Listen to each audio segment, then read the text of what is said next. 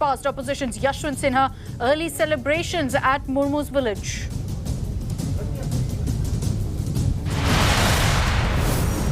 Shocking VVIP racism by Tamil Nadu minister. Ruling party's Neta Ma Subramanian caught on camera jogging inside a protected forest in Erode, surrounded by his armed guards.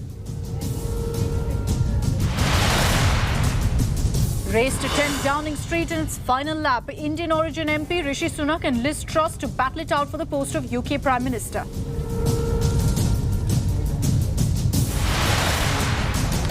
And Olympic silver medalist Mirabai Channu eyes gold medal in the upcoming Commonwealth Games. Says she's already started her training in Birmingham. This is an India Today exclusive. Yes, she has it. 6 laps. Commonwealth Games record.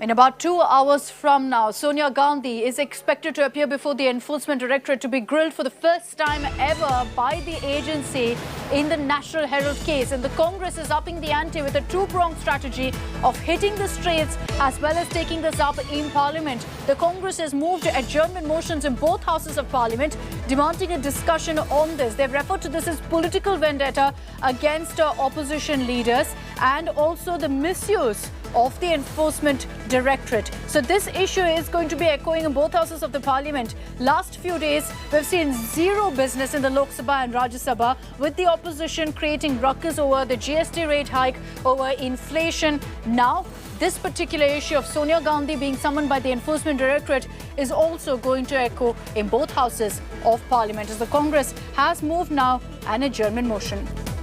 Supriya Bharadwaj is joining us with more details on this. So Supriya, as I mentioned earlier, two-pronged strategy here. On one hand, you have Congress leaders getting set for this massive show of strength on the streets of the national capital, from the AICC headquarters to the ED office. On the other, they're also going to be raising this in Parliament. Well, yes, Akshita, as far as the Congress party is concerned, their strategy is two-pronged as far as the national capital is concerned. But across the country, today the Congress's state units will also be protesting. First and foremost, I would like to show you the situation at Ground Zero.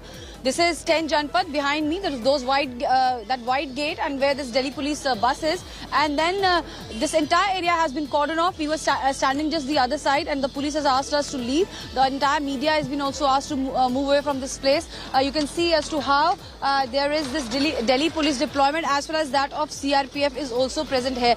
Top officials of Delhi police are present here. They are monitoring the situation in this area. Also, Akshita, just behind me, if you can see, just an hour back when we were talking, this area saw a massive jam kind of a situation. But now you can see that the entire area has been cordoned off. The traffic is being regulated. What we are hearing from our sources is that Congress party's MPs in buses will be reaching from the Parliament to this very area, whereas Congress President Ms. Sonia Gandhi, along with Mr. Rahul Gandhi and Priyanka Gandhi, both the children of Mrs. Gandhi, will be accompanying them. And this is what is happening at Ground Zero at the moment. You can see as to how there is crane being stationed. There is the other side, that is Akbar Road, which has been completely cordoned off and has turned into a fortress. And just where we are from here, the ED office is 2 kilometers away. Now, Akshita, Congress party has given adjournment motions both in Rajya Sabha as well as in Lok Sabha, saying that there is a gross misuse of ED as well as CBI by the central agencies, and that's why the discussion should take place in Lok Sabha. So this is what the Congress party is alleging. They have moved the adjournment motion. They are saying that there is a political vendetta against the opposition leaders. At 10 a.m. there is going to be a meeting of the top opposition leaders in the office of Mallikarjun Kharge, who happens to be the leader of the opposition in Rajya Sabha. What we are hearing is that who's who from the opposition will be gathering there. There will be a strategy chalked out as far as inside the house, how they are going to move ahead with this issue in Rajya Sabha and Lok Sabha. Then the strategy for outside the house. So right from sunset to Sadak, Congress party is up in arms, and they are saying that they want to send a message loud and clear that the entire Congress party's rank and file while is standing strongly behind the Gandhis, their top leadership, and they are going to fight this battle. This is what the Congress leaders have been saying. We have been seeing as to how Jairam Ramesh has been tweeting, how there are other leaders also who have been tweeting. Since last night, we are seeing that there's been a social media campaign where the Congress volunteers are going all out and posting old videos of Mrs. Sonia Gandhi, where she is describing her journey when she got married in India, and then till as the Congress president. Also, we are seeing these photographs being put out on social media, people saying they are standing in support of Mrs. Gandhi. So this is what is happening. It's going to be a fight right from Sansad Sadak to social media. Congress is up in arms and they are saying that this time they are ready for a royal rumble with the government. You know, the last time around, this is essentially a sense of deja vu for all of us. Because just a month back when Rahul Gandhi was summoned by the Enforcement Directorate, we saw similar scenes playing out with Congress workers, you know, hundreds of them hitting the streets of the national capital. It was to be a peaceful dharna, but it was anything but that, because we saw clashes between them and the Delhi police. We saw tires being burned in the heart of the national capital. It did go out of hand largely, and that may be also because they clashed with the Delhi police. This time around, we're hearing that permission hasn't even been sought for the protest. What is the Congress saying on that front? Well, this time there's a change of strategy because Parliament is going on, Akshata, and Congress President Sonia Gandhi is also the chairperson of UPA. So this time they want to ensure that the message gets resonated in Parliament, the temple of democracy. What we are hearing from the Congress's MPs, they are saying that they will be staging a protest. They will be asking for a discussion on the alleged misuse of the agencies, the CBI and ED. At the same time also, they are saying that if that is not allowed, they will be protesting inside both houses, and following that they will be going from Parliament House there will be a march within the Parliament House towards Gurdwara Rakabganj side Parliament Gate, and from there they will ferry buses and will reach here at the Akbar Road, the 24 Akbar Road, where Congress headquarters is, and from here they will march all the way down towards the Janpath. So what we are seeing is there's a shift as far as the strategy is concerned. With Rahul Gandhi, we have seen that here when he was walking along with, there was a march which took place from here, where we are. He had gone from here only and walked all the way towards the ED office. Who's who from the Congress was behind him. And there was these workers who were staging a protest. This time, it seems that the Congress is ready with a different plan.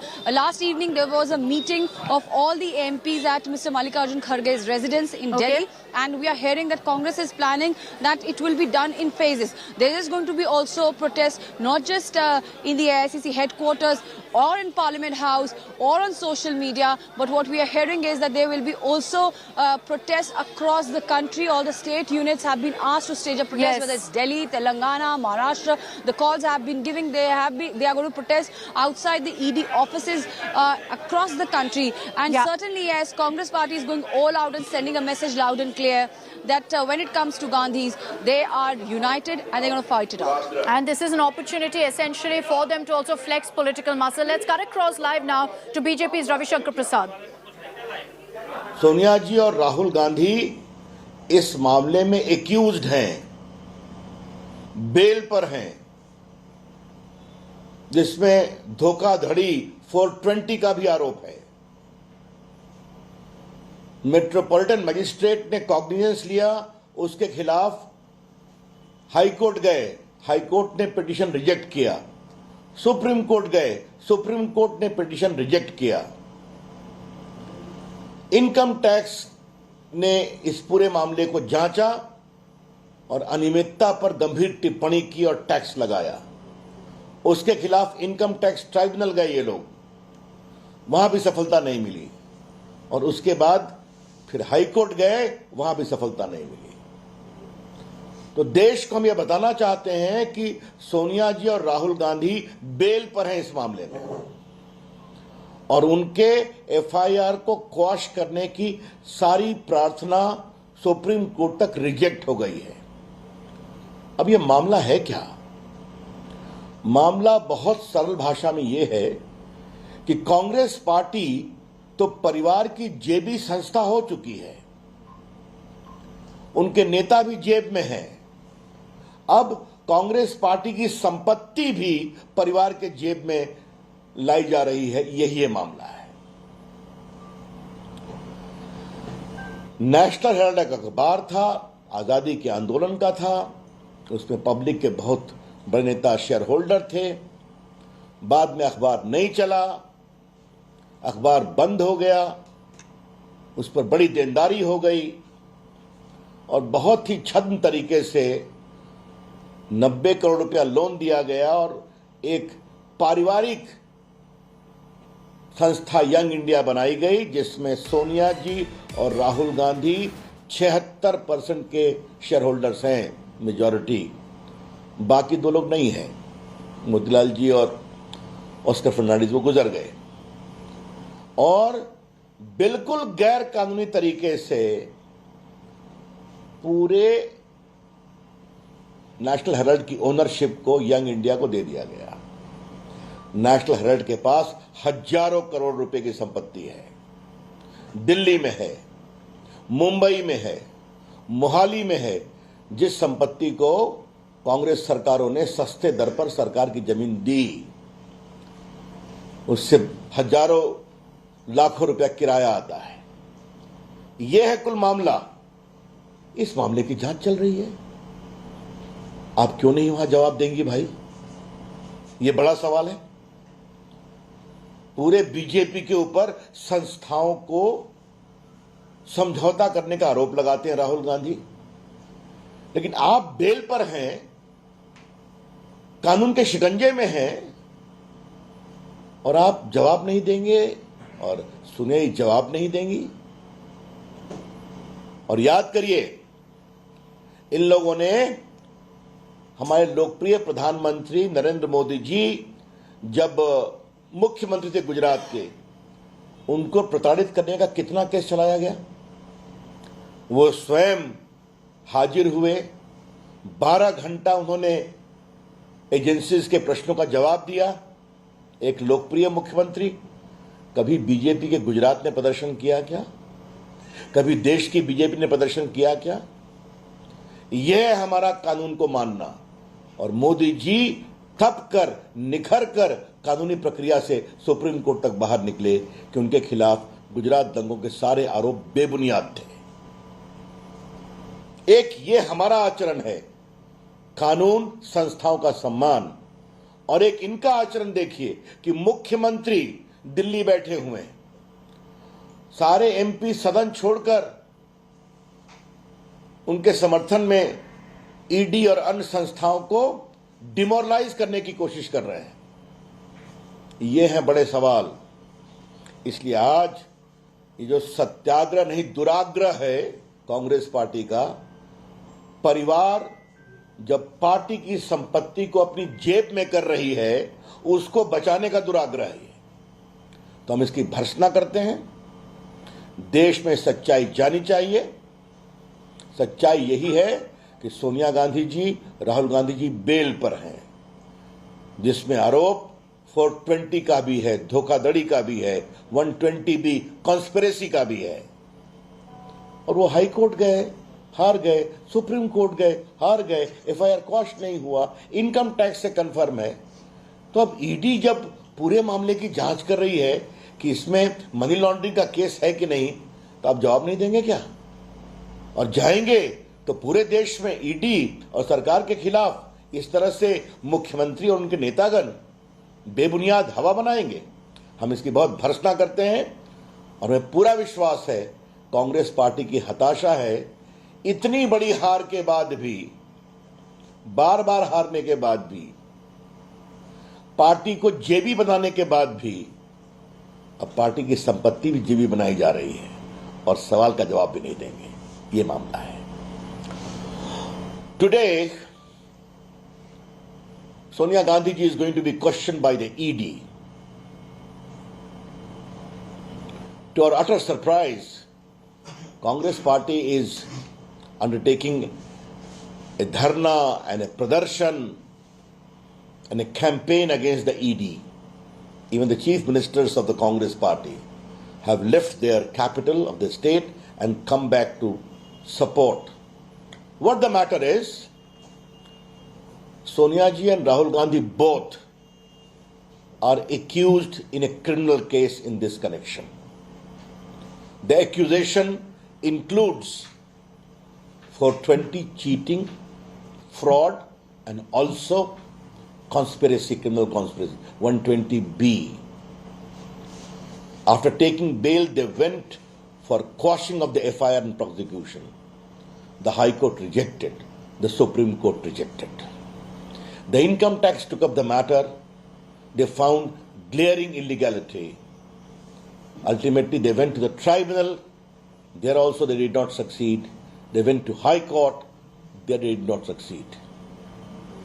This is the pure legal position where they have to respond. What exactly is the issue? National Herald was born in the freedom movement. Eminent leaders of the Congress party were shareholders. But the paper could not continue. And the entire ownership of the paper was fraudulently, in a surreptitious manner, was converted as the Jagir of the family by creating a Young India platform in which Sonia ji and Rahul Gandhi own 76% of share. The other two, Motilal Vora and the other one are no more. Now, National Herald has got properties spread over the entire country, in Delhi, in Mumbai, in Mohali, where property worth thousands of crores on lands granted by the respective Congress government stands, earns tons of money in rental.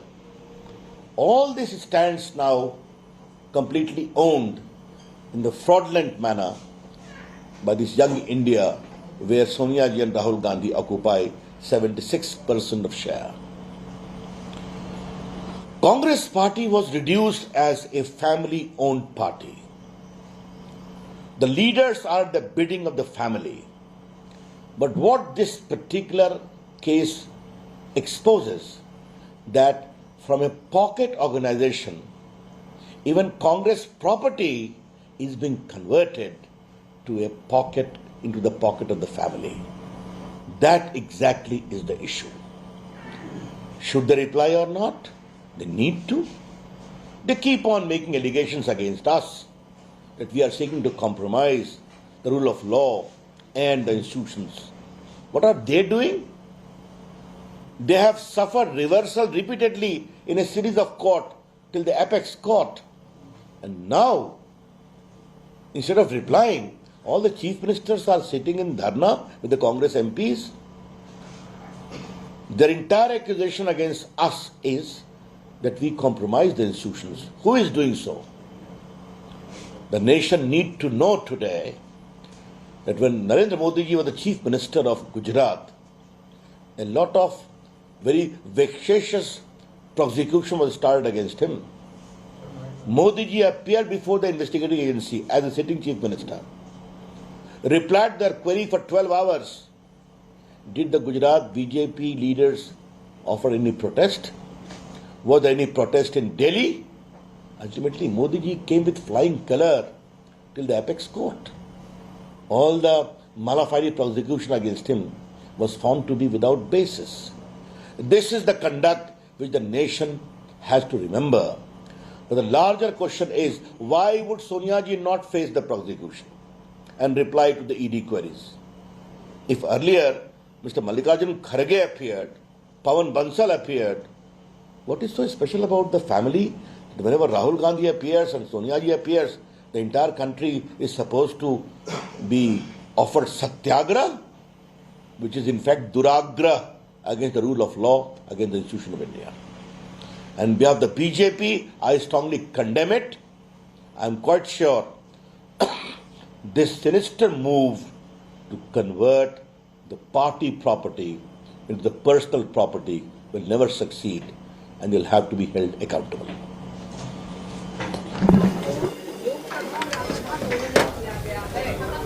So that is Ravi Shankar Prasad, former Union Minister, BJP leader, lashing out at the Congress, saying, what is the Satyagraha all about?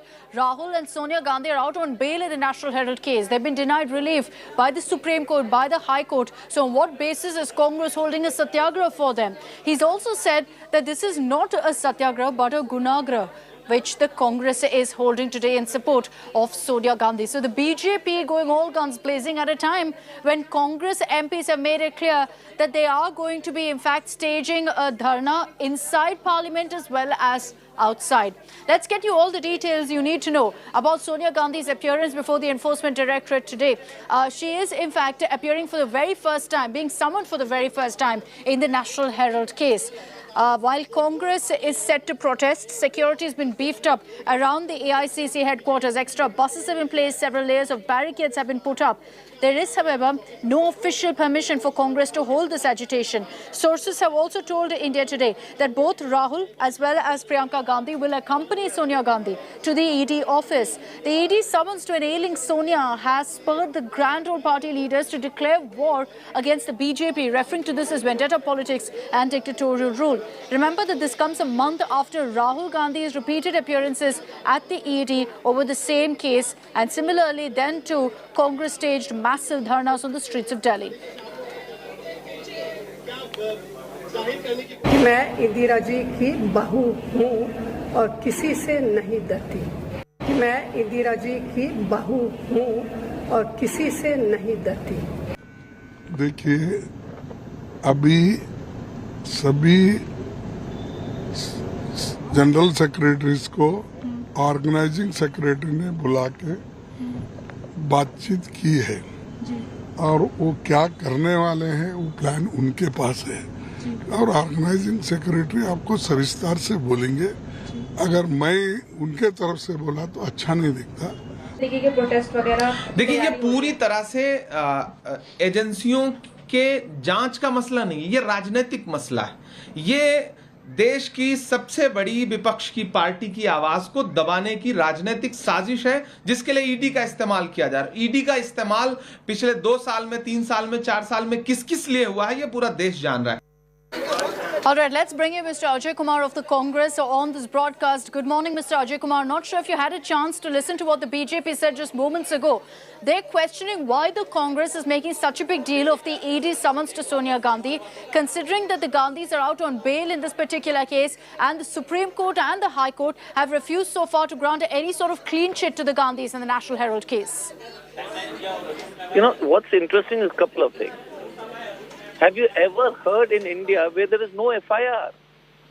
So I would request, the sensible people in this country, what is this case? There can only be a case if there is a first information report, madam. So there is no information, there is no case registered. So the fraud the Bharatiya Janata Party is doing on this country starts with this, that nowhere in the history of any investigation is any allegation made without an FIR. And you can ask all legal experts, where is the FIR? My first question to everybody, and Ravi Shankar ji was saying something. He's a lawyer. There is no FIR. So please ask the Bharatiya Janata Party and the ED. And the interesting part is, there is a case filed against BJP, a person who took 100 crores in Maharashtra to get them ministerial post. No news coverage. No खाऊंगा और पूरी तरह से जो है पेट भर के खाऊंगा जो है इनकी नारे होने चाहिए.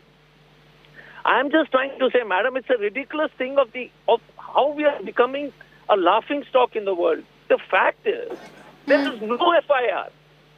And you cannot. So what is this? Where is the complaint? Where is the FIR? No FIR, yes, I agree, Mr. Ajay Kumar, and this is something that your party has stated time and again. But again, let me highlight here that the judiciary also hasn't provided any relief to the Gandhis in this case. And that is the BJP's contention. They're saying that, look, you've approached the High Court, you've approached the Supreme Court in this case, and there was no sort of breakthrough for the Gandhis. No, the question again is, what will the Supreme Court do? The Supreme Court or the questions which are present. The question really. The question is, we start with which ED case? There's so much of corruption. TV channels are not putting. And accused understand. So my question again is, this party which is so corrupt and corruption through electoral bonds, nobody is reporting on electoral bonds. It is killing India. The electoral bonds and the you scratch my back, I scratch my back. One person has become the fourth richest man, all contracts going to them. So my question again is, has the ED investigated a single BJP person on corruption? 40% is the tax in Karnataka. It's an open thing. I've just come from Nagaland where the tax must be 100%. All the money, there is no... So I'm just saying that the BJP has instituted systematic corruption. But Mr. Ajay Kumar, I agree. I agree that there are many cases of corruption that also need to be looked into. But two wrongs don't make a right. If there is an allegation of corruption, the ED is doing its duty by summoning Sonia Gandhi. No, one question is, where is the wrong when you don't have a FIR? That means you're purposely targeting Mr. Gandhi and the Gandhis because they're scared of the Gandhi. They're scared of the Congress leadership. They're worried about the Congress party. My only question to you is, suppose we come and arrest you. You would ask, where is my FIR? And people of India must realize this. That there is no FIR registered because the government doesn't have a case. Now you keep creating this perpetual myth that there is wrongdoing happen. If the government if there is an FIR, the government will be in a dock. They will be exposed. That is why it is all going through, double speak and lies and half truths and through leakages to the media and their ex-ministers and all them talk. Mr. Sambit Patra needs to actually get his, not only his knowledge check but even his intelligence check. I mean, perpetually targeting to insinuation. What is this? So I'm just asking a simple question to the BJP, and everybody in India should understand that in India, when you are questioned for or you're accused of any crime, there must be a first information report. We have become a joke in terms of the way the BJP is insulting everybody else. And I'm telling you, they cannot register FIR because the moment they register, the whole of India will know that what kind of frauds they are. That is what I'm saying. So my question, I'm sorry to belabor this point, that they want to attack because they know that the only people standing between their total, hateful politics is the Congress party and its leadership. So we will continue to fight this, fight the good battle, and it is we fought the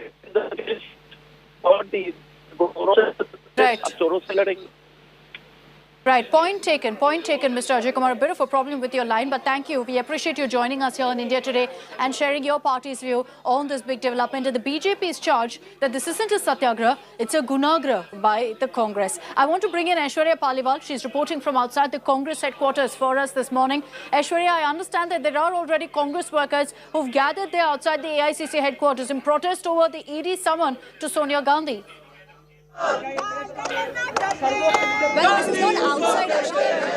Inside the Congress headquarters in the national capital, just cutting to visuals to show you the kind of sloganeering that's taking place here. These are the people who are standing here donning white caps, wearing white kurta pajama, all of them trying to send out a signal and also showing that they are standing with Sonia Gandhi. BJP लांछन लगा रही है, BJP कह रही है कि जब ED का समन है तो इसकी वजह से प्रोटेस्ट क्यों किया जा रहा है? ये प्रोटेस्ट नहीं है, आम कार्यकर्ता की भावना है। ये हमारा मंदिर है, इस मंदिर के ऊपर पहरा क्यों लगाया जा रहा है? मैं बीजेपी के नेताओं से पूछना चाहता हूँ, ऐसा उनको क्या डर लग रहा है कि वो पूरी दिल्ली पुलिस को, हम कोई टेररिस्ट है? इस देश के सामान्य नागरिक है, हम भी वोटर हैं और ये हमारा मंदिर है, हमारा मुख्यालय है, इसके चारों तरफ उन्होंने पहरा बिठा रखा है जैसे हम कोई लादेन है। और ये हमारी भावना है हमारे सामान्य नेता के प्रति, उनके प्रति हमें पता है कि हमारे नेता, उनका इतिहास है। आज़ादी से पहले भी इस देश को आज़ाद कराने के लिए जो बड़ी से बड़ी कुर्बानी दी वो हमारे कांग्रेस के सम्मान्य नेता और कार्यकर्ता ने दी, तब जाकर इस देश का लोकतंत्र और इस देश को एक आज़ादी मिली। और गांधी के साथ राजीव गांधी जी ने कुर्बानियाँ दी है और आज हमारे जो नेता है वो बिल्कुल पाक साफ है, उनके ऊपर किसी प्रकार का कोई दाग नहीं है। ये ड्रामा करके और ये सारा प्रेशर की राजनीति कर रहे हैं। सारी संवैधानिक संस्थाओं को मोदी ने गुलाम बना रखा है और मोदी ने भावनाएं प्रकट कर रहे हैं। So what these people here are, Akshita here, are that they have come here because they want to show and support Sonia Gandhi. In fact, let's take the question to these people. आप लोग जाएंगे सोनिया गांधी के साथ मार्च निकालेंगे? जी, अगर प्रशासन जाने की अनुमति देगा तो जरूर जाएंगे। जाने की अनुमति मिलेगी तो जाएंगे? बिल्कुल जाएंगे। Okay, Aishwarya, I'll come back to you. Joining us on this broadcast now is Supriya Srinath of the Congress. Ms. Srinath, Ravi Shankar Prasad of the BJP has said that what the Congress is staging today is not a dharna, it's not a satyagraha, it's a gunagraha because of the fact that there are serious allegations of graft against Sonia and Rahul Gandhi, and both the courts, whether it's the High Court or the Supreme Court, haven't granted any relief to them in the National Herald case. The problem with people like Ravi Shankar Prasad is that he's an educated man, understands the law, but because he has to be more loyal than the king, he will twist facts. The reality is that this case has been going on for 8 years. Summons are issued now by the ED. I want to understand when not a single penny has changed hands, where the hell is the question of money laundering? But legally aside, I want to also comment on one very important thing. Apparently, Mr. Prasad has been on record to say that when Mr. Modi was questioned, there was no satyagraha. Yeah, yes. Because nobody in the party was standing with Mr. Modi. Mr. Modi was going all alone, and there was an absolute distance that the party was maintaining from Modi, including then Prime Minister and some of his cabinet colleagues.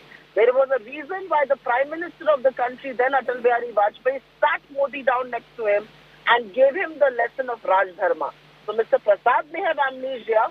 We do not. What you're doing to this country, what you're doing to democracy and to your political opponents is shameful.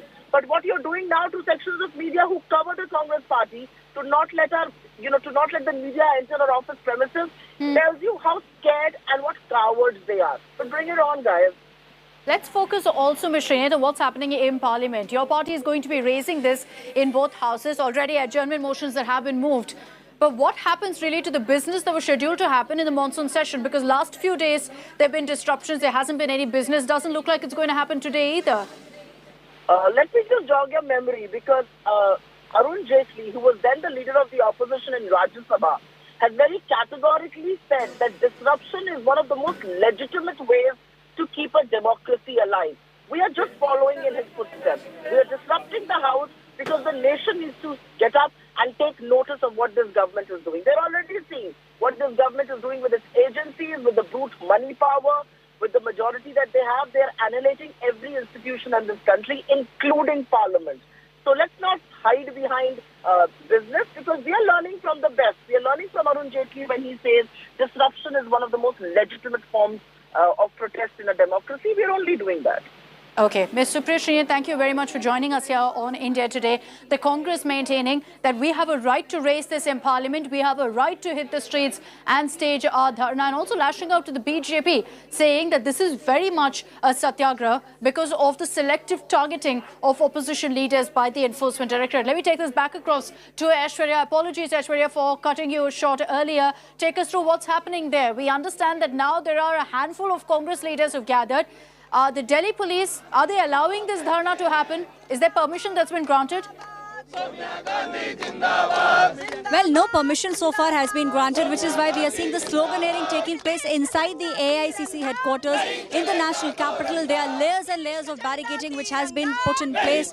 What these people fear is the fact that they will not be allowed to move out of the Congress office. They do want to march along with Sonia Gandhi, but they are still awaiting a formal nod from the party. But if they are not allowed to move, at least they say that they will keep on protesting inside the Congress headquarters, like the one that you are saying. Bharatiya Janata party का कहना है कि ये सत्याग्रह नहीं है. आप लोग सत्याग्रह नहीं कर रहे हैं. आप लोग चाहते हैं कि ईडी की जो समन्स है वो ना किए जाए, और आप लोग ये भी चाहते हैं कि सोनिया गांधी को ना बुलाया जाए. हमारी ये सोच है कि सत्य को सत्य की तरह देखा जाए. ये सत्याग्रह ही है. सत्याग्रह में ये नहीं होता कि आप जबरदस्ती किसी को लेके जा सकते हैं. और दूसरी बात है कि अगर बीजेपी वालों की ये सोच है तो हमें रोका क्यों जा रहा है? आप लोगों को रोका जा रहा है. आप लोग मार्च निकालना चाहते हैं. हम मार्च नहीं निकालना चाहते. किसने कहा हम मार्च निकालना चाहते हैं? हम लोग तो आराम से अपनी अध्यक्षा के साथ कंधे से कंधा मिलाकर अपने ही ऑफिस में खड़े हैं. तो आप लोग ऑफिस में ही रहेंगे. सोनिया गांधी के साथ ईडी जाने का भी कोई ऐसा प्लान नहीं है. अभी जैसा हमें आदेश होगा उसके अकॉर्डिंग आदेश होगा वैसा. So clearly, you know, they are awaiting some kind of nod from the Congress High Command. However, if they are allowed, all these people, you know, cutting to visuals once again, you know, telling you that they are very enthusiastic. The sloganeering is taking place here inside the Congress office, and people are ready willing to march, willing to walk alongside Sonia Gandhi once she reaches the ED office. Akshita. Okay, so these protests that right now Aishwarya Paliwal is covering is happening inside the Congress headquarters. The moment these leaders try to step out and stage a protest, an agitation from the Congress headquarters to the ED office, that's when the police will also crack down. What we're hearing, Aishwarya, is that there's been no attempt to seek permission from the Delhi police by the Congress for this dharna. And that's why the Delhi police has barricaded the entire area extensively to make sure that no Congress leaders are allowed to march all the way to ED office, also because Parliament is in session. Well, that is one of the biggest fear of the Delhi police at the moment. We did see what happened when Rahul Gandhi was called and when he was being summoned for almost 4 days. We used to see how people had started marching, but we also saw that the police was doing crackdown, and that's what we are expecting will happen today. You know, we'll just cut to some of the visuals there. You'll be able to see the flags. You know, some of the people, some of the supporters have now come with the Indian National Congress's flags, and there's a different protest which is taking place in that corner. So inside the Congress headquarters, there are people who have gathered and they have picked their spots. Different protests are taking place now. These people will try to move out. We have very heavy police deployment right outside the Congress headquarters. So we might see some tussle between those who are protesting here inside the Congress office, and if they try to step out, we could see some tussle. It's not one, but there are 4 to 5 layers of barricading, Akshita, which has been done in the entire lane to prevent these people from reaching the ED office. Akshita. Request you to stay on with me. We're going to come back to you for all the live updates of what's playing out in the AICC headquarters. I just want to jog the memory of our viewers. Exactly almost 1 month ago, you had similar scenes playing out at the AICC headquarters and on the streets of the national capital. And that was when Rahul Gandhi had appeared before the Enforcement Directorate in the exact same case, in the National Herald case. Our next report focuses on this entire scam and the allegations against Rahul Gandhi and Sonia Gandhi.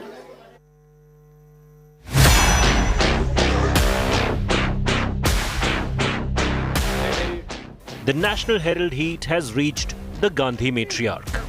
After her absence on grounds of COVID infection and poor health, Congress President Sonia Gandhi is finally ready to appear before the Enforcement Directorate. The ED is questioning the Gandhis over the Young Indian Limited's takeover of Associated Journals, or AJL, the company which ran the National Herald newspaper. The ED alleges the takeover was allegedly completed without the consent of the AJL shareholders. The ED is also investigating a 90 crore rupees loan given by the Congress to AJL, which was assigned to the Young Indian after the takeover. The loan was ultimately written off by the party. The Congress has always claimed no money was ever transferred from Young Indian's account to the Gandhi family. Rahul Gandhi has already been questioned by the ED for 5 days, with each session lasting over 10 hours. The ED's summons to Rahul were followed by nationwide protest by the Congress cadre, which dubbed the investigation revenge politics of the ruling BJP.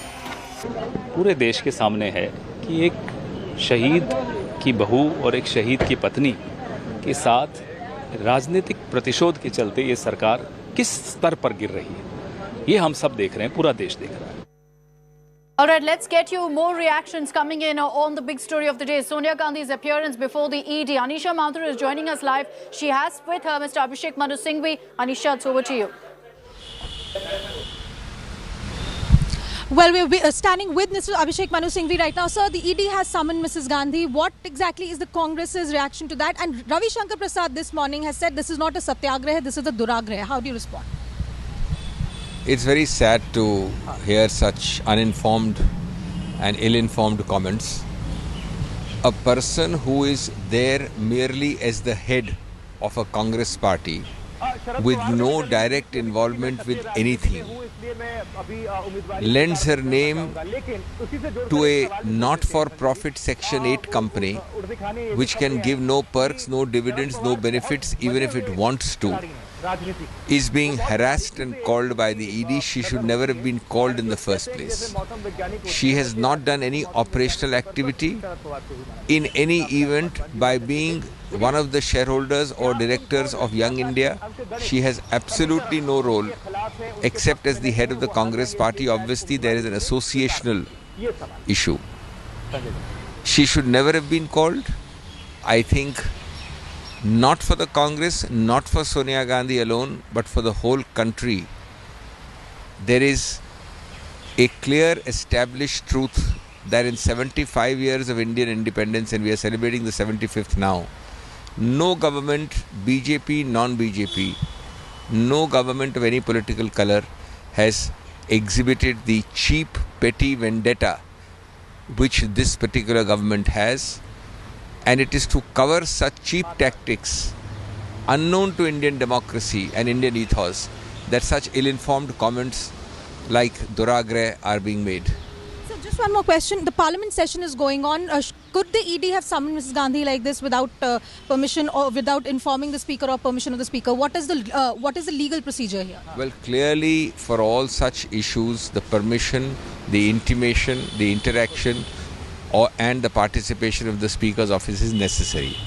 It goes without saying. It may be a formality. The speaker never inhibits these agencies from doing what they want, but it is a necessary formality. So the PMLA case in Supreme Court, we're still awaiting that judgment on the powers of the ED and the contours of the PMLA. What at the moment are the legal recourses available to Mrs. Gandhi, and what are you going to be doing about it? It is not a question. It is not a question of the judgment reserved by the Supreme Court at all. That will decide legal issues which have no relevance today for the issue you are asking me. The issue is a very different one which the BJP is trying to hide. It is the misuse of puppet agencies.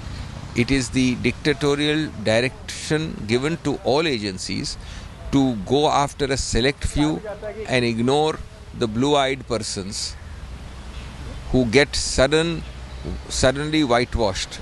But what are the legal steps available for Mrs. Gandhi at the moment after being summoned by the ED? There is no legal step necessary. She's been summoned, she's going. My point is that this is actuated by ill will, malice, motivation, and she ought never to have been summoned, but she's going like a dutiful citizen. Ravi Shankar Prasad has also said that Congress is turning into a pocket, this is a pocket party, and that JB, I'm just quoting him here, Congress party परिवार की JB संस्था हो चुकी है, नेता भी जेब पर है और कांग्रेस पार्टी की संपत्ति पर भी परिवार की जेब पर लाए जाने की कोशिश हो रही है. How do you... I can only say that these are perhaps internal competitions within the BJP to be more virulently anti-Gandhi, anti-Congress, to increase their own relevance. एक हिंदी में भी यही सवाल हम पूछ रहे हैं आपसे, अगर हिंदी में आप जवाब दे दें. कांग्रेस जो रविशंकर प्रसाद ने कहा उस पर आपकी क्या बात है? ऐसी शब्दावली बहुत दुर्भाग्यपूर्ण है. ये वास्तव में इस्तेमाल इसलिए की जा रही है क्योंकि ढांकने का प्रयत्न है. 75 वर्ष भारतीय स्वतंत्रता के बाद किसी सरकार ने, किसी रंग की सरकार ने, बीजेपी हो, नॉन बीजेपी हो, इस प्रकार की प्रतिशोध की राजनीति, इस प्रकार की दुराग्रह की राजनीति नहीं दिखाई है जो इस सरकार ने दिखाई है अपनी पपेट एजेंसियों का दुरुपयोग करके. So we're going to continue getting you more such exclusive reactions on the big story of the day. Sonia Gandhi set to appear in about 2 hours from now before the Enforcement Directorate. I'm slipping into a short break here on India Today. Do stay with us because coming up on the other side, we're going to be focusing on the other big development. We'll know today who's going to be the next president of India. Will it be Draupadi Murmu or Yashwant Sinha? All the latest updates coming your way on that story in just a bit.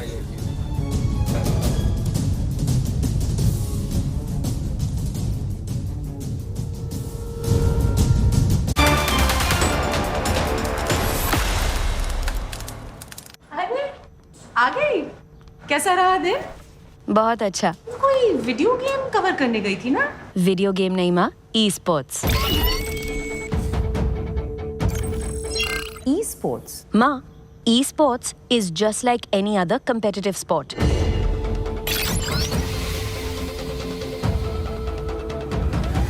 इसमें ना वो सब feelings है जो किसी भी और sports में है. इसमें इमोशन है, इसमें एंगर है, इसमें सैडनेस है, इसमें हैप्पीनेस है, इसमें कमराडरी है, ये सिर्फ गेम नहीं, ये ई स्पोर्ट्स का प्रीमियर लीग ESPL है।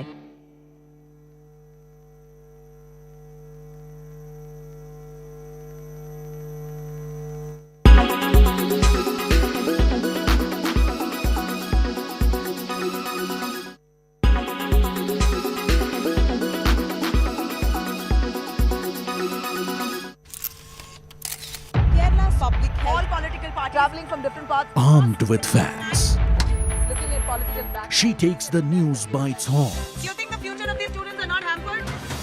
Fierce, bold, and direct, setting the tone for the biggest stories from every corner and every angle.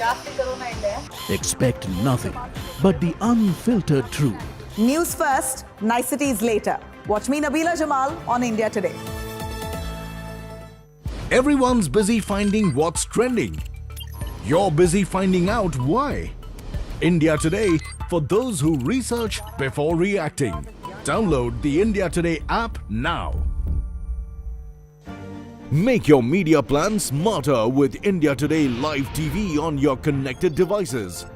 Amplify your brand with 100 million smart internet viewers. To advertise, mail us at sales@aajtak.com.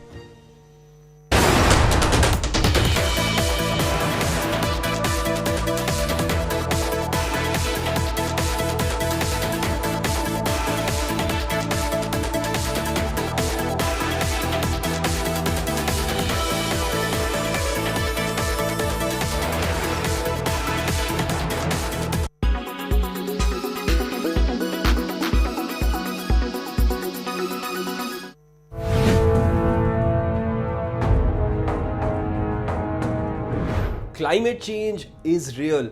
The long-term shifts in temperatures and weather patterns are constantly taking place, and it will affect you. If you are still not bothered about it, here are some facts which you should know. The world's polar ice caps are shrinking little by little.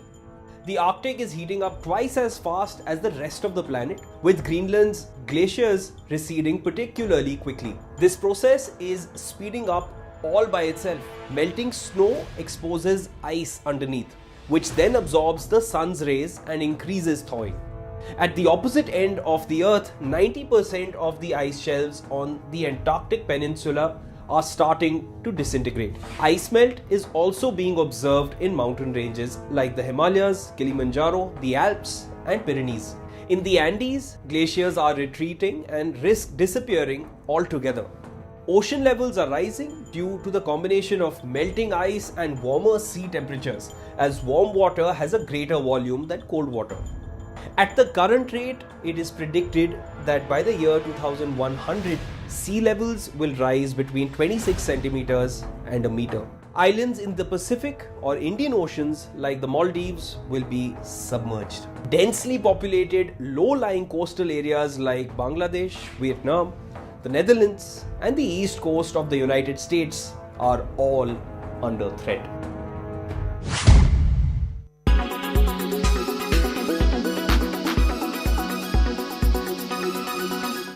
Everyone's busy finding what's trending. You're busy finding out why. India Today, for those who research before reacting. Download the India Today app now. You are watching India Today.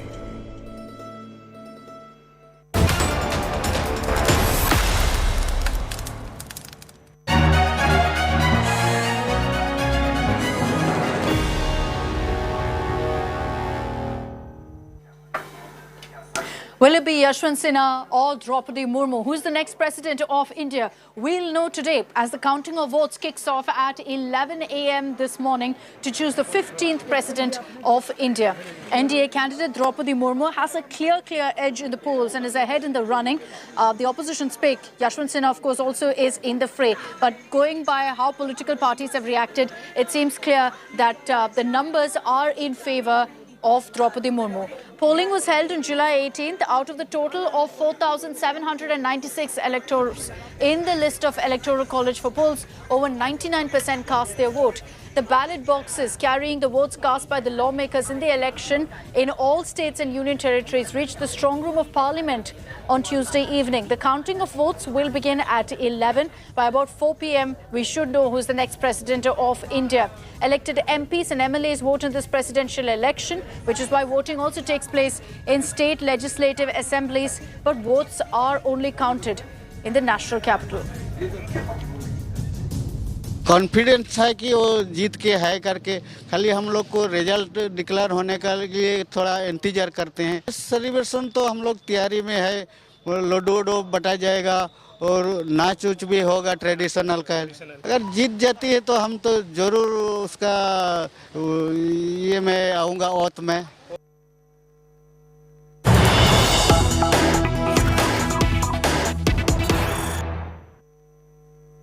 Shocking news that's coming in right now from Rajasthan, where a seer set himself on fire following protests over illegal stone mining. This happened in Deeg town of Bharatpur.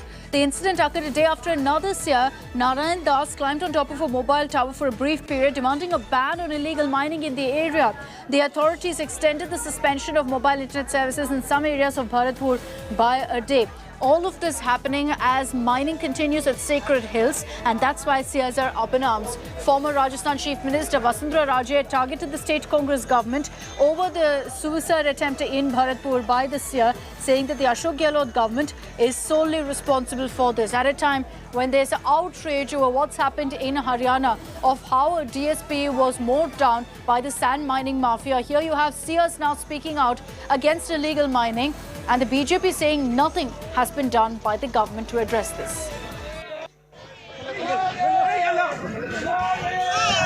So this is the second such incident that's happening really in Rajasthan, in Bharatpur. On the left of your screens, you see an incident of a seer who climbed atop a mobile tower in protest. And in the latest incident, this seer attempted to in fact take his own life by self-immolation.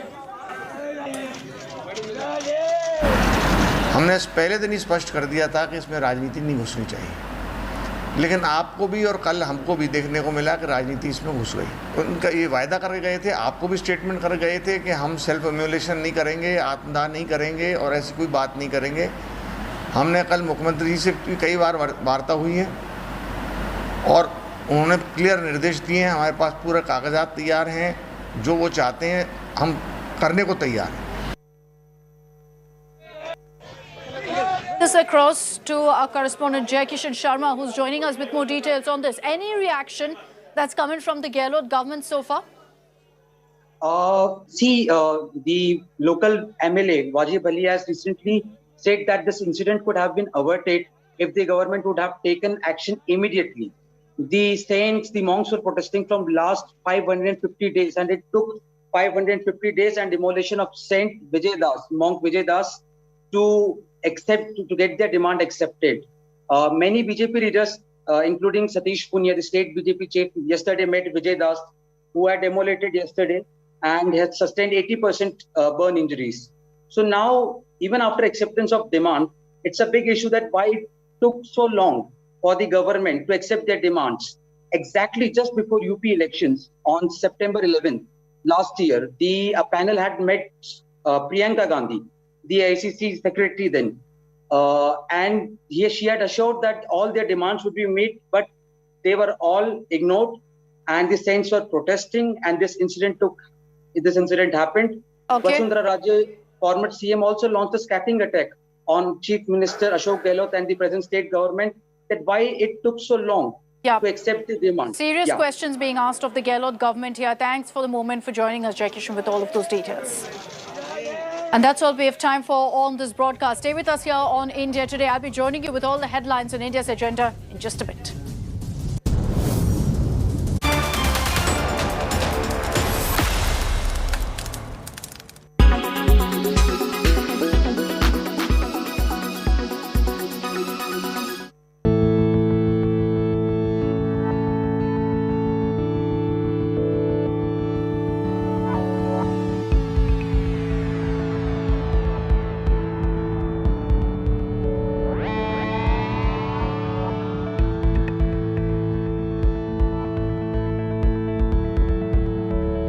La main des aides-soignants. Pourquoi? Parce que les aides-soignants aujourd'hui, ils sont globalement sous l'eau.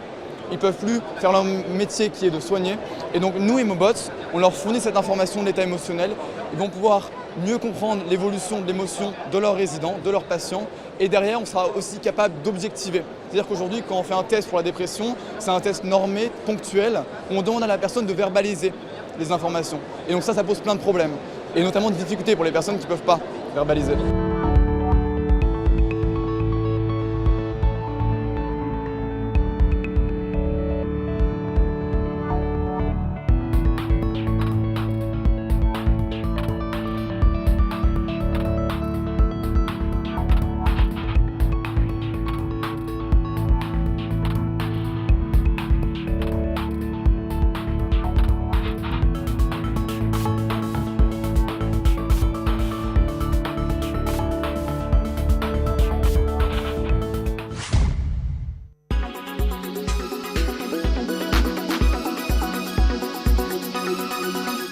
Everyone's busy finding what's trending.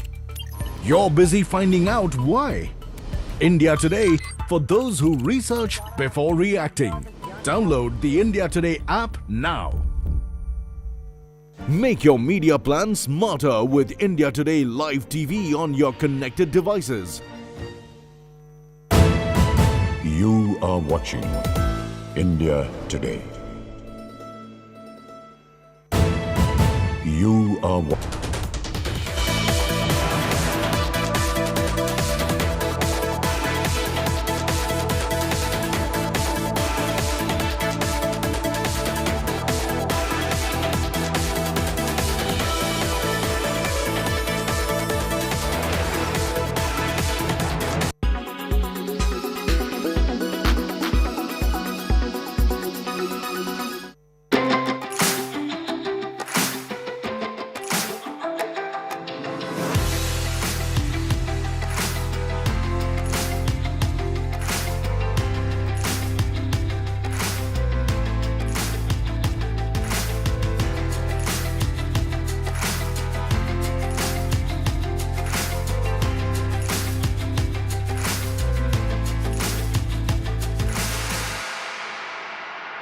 We are humbled by this achievement.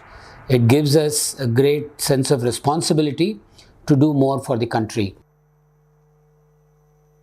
That has now seeped into the institution. All faculty, staff, and students have this pursuit of excellence.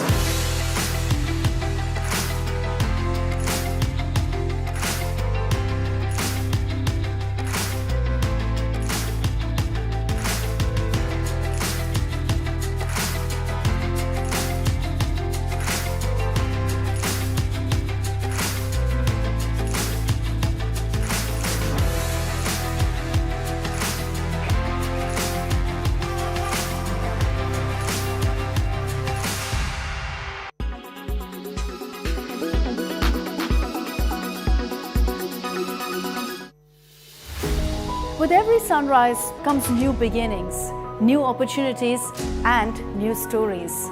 And that's why we're first up. While you're sleeping, we're hard at work to ensure you get the perfect news shot every morning. Get you all the updates. Our morning mission to get you news that's fresh and packed with flavor. Watch First Up every weekday morning with me, Akshita Nandagopal, right here on India Today. Make your media plan smarter with India Today Live TV on your connected devices. Make your media plan smarter with India Today Live TV on your connected devices. You are watching India Today. In association with JioMart, Har Ghar Ka Mart.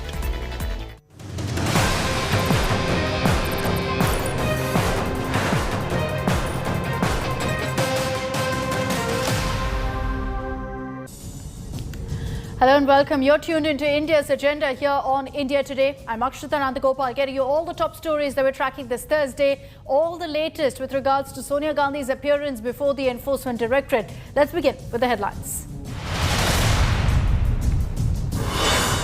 Massive security in central Delhi for Sonia Gandhi's ED grilling in the National Herald case. Congress on the warpath set to hit the streets.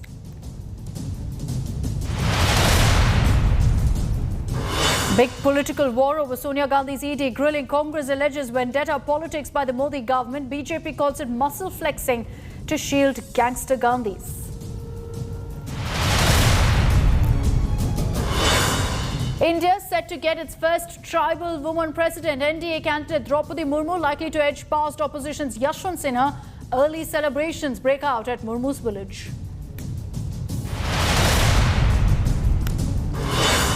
Shocking self-immolation by Sia after protesting against illegal mining at Revered Hills linked to Lord Krishna in Rajasthan. BJP attacks Gehlot government.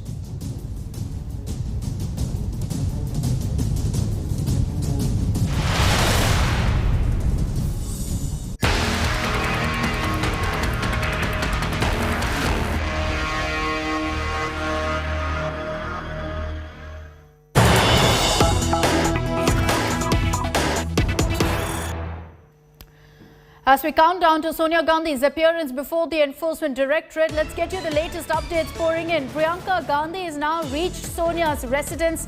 Rahul and Priyanka in all likelihood will accompany their mother Sonia as she makes her way to the Enforcement Directorate office today. High security deployed at Sonia's residence at 10 Janpath as well as at the Congress headquarters. This even as you've got the BJP firing another attack at the Congress, saying this isn't a satyagraha, it's a gunagraha. So that is in fact the latest attack that's come in from the BJP at a time when the Congress has said they're going to be staging a dharna on the streets of Delhi. Scores of Congress workers, Congress leaders will be gathering and accompanying Sonia Gandhi, marching with her as she appears before the Enforcement Directorate. Shreya Chatterjee is joining us live from outside the ED office. Shreya, already reports coming in of Congress workers gathering at the AICC headquarters. Unprecedented security, we're being told, has been put up where you are at the ED office. Well, absolutely so, Akshita. You know, if I could just show you the visuals behind me, you can see the number of security forces that have been deployed just outside the entry point to the Enforcement Directorate where Sonia Gandhi is expected to arrive shortly. What we're learning that both Priyanka Gandhi and Rahul Gandhi is likely to accompany Sonia Gandhi.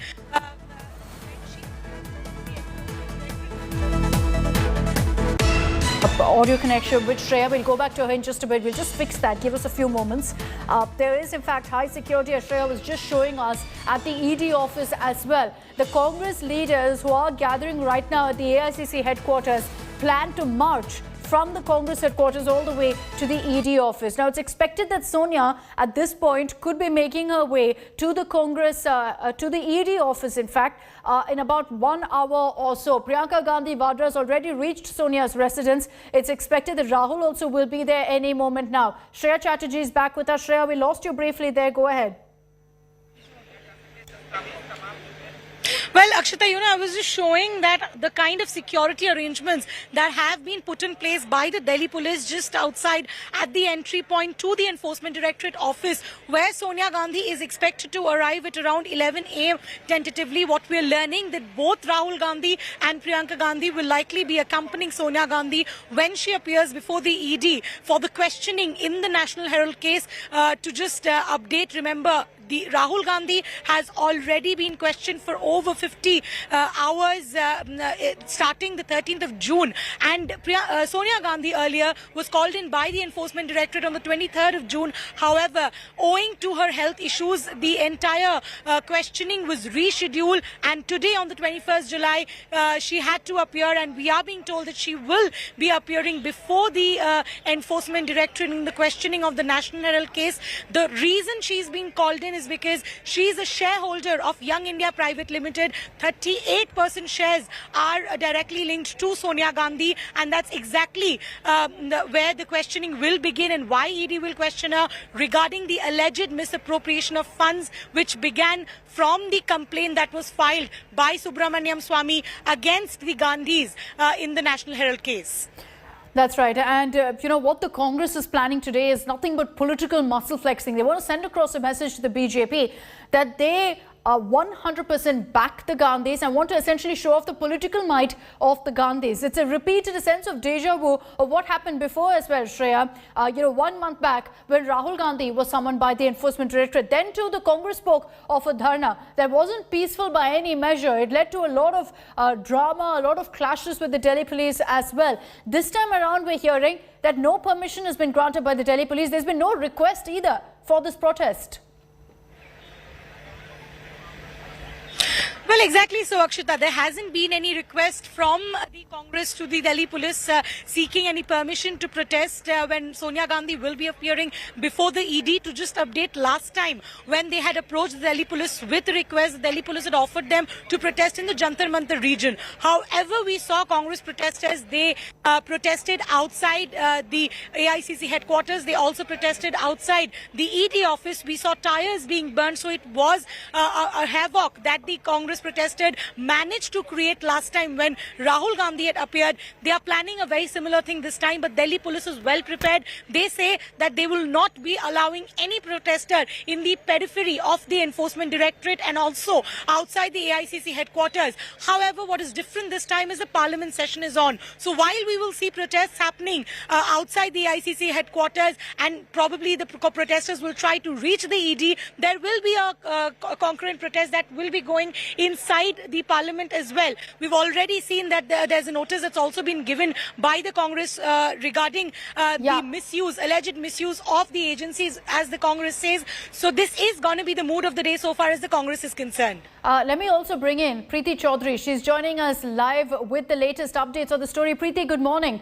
You were there when Rahul Gandhi first appeared before the ED. It's a sense of deja vu, isn't it? The same kind of security preparations, the same kind of showdown that we're seeing with the Congress leaders getting set for this dharna.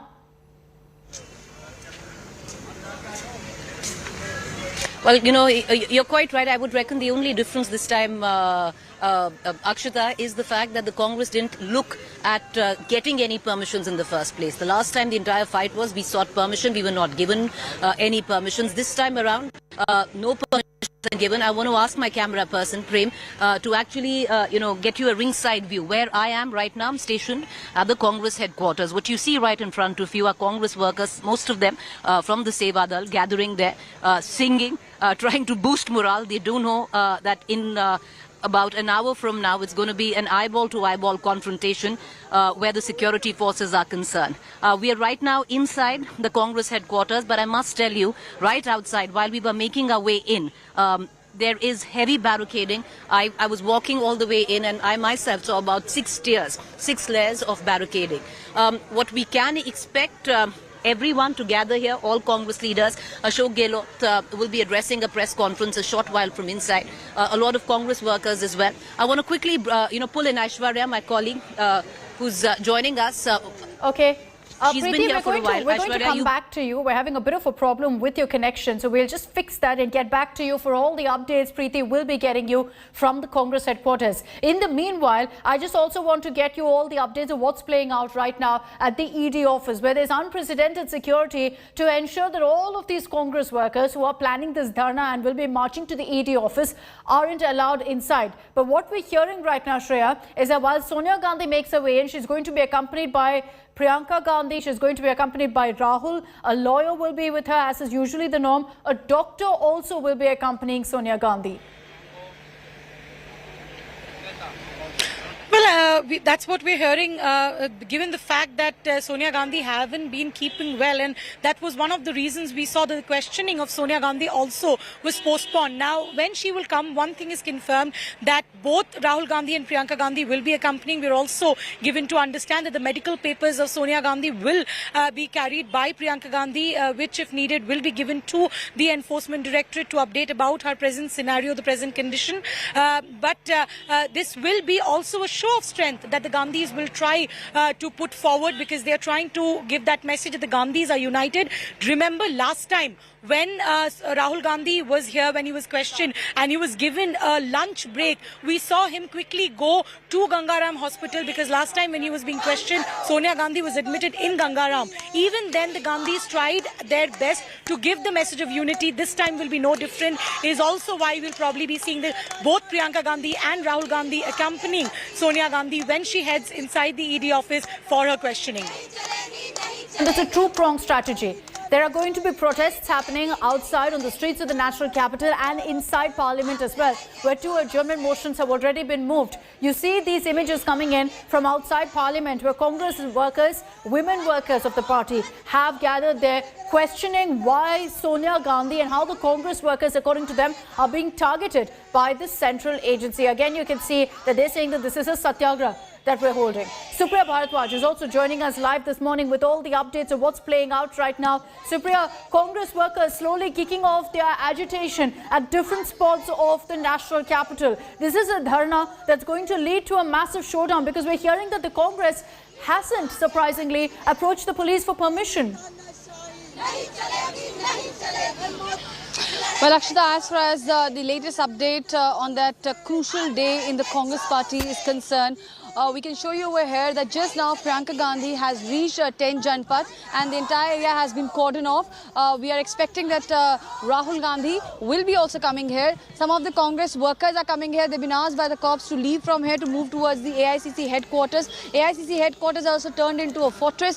What is really very interesting at the moment is that Congress has done a multiple layer of strategy. Well, Congress party is saying that they will be protesting inside the Parliament, where all the adjournment motions have been moved in both the houses, the Rajya Sabha and the Lok Sabha, and they will be asking a full-fledged, detailed discussion on the misuse of the central agencies, especially ED and CBI, in order to target the opposition leader, and in particularly Congress MPs have moved saying that how they're targeting their leaders and especially their leadership. Now, what has happened here also, interestingly, Akshita, that Congress party is going to hold a protest, a satyagraha march in the AICC headquarters, and from here where we are to the ED office, which is just 2 kilometers away from here, they plan to walk. Now, what is one more point which is coming at the moment into the knowledge is that it was Congress President Ms. Sonia Gandhi herself who wanted to actually go to the ED office, and last time also when she was called for questioning,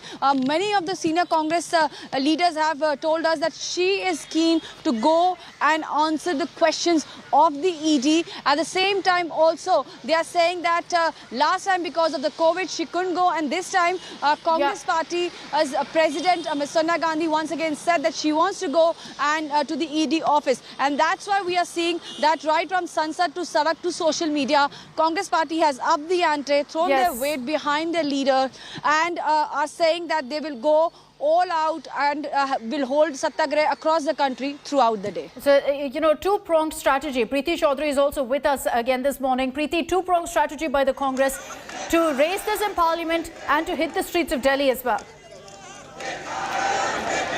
Well, Akshita, the Congress, we were speaking to some of the leaders here. This time around, they've decided they want to get maximum impact of the protest in support of Sonia Gandhi. As we speak, I was just talking to Dr. Ajoy Kumar, even in the Parliament, there's also now a strategy to try and network with the opposition, to try and build support for Sonia Gandhi in the opposition. There are various MPs with the rank of the opposition. The Congress wants a push of solidarity where other opposition MPs also band with the Congress, not in terms of from Sansad to Sadak, because that is the moot point of the protests that will take place today where the Congress is concerned, but also come out strongly in support of the Congress party, because what the Congress says is this is vindictive politics. It's trying to attack the Gandhi family through vendetta. Akshita, I want to just get you a basic sense of where we are. We are right now at the Congress headquarters. Like I told you, it's a 5-tier security, in fact, right outside. This time around, the Congress did not ask for any permissions because they said there's no point. We would be denied any permissions in any case. In the morning, at about 8 a.m., I've just come in about half an hour ago, but my colleagues who've been reporting here, since the course of the morning, earlier on, if you remember, hark back to what happened during the times of Rahul Gandhi being interrogated for those 7 days. At least in the first 2 days, there was heavy barricading right at the gate of the Congress office, right there. Even the media was not allowed at that point of time. And today, the same situation, at least early 7 to 8 o'clock in the morning, same situation kind of prevailed. However, a number of tweets which were sent out by the likes of Jairam Ramesh and other Congress leaders saying that this is like gagging the media. They're not allowing the media to cover the protest. The gates have been opened. Reporters are being allowed to come inside. If you see the push of all the Seva Dal members, these are women, the women wing of Seva Dal, and they're right there outside the main gate. So they're waiting in as various leaders of the Congress party continue to filter in one by one. We just spoke to, like I said, Dr. Ajoy Kumar. We've also seen Pawan Khera. In Parliament, of course, is going to be an entirely different situation. We're going to cut across to my colleague Supriya. Supriya, who's joining us for more where the Congress office is concerned. But let's, viewers, cut across. This time around, what is different where the ED questioning of the Gandhi family is concerned? Last time around, it was Rahul Gandhi. Will the fact that Sonia Gandhi is now being questioned invoke maybe a different kind of compassion, especially where the opposition was concerned? Because viewers, last time around, if you remember, very few opposition parties came out in support of Rahul Gandhi being questioned by the ED. If you remember, the TMC at that point of time had said that why, is the Congress scared of being questioned by the ED? So is there going to be a larger sense of solidarity that we're going to see? Well, that remains to be seen. But what I am going to do is I'm going to cut across right now to an old reaction of Sonia Gandhi, where the reason why it's happened later than Rahul Gandhi, viewers, is her questioning by the ED, is she's been unwell. She was admitted to the hospital, and the general word which has come in from the Congress party is if she was well, she would have gone in for questioning when she was called and not deferred the date. Let's cut across to that reaction of Sonia Gandhi, and we're going to continue getting our viewers more. मैं इंदिरा जी की बहू हूँ और किसी से नहीं डरती। मैं इंदिरा जी की बहू हूँ और किसी से नहीं डरती। मैं इंदिरा जी की बहू हूँ और किसी से नहीं डरती। मैं इंदिरा जी की बहू हूँ और किसी से नहीं। All right, we're going to continue to cut across to our battery of reporters. There's lots going on in Parliament as well. There's lots going on where I'm stationed at the Congress headquarters. It is from here that the protest march will take place. In minutes now, we're going to hear Ashok Gehlot, the Chief Minister of Rajasthan, who's inside. The Chhattisgarh Chief Minister is also here. The entire the top brass of the Congress in full force at the Congress headquarters, ready to protest. A press conference, like I said, going to be addressed any time now. But in Parliament, once again, this time around, it is from Sansad to Sadak in terms of protest against what the Congress says is misuse of central agencies by the Bharatiya Janata Party. I want to cut across to all the vantage positions, because viewers, right now there are three. It's where I'm standing, which is the Congress headquarters on Akbar Road, and not very far away from me, the Parliament, where there's going to be a walkout of Congress MPs, and they're going to be coming right here where I'm standing. On the other hand, the final destination, the ED headquarters, Shreya Chatterjee would be joining me from there. But all the action right now developing, building up at the Congress headquarters at the Akbar Road. And joining me from here is Supriya Bharadwaj. Supriya, what's the plan of action this time around? We can see a steady stream of senior Congress leaders who are, of course, not MPs, not in Parliament, coming in here, gathering, expecting to hear from Ashok Gehlot, the Rajasthan Chief Minister, a press conference to be addressed. But is the strategy any what different than what it was the last time around?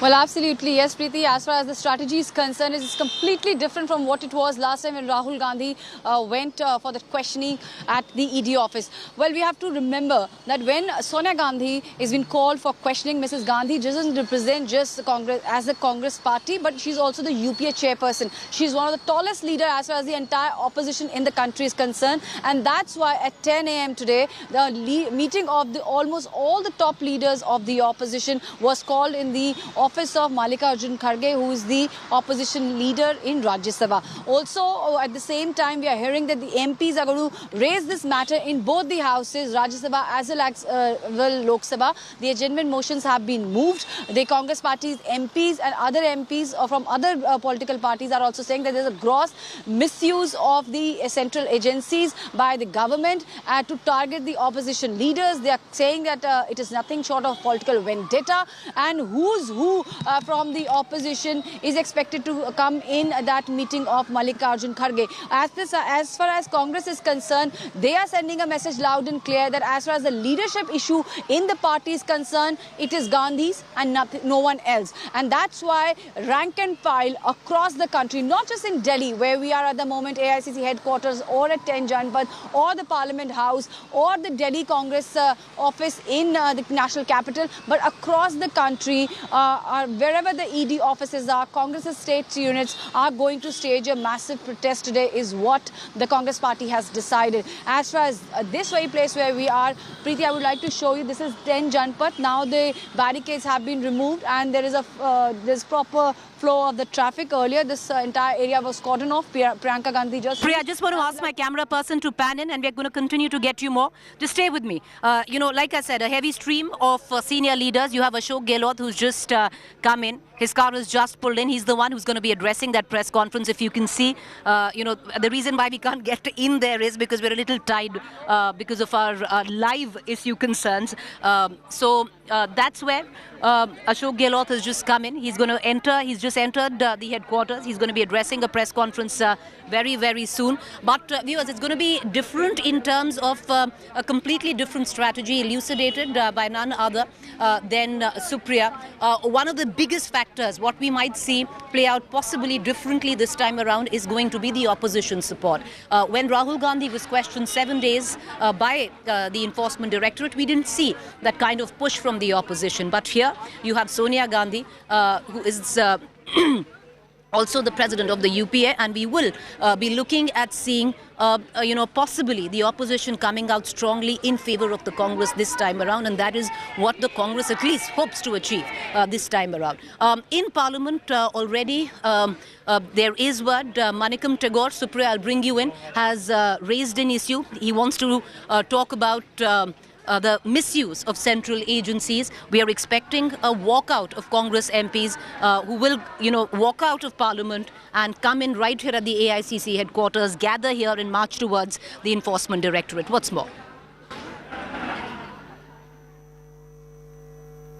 As far as the Parliament is concerned, Preeti, in both the houses, the adjournment motions have been moved by the Congress party. At the same time, also, there is this opposition meeting taking place in the office of Mallikarjun Kharge. Third being that of that protest march within the Parliament House. All the way, the leaders will be going to the gate at GRG, wherein what we are hearing is Congress MPs will sit in the bus and come this side. And I would like to show you as to how there is this movement which is taking place. A lot of people are going because the Parliament has just started, and you can see as to how this entire area, which was just cordoned off for a while, has now been opened. The traffic movement is taking place over here, and that is 10 Janpad. You can see the security arrangements over here were really chock-a-block, but now the gates have been removed from here. At the same time, Preeti, when the Parliament is going to start, we are expecting a massive showdown between the government and the opposition. The opposition is up in arms. They're saying that the agencies have been misused against the opposition leaders. And when it comes to Mrs. Sonia Gandhi, the case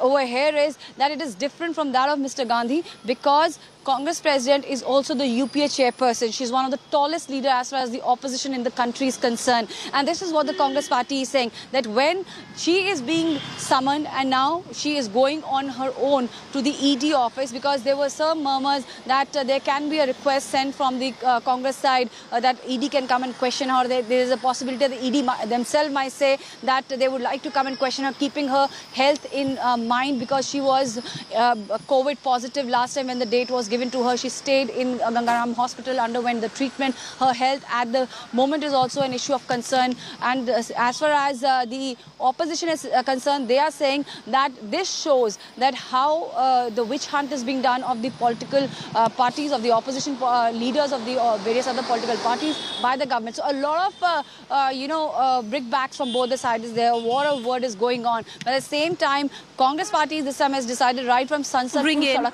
I want to also bring in Supriya. Supriya, stay with me. I also want to bring in Shreya Chatterjee into this conversation. Shreya is joining us right outside the Enforcement Directorate. That is where Sonia Gandhi would be going for the first round of questioning. We don't know if she's going to be called in again, but today is when the ED questions Sonia Gandhi in the National Herald case. But Supriya, before we cut across to Shreya, very quickly tell us, what we are given to understand is Rahul Gandhi and Priyanka Gandhi would be coming here to the AICC headquarters, will go and drop Sonia Gandhi to the ED office and then come back and join the march. Is that still on the cards?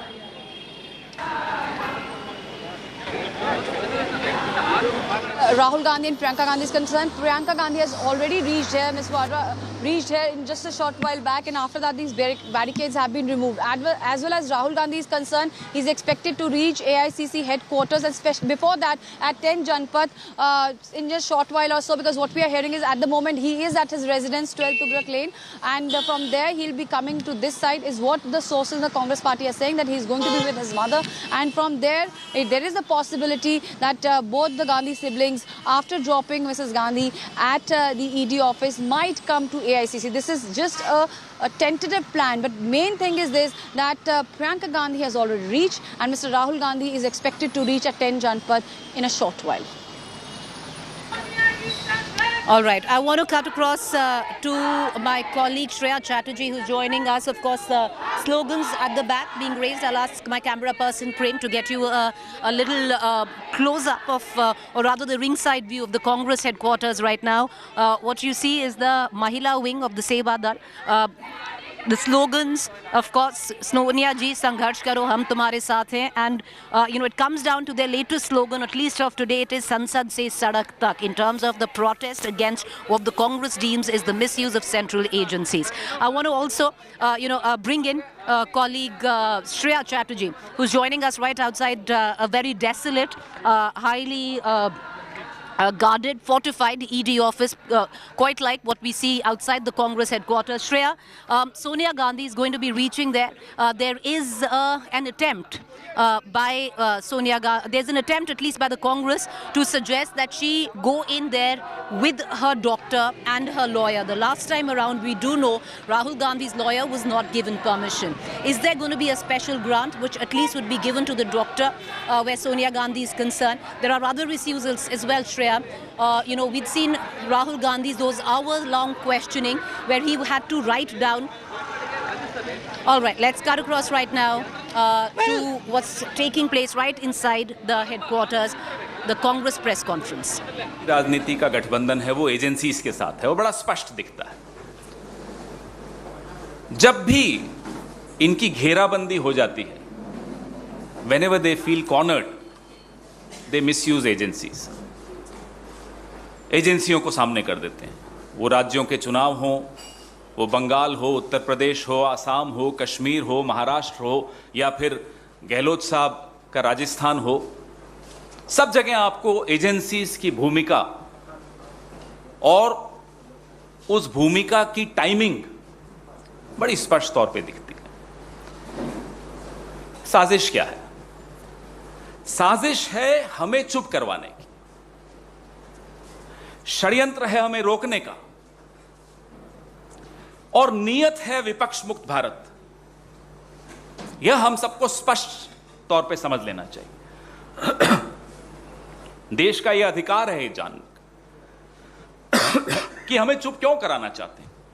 आखिर वो कौन से मुद्दे हैं जो हम जब उठाते हैं तो एक साहब हैं जिनको 18-18, 19-19 घंटे नींद ही नहीं आती. फिर उन मुद्दों की वजह से नींद नहीं आती.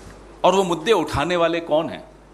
वो मुद्दे उठाने वाली कांग्रेस पार्टी है, वो मुद्दे उठाने वाले राहुल गांधी हैं, वो मुद्दे उठाने वाली हमारी अध्यक्षा श्रीमती सोनिया गांधी हैं, और उन्हीं मुद्दों से इनकी नींद हराम है. इसी वजह से एजेंसीज को सुबह से शाम तक व्यस्त रखा जाता है. ये वन नेशन वन इलेक्शन मालूम है क्यों चाहते हैं? ताकि एक ही बार एहसान ले लें सारी एजेंसीज का, नहीं तो बार में सबको रिटायरमेंट के बाद एडजस्ट कराना पड़ता है. बड़े परेशान हो जाते हैं, नींद नहीं आती 18-18 घंटे. ये स्थिति है हमारे प्रधानमंत्री की. हम कर क्या रहे हैं? हम तो सिर्फ प्रधानमंत्री को उनके अपने पुराने भाषण सुना देते हैं. डॉलर पे, पेट्रोल पे, बेरोजगारी पे, चीन पे, पाकिस्तान पे, तमाम भाषण जो ये 2014 से पहले देते थे, अब हम उन्हें सुना देते हैं. सर इनका शर्म से झुक जाता है और झुकना भी चाहिए। हम सिर्फ आपको आपका राजधर्म याद दिलाते हैं, उसमें भी ये परेशान हो जाते हैं। प्रधानमंत्री जी भूल जाते हैं कि कांग्रेस के बारे में जो इन्होंने धारणा बनाई या कांग्रेसियों के बारे में जो इन्होंने धारणा बनाई, ये उन कांग्रेसियों को देखकर बनाई जिनको ये हमारे यहां से ले गए हैं। वो धारणा गलत है। गांधी परिवार और कांग्रेस पार्टी की तासीर समझने में नरेंद्र मोदी और अमित शाह को कई जन्म लेने पड़ जाएंगे। They'll have to be reborn several times to understand what the Congress party is and what the Gandhi family is. इस तासीर में संकल्प है, इस तासीर में संघर्ष है, इस तासीर में जुनून है देश को बचाने का, इस तासीर में एक दृढ़ निश्चय है देश को बचाने का। इस तासीर को अगर आप समझ भी लेंगे मोदी जी, तो आपका यह जन्म सफल हो जाएगा। नहीं समझ पाएंगे तो आप जितनी एजेंसी चाहिए छोड़ दीजिए हमारे पीछे। हम चुप नहीं होंगे, हम पीछे नहीं हटेंगे, हम डर के घर बैठने वालों में से नहीं हैं। अगर आपको कोई शक है तो जाइए अंग्रेजों से पूछ लीजिए। मैं मेरे वरिष्ठ नेता और राजनीति में मेरे गुरु श्री अशोक गहलोत जी से आग्रह करूंगा कि अपने विचार आपके सामने रखें।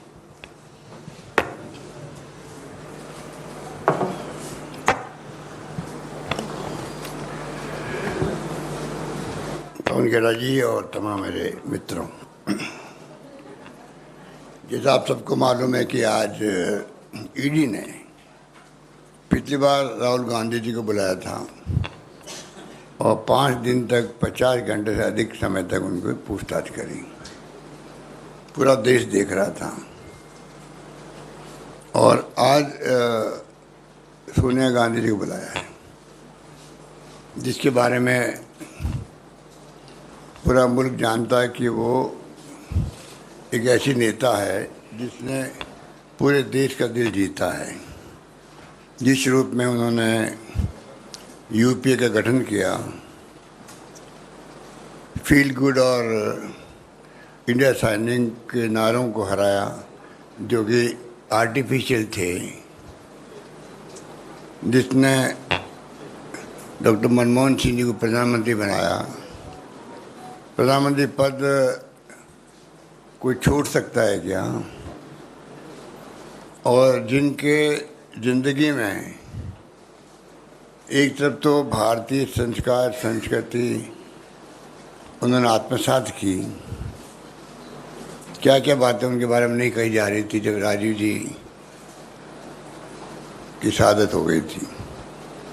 और जिस महिला नेता के रूप में उन्होंने देखा है, एक पारिवारिक महिला के रूप में भी, कि उनके हाथों में इंदिरा गांधी जी की शहादत हुई, जो एक महान नेता थी देश की।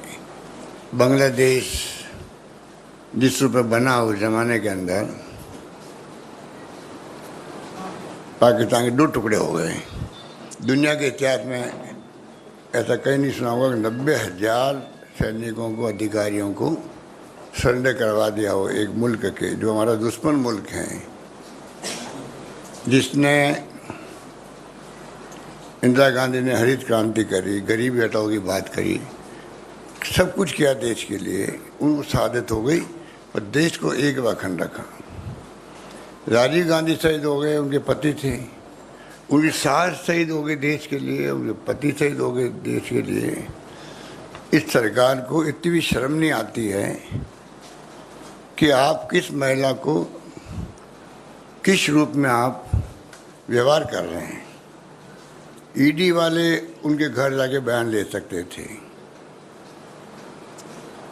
कई बार लेते हैं, ईडी वाले घर जाते हैं, बयान देते हैं, कोई नई बात नहीं है। मोतीलाल बोरा जी के बयान लिए थे घर ला करके। पर जिस रूप में उनका रवैया जो है वो बहुत निम्न स्तर का है, कहना चाहिए कि निम्न स्तर का है। उनको चिंता नहीं देश क्या सोच रहा होगा। कांग्रेस शासन में हमेशा हर फैसला ऐसा होता था कि मीडिया में कोई इशू बन गया तो दुनिया देश क्या सोचेगा, और मुख्यमंत्री को इस्तीफे, रेल मंत्री का इस्तीफा, लॉ मिनिस्टर इस्तीफे हो जाते थे। इनके डिक्शनरी में बातें तो है ही नहीं। इसलिए आज सोनिया गांधी जी को जिस रूप में बुलाया गया वो बेहतर तरीके से हो सकता है। हम जानते हैं, मानते हैं कानून सबके लिए समान होता है, पर इनके शासन में कानून सबके लिए समान नहीं है। इनके लिए जो एनडीए में आता है, घुस जाता है, बीजेपी ज्वाइन कर लेता है, उसके लिए कानून बदल भी जाता है। जैसे शिवसेना के कई लोगों के बुला के बयान लिए गए, और जब वो इनको ज्वाइन कर गए पार्लियामेंट के मेंबर, तो वो तमाम बातें समाप्त हो गई उनके लिए। इनका जो दो कानून बना रखे हैं देश के लिए, विपक्ष के लिए अलग है और इनके खुद के लिए अलग है। इस प्रकार आज ये मुल्क चल रहा है, और ऐसा केस हाथ में लिया गया है जो जिसका हक है ही नहीं। ईडी को मनी लॉन्ड्रिंग कहाँ हुई है? ईडी को चाहिए एक प्रेस कॉन्फ्रेंस करे, देश को बताए हम राहुल गांधी को, सोनिया गांधी जी को क्यों बुला रहे हैं, इनके ऊपर अमुक आरोप इस प्रकार के जो कि ईडी में आते हैं। आज ईडी को जिस रूप में मिसयूज कर रहे हैं सरकारों बदलने के लिए, ये खतरनाक ट्रेंड है। ये लोकतंत्र की भावनाओं के भी आप समझ सकते हो कि कुचला जा रहा है उसको भी। मैंने बार बार कहता हूँ कि देश में संविधान की धज्जियां उड़ रही है, देश में लोकतंत्र खतरे में है, ये उसके उदाहरण हैं। इस रूप में आज ये मुल्क चल रहा है। लोग, पूरे देश के लोग डरे हुए हैं, सहमे हुए हैं और घुटन महसूस कर रहे हैं। देश के अंदर घुटन महसूस कर रहे हैं। ये समझ नहीं पा रहे हैं, इनको नहीं एहसास है कि कभी जनता का मूड बदल भी सकता है। अभी आपने हिंदुत्व के नाम पे जो हर व्यक्ति के धर्म की बात आती है तो व्यक्ति साथ खड़ा हो जाता है। हमारी लड़ाई विचारधारा की है, देश को बचाने की है। उसीलिए आज पूरे देश के कांग्रेसजन प्रदेशों के अंदर, जिलों के अंदर धरने कर रहे हैं, प्रदर्शन कर रहे हैं, मैसेज देने के लिए। अब भी आप, ये तो लोकतंत्र के गहने हैं, धरने हो, प्रदर्शन हो, विरोध प्रकट हो, इसको तो टॉलरेंस पावर हो, ये तो लोकतंत्र में आवश्यक है। आज अगर ये होते हमारी जगह तो आज आग लगा देते, तोड़फोड़ करते। इनकी फितरत ये है। हमारे यहाँ तो बाहर आप देख रहे हो, रघुपति राघव राजा राम, पतित पावन सीताराम के भजन हो रहे हैं। इस एक भजन से समझ लीजिए ईश्वर अल्लाह तेरे नाम कि कांग्रेस की सोच क्या है, इनकी सोच क्या है। ये भजन बोलने वाले कभी भी ना हिंसा कर सकते हैं, ना तोड़फोड़ कर सकते हैं। और पुलिस बाहर छावनी बना रखा है एआईसीसी दफ्तर के चारों ओर। क्या जरूरत है? ये हमारा खुद का हेडक्वार्टर है, उसके अंदर आप आने की परमिशन नहीं दे रहे हो। ऐसा तो पहली बार इतिहास में हुआ है। कल सरकार राज्य की है, दूसरी पार्टियों की, वो इनके ऑफिसर के अंदर जाने की परमिशन देगी नहीं। अच्छी बात है क्या? ये परंपराएं ठीक नहीं हो रही हैं। इसलिए मैं कहना चाहूँगा कि जो बेरोजगारी है, महंगाई है, आर्थिक स्थिति डावाडोल है, 80 रुपये क्रॉस कर गया है डॉलर, ये चिंता का विषय होना चाहिए। जो चुनौतियाँ देश के सामने हैं, डोकलाम की है या और कोई है, पूरे विपक्ष को बुला के बातचीत करनी चाहिए। कोई दुश्मन तो होते नहीं राजनीति के अंदर, ना होना चाहिए, और ये दुश्मन मानते हैं हम लोगों को, विपक्ष को दुश्मन मानते हैं। अभी भी आप हैदराबाद में भी मोदी जी ने कहा रीजनल पार्टियों के बारे में भी सबको, ये जो है वंशवाद चल रहा है। तो ये जो इनका टारगेट है विपक्ष, पहले कांग्रेस मुक्त भारत की बात करते थे, अब इनकी मंत्रा है विपक्ष मुक्त भारत बने, डिक्टेटरशिप हो देश के अंदर। उस दिशा में देश जा रहा है। हर देशवासी को चिंता होनी चाहिए और मैं समझता हूँ कि इनके रवैये जब से आए हैं तब से देख रहे गोवा, मणिपुर, कर्नाटका, मध्य प्रदेश और महाराष्ट्र, ईडी इनका बहुत बड़ा डेमोक्रेसी में हथियार हो गया सरकारों को गिराने का। इससे घटिया बात कोई हो नहीं सकती कि आप एक एजेंसी के माध्यम से मेंबर पार्लियामेंट को डरा करके, धमका करके और आप सरकार बदलते हो और गर्व महसूस करते हो। इनकी अंतरात्मा पता नहीं गर्व महसूस करती होगी, शर्म महसूस करती होगी, वो तो मैं उनको पूछ नहीं सकता हूँ। पर हालात देश में यही है जिसमें सब लोगों को लगता है ये हो क्या रहा देश के अंदर। इन स्थितियों में हम लोग चल रहे हैं और सीआरपीसी से जो प्रोसीजर है देश का, कोई गलती हुई है तो एक प्रोसेस होता है, उसके अंतर्गत ही आप 15 साल के कम उम्र के लोगों को या महिलाओं को नहीं बुला सकते। इस प्रकार से सच सम्मान उनसे बात करो। वैसे भी किसी भी अपराधी जब आरोपित होता है तो कम से कम जब तक वो सिद्ध नहीं हो कि ये इसे जुल्म किया है तब तक आप कैसे उसको अपराधी मान सकते हो। ये तो और मामला अलग तरह का है, पर इनके लिए तो वही है कि जो इन्होंने ठान ली है वो हमें पूरा करना है। इसलिए मैंने कहा देश में भय का माहौल है, देश में माहौल घुटन का है, इसको समझने के प्रयास नहीं कर रहे हैं। गांधी परिवार को ही क्यों कर रही है, जिसने इतने सेक्रीफाइस किया है, त्याग किया, बलिदान किया। मोतीलाल नेहरू के वक्त से ही पंडित जवाहरलाल नेहरू की कोई उपलब्धि थी नहीं इनकी दृष्टि के अंदर। आज 75 वर्ष मना रहे हैं अमृत महोत्सव। नाम तो एक से एक बढ़ करके देने के लिए इनकी जो फितरत है आरएसएस बीजेपी, उसका तो कोई मुकाबला नहीं है।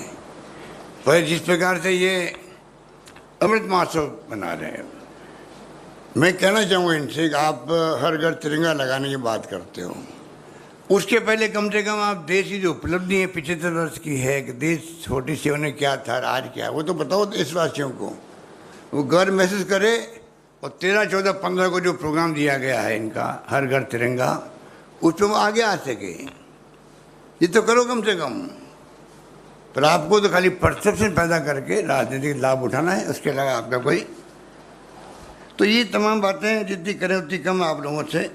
आप तो खुद एक्सपर्ट हो क्या हो रहा देश के अंदर। हमें चिंता है कि जो प्रीमियर एजेंसीज है, ईडी, सीबीआई, इनकम टैक्स, उसकी क्रेडिबिलिटी ये कम कर रहे हैं दबाव दे करके। और इतना दबाव उनके ऊपर है, तो आप देख रहे हो दबाव में काम कर रहे हैं। प्राइवेटली वो खुद ही करें कि हम क्या कर सकते हैं, ऊपर से आदेश आता है। एक दिन पहले कल छापा डलाओ, जबकि पहले रेखी होती है, असेसमेंट होता है, उसके बाद में छापे पड़ते हैं। पर यहाँ तो और ही चल रहा है। तो ये मामले बड़े गंभीर हैं, इसलिए मैंने आपसे सोचा कि आपसे मैं भी रूबरू हूँ, इसी बहाने आपसे कुछ बातचीत भी होगी। और जो हालात सबके सामने मैंने बता दिया आपको। तो सोनिया गांधी जी को हार बुलाना, मैं इसकी निंदा करता हूँ। इनको चाहिए था कि उनके घर जा करके वो बयान लेते हैं उनके, लेना ही था। तो पहले तो कोई दम है नहीं इस केस के अंदर। नेशनल हेराल्ड जब से मैं राजनीति में आया हूँ तब से देख रहा हूँ ऊपर जवाहरलाल नेहरू का नाम लिखा होता है नेशनल हेराल्ड के अंदर संस्थापक के रूप में। कांग्रेस का वो अखबार है, एक प्रकार से कांग्रेस को लोन दे रही है। और जो कंपनियों के सिस्टम होते हैं उसके अंतर्गत वो उसको मजबूत करने के लिए एक नेशनल हेराल्ड भी हम हिंदुस्तान टाइम्स की तरह, टाइम्स ऑफ इंडिया की तरह क्यों नहीं आगे बढ़ने का प्रयास करें। हालांकि पॉलिटिकल पार्टी के अखबार उस लिमिट तक जाते नहीं हैं, हम जानते हैं। जैसे 5-6 दिन नहीं उनका है, ऑब्जर्वर है। कभी कांग्रेस ने कोशिश की क्या उसको नेश नाबूद करने का, उसको बंद करने का। पर ये चाहते हैं कि ये अखबार नया खड़ा क्यों हो।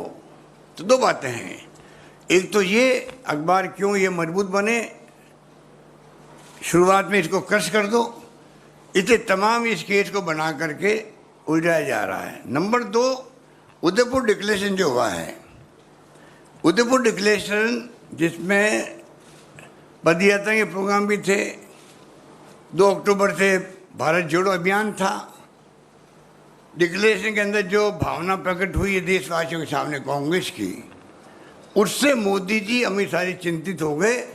उसी दिन से तय कर लिया और इमीडिएटली नोटिस दिए गए सोनिया जी को, राहुल जी को, और उसी ढंग से आप देख रहे हो कि जो तमाशा हो रहा देश के अंदर, जिस रूप में बुलाया जा रहा है, जिसमें 5 दिन तक, मेरे ख्याल से तो मेरी दृष्टि में कभी देखा नहीं कि 5 दिन तक किसी को बुला के ईडी वाले बयान ले रहे हो लगातार और घंटों।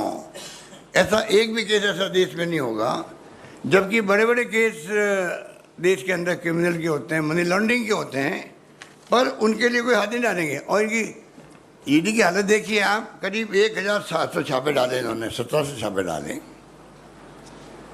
और 1569 स्पेशल इन्वेस्टिगेशन इन्होंने किए हैं। 0.5% इनकी कन्विक्शन रेट है इनकी, ये इनकी स्थिति है। तंग करो, घंटों दिनों तक पूछताछ करते रहो, कई दिन तक डिमोलिश कर दो उस परिवार को भी, उसके मिलने वालों को भी, उस पार्टी को भी जिससे वो संबंधित रखता है या सिंपैथी रखता है, उसको बाद में भूल जाओ उसको। ये भी देखने में आ रहा है, जहाँ जहाँ छापे डालते हैं, जहाँ जहाँ कार्रवाई करते हैं, चुनाव खत्म हुआ नहीं, इनका मकसद पूरा होना चाहिए। अभी घबराए हुए उदयपुर डिक्लेरेशन लेकर के, मकसद पूरा होगा तो वो भूल जाएंगे कि कोई केस भी हमारे पास में है क्या। ये है इनकी स्थिति, बड़ी चिंताजनक स्थिति है। उसका हम कोई घबराने वाले नहीं है। सोनिया गांधी जब से देश में आई है इटली से, खूब चलाया लोगों ने कि बाहर की इंदिरा गांधी, सोनिया गांधी इटली की है कि आपको एक व्यक्ति नहीं मिलता देश का जिसको आप कांग्रेस अध्यक्ष बना सको। ये जुमले सुनते थे हम बचपन के अंदर, बचपन के अंदर 20-30 साल पहले भी। पर उस महिला ने जिस प्रकार की संस्कृति संस्कार अपनाए देश के अंदर, हिंदुस्तान की एक महिला जो है उससे वो कम नहीं है, बल्कि आज लोहा मानती है महिलाएं भी, पूरा देश लोहा मानती है। दुनिया का इतिहास जानते हैं, दुनिया के अंदर जो महिलाएं जिनके पति के साथ हादसे हो गए, चाहे वो जॉन ऑफ कैनेडी हो चाहे कोई भी हो, वहाँ के महिलाओं में, यहाँ की महिला जिस रूप में इन्होंने अपना जीवन व्यतीत किया है और पार्टी के लिए जो जान लगा दी इन्होंने, उसको कांग्रेस जन कभी भूल नहीं सकता। इस परिवार की क्रेडिबिलिटी थी हाईएस्ट 70 साल के बाद में भी है। इसलिए आज पूरे देश के सभी भाषा जानने वाले, सभी जातियों के, सभी वर्गों के लोग, सभी क्षेत्रों के लोग, चाहे वो नॉर्थ के हो, ईस्ट के हो, वेस्ट के हो या साउथ के हो, वो जुड़े क्यों हैं। बार बार साहब इनको ही क्यों आप लेके चल रहे हैं साथ में? अरे लेके नहीं चल रहे हैं, पूरा मुल्क का जो आम लोग भी हैं, जो कार्यकर्ता हैं, उनका विश्वास इनके ऊपर है कि सबको साथ लेके चलेंगे। जो राजनीति में बहुत आवश्यक होता है वही कामयाब होता है जो सबको साथ लेके चलता है।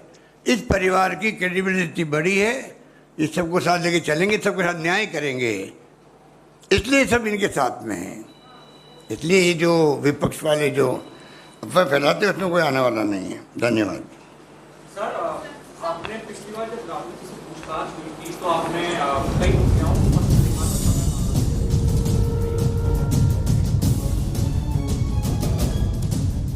Just heard Ashok Gehlot there addressing a press conference. I just want to get our viewers a ringside view. Kumari Selja sitting right there. Supriya Shrinet joining the women wing of the Seva Dal. Let's try and get in a word from them. Let's try. I'm going to just... Can I come to you?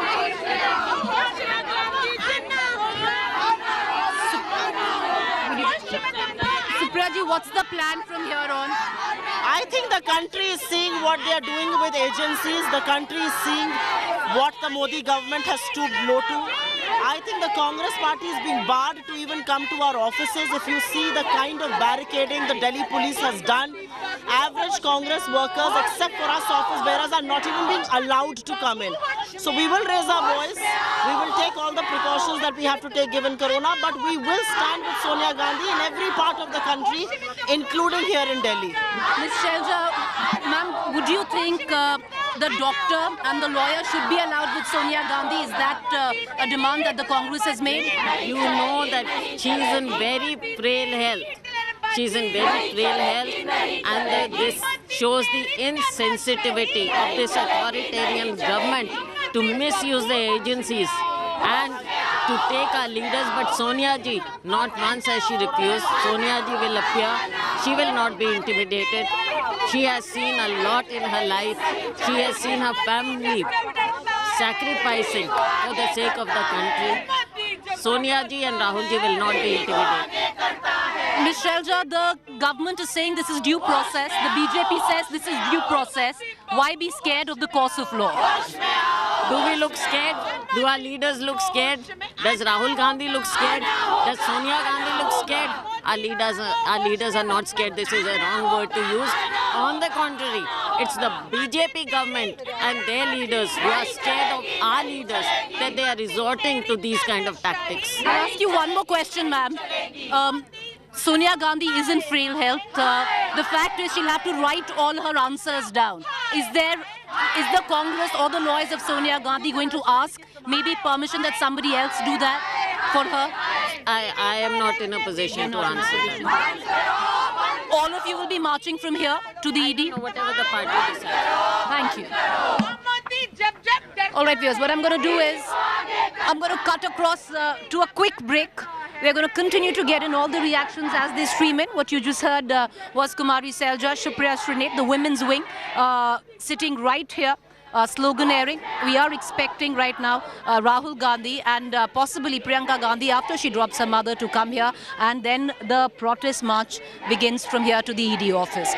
Rolling coverage right here from the Congress office, multiple flashpoints, the ED office, where we'd be joined by my colleague Shreya as well, viewers, as the Parliament, because there is going to be a walkout by Congress MPs in the Parliament. There is a strategy to try and push for opposition support. How much of that comes in remains to be seen. A quick break, stay with us.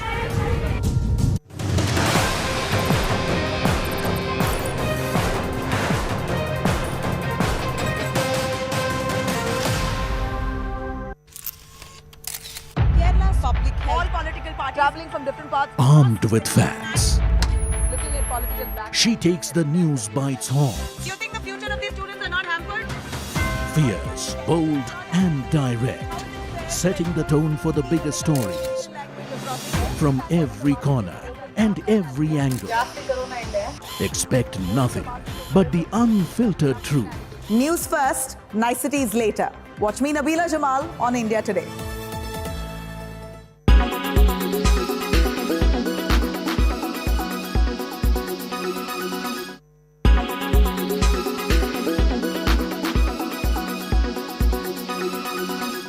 Everyone's busy finding what's trending. You're busy finding out why. India Today, for those who research before reacting. Download the India Today app now.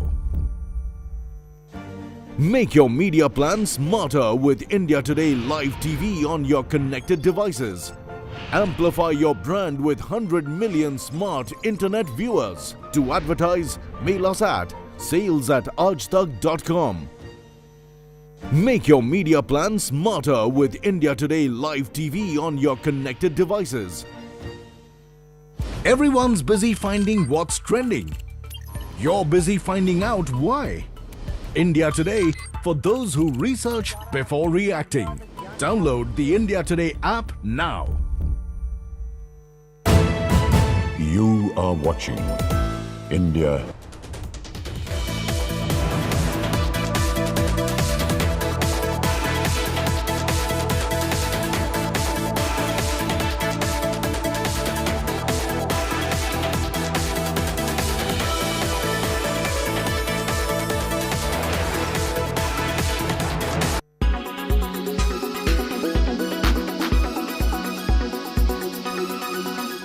I think if I had about 20 minutes with him, I'd be able to tell him, the things that he needs to do which might help him. I'm not saying it will help him, but it could help him. There you heard it from Mr. Sunil Gavaskar. He was speaking exclusively to India Today, and when asked about Virat Kohli and his struggles in the recent past, Sunil Gavaskar says that allow me 20 minutes with Virat Kohli and I might be able to help him. Now, why do you think that he said something like this? There are a few reasons behind that. One, of course, the entire country is worried based on what, the recent string of failures that Virat Kohli has seen. And clearly there are some sort of technical weaknesses that he may have seen. The other thing, as Sunil Gavaskar points out in that particular interview, is that he's been an opener. And so he's been in that situation where that outside the off-stump line tends to trouble a lot of batsmen. He himself went through a phase like that. So there may have been a few things he must have done, and he would want to share that knowledge with Virat Kohli. And maybe if it helped Sunil Gavaskar, it may help Virat Kohli. And remember, I'm using the word maybe because even in that interview, Sunil Gavaskar points out that the tips I give him may help him. There's no guarantee it will, may help him, because those may have been the issues that he himself dealt with, and he found a solution to that. So what are those areas? And Mr. Gavaskar gave us some sort of insight. When I spoke to him at length, trying to find out what could be the areas where Virat Kohli is going wrong at the moment, he pointed out a few things. One, of course, his weakness outside the off stump. And when asked...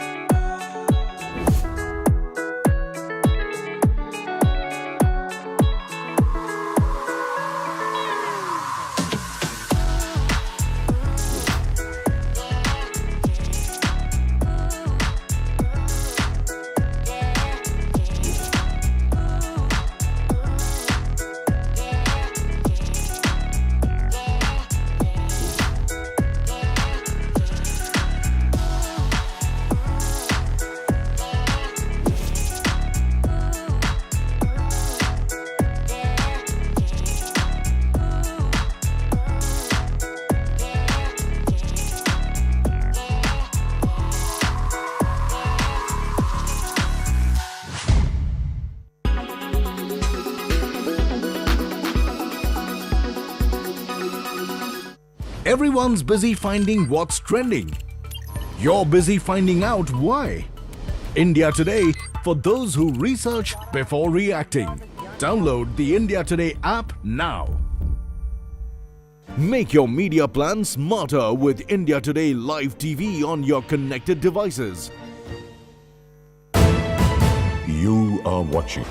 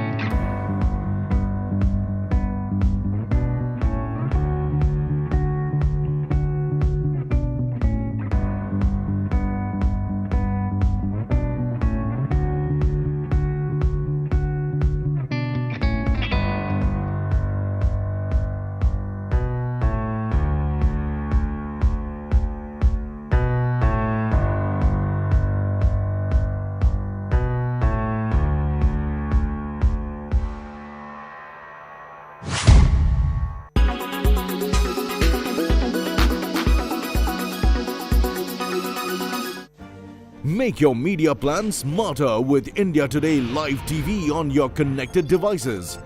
Amplify your brand with 100 million smart internet viewers. To advertise, mail us at sales@aajtak.com. Make your media plan smarter with India Today Live TV on your connected devices. Everyone's busy finding what's trending. You're busy finding out why. India Today, for those who research before reacting. Download the India Today app now. You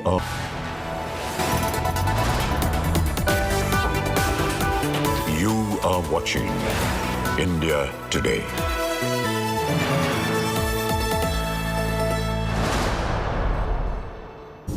Hello and welcome. You're watching India Today and we're getting you all the latest action coming in from the national capital. In just some time from now, Sonia Gandhi for the very first time is going to be appearing before the Enforcement Directorate. Our executive editor Preeti Chaudhary will be getting you all of the action from ground zero. But before I hand it over to Preeti, a quick check of the headlines.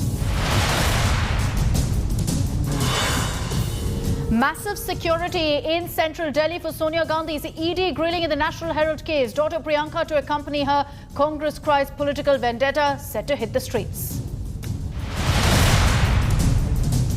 Big political war over Sonia Gandhi's ED grilling. Congress alleges vendetta politics by Modi government. BJP calls it muscle flexing to shield scamster Gandhis.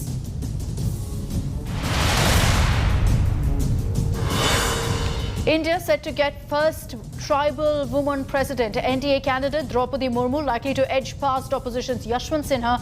Early celebrations break out at Murmu's village. Shocking immolation of Seer after protesting against illegal mining at Revered Hills linked to Lord Krishna in Rajasthan. BJP attacks Gehlot government. Bajrang Dal activist stabbed by 13 men allegedly in Madhya Pradesh's Agar for supporting Nupur Sharma. Case of attempt to murder and rioting registered.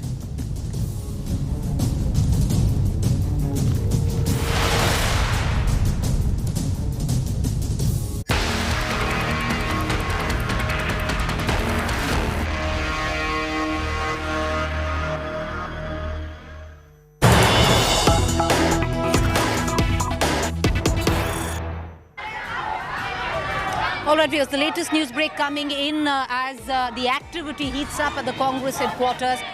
News coming in, Sonia Gandhi has left her residence. There's somebody else also who's just come in, Ambika Soni. Let's try and get in a word from Ambika Soni. We're going to do that in just a minute. But the news break that is filtering in, viewers, is that Sonia Gandhi has left her residence.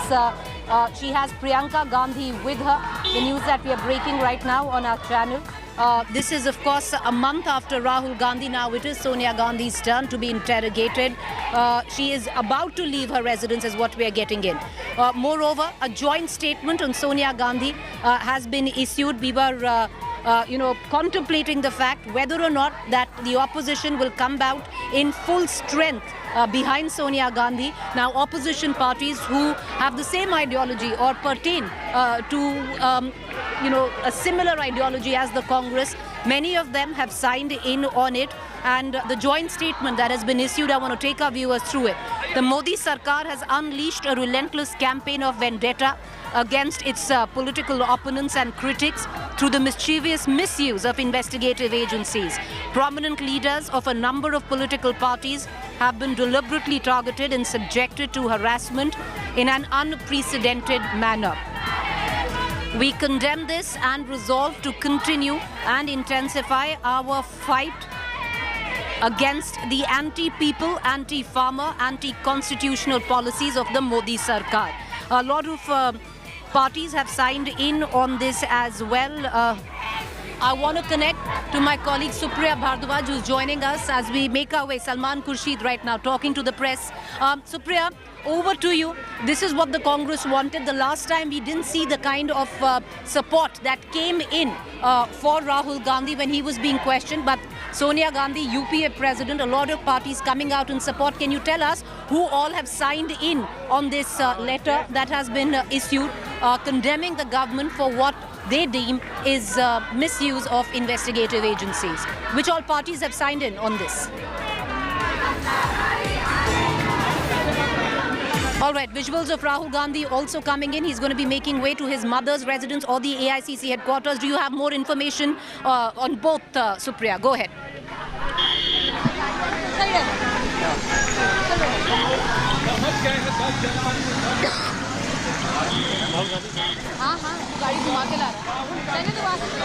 Supriya, can you hear me?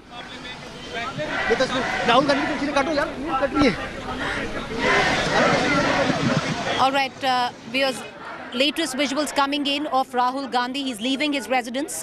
He'll be going to either the AICC headquarters, where I'm standing right here, or to his mother's residence. Priyanka Gandhi is already at Sonia Gandhi's residence. From there, she will escort Sonia Gandhi to the Enforcement Directorate's office. There is an attempt by the Congress to push for that a doctor and a lawyer accompany Sonia Gandhi on 2 counts. The Congress continues to maintain that Sonia Gandhi, after her recent hospitalization as well, is in frail health. She would need a doctor with her alongside a lawyer. When the ED questions viewers, one of the main reasons that the questioning and the interrogation went on for hours for Rahul Gandhi is Rahul Gandhi had to physically write down his answers. The Congress senior leaders tell us Sonia Gandhi's health might not allow her to write for hours at end on each question. Therefore, there is now an attempt to push forth that she be accompanied by a doctor and a lawyer. What we are given to understand, Rahul Gandhi has also just about leaving his residence.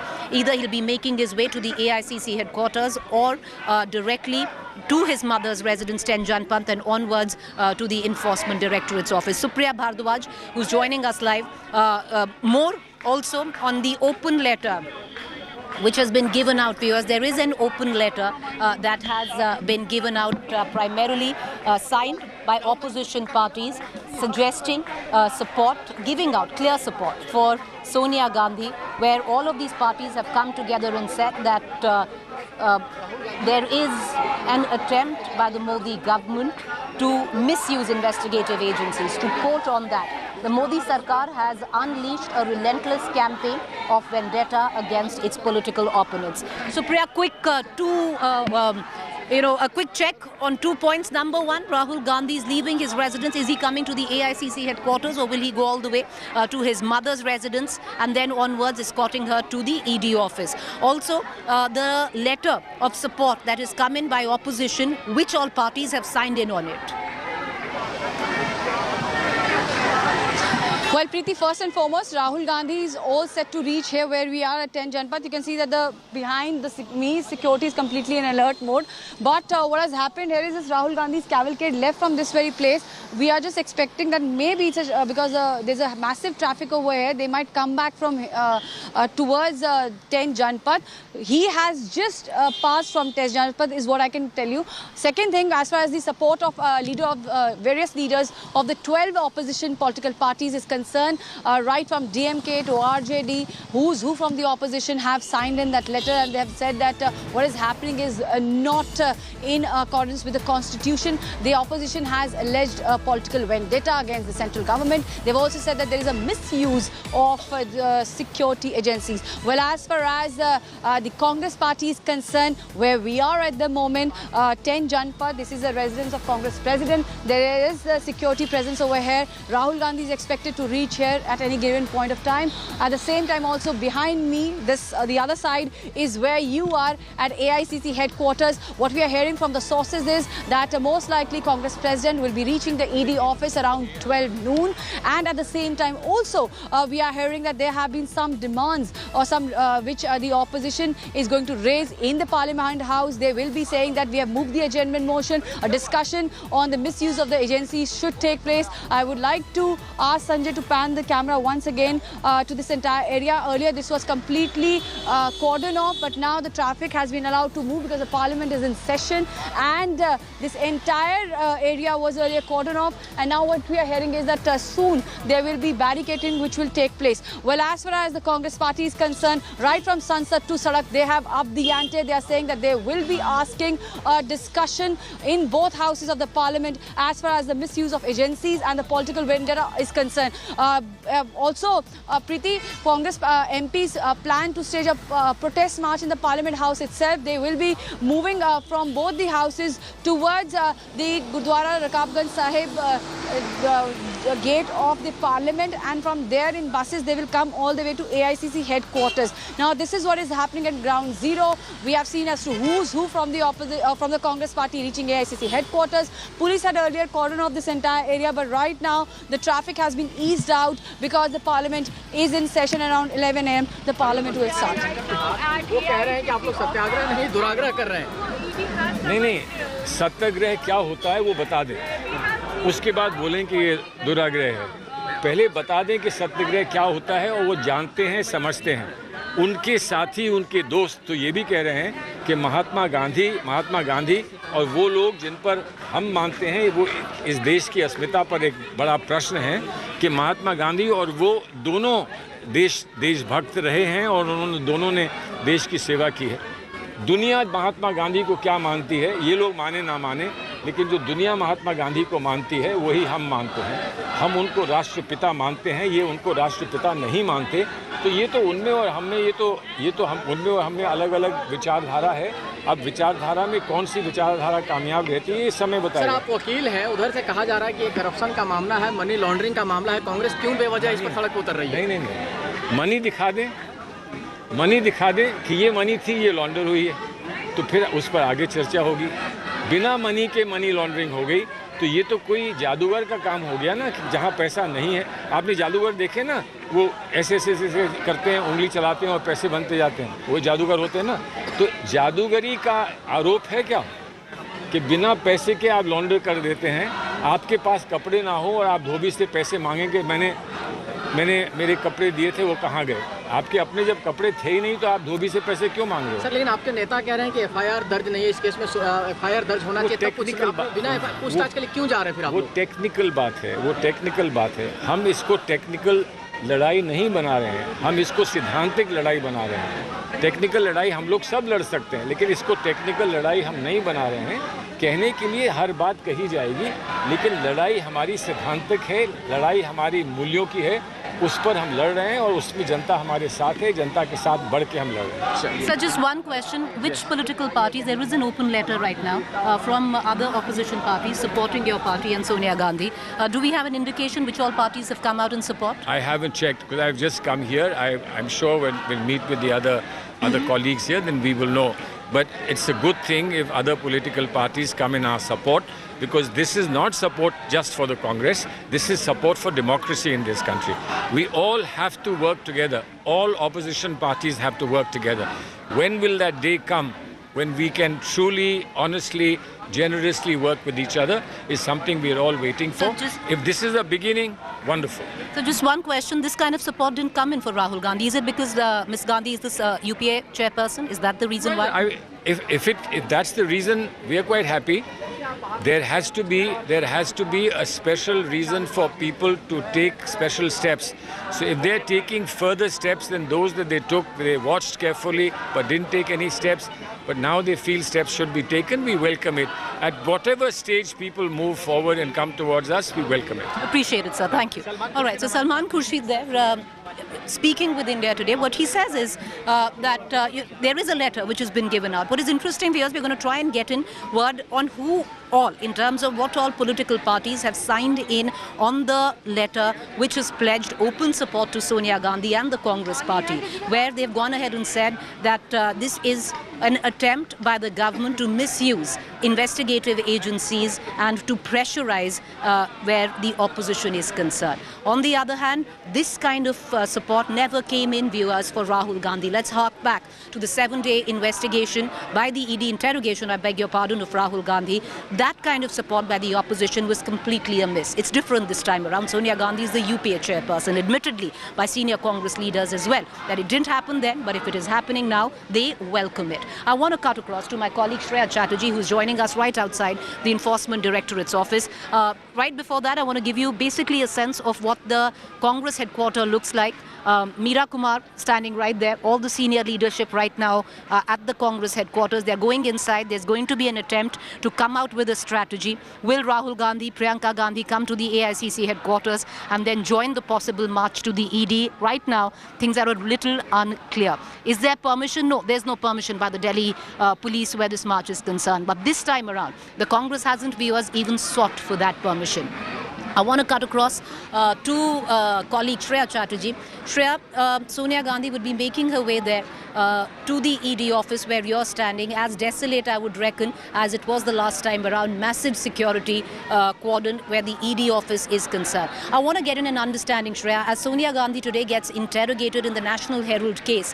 Will there be any allowances made to Miss Gandhi which were not where Rahul Gandhi was concerned? The Congress is pushing that Sonia Gandhi be accompanied by a doctor. She's in frail health, they say, by a lawyer, because she can't pen down her statement, which Rahul Gandhi could during those hours of interrogation, which went on beyond some days 8 to 9 hours. Will those allowances be made where Sonia Gandhi is concerned on the grounds of health?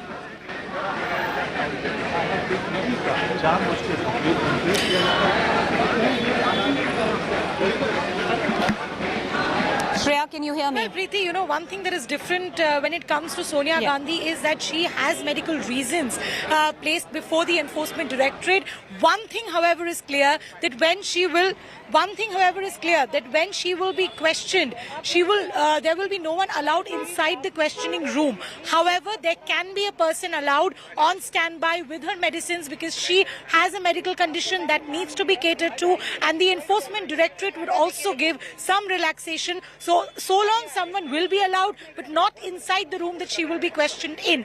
On the other hand, Preeti, quickly I want to give you a picture of the Enforcement Directorate. See the kind of deployment that is there outside the ED. We have seen that when Rahul Gandhi came, there was security, but nothing similar to this. This is a fleet of security that's been pulled in by the Delhi police. We see the CRPF, they are standing in queue. We are being told that any time from now, Sonia Gandhi's car will be making way from this very road inside the Enforcement Directorate where she will be questioned. But your question was that whether there will be some relaxations. Yes, a person could be allowed with her medicines given her medical conditions. However, that person wouldn't be allowed inside the questioning room is what we are learning from our sources.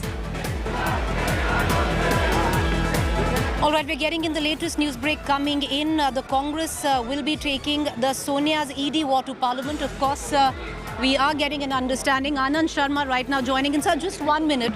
So one question. Opposition has pledged support. Yes, opposition has a right to speak. No. The other parties. All right. Okay. All right. Okay. Anand Sharma in a bit of a hurry. He's come in tad late.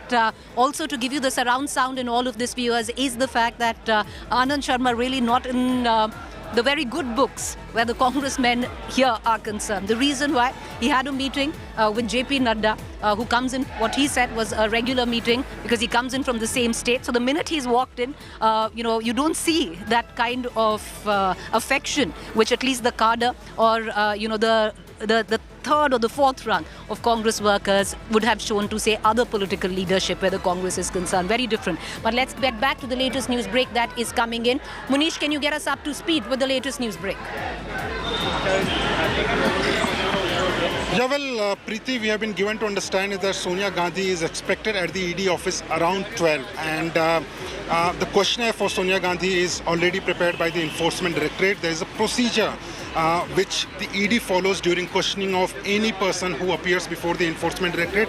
No matter if the person is a Congress president or a common person, the questioning is always done by a person who is an assistant director rank officer.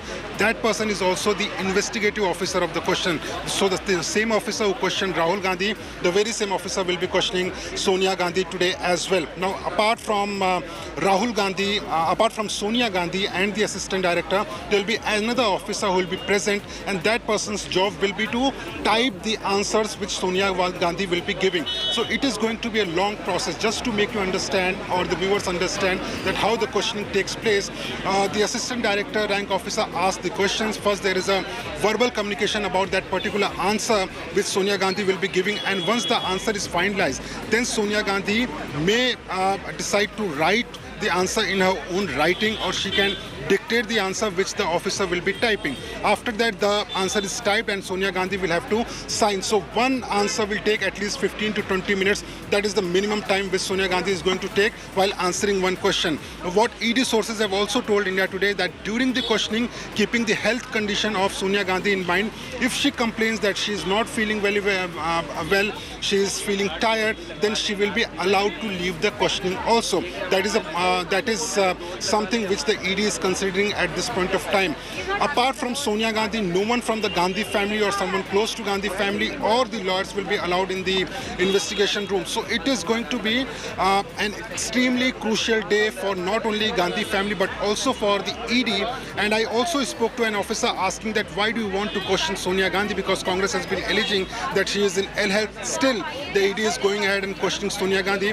What the officers have told me that in this particular case, 4 persons have been questioned and there are 5 suspects in the case. Now the 5th person who is left is Sonia Gandhi. So her questioning is going to be very important. Apart from Sonia Gandhi, there was only one person who was left, that was Rahul Gandhi, who was questioned for almost 50 hours by the Enforcement Directorate in 5 days. But as far as Sonia Gandhi is considered, we have been given to understand is that her questioning will not take too much of time, because most of the questions have been answered by the certain people, but there are certain portions which are still untouched by the Enforcement Directorate, and Sonia Gandhi will be questioned today, and it may take some time for the Congress President to answer those questions.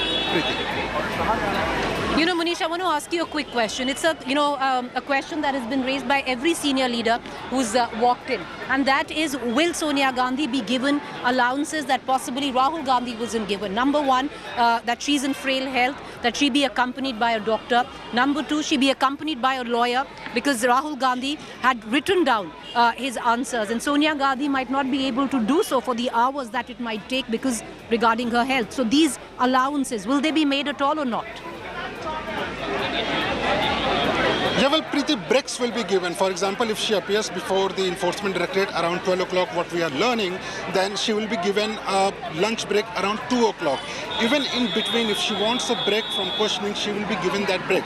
Apart from that, if she is not able to write her answers in her own handwriting, the officer may type that answer, and that answer will be shown to Sonia Gandhi. Once she signs the answer, then only it will be finalized. So all those allowances will be given by the Enforcement Directorate to Sonia Gandhi. But what ED is claiming, what ED is claiming at this point of time, Preeti, is that the questioning of Sonia Gandhi is important because she is 38% shareholder of Young Indian Private Limited, and the court in its order has said that prima facie it appears to be a case of corruption, and that is why the investigation is important. And under Section 5 of Prevention of Money Laundering Act, a PMLA case was lodged by the Enforcement Directorate. All those people who are witness or suspect in the case, their statements have been recorded. Sonia Gandhi is the only person left in this case, and that is why her questioning is important. Keeping the health condition in mind, ED has prepared themselves in all possible ways to make sure that if Sonia Gandhi has any complaint, then they will be given the relaxation, whatever Sonia Gandhi wants at that point of time. All right, stay with me, Munish. We're going to continue to come back to you. We're going to break down on, is there any difference in the case which you also elucidated a little bit right now, where Rahul Gandhi is concerned and Sonia Gandhi's involvement in the National Herald case is concerned. But I want to cut across to visuals of pandemonium taking place right now in Parliament, the reason which the Congress has given an adjournment motion order in both houses. They're going to stage a walkout is what we're getting an indication of. Most of the MPs will then come right here to the AICC headquarters, where the top leadership continues to come in. The cadre, Seva Dal members continue to come in. But these visuals, viewers, are filtering in right now from the Parliament. Abject chaos prevailing there, understandably so. The Congress wants to make a meal of what's going on right now in the national capital, with Congress Sonia Gandhi being called in for interrogation exactly possibly a month after Rahul Gandhi was. There's a different strategy that the Congress has Till this morning, there was an indication that there will be a march where possibly an eyeball-to-eyeball confrontation with the Delhi police, which was given no permission, but no permission was sought from the Congress this time around. But there might be a change in that strategy is what we are getting to understand. All of that taking place right behind me. Let's cut across right now to our other reporters who are joining us live with the latest. Shreya.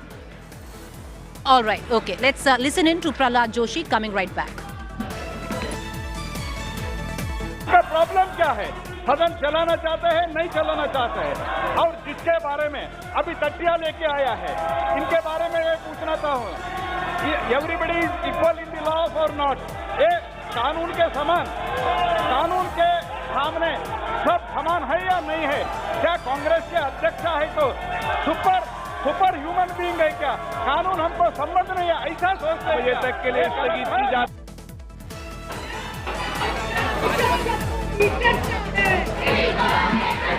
All right, cutting across back to Munish Pandey, who's joining us for more, as well as Shreya Chatterjee, both of them from the Enforcement Directorate. What we're also going to do, viewers, we're going to get you a pan-India perspective of the kind of protests that are taking place. Congress workers hitting the streets, once again, harking back to what the Congress's protest slogan is this time around, Sansad se Sadak Tak. From the Parliament, you just saw those visuals there, to the streets, a prime example. The morale being boosted of the Congress cadre here. All of them would be marching out now to the ED office with the senior leadership. But let's cut across with these visuals to my colleague Munish Pandey and Shreya Chatterjee, who are joining us from the ED office. Quite desolate there. Activity will pick up around noon when we are expecting Sonia Gandhi to reach. But Munish, is there any difference for the layman, in abject layman terms? Break it down for us. What was the ED investigating where Rahul Gandhi's involvement in the National Herald case was concerned, and what's the difference here where Sonia Gandhi's role comes in? Well, Preeti, allow me a minute. I will just explain this. Guys, just stay. Coming right back to you in 30 seconds. We are getting in new visuals coming in outside Parliament. We're going to get in an understanding on who all are protesting right outside Parliament as well, at the Gandhi Murti protest peaking there as well. Yeah, Munish, come in and break it down for us on what's the difference in terms of the ED investigation of both Rahul Gandhi and Sonia Gandhi.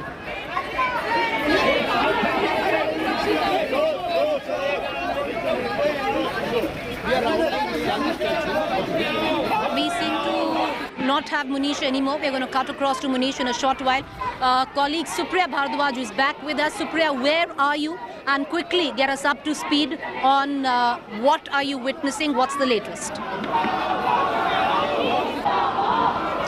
Well, Preeti, I'm at 10 Janpat, and behind me you can see that the entire area has once again been cordoned off. This side also and that side also. Rahul Gandhi has also just reached, and at the same time Priyanka Gandhi reached just a couple of minutes back. And you can see that this is the route which has been cordoned off, and we are hearing that Mrs. Gandhi will be leaving in a short while from here only. It's not just the Delhi police, but even there is heavy deployment of CRPF. The entire area is once again cordoned off. And on the other hand, at the AICC headquarters, there's a protest going on. What we are hearing from the sources is at the moment, Preeti, that now because there's a hangama going on in both Lok Sabha as well as Rajya Sabha, the opposition is up in arms, and they are actually going all out and saying that they need a discussion as far as the misuse of agencies and political vendetta against the opposition parties are concerned. This is what they have alleged, and they have stated in that adjournment motion of theirs in both the houses. The opposition is demanding that there should be a discussion. We are seeing these stormy scenes in the both houses, and at the same time also we are hearing from the sources that Mrs. Gandhi along with Rahul Gandhi and Priyanka Gandhi might leave at any given point of time. You can see just over here as to how there is the security presence. Just a couple of minutes back this area was seeing the traffic in a massive fashion, but now the entire area has been completely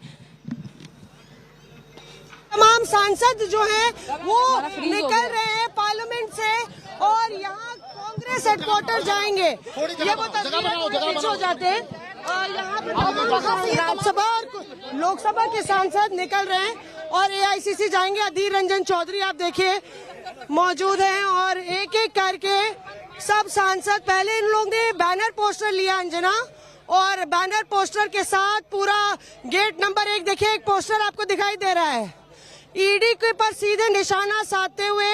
यहाँ अभी याग्निक आपको नजर आ रही है, नासिर हुसैन नजर आ रहे हैं, तमाम केरल के सांसद यहाँ पे हैं और पोस्टर में सोनिया गांधी की तस्वीर है और लगातार सरकार को घेरने की पूरी कोशिश यहाँ पे सोनिया गांधी को लेकर जिस तरह से ईडी ने समन भेजा है उसको पूरी तरह से कांग्रेस ने आड़े हाथ लेते हुए एड़ी चोटी का जोर लगा दिया है। उनका एड़ी चोटी का जोर लगा दिया और कोशिश करेंगे तमाम सांसदों से भी बात करने की। फूलों के नेता जी बताइए क्या आपने सिलेंडर उठा लिया था कल? आज सोनिया गांधी के ऊपर ईडी ने समन भेजा। देखिए, हम ये दादागिरी तानाशाही मोदी सरकार में हो रही है, उस पर हम लोग डरने वाले नहीं हैं। दादागिरी नहीं चलेगी और यहाँ चलते हैं भीतर तो बाद में तो हम लोग चलेंगे अंदर और कोशिश करेंगे अंदर जाने की। यहाँ पे देखिए नो मीडिया कह रहे हैं, बस सारे कैमरे जो हैं तने हुए हैं। कोशिश पूरी तरह से है कि मीडिया भी इनकी खबर को दिखाए और चलाए भी। यहाँ पे तमाम कांग्रेस एमपीज जो निकल रहे हैं उनसे बात करने की कोशिश करेंगे। जी सर, जी अंजना सर, अगर आप मीडिया से पूछने नहीं देंगे तो क्या कवरेज हो रहा है? आप जाने दीजिए ना मीडिया को। अरे कवर नहीं करेंगे तो क्या होगा? मानिक जी और फिर आगे जाएंगे। कवर नहीं करने दोगे तो कैसे होगा मानिक सर? सर करा दीजिए ना, तभी तो विजुअल आएंगे।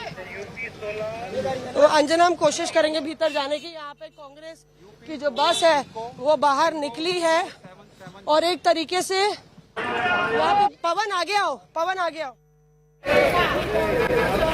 All right, okay. So that is right now at the Parliament.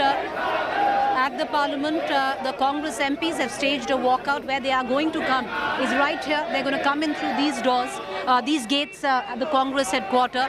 The activity here, of course, has completely picked up. That's the Seva Dal, the members, the Seva Dal wing of the Congress party. All of them coming in, sloganeering, protesting.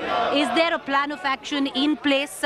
Quickly cutting across to Supriya Bhardwaj as we wait for all of those MPs who walked out of Parliament who will be coming right here at the AICC headquarters. Supriya, two questions. Number one, where is Rahul Gandhi? Is he coming to the AICC headquarters or is he going to 10 Janpath to meet his mother and then escort her at about noon to the ED office? Number two, is there going to be a protest march from the AICC headquarters? Because earlier on, of course, there were clear indications it's going to happen. But right now, some suggest there could be a change in strategy. What is that change?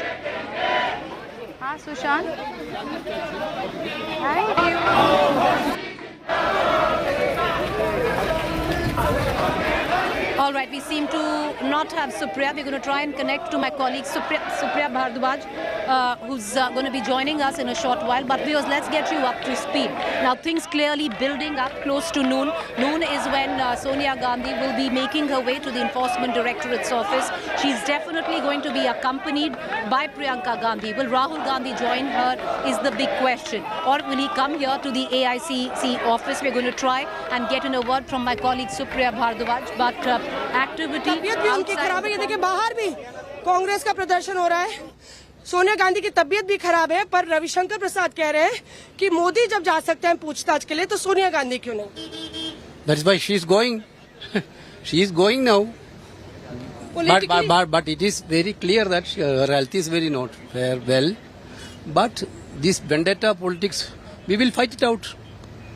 वो यही कह रहे हैं कि आप क्यों कह रहे हैं सियासत हो रही है? ईडी अपनी जांच कर रही है। अगर आप इनोसेंट हैं तो आप बताइए आप इनोसेंट हैं।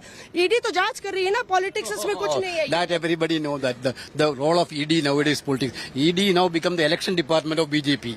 They are all doing on political basis, not on neutral basis. अब देखिए totally biased agency.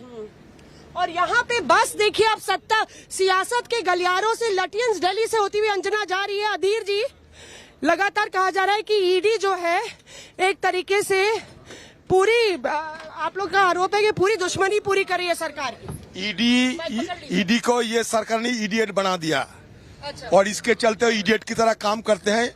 जो सरकार की आदेश होते हैं, निर्देश होते हैं, वही पालन करते हुए सारे विपक्ष के खिलाफ वो जंग छेड़े हैं। सिर्फ ये सत्तारूढ़ पार्टी को खुशी करने के लिए उनको मूल मुताबिक जो प्रतिशोध की राजनीति, ये प्रतिशोध की राजनीति को अंजाम देने के लिए आज ईडी बिल्कुल खड़े हुए हैं। नहीं तो इतने सालों के बाद ये इस तरीके की जांच पड़ताल करने की कोई जरूरत नहीं थी, क्योंकि हिंदुस्तान की कोई आदमी ये कभी यकीन नहीं करेंगे कि जिन पार्टी ने 54 साल हिंदुस्तान की सत्ता में रह चुके, उन पार्टी के तरफ से 90 करोड़ रुपया, सिर्फ 90 करोड़ रुपया हमें घोटाला करने की भी जरूरत नहीं। ये सिर्फ एक सियासत है कांग्रेस पार्टी की छवि को धूमिल करने के लिए। ईडी अब इडियट बन चुके हैं। मैं बड़ी इडियट बन चुके हैं मोदी जी की। जनाब सुन रहे हैं, अधीर रंजन चौधरी काफी तीखे प्रहार करने के आदी हैं और जाने जाते हैं। आइए पीछे चलते हैं, पवन आप आगे आइए और यहाँ दीपेंद्र हुड्डा से बात करते हैं। दीपेंद्र जी, तमाम केसेस चल रहे हैं कांग्रेस नेताओं पर ये कहा जा रहा है कि कांग्रेस धरातल पे नहीं है, इसलिए ये मामला भुना रही है। लोकतंत्र में राजनीतिक प्रतिशोध का कोई स्थान नहीं है। प्रतिशोध और बदले की भावना, प्रतिशोध की ज्वाला वो ज्वाला है जो इसमें जला है, वो स्वयं भस्म हो गया है। आज सरकारी जांच एजेंसियों का दुरुपयोग विपक्ष की आवाज दबाने के लिए किया जा रहा है। सारा देश देख रहा है। सारी एजेंसीज कठपुतलियां बन गई हैं सरकार के लिए। और भाजपा ये कह रही है कि आप लोग डर रहे हैं, जांच से डर रही हैं सोनिया गांधी और Rahul Gandhi.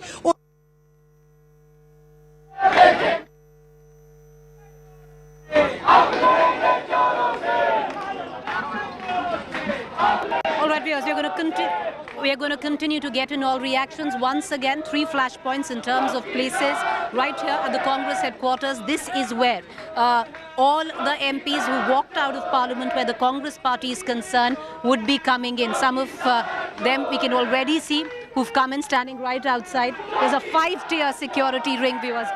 We're not actually, do we have the bandwidth to actually walk up a little bit further? Well, this is as far as we can go. But the Congress headquarters is one location where all developments are going to take place. The other, the Enforcement Directorate, where my colleague Munish and Shreya are standing, and of course the Parliament, where the Congress MPs have staged a walkout. Aishwarya Paliwal and Supriya Bhardwaj, my colleagues joining me live. Aishwarya, we've been speaking to some senior leaders here. Earlier on, there was a march which was to start from the AICC headquarters to the ED. Is that still on the cards? Number 2, where is Rahul Gandhi going? Is he going to go with his mother to the ED office and drop her? Or is he coming to the AICC office?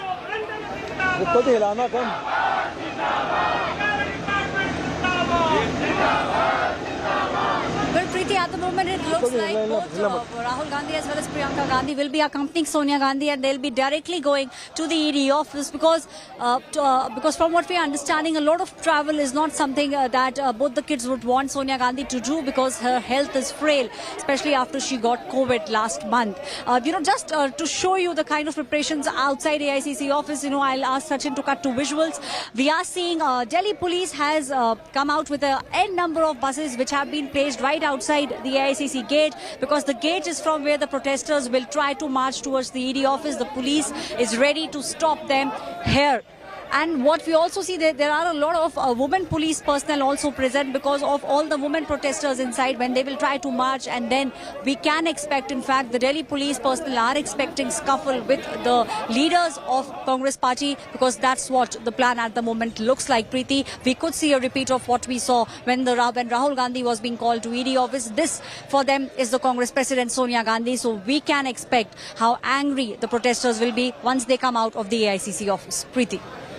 Well, Sachin Pilot is already here. Sachin Pilot speaking to the media. We're going to try and get in a word from him in just a short while. But senior Congress leaders continue to filter in. Morale boosting on the right-hand side. Seva Dal members, the men's wing here.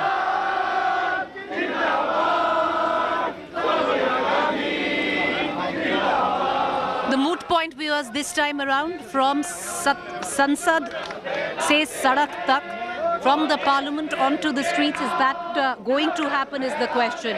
Aishwarya, who's been reporting from the Congress office, joins us live. Aishwarya, once again, is there any word where Rahul Gandhi would be going? Is he coming here or is he going to 10 Janpath to escort his mother?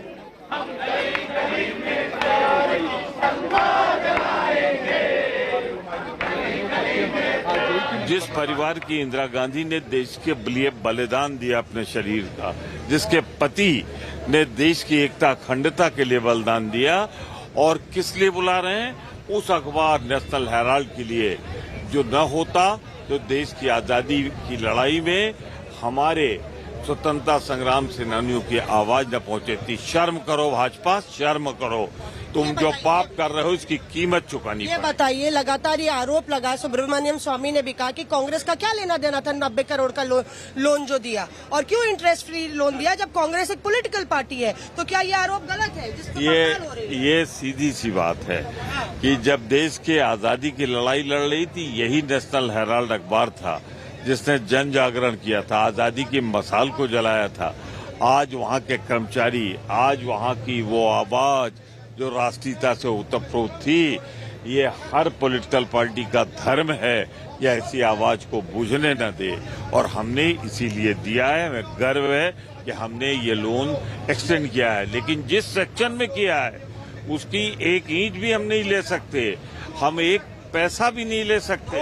2000 crore की संपत्ति है, 2000 करोड़ की संपत्ति थी उसकी, जो transfer हुई young India limited को, और उसी पे पूरा मामला बन गया। कह तो रहा हूँ मैं, ये जो बना है ट्रस्ट, इसमें लॉन्ड्रिंग हो ही नहीं सकती, न बिल्डिंग की लॉन्ड्रिंग हो सकती है, न एक पैसे की लॉन्ड्रिंग हो सकती है। ये वही बात होगी, लगातार रणदीप भी ये कह रहे थे कि ये वो मनी लॉन्ड्रिंग का मामला है जिसमें पैसा इन्वॉल्व नहीं है। राजीव शुक्ला जी, अच्छा आप बोल नहीं रहे हैं। अच्छा, राजीव शुक्ला बैनर पकड़े हुए हैं और यहाँ पे तमाम महिला सांसद है। रजनी जी, किस तरह से देखती है, एक महिला नेता है, महिला अध्यक्ष है, और लगातार क्या जो तमाम आपको लगता है जनता जुड़ेगी, जनता आप लोग सहानुभूति बटोरने की कोशिश कर रहे हैं? देखिए, सोनिया गांधी ये नाम सुन के ही न केवल कांग्रेस ही लेकिन पूरे हिंदुस्तान का हर कोई जानता है कि सोनिया गांधी यानी त्याग, सोनिया गांधी यानी निश्चित त्याग, यही सबको मालूम है। और जो त्याग की इतनी बड़ी मूर्ति है, जिन्होंने उदाहरण सेट किया है पूरे विश्व में, वो क्या चंद पैसों के लिए ये कर सकती है?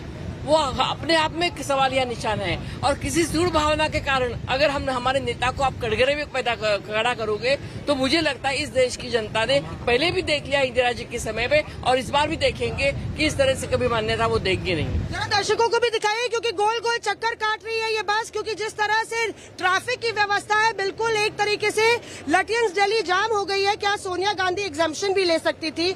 उनकी तबीयत खराब है बताया जाए, प्रियंका गांधी जाएंगी। आप ये बताइए फूलो देवी जी, कल आपने सिलेंडर उठाया था अपने हाथ में और वो खबर बनी थी। आज जिस तरह से सोनिया गांधी को बुलाया गया, आप लोग दिन भर धरना देंगे, कल बुलाएंगे तो कल भी सदन में धरना देंगे, कामकाज नहीं चलेगा सदन का? देखिए, जिस तरह से पूरा देश देख रहा है और जान रहा है कि एक महिला को मोदी जी ने ऐसे ईडी के माध्यम से परेशान कर रहा है, अब मैं सोनिया जी के परिवार बलिदान देने वाला, तपस्या करने वाला, और जैसे कि उदाहरण के तौर में विश्व में प्रधानमंत्री पद का ऑफर आया, उसको छोड़ देने वाली, ये छोटी मोटी रकम के लिए ऐसे काम करेंगी क्या? आप इमोशनल हो रही हैं क्या? एक भावनात्मक क्षण भी है कांग्रेस के लिए। एक मिनट दर्शकों को बता दे, देखिए ये राजपथ से गुजरते हुए बस अब अकबर रोड जा रही है। All right, viewers, Congress MP staging a walkout right now from Parliament, continuing to get you all the reactions there. Things heating up at the AICC headquarters as well. Lots of sloganeering going on. Senior Congress leaders are also coming out. I can see Harish Rawat, Sachin Pilot just walked in. The other leaders would be coming in any time. Cutting across immediately to colleague Supriya Bharadwaj, who's joining us live with the latest. Supriya, quickly, where is Rahul Gandhi going to go? You know, that's a question which most senior leaders here themselves cannot answer. Well, we got the information yesterday itself, Preeti, that Rahul Gandhi will be accompanying his mother, Mrs. Sonia Gandhi, who is the Congress president, and along with him will also be Priyanka Gandhi.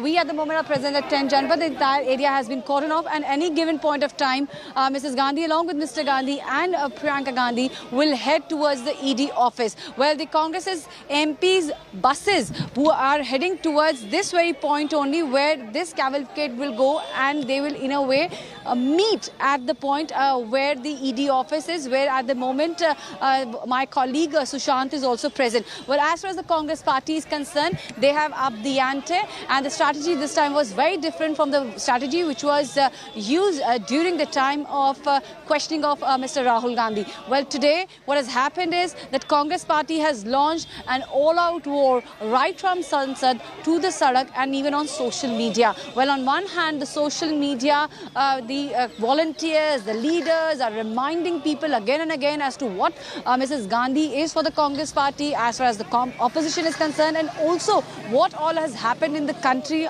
during her tenure as the UPA chairperson. Now, this is very interesting. All videos are surfacing out of her speeches, as well as the photographs are being put out by the Congress leaders. At the same time, when it comes to the street fight, we are hearing that where you are at the moment, the AICC headquarters, there all the leaders are gathering. Even we are hearing that the MPs who have started. All right, so my colleague Supriya Bhardwaj joining us from the Parliament. Sachin, what is the plan from here on? Are you guys going to march to the Enforcement Directorate? We are here to expose the government of India because they have singularly targeted the opposition and muzzling the voice of anybody who speaks against them.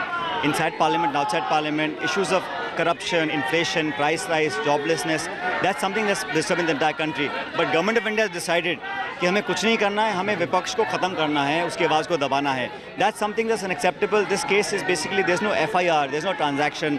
It's a case created just to demoralize the opposition, and that's not acceptable. This blatant misuse cannot go on forever.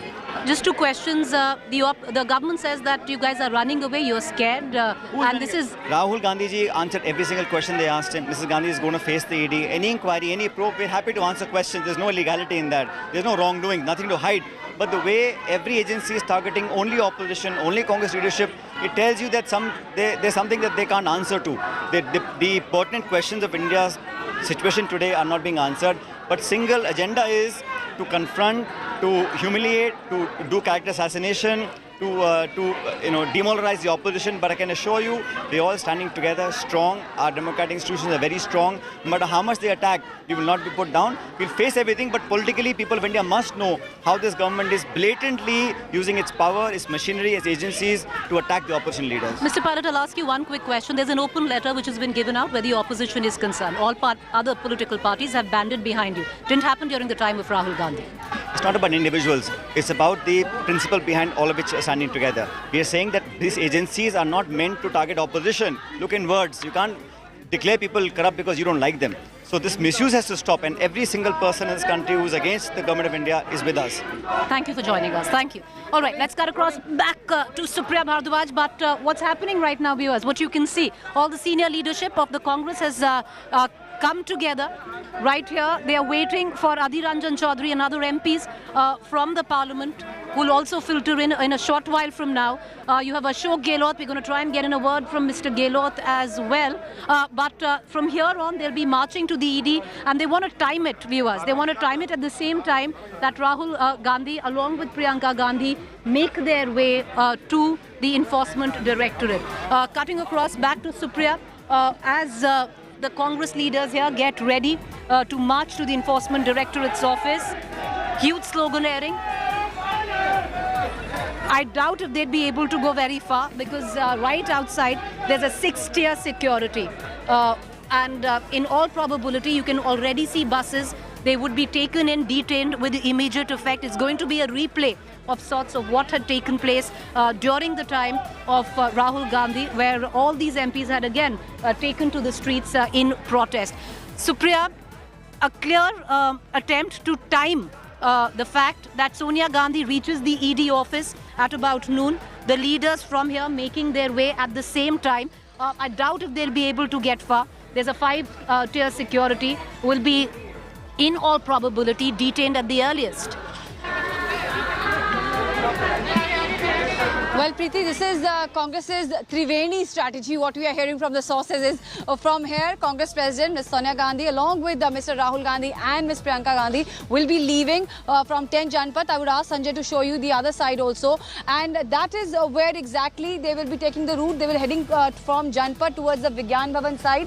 And that's the road which is going to connect towards Shah Jahan road, and from there we are hearing that is the side from where the buses full of the Congress's MPs are going to reach, and people are going to be, they are expecting that they will be actually asked to get, they will be getting down there and they will be detained from there. At the same time, where you are, from there also one entire contingent of the entire leaders and who's who will be marched. The leaders. Priya, sometimes the surround sound is a lot more than what's going on. You know, we've just about missed the visuals. You know, what really happened, viewers, is a short while back, Anand Sharma, remember Anand Sharma? He was a senior Congress leader, had met JP Nadda one night. After that, pretty much a pariah within the inner circles of the Congress. He attempted to join all the senior leaders who are making their way right now to the ED office, and nobody quite spoke with him, so he's just turned around and went back in. You know, this is all politics. All of this happens, but it's interesting because there is so much happening on the sideline. So Anand Sharma, senior Congress leader, is not going to join all the top brass of the Congress marching to the ED. He's decided he's going to stay right put. He walked in, saw nobody speaking with him, went right inside. But all of that, the surround sound of every political event of sort, and this is for the Congress, a day to protest, come out and pour out to the streets of the national capital. My colleague Aishwarya right now is trailing the procession, which one can say clearly, marching away towards the ED office. Aishwarya, I doubt if they'll get far. There are 5 tiers of security and barricades. All right, Sonia Gandhi.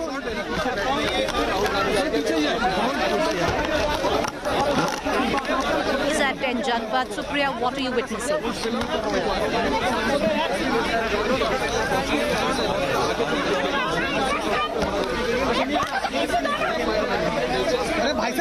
All right, Sonia Gandhi, visuals coming on air, viewers. You can see that on your television screen. She's leaving 10 Janpath. She's going to be making her way to the Enforcement Directorate's office. Joining her at the same time will be none else but Priyanka Gandhi. Rahul Gandhi will also be joining her. From there on, they'll drop her to the ED office and they'll come and join the protest and the gathering of Congress leaders right behind me, in front of the Congress headquarters, the AICC office. But these visuals coming in, Sonia Gandhi will now be going to the Enforcement Directorate's office exactly 1 month after, viewers. 1 month after Rahul Gandhi was questioned by the Enforcement Directorate 7 days for hours at end. Sonia Gandhi now going to be questioned, summoned in the National Herald case where her involvement is concerned. The Congress looking to make a meal out of it, slamming the government, saying that the government is using the Enforcement Directorate as their lathi, is what they are saying, as a way of harassing the government and misusing agencies to harass the government. Sonia Gandhi, viewers, take you back, had in fact been summoned to appear before the ED on the 8th of June, but the date was deferred after she contracted COVID-19. Post that, Sonia उनके बाएं हाथ में बैठी हैं। ये तस्वीर अजय जी जरा side हो जाइए सर। और यहाँ प्रियंका बगल में बैठी हैं। देखिए, बताया गया है कि प्रियंका गांधी लगातार बनी रहेंगी क्योंकि सोनिया गांधी को नेबुलाइजर देने की जरूरत है। आगे राहुल गांधी है और पीछे प्रियंका गांधी और सोनिया गांधी बैठे हुए हैं। ये वो वक्त है जब सोनिया गांधी की तबीयत बहुत ठीक नहीं है और लगातार उनको नेबुलाइजर देने की जरूरत है। 3-4 घंटे में अंजना। और यहाँ पे आप देखिए प्रियंका बाहर निकली, जरा दिखाइए तस्वीर, ये तस्वीर दिखाइए जल्दी। यहाँ पवन आगे, ये देखिए, ये आगे, इधर आइए। शीशा नीचे हुआ था। यहाँ पे प्रियंका कुछ सिक्योरिटी से कहते हुए, शायद जिस तरह से मीडिया, हम लोग साइड में, मीडिया ने रास्ता रोक लिया, उसको लेके प्रियंका सिक्योरिटी को कुछ कह रही थी। और यहाँ पे थोड़ा दूर रहिए पवन, उन लोग को जाने दीजिए। और तीनों एक साथ एक गाड़ी में ED ईडी का रुख करेंगे। उसके बाद तमाम सांसद भी जाएंगे और प्रियंका गांधी यहाँ पे तमाम नेता मिलते हुए, प्रियंका फिर कुछ कह रही हैं और यहाँ पे तमाम नेता मिल रहे हैं, तमाम सांसद भी यहाँ पे आ गए हैं। 10 जनपद छावनी में तब्दील कर दिया गया है और लगातार जिस तरह से नेताओं का जमावड़ा है, पूरी तरफ से कोशिश है इस पूरे मुद्दे को भुनाने की। फ्रंट से हम आपको दिखाते हैं जो तस्वीरें हैं। यहाँ पे गाड़ियाँ लगी हैं, रुख एआईसीसी का हो रहा है, रुख बाहर का नहीं हो रहा, एग्जिट डोर का नहीं हो रहा है। यहाँ इस तरफ दिशा की है और इधर तो गाड़ियाँ हैं, तो शायद गाड़ियों को हटा के अब इस दिशा से कांग्रेस से उनका काफिला गुजरने वाला है। ये थोड़ा सा आगे आते हैं और आपको बताते हैं सीन। इस तरफ 10 जनपद है, 10 जनपद के बगल में एआईसीसी दफ्तर है। सोनिया गांधी का काफिला उधर से ना निकलते हुए इधर से निकल रहा है, यानी कि एआईसीसी में जो कार्यकर्ता खड़े हैं उनको उनके सामने से गुजरेगा। पीछे आपको दिखाते हैं किस तरह से भीड़ है और थोड़ा सा कैमरे से दूर होके ये भीड़ है। नेताओं को नहीं मालूम है कि अभी सोनिया गांधी का काफिला गुजर रहा है। और ये देखिए, पवन दिखाइए, यहाँ पे क्या कांग्रेस दफ्तर अभी कुछ नहीं कहा जा रहा है। इधर से काफिला मोड़ दिया गया है। अभी दफ्तर क्यों मोड़ा गया? अब पता नहीं, इधर से कहा जा रहा है इधर से निकालिए गाड़ी। कहा जा रहा है यानी कि उधर दिखाइए 24 अकबर रोड से काफिला निकालने के लिए बोला गया है और शायद कार्यकर्ताओं को देखते हुए, उनको मिलते हुए ये काफिला आगे जाएगा। यहाँ पे कांग्रेस कार्यकर्ता सड़कों पर हैं, जमीन पर लेटे हुए हैं, उनको पता नहीं है कि सोनिया गांधी उधर हैं और हाँ, check 1 2 3 4 सोनिया गांधी का काफिला है। You know, we are seeing this is the car of Priyanka Gandhi and Rahul Gandhi's Sonia Gandhi. All of them are now right outside the AICC headquarters. There are cars. The number that you can see here, UP32. This is what we are giving you, the visuals. You know, we can also see the car is having a lot of difficulty in moving inside the vehicle. We have Rahul Gandhi, Sonia Gandhi, Priyanka Gandhi. Their car is now headed towards the Enforcement Directorate office, which is barely 500 meters. They are right now crossing the AICC headquarters. The Congress workers have started running along with the Mahila protesters. In fact, have now come out. They are breaking the barricades and they are wanting to march. The visuals that you can see, the barricades have been broken and protesters have now started running along with the vehicle of Rahul Gandhi, Priyanka Gandhi and Sonia Gandhi. The protesters have now spilled right outside the AICC headquarters. Sonia Gandhi finding it very difficult to move.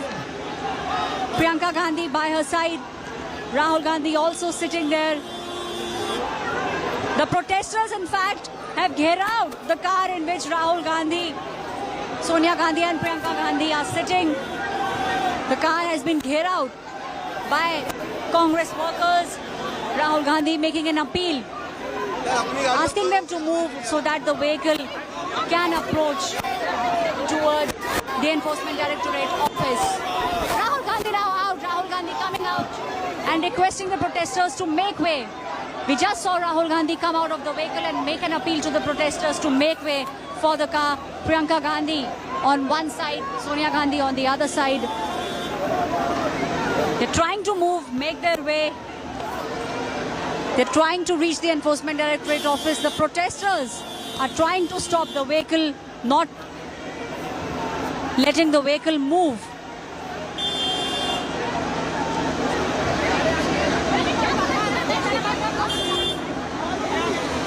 Women protesters now being taken inside buses. The protesters who had broken through the barricades right outside the AICC office.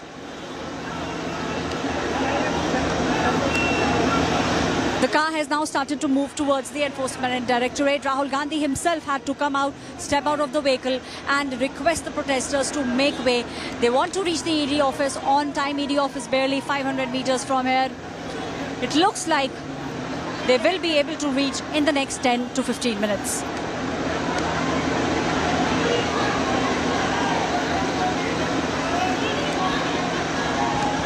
You know, my colleague Aishwarya right now outside the Congress headquarters. Let me get you a ringside view, and you know, if my camera person Prem can actually show you. We have a bit of a limitation where our live resource is concerned, but if you can see, this is the cavalcade of Sonia Gandhi. If you see the string of cars that is moving in front of the AICC headquarters, a lot of Karyakartas sloganeering, standing there, but Rahul Gandhi had to come out, request the Karyakartas to make way for the cavalcade. Lots of sloganeering as well. The women wing, I know, was taken away by the women police constables. They've anyway been detained. They were the first ones out. Then the senior leadership of the Congress is now standing on the sidelines. The minute the cavalcade passes, they will then be marching towards the Enforcement Directorate's office. One thing, viewers, which cannot be lost here is there was a specific reason why Sonia Gandhi decided to take the route in front of the AICC headquarters. It wasn't, you know, she could have taken multiple routes to go to the Enforcement Directorate. बहुत ये ज्यादा यहाँ पे अंजना बढ़ जाते हैं जब कुछ इस तरह से कांग्रेस दफ्तर के बाहर हमको जाने दीजिए सर, पत्रकार हैं, कह रहे हैं जाने दीजिए हमको जाने दीजिए। तो यहाँ पे देखिए पूरा रास्ता रोक लिया गया है और सोनिया गांधी पीछे काफिला उनका निकल गया है। यहाँ पे तमाम सांसद खड़े हुए हैं। सिक्योरिटी के लिए भी ये एक बहुत बड़ी परेशानी बन गई है। पवन इधर दिखाइए किस तरह से कार्यकर्ताओं को भी मनाही है, मीडिया के साथ अफरा तफरी हो जा रही है ऐसे। और यहाँ पे देखिए तमाम कांग्रेस नेता हैं, उस तरफ सांसद हैं और सोनिया गांधी की गाड़ी अभी निकल चुकी है कांग्रेस दफ्तर से ईडी की तरफ। पूरे तस्वीरें आपने देखी किस तरह से पूरे कांग्रेस में एक अफरा तफरी मच गई जब उनका रूट जो है इधर से उधर हो गया। और पर कांग्रेस के संकेत साफ थे कि वो इस मसले को इस तरह से नहीं जाने देंगे और पूरी तरह से सियासी रूप से सरकार को घेरने की कोशिश।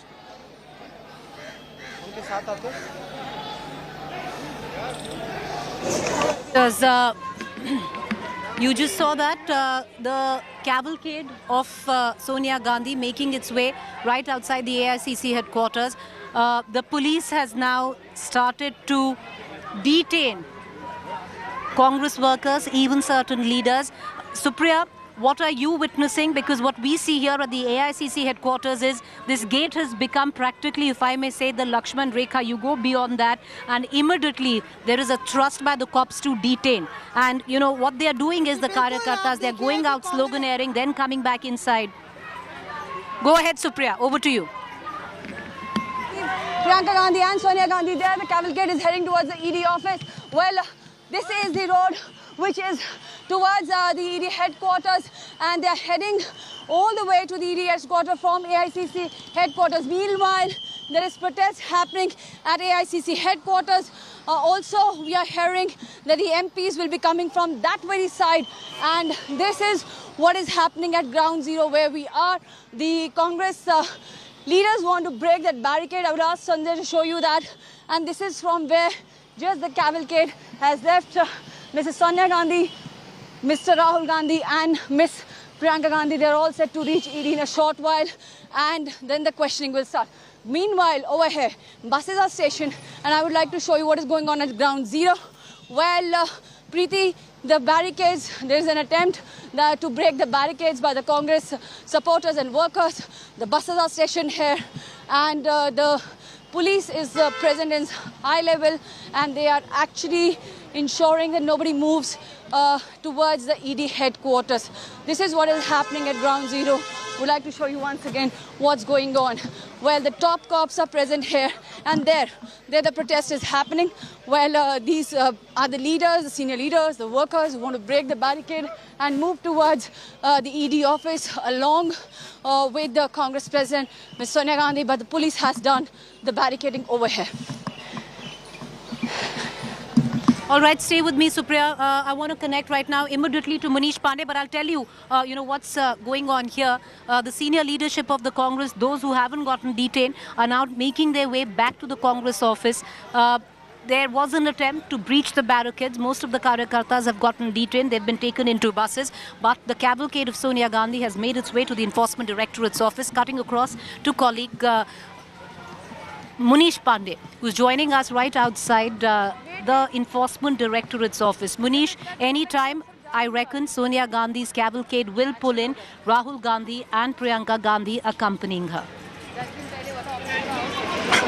Yeah, well, Preeti, if you can see the visuals, Sonia Gandhi has arrived at the ED office. You can see the cavalcade of Sonia Gandhi. There are security personnel who are with Sonia Gandhi, and Sonia Gandhi, at this point of time, what we can tell you that Sonia Gandhi has reached Enforcement Directorate office. Now you can see the security personnel here. There was already a 3 layers of security deployed at the Enforcement Directorate office, and now she has reached the ED office.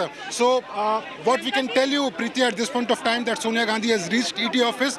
Now the questioning of Sonia Gandhi will start any time from now. Now what the process is that Sonia Gandhi, once she reaches the ED office from gate number 3, she will have to get a pass.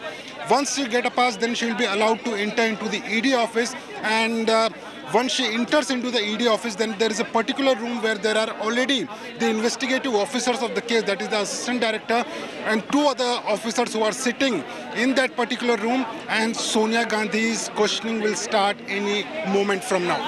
Preeti. All right, so Sonia Gandhi's cavalcade has entered the ED office. Supriya Bhardwaj is back with us again. Lots of action happening where she is. Supriya, over to you.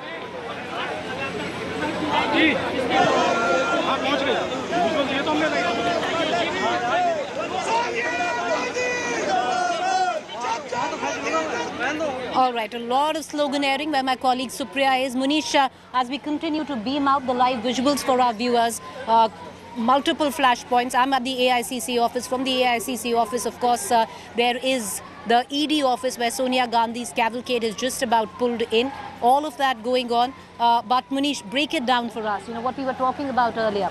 This time around, what's going to be the difference in terms of questioning, where the ED is investigating the role of Rahul Gandhi a month ago to now Sonia Gandhi, where the National Herald case is concerned? Yeah, well, Preeti, there are some important difference which are going to be in terms of questioning between Rahul Gandhi and Sonia Gandhi, and what is going to be extremely important for Sonia Gandhi is to explain her role and association with Young Indian Private Limited. Now, just for the benefit of our viewers, I would like to give a detail of the case. As far as Young Indian Private Limited is concerned, the main allegation is that the shareholding of Associated General Limited, AJL, was given to Young Indian Private Limited for barely 50 lakh rupees. In layman language, we can say that by giving 50 lakh rupees, properties worth 2,000 crore rupees was taken over by Young Indian Private Limited. And why Sonia Gandhi and Rahul Gandhi are important? Because Sonia Gandhi was shareholder of the company. 38% of shareholding was with Sonia Gandhi, 38% of shareholding was with Rahul Gandhi. And again, the important point is that Sonia Gandhi was director of the company. And Sonia Gandhi decided to become director of the company in the last point. She was the last person to be made director of the company. So what ED wants to know that why she chose to become a shareholder, major shareholder of Young Indian Private Limited, why she decided to become a director at last point in Young Indian Private Limited, and whether there was any instruction from Sonia Gandhi to, the other senior members of Congress to transfer the shares of AGL to Young Indian Private Limited. So these are going to be extremely important question for Sonia Gandhi, which she has to answer today during the questioning. Now, as far as the questioning is concerned, once again, just for the benefit of viewers, now Sonia Gandhi has reached gate number 3 of the Enforcement Directorate. There she will have to get a pass from the Enforcement Directorate. After taking the pass, she will be taken to the interrogation room where there is an assistant director. There are 2 other officers. One person will be typing the officer and one person will be helping the other officers. There will be 3 officers. Sonia Gandhi will be alone along with those 3 officers in the interrogation room. Her statement will be recorded under Section 50 of Prevention of Money Laundering Act. This section is extremely important because under this section, whatever answers you are giving, that will be admissible before the court as an evidence. So whatever Sonia Gandhi will be telling the Enforcement Directorate officials, that will be under oath. Priti. All right, so there you have it, the line of interrogation where Sonia Gandhi is concerned. A lot going to, Munish, also give us, is it going to be the same kind of interrogation in terms of the number of hours we had seen Rahul Gandhi, which went on, some days till midnight during the 7-day interrogation? Well, Preeti, under normal circumstances, Enforcement Directorate is allowed to question a person for almost 9 hours. That is including 1 hour of lunch break. But in case of Rahul Gandhi, what had happened is that after the questioning got over, on every day, Rahul Gandhi requested the ED officer that he wants to make corrections in his answers. And that is why, when he was left around 9 o'clock in the night, he left only by 12 o'clock because he took almost 2.5 hours to 3 hours to correct his answers. That is a procedure which is followed by the Enforcement Directorate officials. Now, as far as Sonia Gandhi is concerned, remember the number of questions which were posed to Rahul Gandhi in comparison to those numbers. For Sonia Gandhi, there are very less numbers of questions. Now, as far as the numbers of hours is concerned, if Sonia Gandhi decides to answer all these questions in detail, the questioning may continue for late till evening till 7-8. But if she requests the ED officials saying that she is feeling tired or she is not very well, then she will be allowed to leave questioning whenever she wants. Preeti. कहना है कि प्रियंका गांधी या कोई भी उनके परिवार का एक शख्स दवाइयां लेकर उनके साथ रहता है। फिलहाल पीजी में डॉक्टर पहुंच चुके हैं जो जरूरत पड़ने पर सोनिया गांधी के स्वास्थ्य की जांच करेंगे। विकास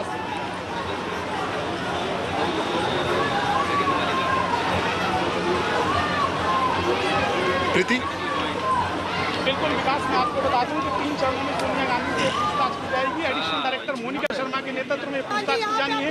डिप्टी डायरेक्टर यशवंत सिंह है, 2 असिस्टेंट डायरेक्टर हैं, इसके अलावा 2 महिला ऑफिसर भी मौजूद रहेंगी। हर चरण में 1 महिला ऑफिसर की मौजूदगी। There you have images of Priyanka Gandhi accompanying Sonia Gandhi. Of course, we're looking at the Congress party entirely now backing the Gandhi family unconditionally. A lot of sympathy also being raised. Here we're looking at images of Sonia and Priyanka. बात है, ये भी उन्होंने बताया और सदन में भी ये चीज वो उठाएंगे। वो कह रहे हैं बीजेपी वाले कि सत्याग्रह नहीं है। अरे ये सत्याग्रह उनको मालूम ही नहीं ना। कभी करे सत्याग्रह, वो कभी देश के लिए लड़े, कभी आजादी के लिए लड़े, संविधान के लिए उन्होंने कुछ कोशिश की और डेमोक्रेसी बचाने की कोई कोशिश उन्होंने की।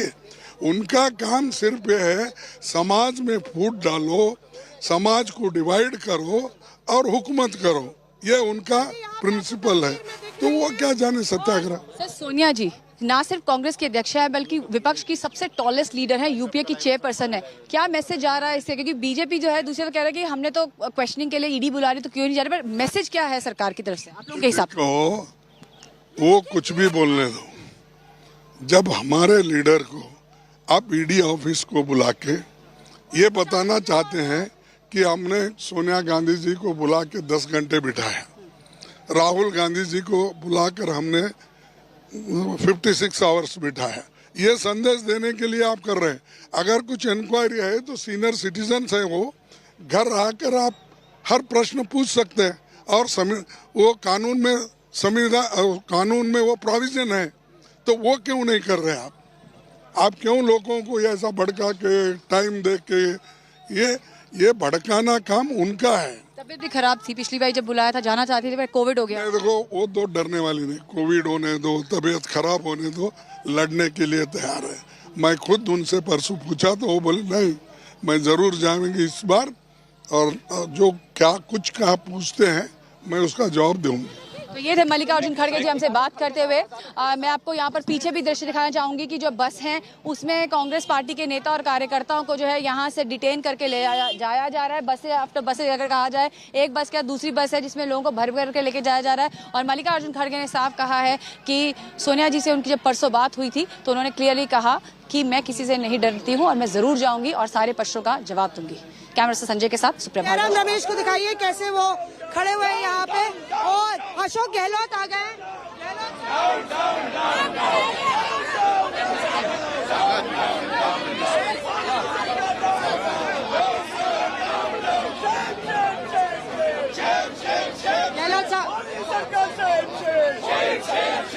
गहलोत साहब, किस तरह से आप लोग यहाँ पे विरोध कर रहे हैं? क्या आपको लगता है जनता भी जुड़ेगी इससे, कि जनता मानेगी?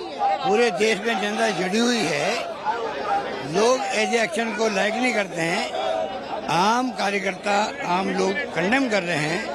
सोनिया गांधी जी CRPC में है, 15 साल से कुछ नहीं, छोटे होते हैं बच्चे या कोई महिला होती है, उसके लिए घर जाके बयान दिए जाते हैं। ईडी चाहती तो उनके घर से बयान दे सकती थी, जैसे कई नेताओं ने लिए हैं। तो सोनिया गांधी जी के पीछे क्यों पड़े हुए लोग? बसों में भर भर के ले जा रहे हैं, आप हिरासत देंगे अशोक गहलोत? बसों में भर के जा रहे हैं, आपको हिरासत देंगे? हिरासत में ले जा रहे हैं? हम तो तैयार है कुछ भी करने के लिए।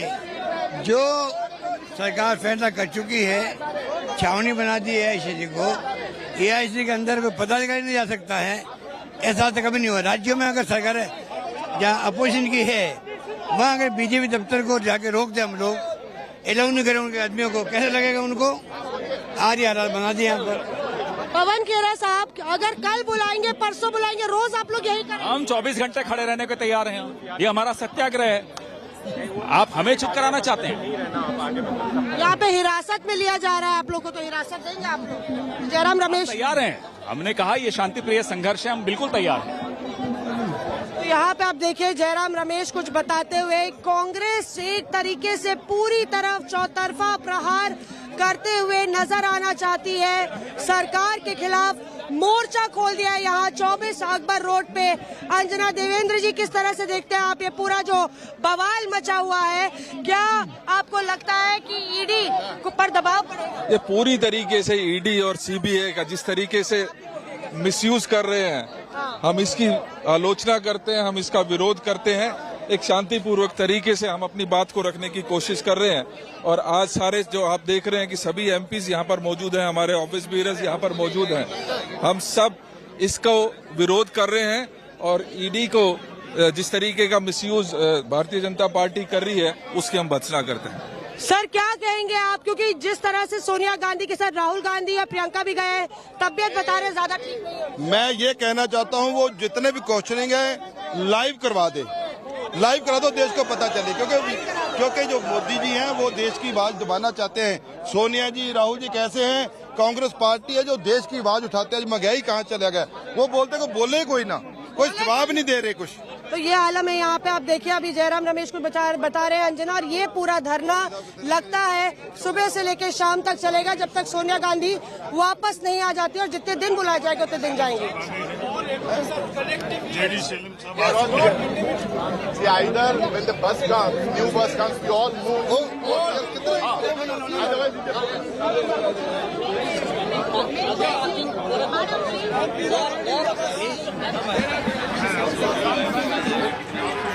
So my colleague Moshmi there right outside. the Congress headquarters. All the senior leaders are standing there. Most of them will be courting detention at least. Because what is happening right now, viewers, can you see all those buses? Bus number 1, bus number 2. That one is filled with the cadres there, slowly, more of them being taken in. On the other hand, right, this bus that you see in front of me is where some of the senior leaders are being taken in. This time around, what is different, viewers, is if you remember the last time, the Delhi police and the Congress was completely at loggerheads, where the Congress said that the Delhi police tried to enter this gate where I'm standing inside the Congress headquarters. This time, they're not doing anything like that. But what they are doing, viewers, is the minute they step outside, the first barricade itself is where maximum number of police personnel, rapid action force, all of them are stationed.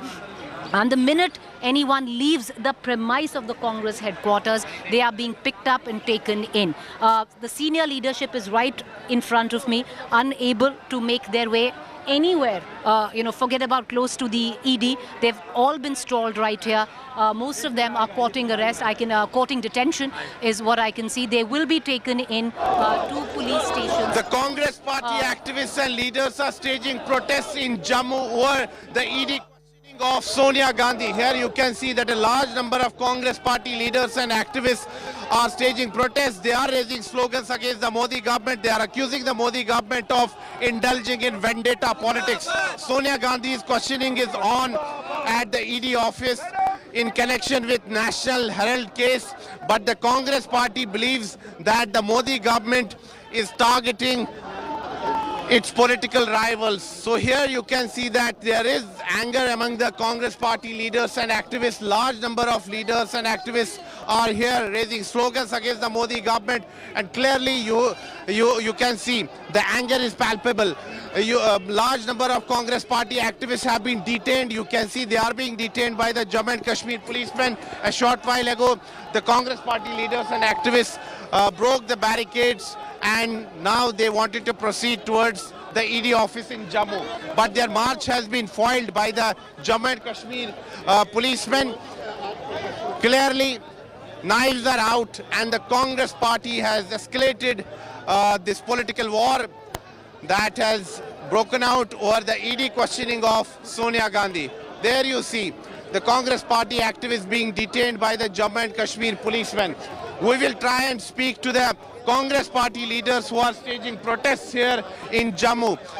The protest is being led by the working president of J&K Congress, Raman Bhalla, as well as by the chief spokesperson of J&K Congress, Ravinder Sharma. Mr. Sharma, the BJP is saying that whenever the BJP leaders have been questioned by the ED or other agencies, they have cooperated with them, but the Congress party is playing politics. We have never seen BJP leaders being questioned by ED or CBI. It is always the opposition, it is always the Congress party, it is always the leaders of the different political parties that they are being framed, harassed in fabricated cases, and Gandhi family. They are afraid of Congress party and Gandhi family.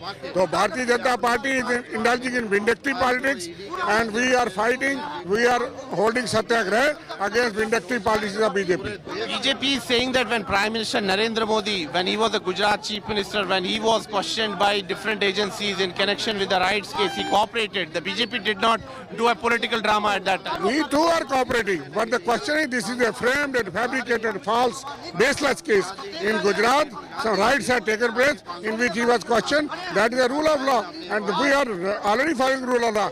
But they are fabricating, framing, pressurizing the central agencies and harassing, intimidating. You feel that the BJP is indulging in vendetta politics? Vendetta politics, and we are fighting against vendetta politics. We will also speak to the former Deputy Chief Minister of J&K, Mr. Tara Chakri. देखिए देश भर में हमारा ये सत्याग्रह है और सत्याग्रह प्रेमन है, महात्मा गांधी की पार्टी है। आप थोड़ा सा इस चीज पे विश्वास करते हैं कि देखिए कितने पूर्ण तरीके से हमें गिरफ्तार किया जा रहा है। हम कांग्रेस पार्टी के दफ्तर में और बाहर हमें जोरदार अपना आवाज बुलंद की है। कोई हिंसा नहीं है, कोई वायलेंस नहीं है, और इसलिए हम विंडिक्टिव पार्टीज के खिलाफ लड़ते रहेंगे। सारी कांग्रेस एकजुट होकर के सड़कों पे।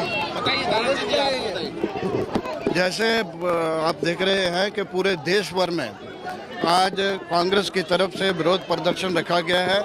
सरकार के नीतियों के खिलाफ। And speak to the working president of JNK Congress, Raman Bhalla. He is being detained by the JNK police personnel here. We will try and get a...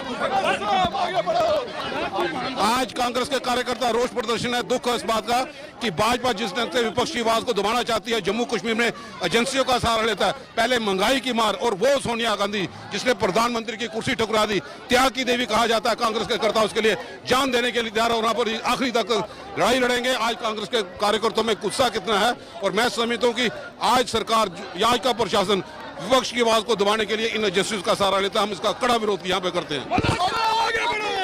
आरोप लगा रही कि कांग्रेस बीजेपी क्या आरोप लगाए? बीजेपी ने तो आतंकवादियों से सांठगांठ की है। हाल ही में लश्कर तोबा वाले लोग, ये वो लोग जिन्होंने अपनी देश के लिए जाने दी, और वो लोग जो अमित शाह के लिए मिलिटेंट्स को पहचानने का काम करते हैं।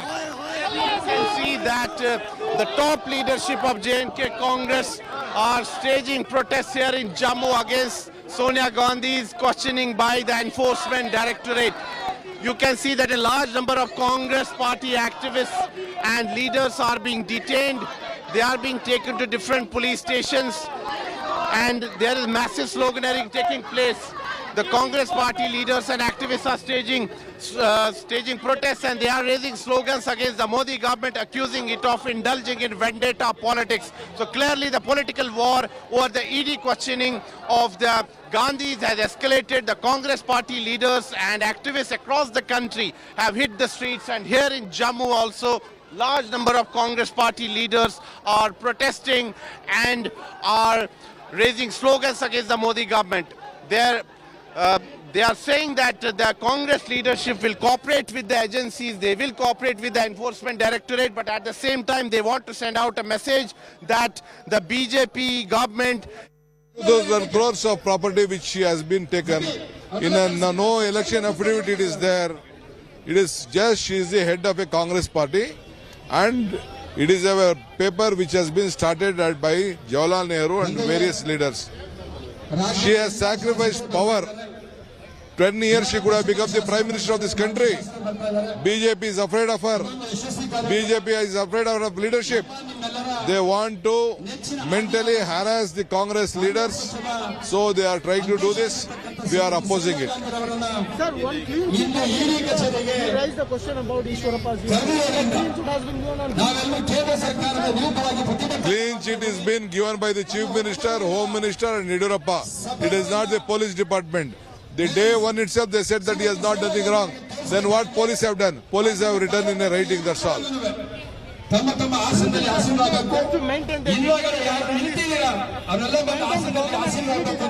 No, they know that 40% commission he has taken. The ministers also have said that work has been done there. BJP worker has suicided. It is the most corrupt state of this country.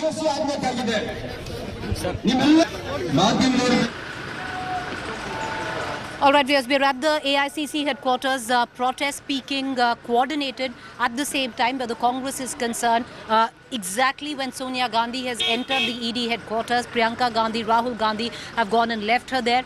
This is the visual outside. Many buses have left the AICC headquarters. In it, Congress workers, the Karyakarta, senior leaders as well, most of them being detained. That's what's happening, viewers, right outside here with what you see. Right outside with what you see here is the minute you exit the AICC headquarters, and these are the gates to the AICC headquarters, they are being detained, be it the cadre or be it the senior leadership. What you just saw were the cars of Ashok Gehlot, senior leader, and Congress Rajasthan Chief Minister. His car also there. His security refusing the Delhi police to actually detain Ashok Gehlot. His cars have just gone there following him. But in all of the top leadership right now has courted detention. They've been taken into buses because this time around the Delhi police didn't take anything to chance, viewers. What they've done outside the AICC headquarters is the minute you step out, you will be detained. Maximum enforcement right outside at the gates of the AICC headquarters. Aishwarya, my colleague, who's been tracking the protests outside the AICC headquarters, now joining us. Aishwarya, Sonia Gandhi has gone in for her interrogation, and now the protest thinning in front of the AICC headquarters. Most of them who were protesting here have now been detained.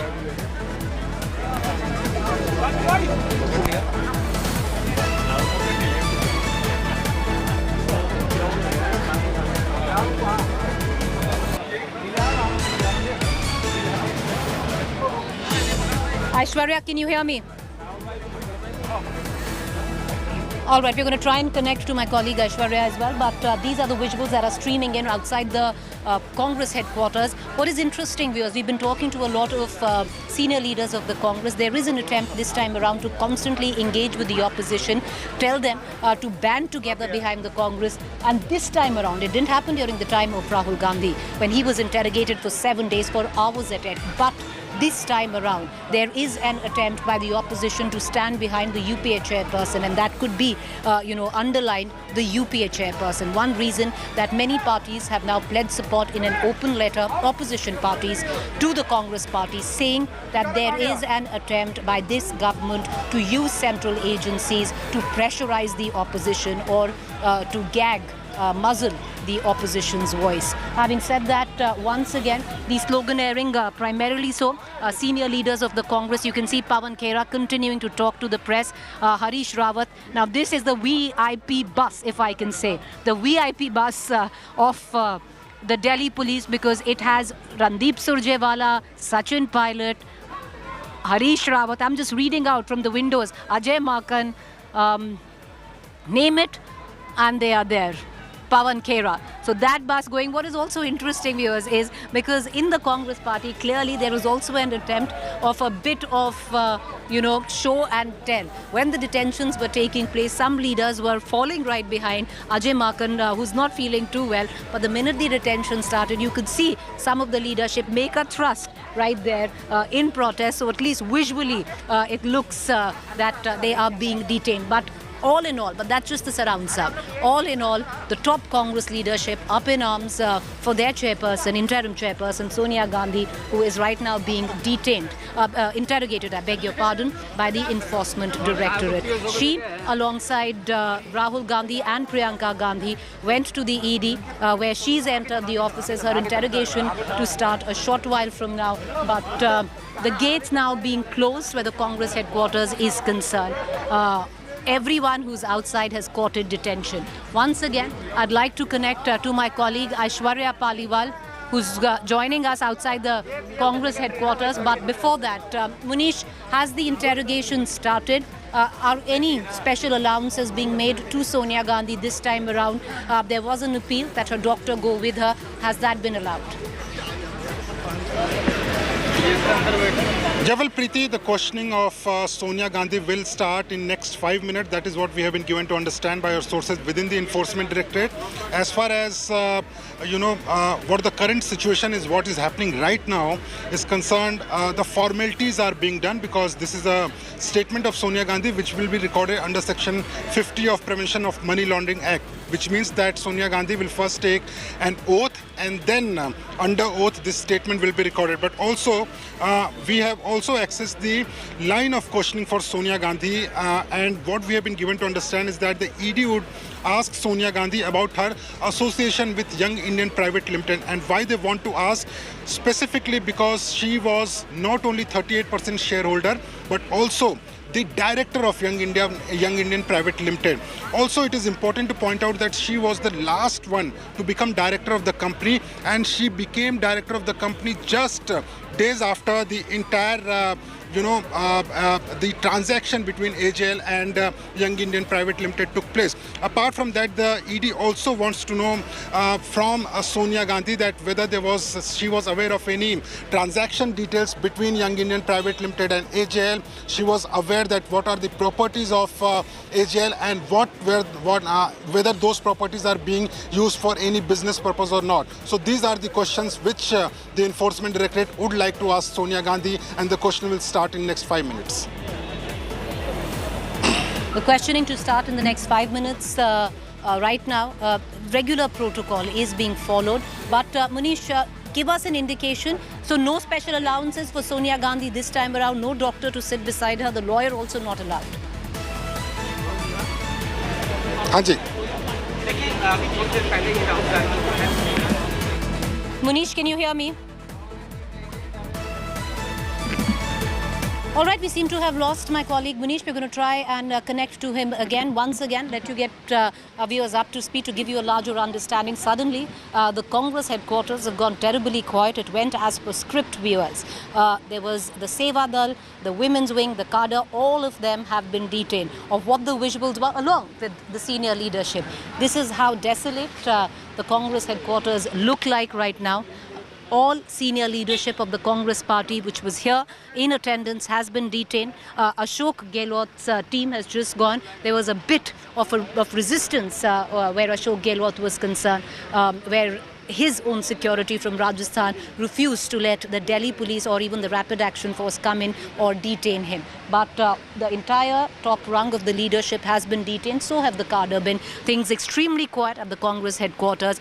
All of these leaders will be detained till Sonia Gandhi is released. So they can expect a long haul from here on where the detention is concerned. In Parliament, of course, massive ruckus, massive furor where the Congress MPs are. They've staged a walkout. All of them have come to the AICC headquarters. They've courted detention, all taken to nearby police stations. Some, in fact, far-flung police stations as well. And it's going to stay till, of course, Sonia Gandhi is released, where her interrogation is completed, at least on day one. Will she be called for further interrogation? On all likelihood is what we are getting to understand. Imagine, a month ago, Rahul Gandhi was interrogated for 7 days, hours attend, some days over 8 hours of interrogation as well. Maybe not for 7 days, but what we are given to understand that it will be for more than 1 day where Sonia Gandhi's interrogation takes place. In all of this, viewers, a lot is happening today. There's going to be the counting of votes, which has already started where the presidential elections are concerned. But on the other account, this time around, things are slightly different because the opposition parties have banded together behind the Congress, all of them, or rather most of them, signing an open letter suggesting that there is a harassment where the ED is concerned or the investigative agencies of the government is concerned, where the opposition parties comes into play, all of them coming out, or those which are part of the UPA coming out and supporting Sonia Gandhi. Understandably, she's the chairperson of the UPA. This didn't happen during the time of Rahul Gandhi. If you remember, parties like the TMC openly criticized the Congress for creating such, a blowback or the kind of protest that took place on why was the Congress running scared of the Enforcement Directorate. This was at the time of Rahul Gandhi, but that seems to have changed. When we were having a word with Mallikarjun Kharge ji, he said that she's not scared. And she has gone for the questioning, but she's a senior citizen. ED should have come. What do you have to say, ma'am? I am saying that myself since morning, every television channel which has asked me, I feel that we are not against law taking its due course. It should be the same for everybody. But take care. Here is a president of the Congress party, the leading opposition party, one of the oldest political parties in the country. She has headed it 20 years. She's just recovered from COVID. She has not been well all these years. Instead of getting one office room vacated, security room, and calling her there, you would not have had all this. They want to show the people that Congress does not know how to do a satyagraha, because they don't know how to do a satyagraha. They only know how to put people in jail. They know how to use ED and CBI against people. A young girl on social media, she writes something and she's arrested for 15 days. How long are we going to live like this? No, it's not. Also, ma'am, my final question to you. You have known Mrs. Gandhi from such a long time. There is a video message of her when you were also in the parliament saying that मैं इंदिरा जी की बहू हूँ और किसी से नहीं डरती. What do you have to say about Sonia Gandhi? That is true. उन्होंने पहले दिन जब कोविड से पहले इनको बुलाया गया था, उन्होंने कहा मैं नहीं चाहती कोई मेरे साथ जाए, मैं अकेली जाऊंगी, मुझे ना किसी से डर है क्योंकि मैंने कोई गलत काम नहीं किया और मैं सत्य का साथ देती हूं, तो मुझे घबराने की जरूरत नहीं है. और यही उन्होंने दर्शाया है. जहाँ जहाँ गुजरात में भूचाल आया था, 3 दिन वहाँ तंबू में रही, लोगों से मिली, जहाँ जहाँ हमारे मुल्क में विपदा आई है ये वहाँ पहुँची हैं। इनको सही मायने में डर नहीं है, तभी तो लोग इनकी इज्जत करते हैं। Well, that was the senior leader of the Congress party, Ambika Soni ji, speaking to us, and this is the mood at ground zero at the moment. Inside the headquarters, almost now it's an uneasy calm, but outside there have been the security officials who are present here in large number, and what we are hearing at the moment is that these leaders who have been detained have been taken to various police stations in the nearby area. Right now, Congress leaders have been protesting. Kumari Shelja is also reached here. Ma'am, what do you have to say on this entire matter? Well, you know, this is a very, very poor and cowardly act on part of BJP to try and intimidate our senior leaders. They have no respect for seniority. They have no respect for a lady. Look what they are trying to do. Sonia ji is the senior most. अधिकार है, लेकिन अधिकार को छीना जा रहा है, बल प्रयोग किया जा रहा है, और इस लोकतंत्र में, डेमोक्रेसी में विपक्ष को, उसकी आवाज को कुचलने का काम हो रहा है। उसका विरोध हम लोग कर रहे हैं।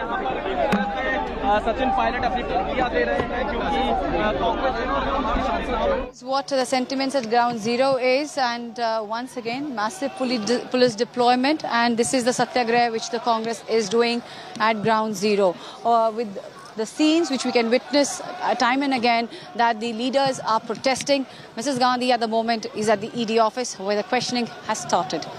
With the journalist Sanjay, Supriya Bharadwaj for India Today.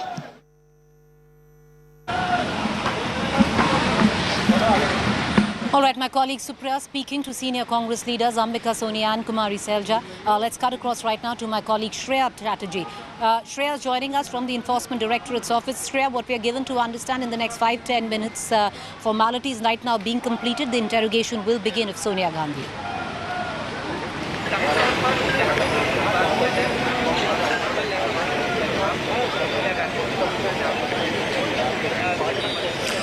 Absolutely so, Preeti. You know, the questioning of Sonia Gandhi will begin in a matter of few minutes, and her statement will be registered under Section 50 of the PMLA Act. The questions that she will be facing from the Enforcement Directorate is her association with Young India Private Limited, as well as the time when the Congress had given that debts to AJL when it ran into losses in the year 2008. Now, crisp questions that Sonia Gandhi will be facing is, was she aware about the transactions between Young India Private Limited and AJL when she became the director? Because remember, she was the last one to become the director. Was she aware of these transactions? These are the questions that she will be facing. The other important question that she'll be facing is about the fact that whether any work of charity was done by Young India Private Limited. The reason this is because the Congress and even previously Rahul Gandhi maintained that Young India was a Section 25 company, which means that any profit that they have, that cannot be acquired by the shareholders or the directors directly. So the question that Sonia Gandhi will be asked, that if it is a charitable company, where is the work that has been done by Young India Private Limited? So these are series of questions that Sonia Gandhi will be facing when the Enforcement Directorate will be grilling her any moment from now. The questioning also will be recorded under the Section 50 of the PMLA Act. ED will also be questioning her regarding the properties of AJL, because remember, when Young India Private Limited took over the debt-ridden AJL for rupees of 50 lakhs, they also acquired properties to the tune of around 2,000 crores, and that's the reason she will be asked whether she is aware of the properties, what are the use of these properties currently, is what the Enforcement Directorate will be seeking answers from her, and it will be interesting to see that what comes forward, because last time, remember, when Rahul Gandhi was questioned over the similar questions, the Enforcement Directorate did not find it satisfactory. This time Sonia Gandhi will be questioned, and the reason is that she is a 38% shareholder of Young India Private Limited and also a director in the company. All right, Shreya, stay with me. Sonia Gandhi, in the next 5 minutes, the interrogation will begin. Let's cut across and dip into all the political reactions that we've been gathering through the course of the day. ये जो हो रहा है, एक और जो 70 plus as है उनकी, उसमें मतलब ईडी खुद को कहना चाहिए हम करा के पूछताछ करेंगे आपको मेरे मान। जिस रूप में ईडी का, इनकम टैक्स का, सीबीआई का दुरुपयोग हो रहा है वो तो जग जाहिर है, कोई नई बात तो है नहीं। पूरे ऑफिस को छावनी बना दिया है, पुलिस का बल का दुरुपयोग कर रहे हैं। ये कब तक चलेगा? लोकतंत्र में आवाज़ अपनी रखने का अगर अधिकार नहीं है फिर क्या बचेगा इस देश के अंदर? हम तो जवाब देंगे, पेशी है, हाजिरी है, अपना लिखित जवाब भी देंगे, लेकिन लोग डेमोक्रेसी में अगर अपनी बात नहीं रख सकते, हम लोग धरना नहीं दे सकते हैं, प्रोटेस्ट नहीं कर सकते हैं, तो फिर क्या रह जाएगा हमारे गणतंत्र लोकतंत्र के अंदर? I don't know what they're going to do. We are going to go to the ED's office. Let us see what they do. What is the strategy? We are protesting. We are protesting. Why is the ED calling Mrs. Gandhi when the case is in the Supreme Court? All the facts are in the records. It is in the income tax return, company return. It is in the balance sheet. So what is it that they want to know, which the Supreme Court will not have? Are they higher than the Supreme Court? ये सत्य की लड़ाई है। सत्य ना परेशान हो सकता ना पराजित। श्रीमती सोनिया गांधी और कांग्रेस पार्टी से पिट्ठू ईडीआई जो ईडी है उससे ये डराने की कोशिश कर रहे हैं। पिट्ठू ईडी कभी भी कामयाब नहीं हो पाएगा। There was no money laundering. It is a political vendetta. They are harassing the Congress president. It is just she is the head of a Congress party, and it is a paper which has been started by Jawaharlal Nehru and various leaders. She has sacrificed power. 10 years she could have become the Prime Minister of this country. BJP is afraid of her. BJP is afraid of her leadership. हम पहले इस हफ्ते क्या किए, parliament के अंदर हम देश के सारे मुद्दे उठाने की कोशिश किए, सारे समस्या जो आम आदमी सह रहे हैं, जैसे कि महंगाई के बारे में सरकार चर्चा करने के लिए नहीं तैयार है, और उसके अलावा वो हमारे नेताओं के खिलाफ इस किस्म के राजनीतिक इंक्वायरी चल रहे हैं। तो नेचुरली हम प्रोटेस्ट करेंगे, किया हुआ है और करेंगे, लेकिन हम चाहते हैं कि देश के मुद्दों के बारे में, देश की प्रॉब्लम्स के बारे में, देश की समस्या के बारे में आप बैठ के राजनीति ठीक तरह की, कोई प्रॉब्लम नहीं है। इस किस्म को हमारे नेताओं को ऐसे पकड़ के ले जाना बार बार हमें तो नेचुरली ठीक नहीं लगता। All right, viewers, you just heard all the political reactions coming in from the Congress party. Most of those leaders right now stand detained. They were picked up right here from the Congress headquarters. I want to cut across right now. The action has shifted to the Enforcement Directorate. Colleague Munish Pandey is joining us live with the very latest coming in. Munish, what are you picking up? What's happening inside? I would reckon the next 5 minutes the interrogation will start. The line of questioning, will it be different from what Rahul Gandhi's was? Will you take us through the fine print?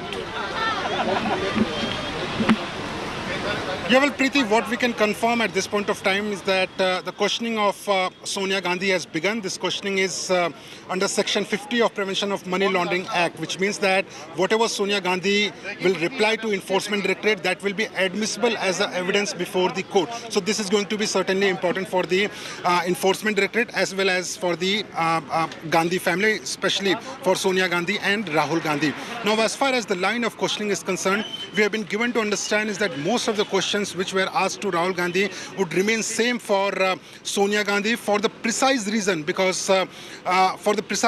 that Sonia Gandhi and Rahul Gandhi both were 38% shareholders of Young Indian Private Limited, and also they were the directors of the company. But what's important here for Sonia Gandhi would be the question which the ED is going to ask her, that why she decided to become the director of Young Indian Private Limited when all the transactions were already completed.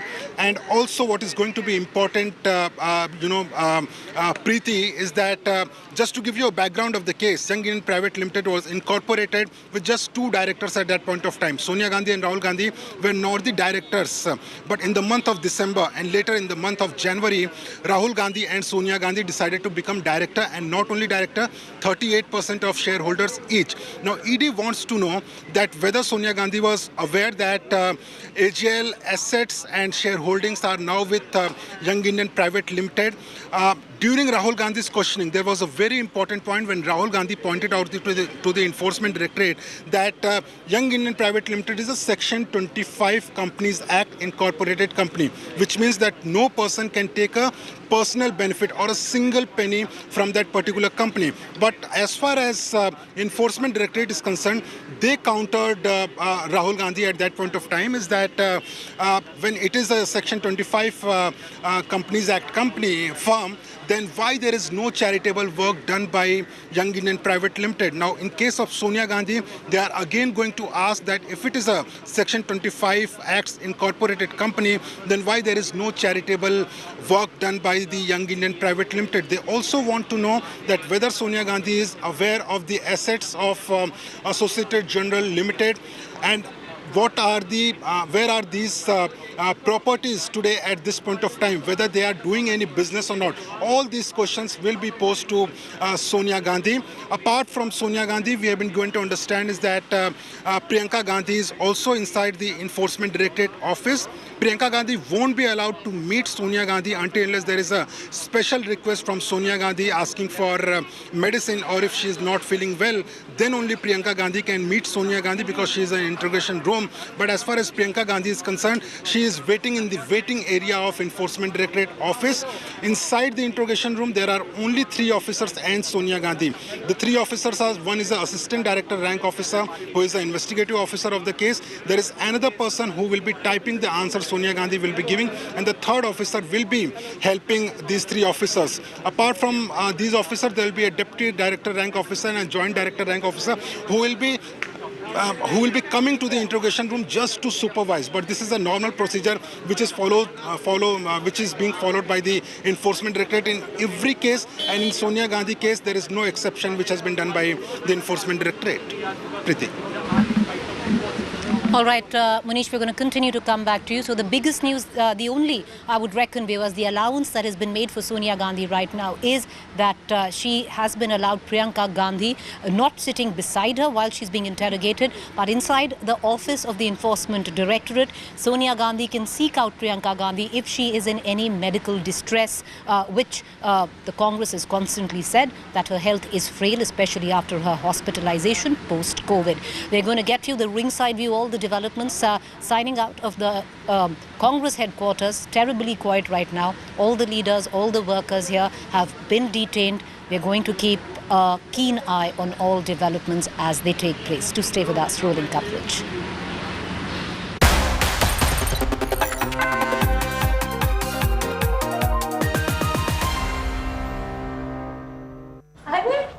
आ गई। कैसा रहा दिन? बहुत अच्छा। कोई video game cover करने गई थी ना? वीडियो गेम नहीं माँ, ई-स्पोर्ट्स। ई-स्पोर्ट्स? माँ, e-sports is just like any other competitive sport.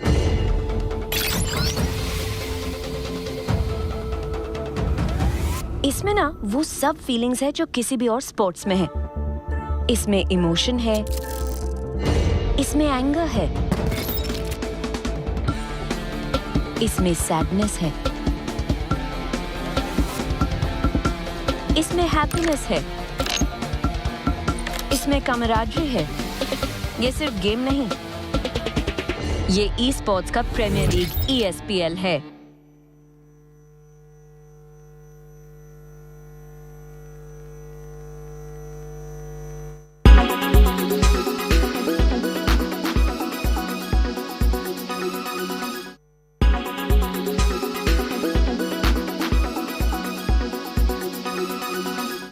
Everyone's busy finding what's trending.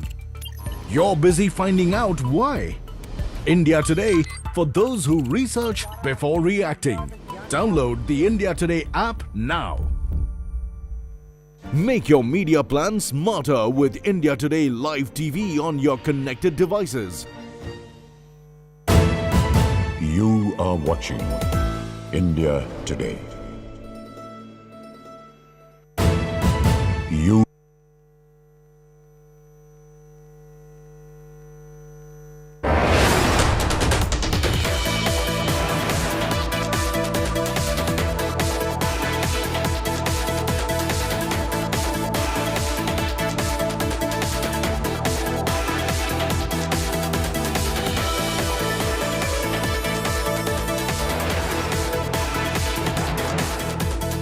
OLX auto से दे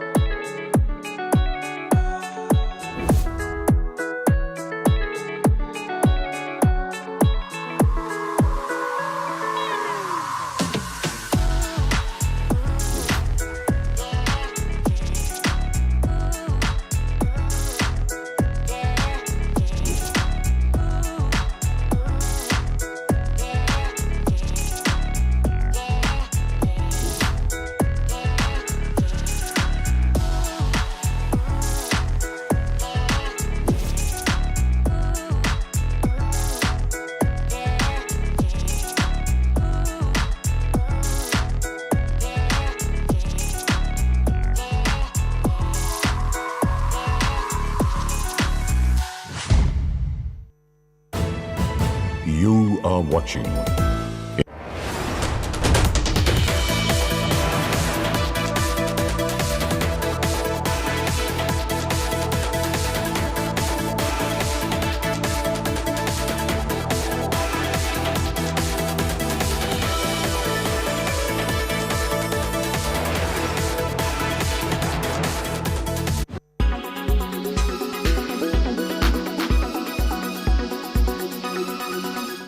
I think if I had about 20 minutes with him, I'd be able to tell him, the things that he needs to do, which might help him. I'm not saying it will help him, but it could help him. There you heard it from Mr. Sunil Gavaskar. He was speaking exclusively to India today. And when asked about Virat Kohli and his struggles in the recent past, Sunil Gavaskar says that allow me 20 minutes with Virat Kohli and I might be able to help him. Now, why do you think that he said something like this? There are a few reasons behind that.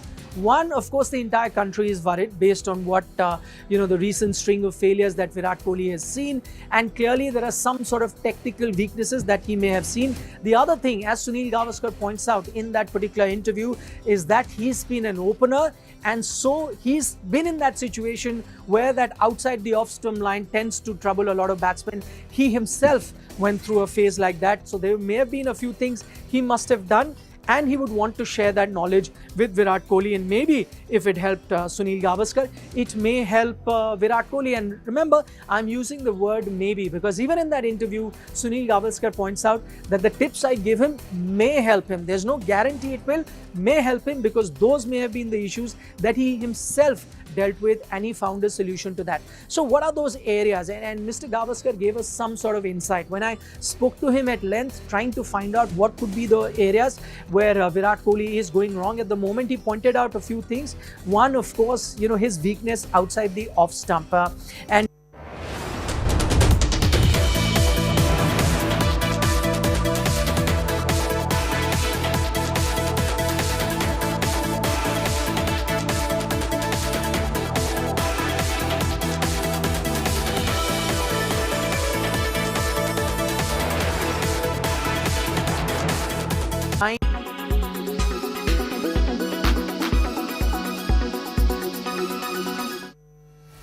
Russia has defaulted on its sovereign debt. Moscow owes about $40 billion of sovereign bonds. Have the global sanctions now finally caught up? Is Russia in trouble, or does it still have friends when it comes to handling its economy? The foreign assets and foreign currency that have been frozen by the international bodies is a grave concern for Russia, given that even if Russia wants to make the payments, it really cannot.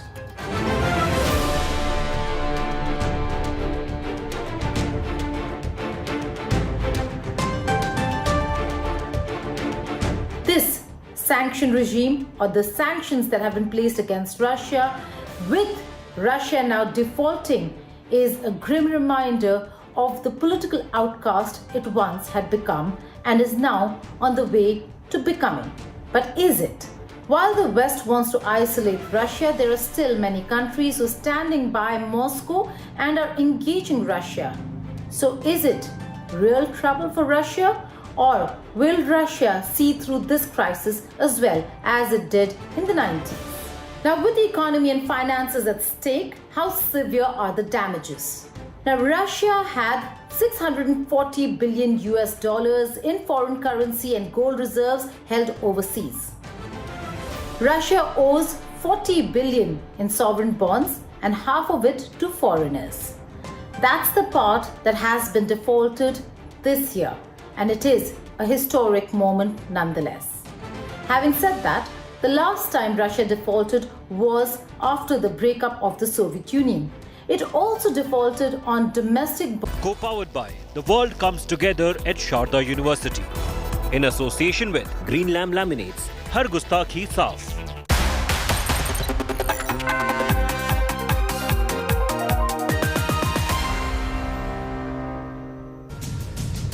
You're watching India Today. I'm Nabila Jamal. Sonia Gandhi, the Congress chief's first appearance before the Enforcement Directorate. 75 years old, she's frail, but yet reaches the Enforcement Directorate office. Grilling has begun over 30 minutes. I'm going to take you through details. First, the headlines.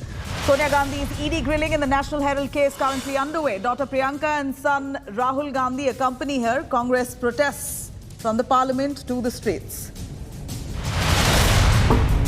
Big political war over Sonia Gandhi's ED grilling. Congress alleges vendetta politics by the Modi government. BJP calls it muscle flexing to shield the scamster Gandhis. India all set to get its first tribal woman president. NDA candidate Draupadi Murmu likely to edge past opposition's Yashwant Sinha. Counting of votes currently underway. Shocking immolation of Sir after protesting against illegal mining at Revered Hills linked to Lord Krishna in Rajasthan. BJP attacks the Gehlot government. Bajrang Dal activist stabbed by 13 men in Madhya Pradesh's Agar for supporting Nupur Sharma. Case of attempt to murder and rioting registered. And businessman Gautam Adani surpasses Microsoft co-founder Bill Gates to become 4th richest person in the world. Mukesh Ambani ranks 10th on the list.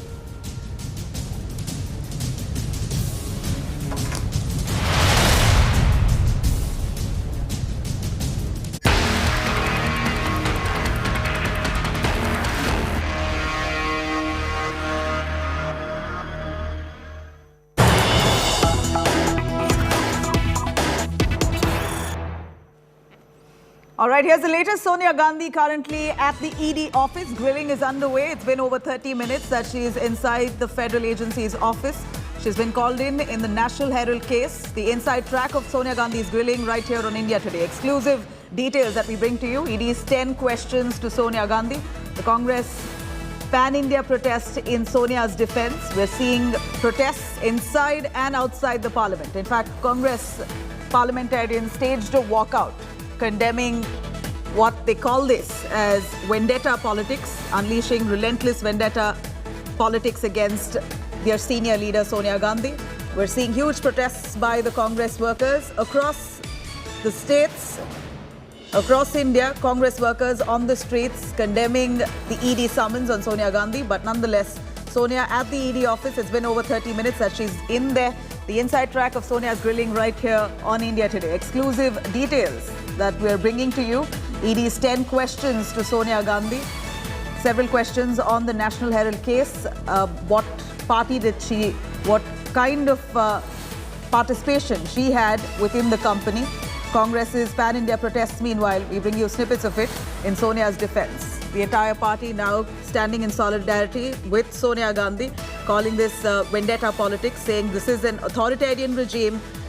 This is the BJP's bid to muscle voice of the opposition. Time and again, the opposition accusing the BJP of arm twisting the federal agency, the Enforcement Directorate, to try and implicate leaders of several opposition parties. That's the accusation coming in from the Congress. Sonia Gandhi, who's 75 years old, very recently contracted COVID. She's been unwell for quite a few years now. She's looking frail, but yet wearing a mask, arrives at the ED office, flanked by Priyanka Gandhi. She's also had her son Rahul Gandhi by her side. She insisted on visiting the ED office herself. In fact, she has a doctor as well as a lawyer accompanying her in case she feels unwell. There's someone to cater to her immediately. Sonia Gandhi was escorted by her Z+ security, the CRPF security, who escorted her all the way to the Enforcement Directorate's office. We know that the AICC, in fact, the entire Congress party members, the rank and file in Delhi, have arrived at the AICC office. They also tried to reach the Enforcement Directorate's office to protest in solidarity with Sonia Gandhi, as they also try to lobby support from other opposition parties at the same time, building support from other opposition parties for Sonia Gandhi.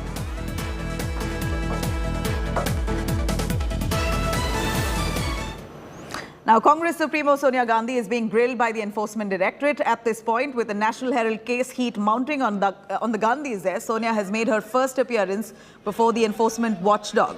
Priyanka, Rahul Gandhi accompany their mother, Sonia Gandhi, to the ED office. The ED summons to an ailing Sonia Gandhi has spurred the Grand Old Party's leaders to declare war. Congress workers and netas have hit the streets protesting against Sonia's ED grilling. The police have now also beefed up security and also have erected several barricades across the area of the Enforcement Directorate's office. However, there are no official permissions so far that has been granted to the Congress party. In fact, the Congress has not sought permission for these large-scale protests, and we are seeing snippets of what we saw when Rahul Gandhi was summoned at the Enforcement Directorate's office. Similar protests had taken place. In fact, public property was vandalized. We saw some amounts of arson as well in some pockets of the country, and protests today as well, similar to what we saw of when Rahul Gandhi was summoned. This time, Congress leaders have hit the streets. Again, no permission taken for the protest, but yet they've been deployed in large numbers across states in the country. Sonia's grilling comes just a month after Rahul Gandhi's repeated appearances at the Enforcement Directorate's office over the same case. He was, in fact, grilled for over 15 hours. And now, a month later, Sonia Gandhi appears. In fact, her summons has come slightly delayed as she was unwell. She had sought some time and now finally appears.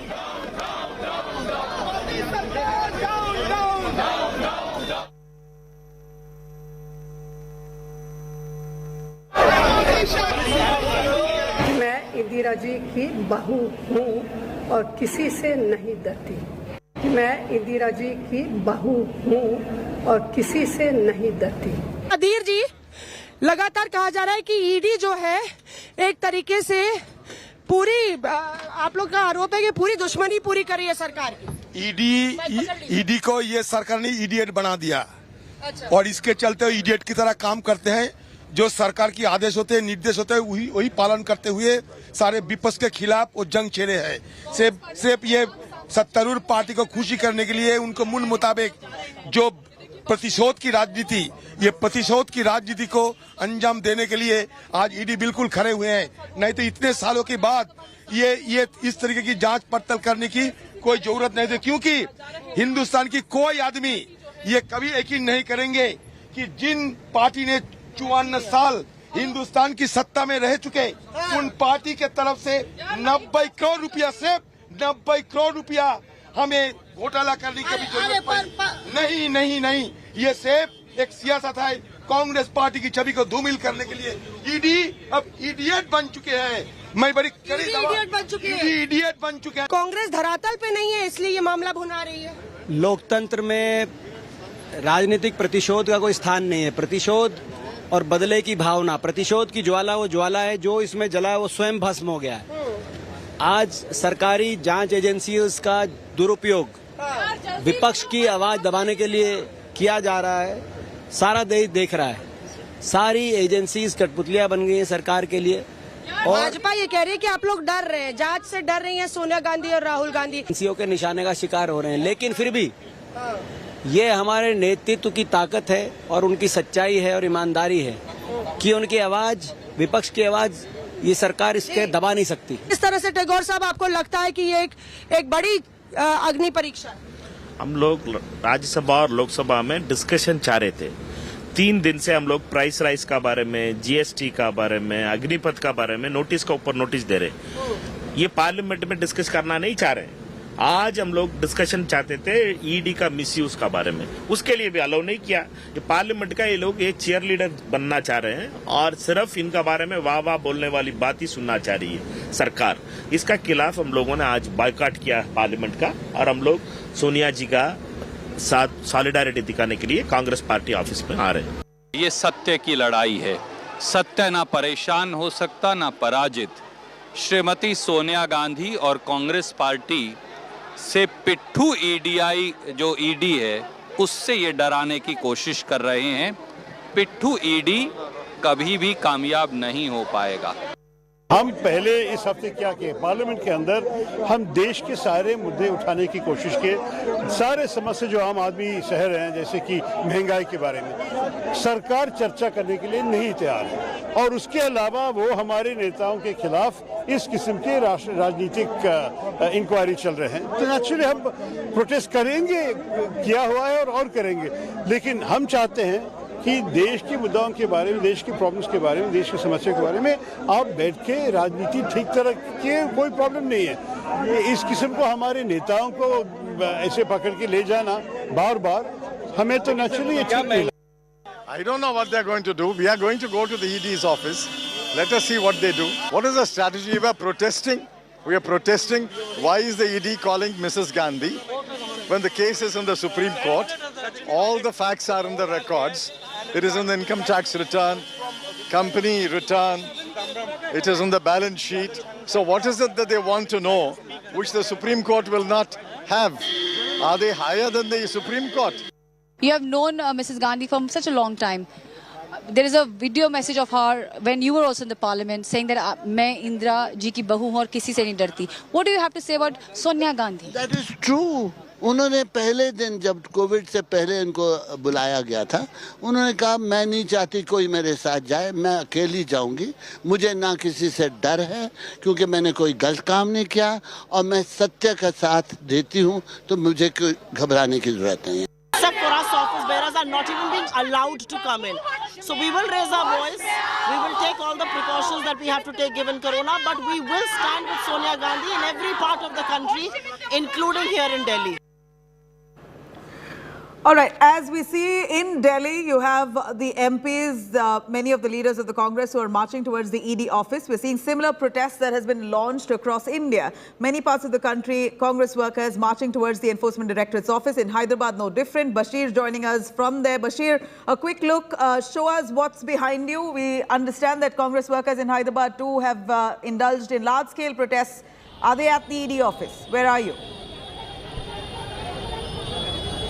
See, right now I am at the ED office where you can see how the Congress protesters have staged in dharna here regarding the ED summoning Sonia Gandhi, and now she is being questioned, interrogation is going on. So now all the Congress party cadre is gathered here. You can see how the road has been blocked, and so many leaders here have assembled staging dharna at this ED office here. Towards my right side is the ED office that is present at Hyderabad, and then right in front of it you can see the barricading. The police officials have been deployed so that any kind of untoward incident doesn't occur, and you can see how the stage has been set up for the dharna here. The Telangana Pradesh Congress Committee, Revant Reddy, is leading this dharna here. He is right now sitting here until the Sonia Gandhi is being interrogated. The Congress protesters are going to sit in protest here at this point in Hyderabad. Over to you. You know, why don't you talk to some of them, Bashir? We want to hear the voices of those Congress leaders in Hyderabad. What exactly is their sentiment at this point? Because we know the Enforcement Directorate is looking into irregularities in the National Herald case. Just like any other common citizen, Sonia Gandhi has also been called in for questioning. What's the difference in their eyes? So absolutely, as you can see that how the protesters have been barging here. You can see the Congress flags, the leaders, Congress leaders holding the Congress flags here, staging in protest. So here you can see how the Congress workers, Congress cadre has assembled here in huge numbers, black t-shirts, black balloons, all around. You can see at this junction, at this point here, we will try and get some Congress, any Congress leader here who would like to speak. But yes, you can see the visuals here, how the Congress party has staged in dharna at this point here, where they have assembled protesting against the ED questioning, interrogation to the Sonia Gandhi, Congress interim president. So these are the visuals that you can see how the Congress party is sitting here right in front of the ED, staging this dharna at the ED office in Hyderabad. So these are the visuals here, as you can see. So this protest is going to be held till evening, till 5 p.m. here. That is what they are getting to know. So until Sonia Gandhi remains in the ED office for questioning, the Congress cadre is going to sit here for protest. So let us talk. What exactly are you doing here? What is the reason? अभी तेलुगु में हिंदी अभी जो सोनिया गांधी यार राजीव गांधी मैंने जो ED case में डाला, जो वो ईडी केसेस पूरा जो है पूरा पॉलिटिकल इशू से पॉलिटिकल इशू के लिए ईडी केसेस डाला. जो सोनिया गांधी हम लोग को ईडर है, सोनिया आम आदमी की तरह उन्हें भी क्वेश्चन किया जा रहा है कुछ केस में, तो इसमें कोई बुराई क्या है? अभी केस में जो भी है वो गलती का केस डाल दिया हम लोगों पे ऊपर. जो इलेक्शन आ रहा 2024 में इलेक्शन आ रहा, वो मोदी सरकार पूरा बेवकूफ का शिकार है पूरा जी. These protesters have been stating that these are the false cases that have been charged against Sonia Gandhi. So this is the huge mass protest that you can see where the road has been blocked. Several vehicles here have been halted and they have been diverted to other locations from the other routes. So you can see how the protesters in black t-shirts, black balloons and several other instances where this protest is going on. So what is the protest? यहाँ पर आप क्या कर रहे हैं, क्यों protest कर रहे हैं, बताइए. ईडी ऑफिस से सोनिया गांधी के ऊपर केस लगाने की कोशिश कर रहे, इसलिए पूरे तेलंगाना में पूरे रेवंत रेड्डी तो हमने देखा है कि जैसे अलग केसेस होते हैं नॉर्मल सिटीजन्स पर, उस पर पूछताछ के लिए, इंटरोगेशन के लिए बुलाया जाता है. तो इसमें ईडी ने भी इसी तरह से बुलाया है, तो इसमें कोई हर्ज क्या है? वांटेडली बुला रहे, ये मोदी साहब वांटेडली बुला रहे. कहीं को बोले तो वांटेडली पार्टी की नीचे करने के लिए वैसा कर रहा है. इसलिए पूरे सब लोग तेलंगाना में पूरे पब्लिक यहाँ को आए लड़ रहे. ये ईडी नहीं करना वैसा, पूरे रॉन्ग केसेस उन्होंने बना रहे, इसलिए पूरे धरना कर रहे तेलंगाना पूरे यहाँ हैदराबाद में. You can see how. So you can see how the protesters, as you can see what the Congress leader is stating here. So this is the protest that is going on at Hyderabad, right in front of the ED office. Over to you.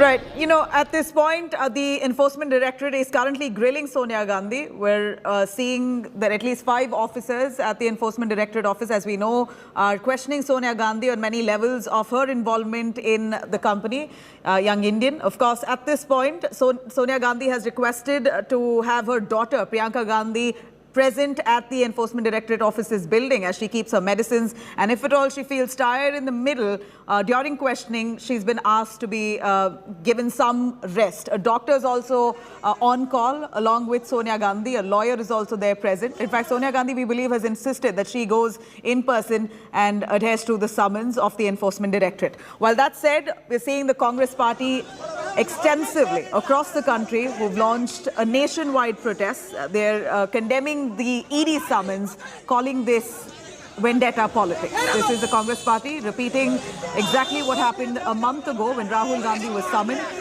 Then and now, we're seeing similarities, protests that have been launched across the country by the rank and file of the party, showing solidarity to the Gandhi family.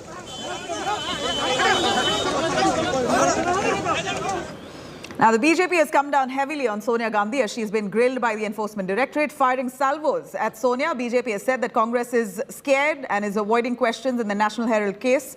BJP MP Ravi Shankar Prasad has also slammed the Congress for holding protests nationwide over Sonia's ED grilling.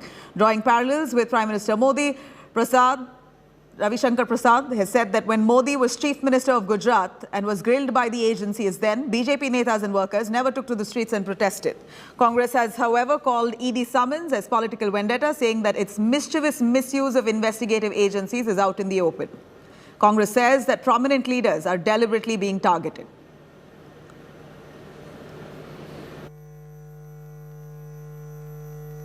Problem क्या है? सदन चलाना चाहते हैं, नहीं चलाना चाहते हैं, और जिसके बारे में अभी तकिया लेके आया है, इनके बारे में मैं पूछना चाहूँ, everybody is equal in the law और नॉट? ये कानून के समान, कानून के सामने सब समान है या नहीं है? क्या कांग्रेस के अध्यक्ष है तो सुपर ह्यूमन बीइंग है क्या? कानून हमको संबंध नहीं है, ऐसा सोचते हैं? बजे तक के लिए स्थगित। ये तो लोकतंत्र के गहने हैं, धरने हो, प्रदर्शन हो, विरोध प्रकट हो, इसको तो टॉलरेंस पावर हो, ये तो लोकतंत्र में आवश्यक है। आज अगर ये होते हमारी जगह तो आज आग लगा देते, तोड़फोड़ करते। इनकी फितरत ये है। हमारे यहाँ तो बाहर आप देख रहे हो, रघुपति राघव राजा राम पतित पावन सीताराम के भजन हो रहे हैं।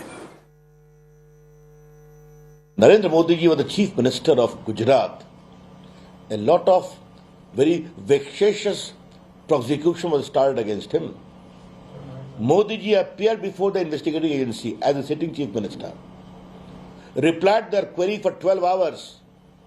Did the Gujarat BJP leaders offer any protest? Was there any protest in Delhi? She should never have been called. I think not for the Congress, not for Sonia Gandhi alone, but for the whole country.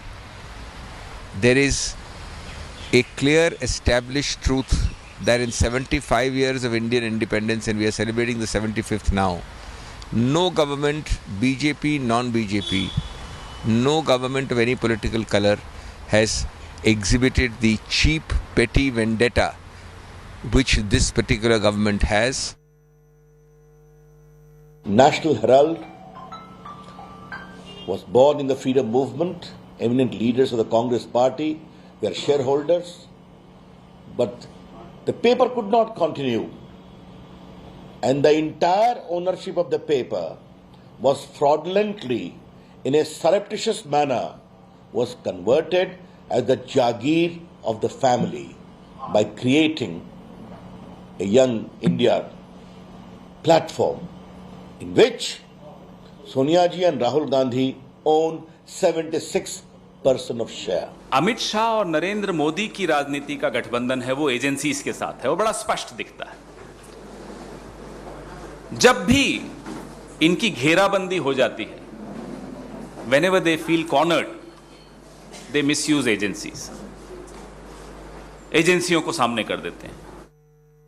अगर गांधी परिवार बेदाग है तो अब बेहाल क्यों? अगर गांधी परिवार ने भ्रष्टाचार नहीं किया तो हंगामा क्यों?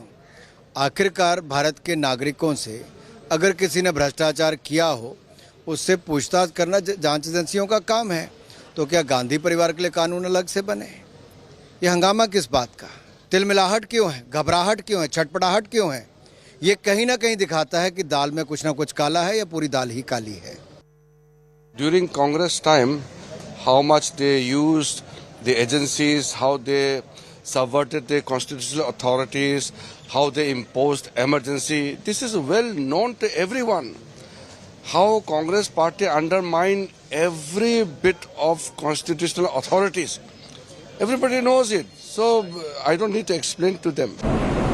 अब कांग्रेस जानबूझ करके अपने कार्यकर्ताओं को सड़क पर इसलिए उतार रही है कि जिस मामले में ईडी ने बुलाया है उधर से लोगों का ध्यान भटकाया जाए, उधर से ध्यान हटाया जाए, इसलिए कांग्रेस जानबूझ करके जो है प्रदर्शन कर रही है। जबकि कांग्रेस के लोगों को बुला करके खुद सोनिया जी को ये बताना चाहिए था, राहुल जी को बताना चाहिए था कि हमें ईडी ने सम्मन क्यों किया और हमसे क्या पूछताछ की, हमने क्या जवाब दिया। कैसी बातें करते हैं ये लोग, समझ में नहीं आता। हेराल्ड एक इतनी बड़ी संपत्ति पूरे देश में रही है, उनको कम उस इतनी बड़ी बड़ी संपत्तियों को कम दामों में बेच दिया गया। उसके हजारों करोड़ रुपए किराया आ रहा है, रेंट आ रहा है।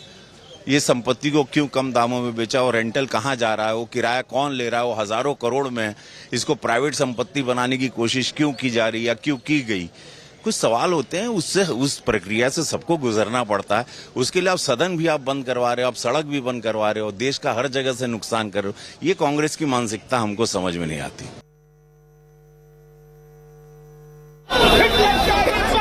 All right, let me cut across to Supriya joining us. She's been tracking those developments within the Congress party. Supriya, a quick word on the ED summons to Sonia Gandhi, as it's been close to an hour since she's at the office. Any inside information that we get, and what's the protest site like at this point? Well, at the moment, we are at AICC headquarters, where the uneasy calm prevails, because you can see only some of the leaders and the workers are present here. Rest around 75 MPs were detained and have been taken to Parliament Street Police Station by Delhi Police. At the same time, also, what we are learning from the sources is that Mrs. Sonia Gandhi's questioning has started at ED, and accompanying her is Priyanka Gandhi. She will be staying in that area. She's not where the questioning is taking place, but she's in that area, in the same building, also in the same ED premises, building premises. So as far as the protest is concerned, we have seen as to how there were leaders as well as the workers who were protesting. They're saying this is nothing but gross misuse of the agencies. At the same time, also what has happened is that inside the Parliament House, both the houses, whether it's Raj Sabha or Lok Sabha, there has been a massive protest by the MPs of the opposition. There was a unanimous joint statement which was issued saying that there is this misuse of the agencies which is taking place. We spoke to a lot of senior leaders of the Congress party, including Ambika Soniji, very close aide of Mrs. Gandhi, and she said categorically that Mrs. Gandhi, whom we know is not scared of questioning, she's not scared of anything, but she knows that she's standing on the side of the truth. At the same time, Mr. Mallikarjun Kharge also raised a question. He said that here is a senior citizen involved, and instead of calling her to the ED office, ED people should have taken a room in the 10 Janpath, and should have done the questioning at that very premises, because Mrs. Gandhi is not keeping well. Last time when she was given the date, she got COVID, and later on there was some medical procedure which took place, and finally she is again at the moment facing the ED questioning. This is what Mr. Kharge said, and he said that she's very brave, and at the same time he also mentioned that when day before yesterday Ms. Gandhi was in the parliament when the presidential polling was taking place, she categorically told him that she's not scared and she will certainly go as far as the questioning of this case is concerned to the ED office. So latest at the moment is the Congress is protesting across the country. Mrs. Gandhi is facing the questioning at the ED office, and at the same time in Congress headquarters you can see that there's an uneasy calm which prevails. Not many people are here. In the morning there were some stormy scenes which we witnessed both at inside as well as outside the parliament. Right from Sansad to Sadak, we have seen that a massive protest erupted as far as the Congress party and its leader Mrs. Gandhi is concerned. See that, but you know, what's the reason to why the Congress party has not sought permission for their nationwide protest? Was this done deliberately so that they can be booted out by the police and, police to use brute force to move them out of the ED office, and this would be optics for the cameras? Was that a deliberate attempt? Well, when we had a word with a lot of Congress leaders, they said what is the use of it, because last time when they sought permission, they were denied. At last minute, the permissions were cancelled. They were told to protest at Jantar Mantar, but that protest site was also denied the permission at the last minute. So they said that they want to come at the Congress headquarters, and just adjacent to AI 24 Akbar Road is 10 Janpath, where Congress President Mrs. Gandhi's residence is. And they said they want to be here. They want to march from here along with the Congress President. Only after Rahul Gandhi made an appeal to let the convoy pass, the workers allowed allowed the convoy to pass from outside the gate of AICC headquarters. I would like to show you what is happening outside. I will ask Sanjay to just show you what's going on. So we're cutting across to some visuals coming in from Bengaluru. Like we said, this almost looks like scenes from last month when Rahul Gandhi was summoned by the Enforcement Directorate's office. We saw similar scenes of arson. We see a vehicle now that's been burnt down. This is exactly what the Congress party unfortunately calls a satyagraha. Congress workers setting a vehicle on fire. This comes from Bengaluru, Karnataka, where the Congress seems to have some clout within the state, and this is the way that they display it. At this point, visuals that we're showing to you right here on our screens is of a car being gutted. It's being burnt down by the Congress workers in Karnataka's Bengaluru, and this again, let me stress, they call a satyagraha. The Congress party now coming out in solidarity with Sonia Gandhi, haven't taken permission for their nationwide protest, but yet deem fit to burn down vehicles and create a ruckus in such a fashion and call this as satyagraha. Clearly a flawed understanding of what satyagraha really means. Congress workers there protesting in many parts of the country, and that was a visual that we brought to you from Bengaluru, Karnataka, where the Congress now is resorting to arson to try and lodge and pledge their protest in support of Sonia Gandhi. Remember, this is an Enforcement Directorate summons. It's a case which the ED is probing into misappropriation of funds. There is allegation of corruption, and to that extent, the Enforcement Directorate agency, the central agency, is currently probing to see where was the malpractice. But instead of possibly waiting it out or allowing for the ED to complete its investigation, even before that, we see large-scale protests launched by the Congress party, the principal opposition party in the country, where they're condemning the Enforcement Directorate summons in such a manner where they're burning down vehicles and creating quite some commotion on the streets, blocking traffic, making life hell for commuters in many different parts of the country. This is in Bengaluru, not just in Bengaluru. We are seeing similar protests where we see roads that have been blocked off in many different parts of the country, including Delhi and Hyderabad. We showed you visuals of that. But this comes from Bengaluru. Whose car is that? Is it a common citizen's vehicle there that's been gutted, or is it placed by the Congress workers themselves only to show for the optics before those cameras, to show that they're angry, they're frustrated, or whatever it is? The Congress workers resorting to arson.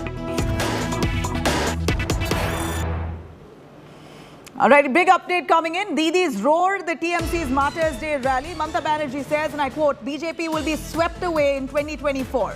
Mamata Banerjee says, people's mandate will dislodge the BJP. This is Mamata Banerjee's comments. She says, BJP will be swept away in 2024. Didi now attacking the BJP at TMC's Martyrs' Day rally. Mamata Banerjee says, people's mandate will dislodge the BJP. 2024 is the focus Mamata Banerjee is keeping. In fact, she also has ambitions to play a large role in national politics after a sweeping victory in the state of West Bengal. Mamata Banerjee now digging her heels, trying to portray the TMC as a principal opposition in the country, owing to the Congress now facing defeat in many different parts of India. The TMC now is really pushing to be the front runner, the principal opposition. And Mamata Banerjee now at the TMC's Martyrs rally, she makes a really bold statement saying the BJP will be swept away in 2024. People's mandate will dislodge the BJP. These are words of Mamata Banerjee as she speaks.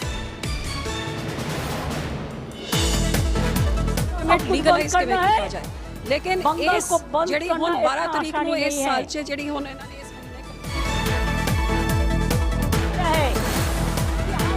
झुकता नहीं है, हम देश पे झुकता है, हम देश का बात पे झुकता है, देश का प्यार पे झुकता है, देश पर काम के झुकता है, देश का कोई बुरा दिन आए तो हम देश का पक्ष में खड़ा रहेगा।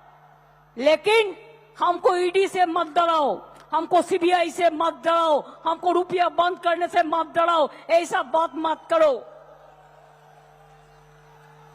हम हिम्मत से लड़ता है, जो हिम्मत से लड़ता है वही कामयाबी होता है, जो डरफूक है वो मरते हैं, जो हिम्मत से लड़ता है वो जीतता है। हम हिम्मत से लड़ेंगे, हिम्मत से लड़ते हैं, हिम्मत का लड़ाई चलेंगे। आज तो 21 जुलाई आप लोगों को हम धन्यवाद करने के लिए, सलाम करने के लिए आए हुए हैं। इसका बाद हमारा बहुत सारे प्रोग्राम होगा। आने वाला दिन में हमारा नया कमेटी बनाएगा तो हम नया से प्रोग्राम देंगे। उसका पहले 28 अगस्त जो छात्र परिषद का दिन होता है, 28 अभी संडे पड़ा है, उसी के लिए वो प्रोग्राम 29 होगा 12 बजे गांधी मूर्ति का पास में। तिनांकुर, देवांशु, जोई जो है हम सब लोगों को बोल दिया। फिर याद रखना 28 अगस्त का बाद पहले 9 अगस्त है, वर्ल्ड ट्राइबल डे है। वर्ल्ड ट्राइबल डे में हर जगह में आदिवासी को रिसेप्शन करना है। लेकिन एक बात याद रखना, वो दिन मोहर्रम भी है। जो भी प्रोग्राम है 10 बजे से 11 बजे का अंदर कर दो, 10 থেকে 11টার মধ্যে করে দাও। ওই দিন ভারত ছাড়ো আন্দোলনের दिन। সুতরাং 1 बजे का बाद मोहर्रम का रैली निकालते हैं। कोई कॉन्फ्रंटेशन नहीं होना चाहिए, इसको आपको माथा में रखना है। दूसरी बात यह है 14 अगस्त अभी फ्रीडम फाइटर जो है, अभी इंडिपेंडेंट मूवमेंट को 75 साल गिर रहा है। 14 अगस्त फ्रीडम एट मिडनाइट এলাকা এলাকা में আপনারা সকলে সাংস্কৃতিক প্রোগ্রাম করুন, দেশাত্মবোধক প্রোগ্রাম করুন। 15 আগস্ট আপনারা ঘরে ঘরে তিরঙ্গা ঝান্ডা লাগিয়ে স্বাধীনতা যোদ্ধাদের শ্রদ্ধা করুন। 28 আগস্ট হবে না, 29 আগস্ট ছাত্র পরিষদের ফাউন্ডেশন ডে। এরপরে হবে 28 আগস্টের আগে 22 আগস্ট আমাদের মা দুর্গা দুর্গা পুজো ইউনেস্কোর হেরিটেজ পেয়েছে, ওয়ার্ল্ড হেরিটেজ। সব ব্লকে ব্লকে প্রোগ্রাম করবে। 1 সেপ্টেম্বর বেলা 2 থেকে প্রোগ্রাম হবে। কলকাতায় আমরা র্যালি করব, আপনারা এলাকায় এলাকায় করবেন।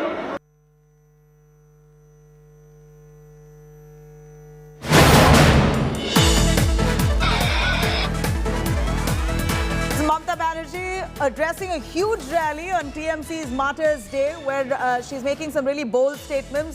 Mamata Banerjee there, in a direct attack to BJP, says that the BJP will be dislodged. The BJP will be swept away in 2024. Mamata Banerjee says people's mandate will dislodge the BJP from power. These are Mamata's words as she addresses a massive rally. Those are the crowds that you see there. People waving the Indian flag and hailing Mamata Banerjee. The TMC that's had a sweeping victory in the state of West Bengal seems to be quite confident. And Mamata Banerjee, as she positions herself as the principal opposition, the TMC now trying to in fact have relevance in national politics post their great win in the state of West Bengal, says that the BJP will be dislodged in 2024. It will be swept away. Let's hear it once again, Mamata Banerjee addressing that massive crowd.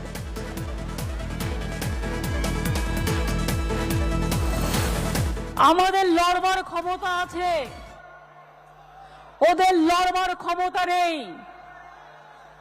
আমাদের মেরুদণ্ড সোজা, ওদের মেরুদণ্ড বেঁকা। ওদের মেরুদণ্ডে একদিকে ED, একদিকে CBI, অন্যদিকে ইনকাম ট্যাক্স, অন্যদিকে জিএসটি। আমাদের মেরুদণ্ড সোজা, আমরা মাথা উঁচু করে চলি। আজকে এত বৃষ্টিতেও, এত ঝড় জলেও যখন আপনাদের একটাকেও সরাতে পারেনি, তখন মনে রাখবেন মানুষের এই বৃষ্টি বিজেপিকে 24 সালে ভারতবর্ষ থেকে ভাসিয়ে নিয়ে চলে যাবে। All right, cutting across to Ritik Mandal joining us live from Kolkata. Ritik, a quick word from you on Mamata Banerjee as she addresses the large crowds that have gathered on TMC's Martyrs Day. At that rally, Mamata Banerjee takes a strong jibe at the BJP, saying the BJP will be swept away in 2024 and that people's mandate will dislodge the BJP. What exactly did she mean while making those comments? In what context did she make them? Right, exactly. Mamata Banerjee at this point in time addressing a magnificent gathering here at the Esplanade Square. Remember, this is the Martyrs Day of the party, which every year it's a flagship program of the party, and but what we are getting the pulse from this address of Mamata Banerjee. TMC has fixed its tone for the next upcoming parliament election, because she said that the TMC's only target is Bharatiya Janata Party. She gone on record that saying that after Maharashtra there will be attempt to conquer, to occupy or to capture the West Bengal government, but TMC will fight again, and also the all roads from Kolkata is leading towards Delhi. Remember, while addressing this gathering, Abhishek Banerjee and Mamata Banerjee both fixed that target that ahead of Panchayat election, which is a crucial election scheduled to be held next year, or the parliament election, opposition TMC will try to emerge as the largest party or the largest face of the opposition. This is the tone, because she not only that, she also hits back Bharatiya Janata Party and the central government for not giving money as per the 100 days works is concerned, or the GST, or even the Agnipath issue. She lashed out on BJP vehemently. But let me cut across the visuals. I would like to ask my cameraperson to pan his camera and show what is a magnificent gathering or a view from the Esplanade Square.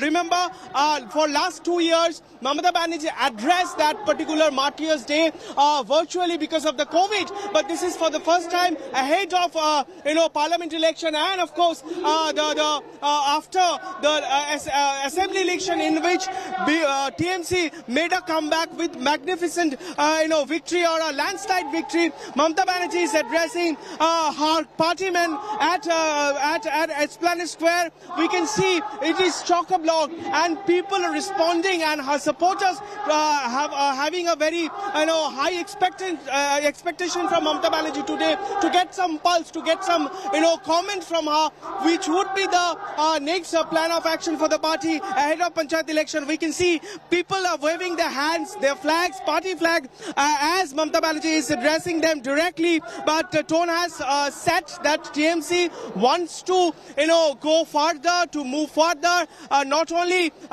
remain as a Stay with us, cutting across to all those protests that has been launched by the Congress party. Here are visuals coming in of the Congress's protest. We see a nationwide agitation with the Congress now trying to break barricades, climb over them. In fact, they're defying the law. Undoubtedly, there's no permission that's been granted to them, but yet we see them trying to muscle the police and jump over barricades. These are visuals coming in of the Congress protests. Unfortunately, this is what they call as satyagraha. These visuals are telling. Clearly, the Congress has a flawed understanding on what exactly satyagraha means. Many of them pushing barricades, despite the police there asking for some calm. These workers, Congress workers, are trying to push over barricades, heckle the police, and move over to the ED office. Across states, we're seeing the Congress workers who have launched an agitation where they're carrying out a march all the way to the Enforcement Directorate's office in condemnation to Sonia Gandhi's ED summons.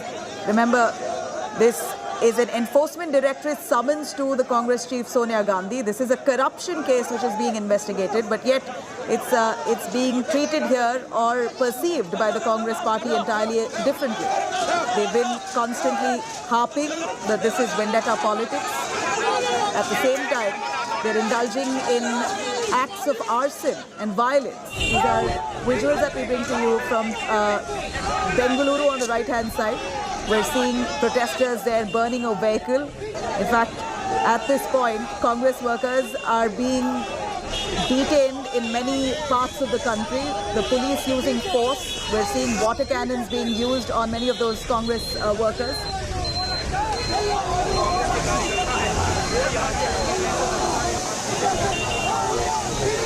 Coming in from the national capital, Delhi. Water cannons being used against the Congress workers who are trying to break barricades and jump over the ED office. There's huge deployment of security. The cops there barricaded the entire area, not allowing for protesters to infiltrate, but yet relentless efforts by those Congress members trying to push over barricades, climb over all those blockades, only to create a scene.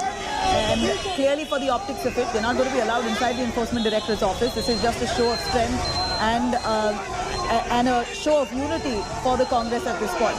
It's unfortunate that this ED summons has led to the Congress coming together as a united front. If not, we've heard enough and more stories of the Congress bickering internally in different states. But this possibly is the one unifying factor.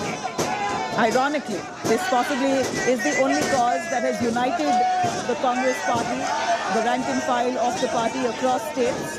And we see clearly the anger and frustration of the Congress workers as they push over barricades, try to heckle the police and jump over to cross those blockades so that they can reach the Enforcement Directorate's office. Not going to happen. But yet we see relentless efforts of these workers to try and heckle the police department. In fact, the last time, one remembers how many of those Congress workers claimed that they were harassed and beaten and tortured by the police. They claimed that they were bruised and injured. In fact, Kumar Kunal joins us on the phone line, our correspondent, for a little understanding on what this really means. Kumar Kunal, no permission sought by the Congress workers to carry out this large-scale protest. Understandably, we put up barricades there. It's the Enforcement Director's office. None are allowed, but yet the Congress workers trying hard to barge into the premises. It's not going to happen, but we see relentless efforts, and then they indulge in arson and violence. Exactly, and this scene we can see all over Delhi and even in other states, that Congress workers are protesting against the questioning of Sonia Gandhi, which is happening right now at Enforcement Directorate office. And in that connection, this protest was organized by Delhi Congress at Delhi's Lieutenant Governor's house at Raj Niwas. And there, police has stopped all these workers because there was no permission for this protest. None of the permission was granted to the Congress workers. Still, in a large number, these workers have gathered and they wanted to barge inside towards the Lieutenant Governor's house, and they have been stopped by putting barricades. Even water cannons have been used, and now somehow police has controlled the crowd which was going towards the LG office.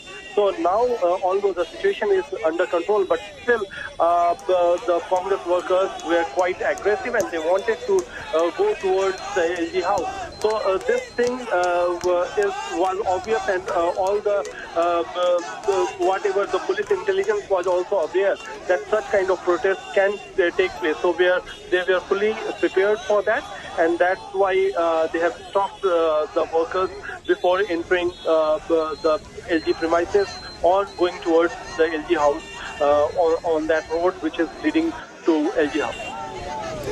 No, from what we saw the last time, the Enforcement Directorate's office were packed with Congress workers who were trying to barge in. They were, in fact, brute force was used against them by the police. They literally resorted to lathi charge at one point. The last time when there were protests over Rahul Gandhi being summoned, and we're seeing almost similar scenes this time as well. The last time there were complaints that the police tried to injure many of those while they were detained, etc. This time, are we seeing the police observing caution?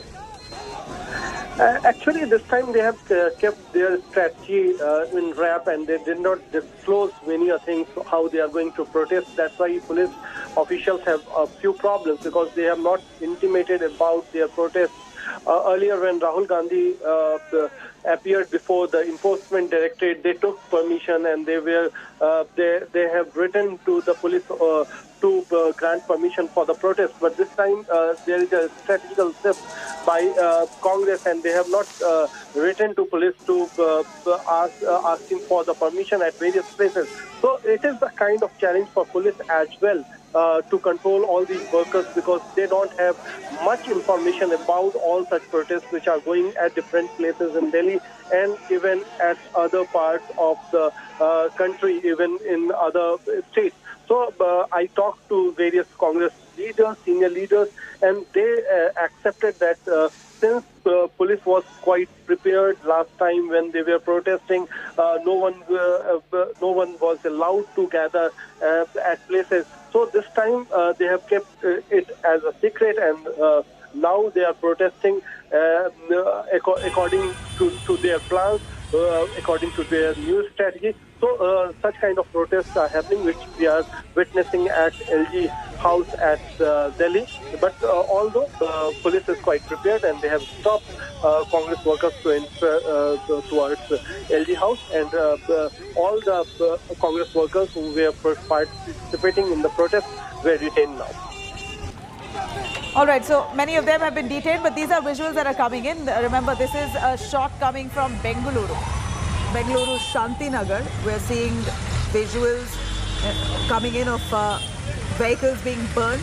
In fact, this is what the Congress party calls a satyagraha, and that's what's unfortunate, that a party that really established the meaning of satyagraha decades ago today have a flawed understanding of what it really means. They're indulging in violence and arson, and this they call as peaceful protest.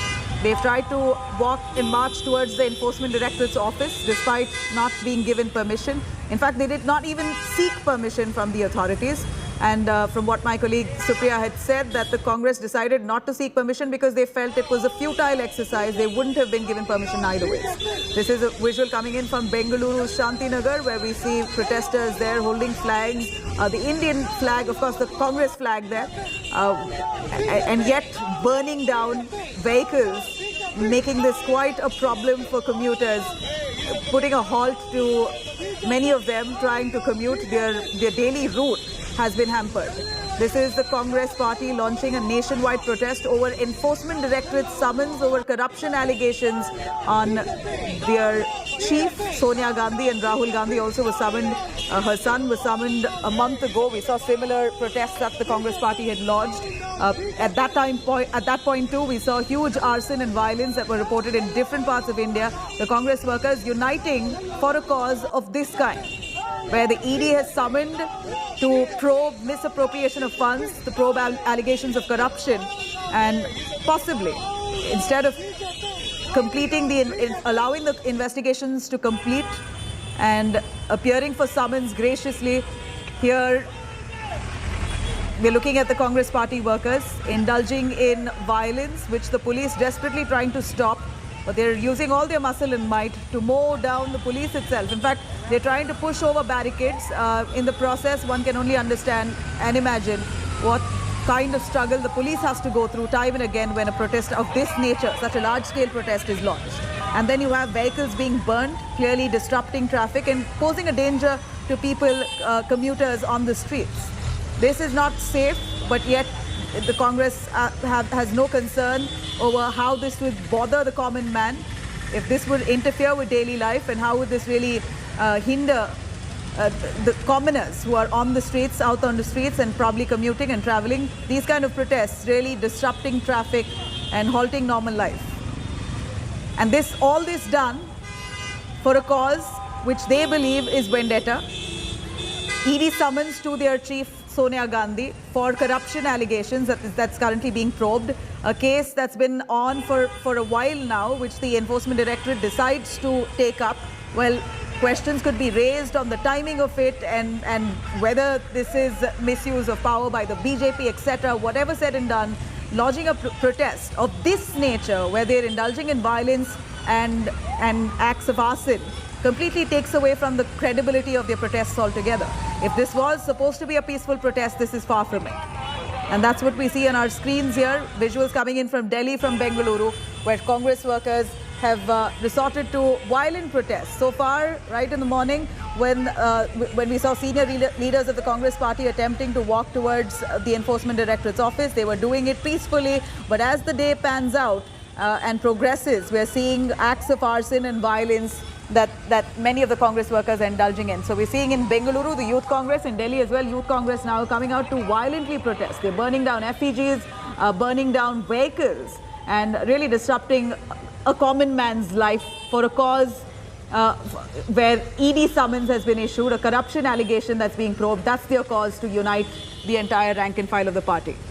Let me quickly cut across to images coming in from Hyderabad. Abdul Bashir, who brings us more from there. Over to you, Bashir. We're seeing some visuals of violence and arson in Bengaluru and Delhi. Is that a similar situation in Hyderabad too? See, right now we are in Hyderabad. You can see that protest is going on where the Congress had been staging dharna here right in front of the ED office. To my right is the Shankar Bhavan, which is the ED office in Hyderabad, and Congress has been protesting here. Police had made several arrangements right in front of the gate of this ED Bhavan here. You can see how the barricading has been done, and then police officials are deployed. And then to the other side, you can see how the Congress has been protesting, where several Congress leaders have assembled here, gathered here, protesting against the ED questioning or interrogation to Sonia Gandhi.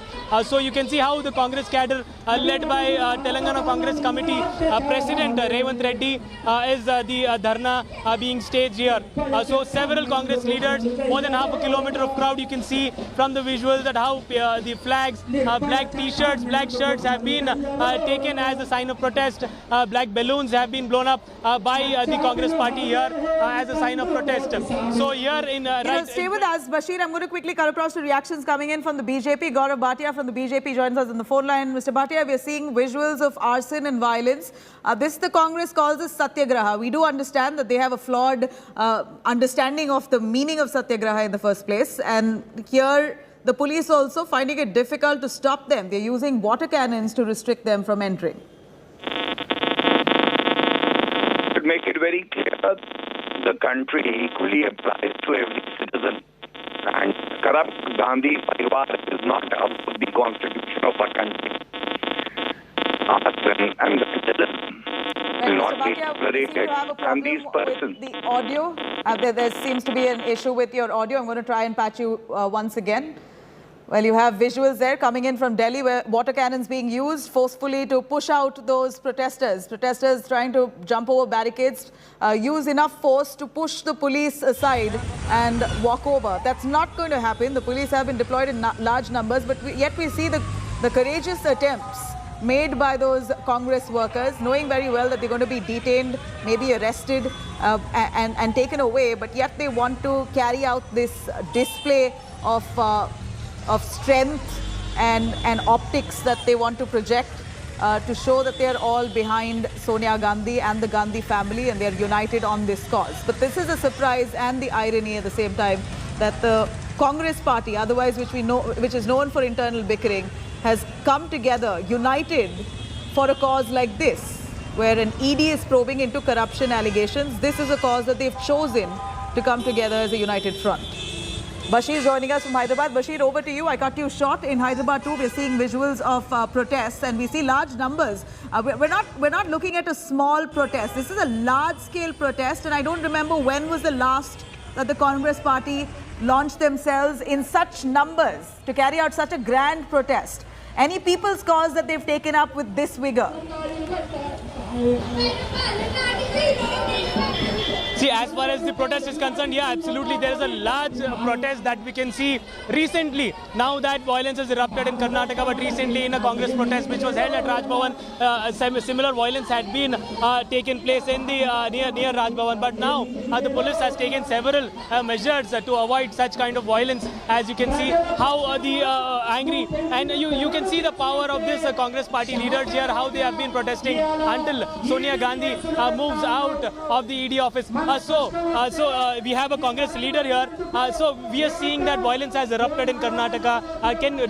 Do we see that a peaceful protest will go on here at Hyderabad in front of ED office? 100% we are having a peaceful protest. You can see large number of our workers have been assembled here in support of our leader Sonia Gandhi ji. From morning 10 o'clock to still now, thousands of Karyakartas have been gathered here in front of ED in support of our leader Sonia Gandhi ji. You can see as BJP government wantedly, forcibly trying to harass our leaders Sonia Gandhi ji, Rahul Gandhi on the name of ED. Today institutions are totally being misused by BJP government. So we are seeing black shirts, black balloons like you are also wearing. So what is this sign called? Unlike the other interrogations that we see, people are called in for interrogation in any kind of irregularities or cases. So similarly, this case is going on, interrogation is going on. So what is wrong in that? What does Congress party see in it?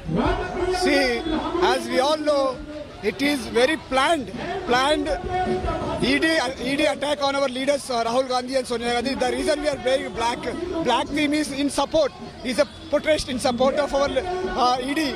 Today we can see that thousands of Karyakartas are having black shirts in support, saying we are in support.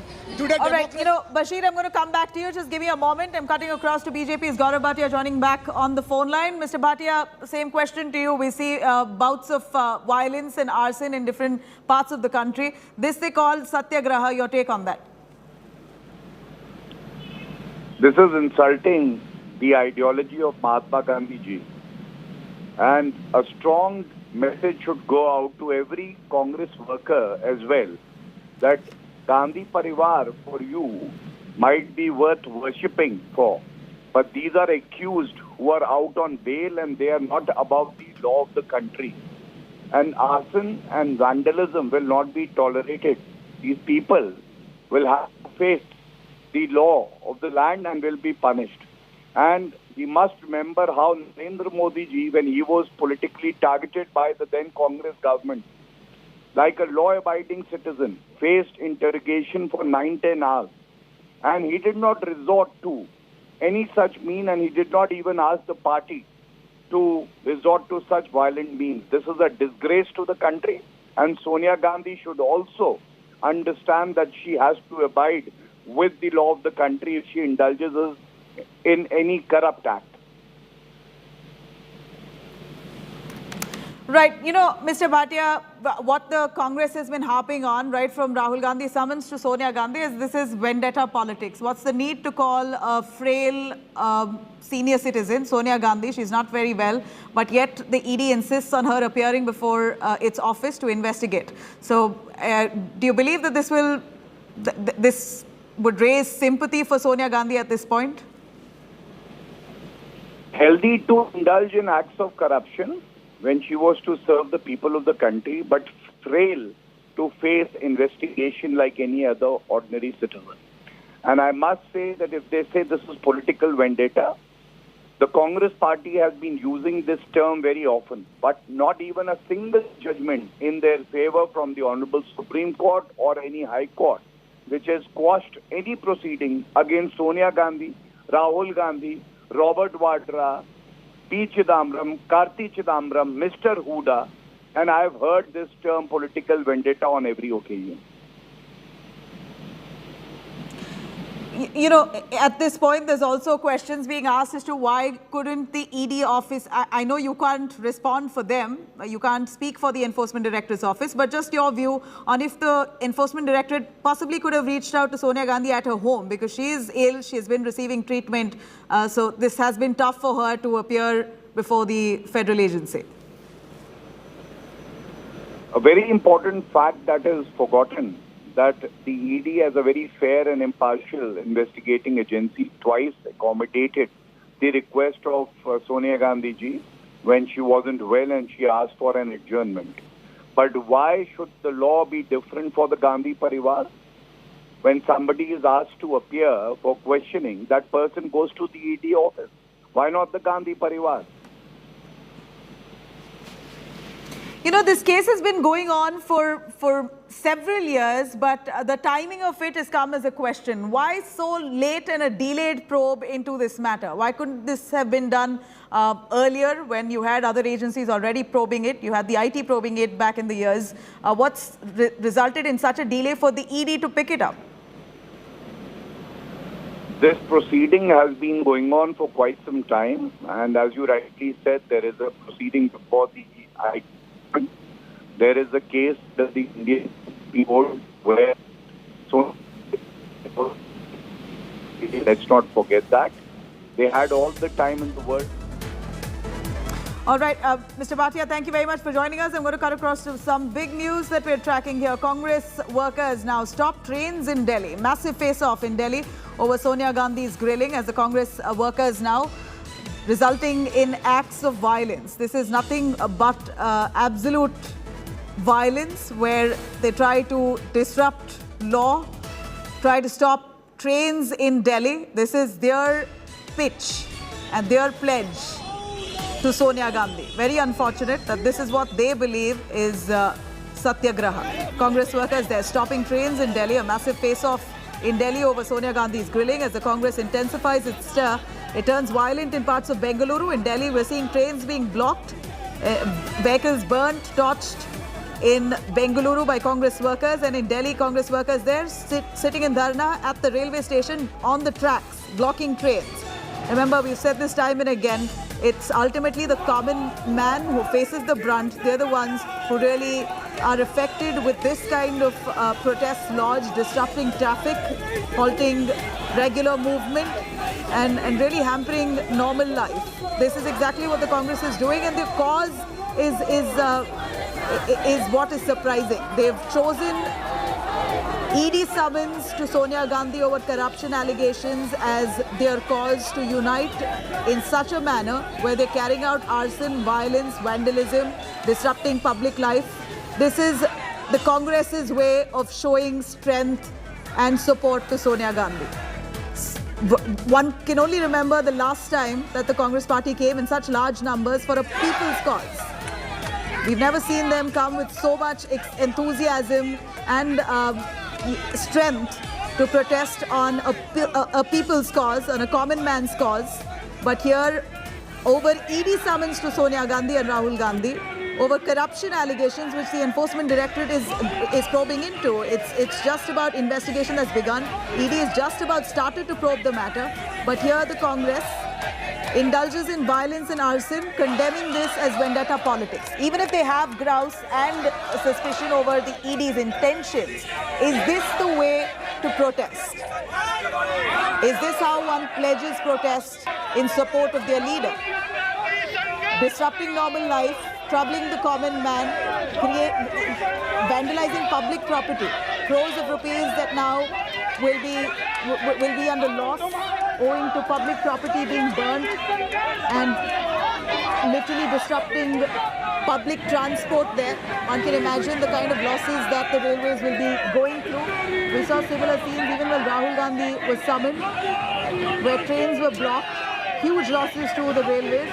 We're looking at a dent to the state exchequer, but that is of no concern to the Congress and their workers who are lodging this massive protest, irrespective of what goes wrong and the losses that's incurred owing to this kind of act. They don't care what the common man goes through in the country due to their protests. And we say it time and again, even if they have grouse and are upset with the fact that the ED is summoning a frail and unwell Sonia Gandhi. They're trying to question her while she's been receiving treatment over the last few years.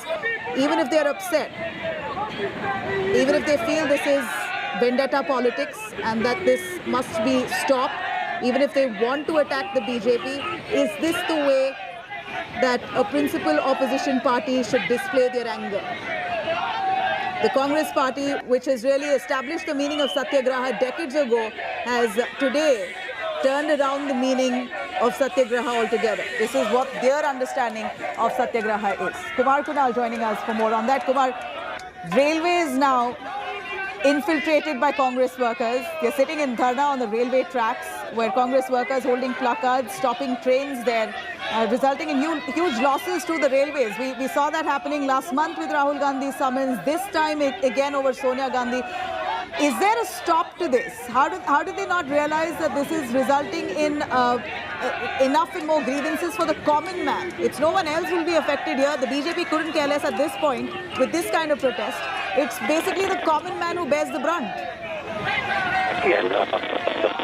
Affected men who are traveling from the train, and this can happen. Kumar, your audio seems to be patchy. We'll try and patch you back on the line.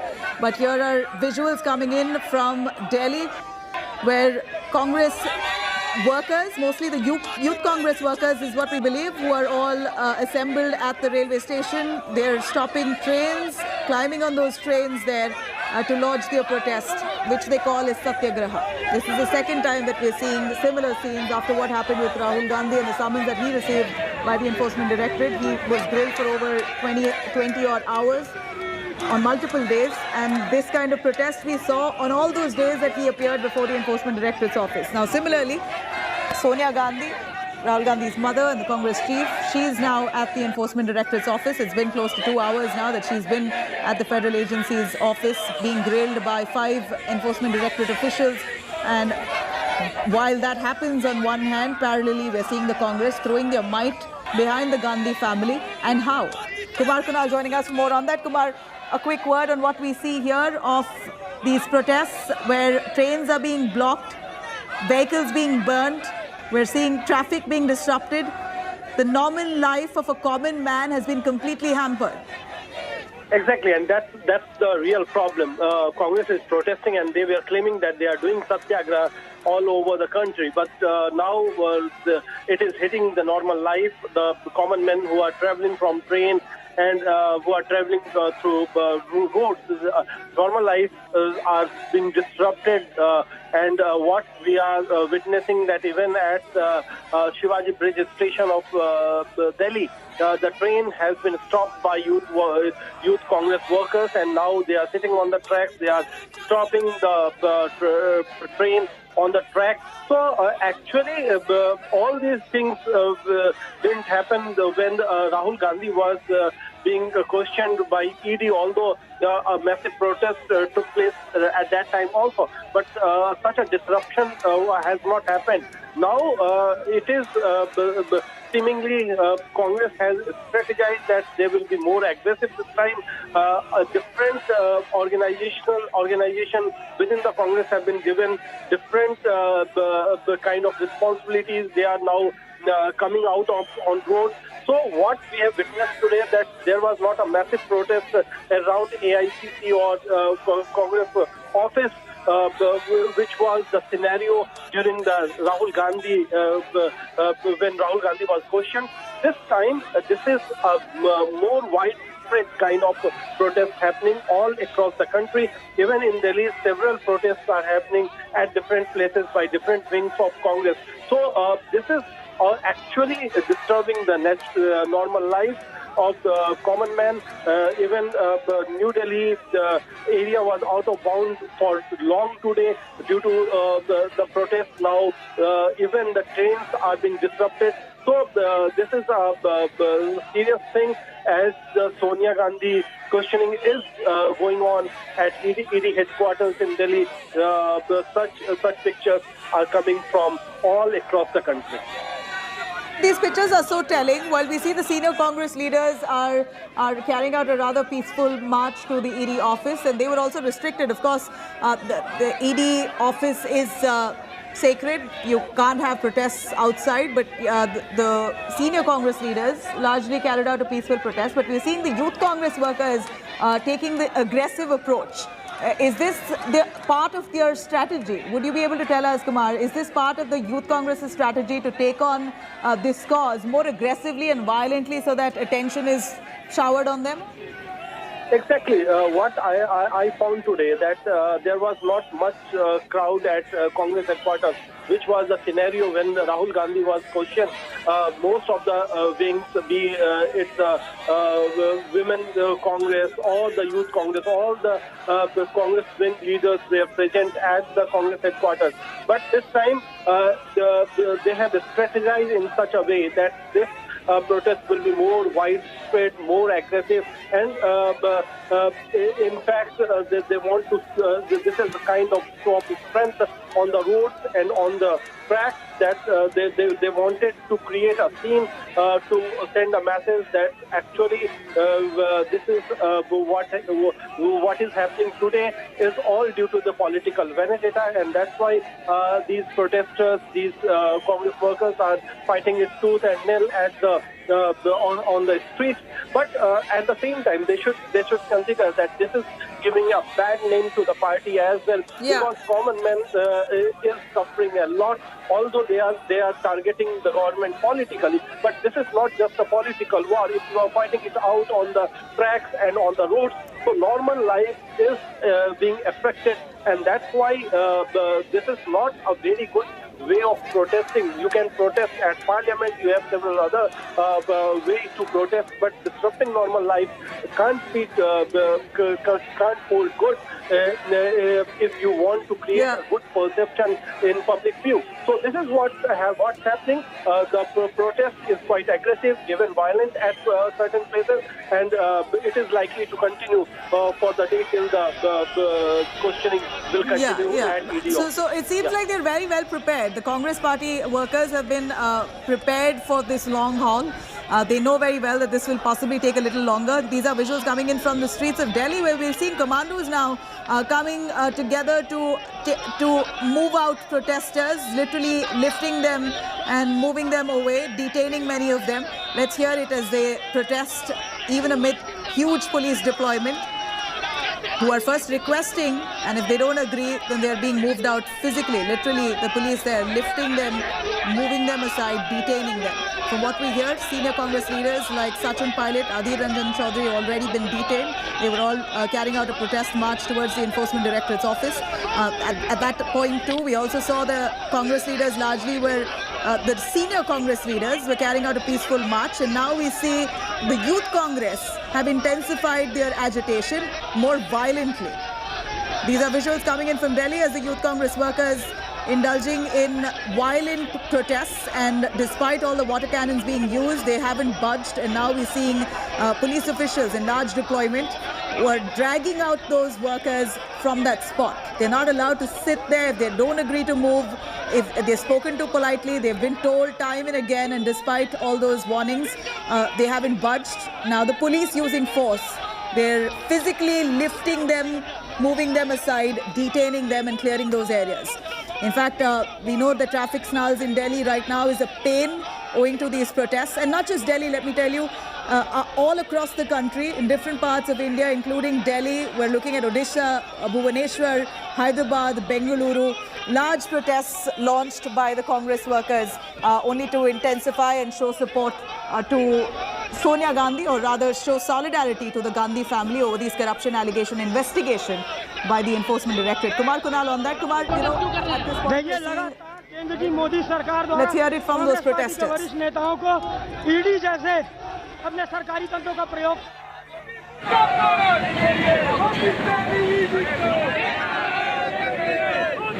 You know, Kumar, we see that the Congress workers care less about the consequences, despite them vandalizing property, restricting public transport.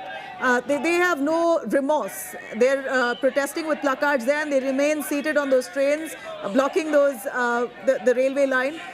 Why is there no police presence at that railway station? We know they've blocked at least 3 trains. Despite that, we don't see huge police deployment there. What's the kind of loss does one undergo? We know that the railways itself is a lifeline of the country. When 3 trains are disrupted, it's halted by protests like this. What exactly is the loss that one can imagine? Exactly, the loss is happening, and more so ever that the police was unprepared for such kind of protest. what happened during the Rahul Gandhi's interrogation, that police was quite prepared and they took all the leaders to distant places, and they have actually put them in detention for quite long time. So this time it was more a local protest happening at different places, and that's why the police, I am telling that police was not prepared, because they have not kept police forces at different stations, different locations, which is strategically quite important from the traffic point of view and even from the railways point of view. So they actually caught unprepared at this particular time, and Congress did not tell what their strategy is. Actually, even at morning when I was talking to Salman Khurshid, and when I asked that what kind of a strategy you are going to bring this time, he was not, he didn't reveal anything. So this yesterday till late night, the strategy meetings happened at various points, and all the Congress leaders were given a task that a certain message should go to in the public and even to the government, that how Congress can protest, and that's actually what we can see right now on the streets, that actually the Congress workers are disrupting traffic on roads and as well as on the railway track. You know, earlier today, we saw Congress MPs who protested even inside the parliament against the central government. They've been blaming the BJP of arm twisting the central agency, of arm twisting the enforcement directorate, and to try and suppress the opposition's voice. This is what the parliamentarians of the Congress party had said while they lodged a protest and a walkout from the parliament. It didn't stop there. The protest has intensified ever since. The session, the monsoon session, happened this morning when the Congress leaders walked out, and that since we see the Congress, Youth Congress particularly, who've intensified protests and made it a lot more aggressive and violent at this point. Visuals that we're bringing to you are from different parts of the country, including that of Bhubaneswar, Odisha. The visuals here where trains are being blocked coming from Delhi, the car being burnt coming from Bengaluru. Assam as well has erupted in protests. Hyderabad too, we're seeing large-scale protests that's cropped up. And our reporters bringing you all those angles and those visuals at this minute live. India Today, of course, on this story, getting you all the angles to this story.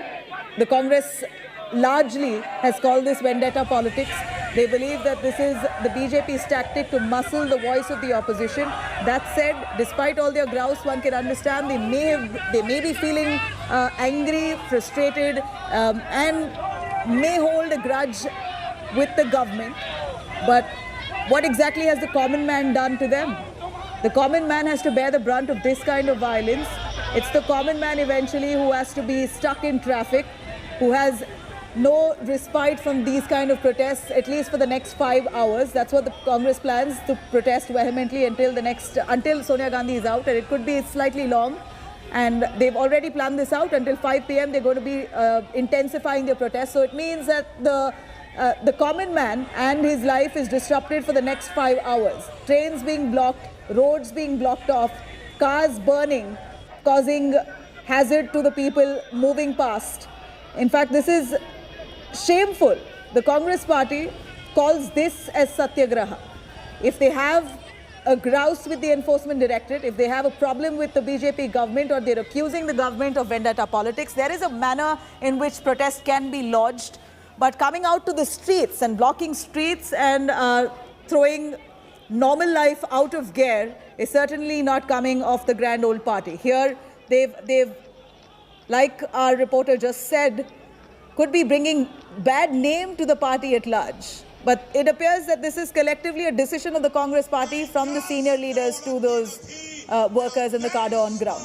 This is Hyderabad visuals coming in, where we're seeing at least slightly peaceful, more peaceful protests here in Hyderabad, where they're all seated with placards there, holding flags and are giving out speeches. This is the visual coming in from Delhi, where trains have been blocked. Sonia Gandhi right now at the Enforcement Directorate office. It's been close to 2 hours that she's been there. She's been grilled by about 5 ED officials, including a woman official also, who is currently part of that grilling, who's speaking with Sonia Gandhi. In fact, India Today has the inside details about 10 questions that's being posed to her on her role and her participation in Young Indian. These are visuals coming in again of women workers of the Congress who are protesting. Let's hear it from them. Let's try and get some voices there on our screens. In fact, India Today on this coverage relentlessly showing you the kind of violence and arson that the Youth Congress has launched pan-India. These are visuals coming in of Bengaluru and of Delhi, where cars burnt, trains disrupted, barricades being broken and climbed, water cannon being used only to stop those protesters, violent protesters, the agitators there not willing to move. Eventually the police has to resort to water cannons. So far we haven't seen a case of lathi charge. Remember, just last time when Rahul Gandhi was summoned, the police had to use brute force to move out those protesters. Again, at that point too, it wasn't expected that the Congress workers will indulge in such large-scale protests and violence. As Kumar Kunal said, that this time also the police seem to have been caught off guard. And it appears this was a similar situation even the last time when Rahul Gandhi was called in. The police was indeed caught off guard. Huge numbers of Congress workers came by to protest, and the police were clearly outnumbered. Eventually, large deployment was made, and the police had to use force, literally dragging out those protesters, after which parliamentarians claimed and complained to the speaker, saying that they were manhandled, they were injured while the police were trying to detain them, and that the police was using force. And this was unfair and illegal. That's what the parliamentarians said from the Congress party as they pledged their protest and complaint with the speaker. But a month later, we're seeing exactly similar scenes where it doesn't seem like the Congress has gone back on their decision to intensify their protests. In fact, they further intensified it, made it violent in different parts. Despite claiming this to be a peaceful agitation and calling this satyagraha, Congress now launching a violent, intense protest, bouts of arson that we see in some parts of the country, where the police now forced to use water cannons to push them away. The police now coming down to using force because in many places it appears that they've been outnumbered.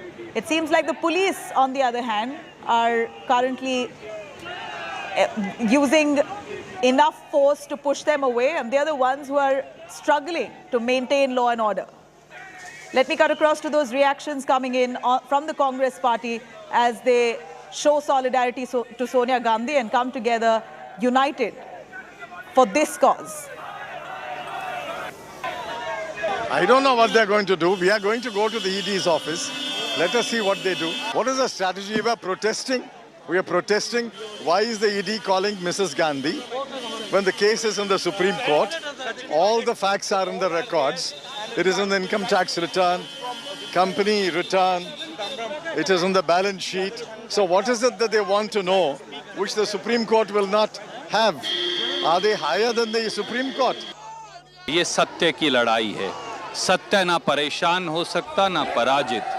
Shrimati Sonia Gandhi और Congress party से पिट्ठू EDI जो ED है उससे ये डराने की कोशिश कर रहे हैं. पिट्ठू ईडी कभी भी कामयाब नहीं हो पाएगा. उनकी पर्सनैलिटी जो हो रहा है एक, और जो 70+ एज है उनकी, उसमें मतलब ईडी खुद को कहना चाहिए हम घर आके पूछताछ करेंगे आपको. मेरा मान जिस रूप में ईडी का, इनकम टैक्स का, सीबीआई का दुरुपयोग हो रहा है तो जग जाहिर है, कोई नई बात तो है नहीं. पूरे ऑफिस को छावनी बना दिया है. पुलिस का बल्ब का दुरुपयोग कर रहे हैं. ये कब तक चलेगा? लोकतंत्र में आवाज़ अपनी रखने का अगर अधिकार नहीं है फिर क्या बचेगा इस देश के अंदर? हम तो जवाब देंगे, पेशी है, हाजिरी है, अपना लिखित जवाब भी देंगे, लेकिन लोग डेमोक्रेसी में अगर अपनी बात नहीं रख सकते, हम लोग धरना नहीं दे सकते हैं, प्रोटेस्ट नहीं कर सकते हैं, तो फिर क्या रह जाएगा हमारे गणतंत्र लोकतंत्र के अंदर? हम पहले इस हफ्ते क्या किए, पार्लियामेंट के अंदर हम देश के सारे मुद्दे उठाने की कोशिश किए. सारे समस्या जो आम आदमी सह रहे हैं, जैसे कि महंगाई के बारे में, सरकार चर्चा करने के लिए नहीं तैयार है.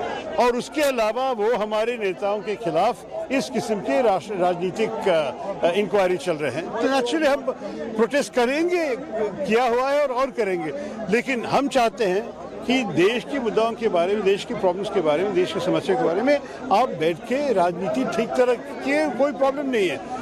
इस किस्म को हमारे नेताओं को ऐसे पकड़ के ले जाना बार बार हमें तो नेचुरली अच्छा नहीं लगता। There was no question of summoning Srimati Sonia Gandhi. They are harassing us. Where is the money which has been laundered? Everything is there in black and white. It is not her property, it is not Rahul Gandhi's property. It is not Mr. Sonia Gandhi's property. It is the property of the Congress party. She is the head of the Congress party. She is the trustee of the Congress party. She is the chairman. She has a shares. It is a common man, congressman. So where is the money laundering? Where is the cash? Where is that this one thing? Simply they are just trying to create a false documentation and they are trying to harass the entire Congress party. The Congress leader, senior Congress leader speaking, saying what was the need to call Sonia Gandhi? Why such a delay for years of this investigation that's going on? ED to pick up the case now. This is nothing but vendetta politics. The timing is being questioned. These are multiple cities that we bring to you. Visuals live of Congress protests intensified in various parts of the country where cars being burnt, trains being restricted and normal life completely disrupted as many roads have been blocked off owing to this large-scale Congress protests. India Today on a relentless coverage right here showing you all those images from various parts says Sonia Gandhi at this minute still at the Enforcement Directorate's office. She's being grilled by 5 officials. In fact, we're seeing the Congress now wanting to protest until Sonia Gandhi is out. We're going to continue tracking those details. Stay with us.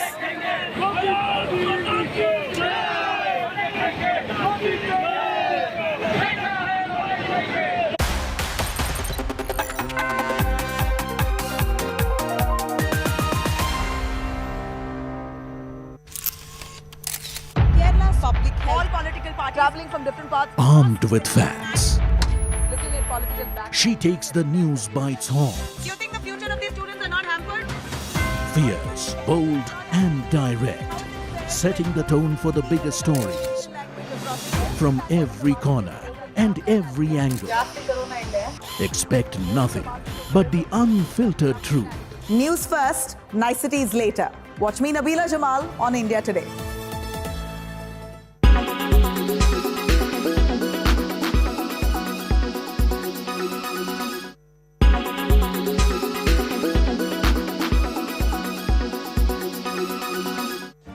Make your media plan smarter with India Today Live TV on your connected devices. Amplify your brand with 100 million smart internet viewers. To advertise, mail us at sales@aajtak.com. Make your media plan smarter with India Today Live TV on your connected devices. Everyone's busy finding what's trending. You're busy finding out why. India Today for those who research before reacting. Download the India Today app now. You are watching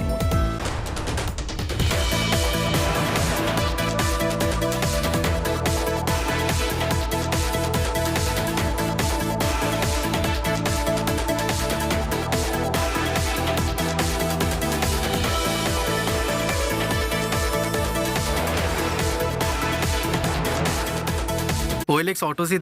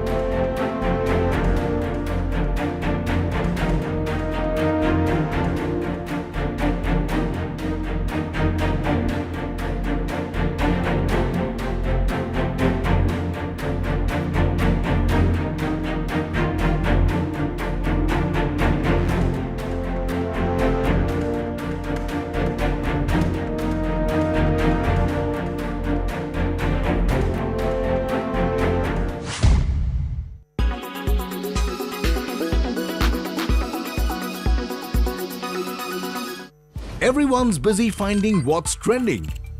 You're busy finding out why. India Today, for those who research before reacting. Download the India Today app now. You are watching India Today.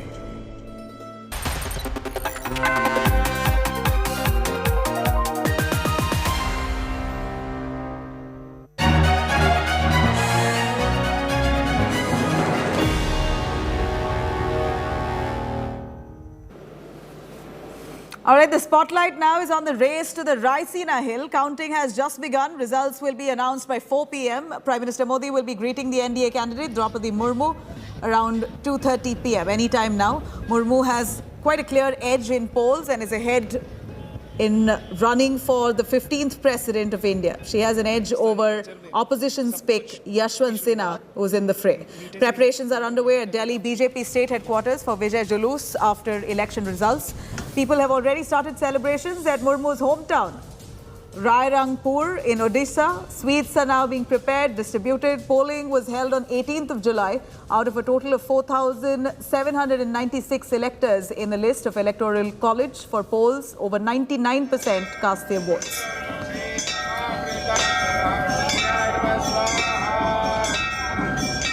These posters and banners are hung on the gates of Draupadi Murmu's school over here in Rairangpur, where she was a teacher. And right now, if you look at the visuals, the kids over here, they are rejoicing, they are dancing to tribal music, as Draupadi Murmu might be the country's first tribal president. Now, tribal president from the tribal community. Over here, students are dancing, and what we'll do is we will just go and speak to these students. कि आप लोगों को पता है द्रौपदी मुर्मू कौन है? हाँ, पता है. हमारे स्कूल में वो बड़ा टीचर है. अच्छा, और वो प्रेसिडेंट बनेंगी? हाँ. और आप लोग क्या उसी लिए डांस कर रहे हो? हाँ. So these kids know that who Draupadi Murmu is and what is the essence of this particular day over here in Rairangpur. We'll ask Mr. Patnaik, who's the administrator over here. Sir, ये plan क्या आप लोगों का था कि students का था? Students का spontaneous reaction था. जो एक टीचर थे मैडम द्रौपदी मुर्मू, आज जो प्रेसिडेंट बन गए देश के, और इसीलिए वो खुश में वो जो मना रहे हैं. The administrators, the teachers, the kids are extremely happy that Draupadi Murmu was a part of their school at one point of time, and they are more happier because she might just become the next president of this country. With camera person Kiranji, this is Reacting for India Today, Rairangpur, Odisha. All right, that was really interesting to see. Many of the students are rejoicing for Draupadi Murmu. It appears that Draupadi Murmu is already now going to be announced in due course. She has a clear edge over Yashwant Sinha. Milan Sharma tracking those developments live. Milan, we see that Murmu's hometown has already erupted in joy. Sweets being distributed. At this point, counting is still on to determine who's going to be the next president of India. What's the result likely to be?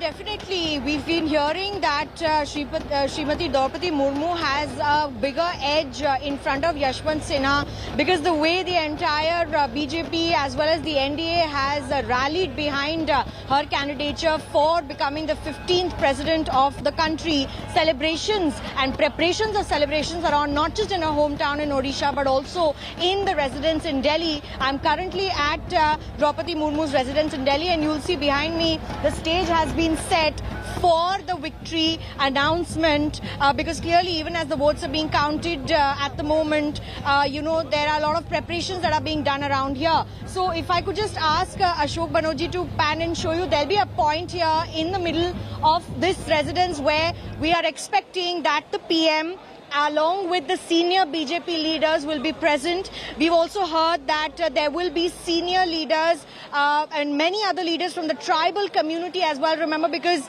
Draupadi Murmu is likely to become the 15th president of India, the woman tribal candidature that has been put forward. She'll be a tribal woman president, and that would be one of the biggest, offerings of her candidature after the counting of the votes happen if she so wins today. And that is the preparation that has been going on even in the national capital with the BJP office there. Just a short while ago, we saw Anil Baluni as well taking stock of all the preparations that are going on inside this premises, and security has been completely beefed up around here for the next nearer house, at least for the next 2-3 kilometers. So we're expecting that the PM would be here after the counting of votes happen in the evening, along with the senior BJP leaders, and many such tribal leaders will be here to congratulate her. Nabila. All right, so we see that the BJP office already decked up. They're rejoicing, and clearly Draupadi Murmu has a clear edge. For the common man who may not know who Murmu really is, if you can give us a small insight into where she comes from. We know she was a teacher, and that's the school that our reporters got visuals from, where students are already rejoicing. But what really gives her enough credibility to be the next president of India? So definitely, see, it was, a plan that BJP had put forward when they put out her candidature for the President of India in this presidential election. And clearly, Draupadi Murmu happens to have that kind of background. She was a teacher in a hometown in Odisha as well, where her brother and the family is rejoicing at the moment. She comes from a humble background. She's risen up the ranks throughout her career as, a politician as well as a mass leader, because the upliftment of the tribals is what she has been working on from the very beginning. And even when her candidature was announced by the BJP, certainly there were parties that came forward to support her without any conjecture there, without any apprehensions, because of the fact that it would be for the first time that the country would see perhaps a woman who's come from the tribal community that is sort of looking at being given that platform in society at the moment with her candidature, and her being one of those people, one of those representative faces from that community is a big deal, not just for the BJP but for the entire country. And if it so happens that she wins with a good majority, and that is what we have been reporting, and that's what it looks as if, because the NDA candidate, there were a lot of parties that were in Murmu's support as well, and that seems to happen today. When she will win, she will be the 15th president of India, and of course the first woman and tribal president of India, which will be a big achievement for the country together. Absolutely. It is for the first time that a tribal woman will possibly be the president of India, the 15th president of the country. This is going to be in just a little while from now that the announcement will be made. So we're looking at more or less a countdown. Milind, a countdown now where we're looking at the NDA and the BJP workers largely who have erupted in joy and celebration. But interestingly, Draupadi Murmu has got support from several alliance partners of the BJP, many of them that were also unexpected. Give us an understanding on the kind of support that she's received largely among the NDA partners and even others. Yes, definitely. In fact, from the very beginning, we saw, Naveen Patnaik come forward and express his support for Draupadi Murmu because, the Odisha factor was in play. We also saw Jagan Reddy, who was in support from the very beginning. We have seen many such, opposition leaders who are not really allied with the NDA have also come out to support Draupadi Murmu. But there are several parties that have not supported. Of course, Yashwant Sinha happens to be the opposition candidate as well. And he also campaigned in various places. He also has garnered support from the opposition parties there. But certainly the kind of support... चाहे भले सांसद ने अपने संसद भवन में vote किया हो या स्टेट असेंबलीज में वोट किया है, सारे मेंबर्स ऑफ पार्लियामेंट के वोट की गिनती मैंने आपको बताई है अभी. सर, हिंदी में शुरुआत में बताया था.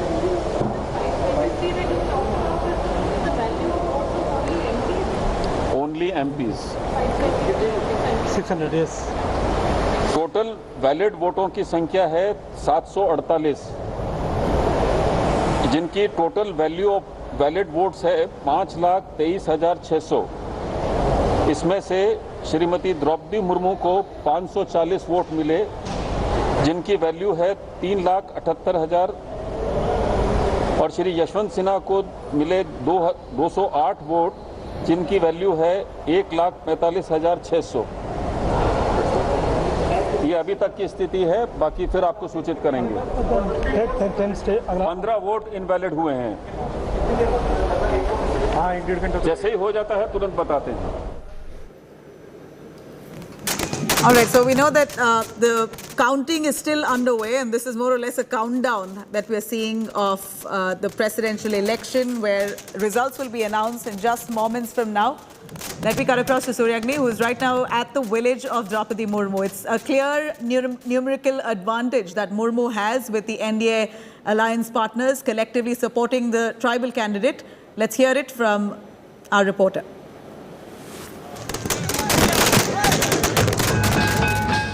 Celebrations have begun in front of Draupadi Murmu's residence over here, and we'll show you what kind of these celebrations are happening over here. Drum beats, these are quintessential Adivasi drum beats which are being played over here. People are extremely happy. This is the MLA of Rairangpur. We'll ask him, दादा अभी से शुरुआत होगी जश्न का?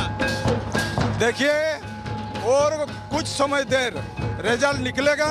हम लोग को मालूम है दीदी बहुत वोट से जीतेगी, इसीलिए हम उनका घर के सामने ये जो परंपरा है, ड्रेस पहने हैं, हम लोग का आदिवासी का डांस जो है, हम लोग खुशहाली मना रहा है। Supporters and people who have joined over here, they are dancing over here. These are the traditional Adivasi dances which are happening in front of the NDA candidate Draupadi Murmu's residence over here at Rairangpur. With camera person Kiranjit, this is Suryagni Roy for India Today, Rairangpur, Orissa. Confidence है कि वो जीत के है करके, खाली हम लोग को रिजल्ट डिक्लेयर होने के लिए थोड़ा इंतजार करते हैं। सेलिब्रेशन तो हम लोग तैयारी में है, लड्डू वड्डू बटा जाएगा और नाच उच भी होगा ट्रेडिशनल का। अगर जीत जाती है तो हम तो जरूर उसका ये मैं आऊँगा औत में। Not only tribals, it is not only the tribals, but everyone in the country is having a sense of pride for the likelihood of having the first woman tribal president of the country. Draupadi Murmu का जीतना निश्चित है और उनका राष्ट्रपति के पद पर निर्वाचित होना भी निश्चित है। केवल काउंटिंग होनी है और काउंटिंग होकर के माननीय श्रीमती द्रौपदी मुर्मू जी चुनाव जीतेंगी और 25 जुलाई को शपथ लेने का काम भी करेंगी और महामहिम राष्ट्रपति के पद पर बैठेंगी। With the results of the president's election being announced today, India is going to be scripting history because for the first time ever, a woman who's a tribal and who has a very long administrative and public life experience, a very political committed leader, is going to be occupying the highest position, the highest office in the country, and it's certainly a positive sign for India's democracy. यहाँ 140 packet 140 packet total 20,000 Laddu, सारे के सारे देसी घी, सारे देसी घी के। अच्छा, और कुछ खाने का कुछ प्रोग्राम नहीं बना क्या है? 1000 कार्यकर्ताओं का खाना बन रहा है। क्या खाने में क्या होगा? चावल, दाल, पुलाव, मिक्स वेजिटेबल। आप लोग मिले हैं कभी द्रौपदी जी से? मैं उनके साथ काउंसिलर के साथ से आज तक हूँ। अच्छा। उनके जब पहला वो चुनाव लड़ा एमएलए का, मैं उनका प्रोपोजर था। अच्छा, और तब की द्रौपदी मुर्मू और आज की द्रौपदी मुर्मू में कोई अंतर दिखाई देता है? अंतर नहीं, कल भी हमारे लिए जो थी आज भी वही है। आज राष्ट्रपति जो है बनने वाला है वो आदिवासी है। ये आदिवासी का ड्रेस है, ये आदिवासी का ट्रेडिशनल नाच है। हम लोग खुशी से आज सुबह से नाच रहा है, वो उत्सव मना रहा है। श्योर दीदी तो जीतेगी, बहुत वोट से जीतेगी। All right, that's the visual coming in from Murmu's hometown, her village in Odisha. Of course, people there ecstatic that one of their own, a tribal woman, for the first time in independent India, will be assuming the highest office in the country. It's really a matter of pride. Milan Sharma joining us live from Murmu's Delhi residence. Milan, we know that the BJP office is already decked up. They're waiting. It's a countdown now that's already begun before the announcement actually takes place. But Murmu, as the governor of Jharkhand, has really made a mark in that state, because we know that JMM, otherwise were on the verge to support Yashwant Sinha, the opposition candidate, came about to support Murmu indeed. And Milan, show us what's behind you. You're absolutely right there. Yes, definitely. You're absolutely right there, Nabila. In fact, JMM was the one who supported Murmu, along with, as we were saying, Naveen Patnaik as well. And there have been many parties that may not have agreed with the NDA, but they did come out to give their support to Draupadi Murmu. I'll just show you around.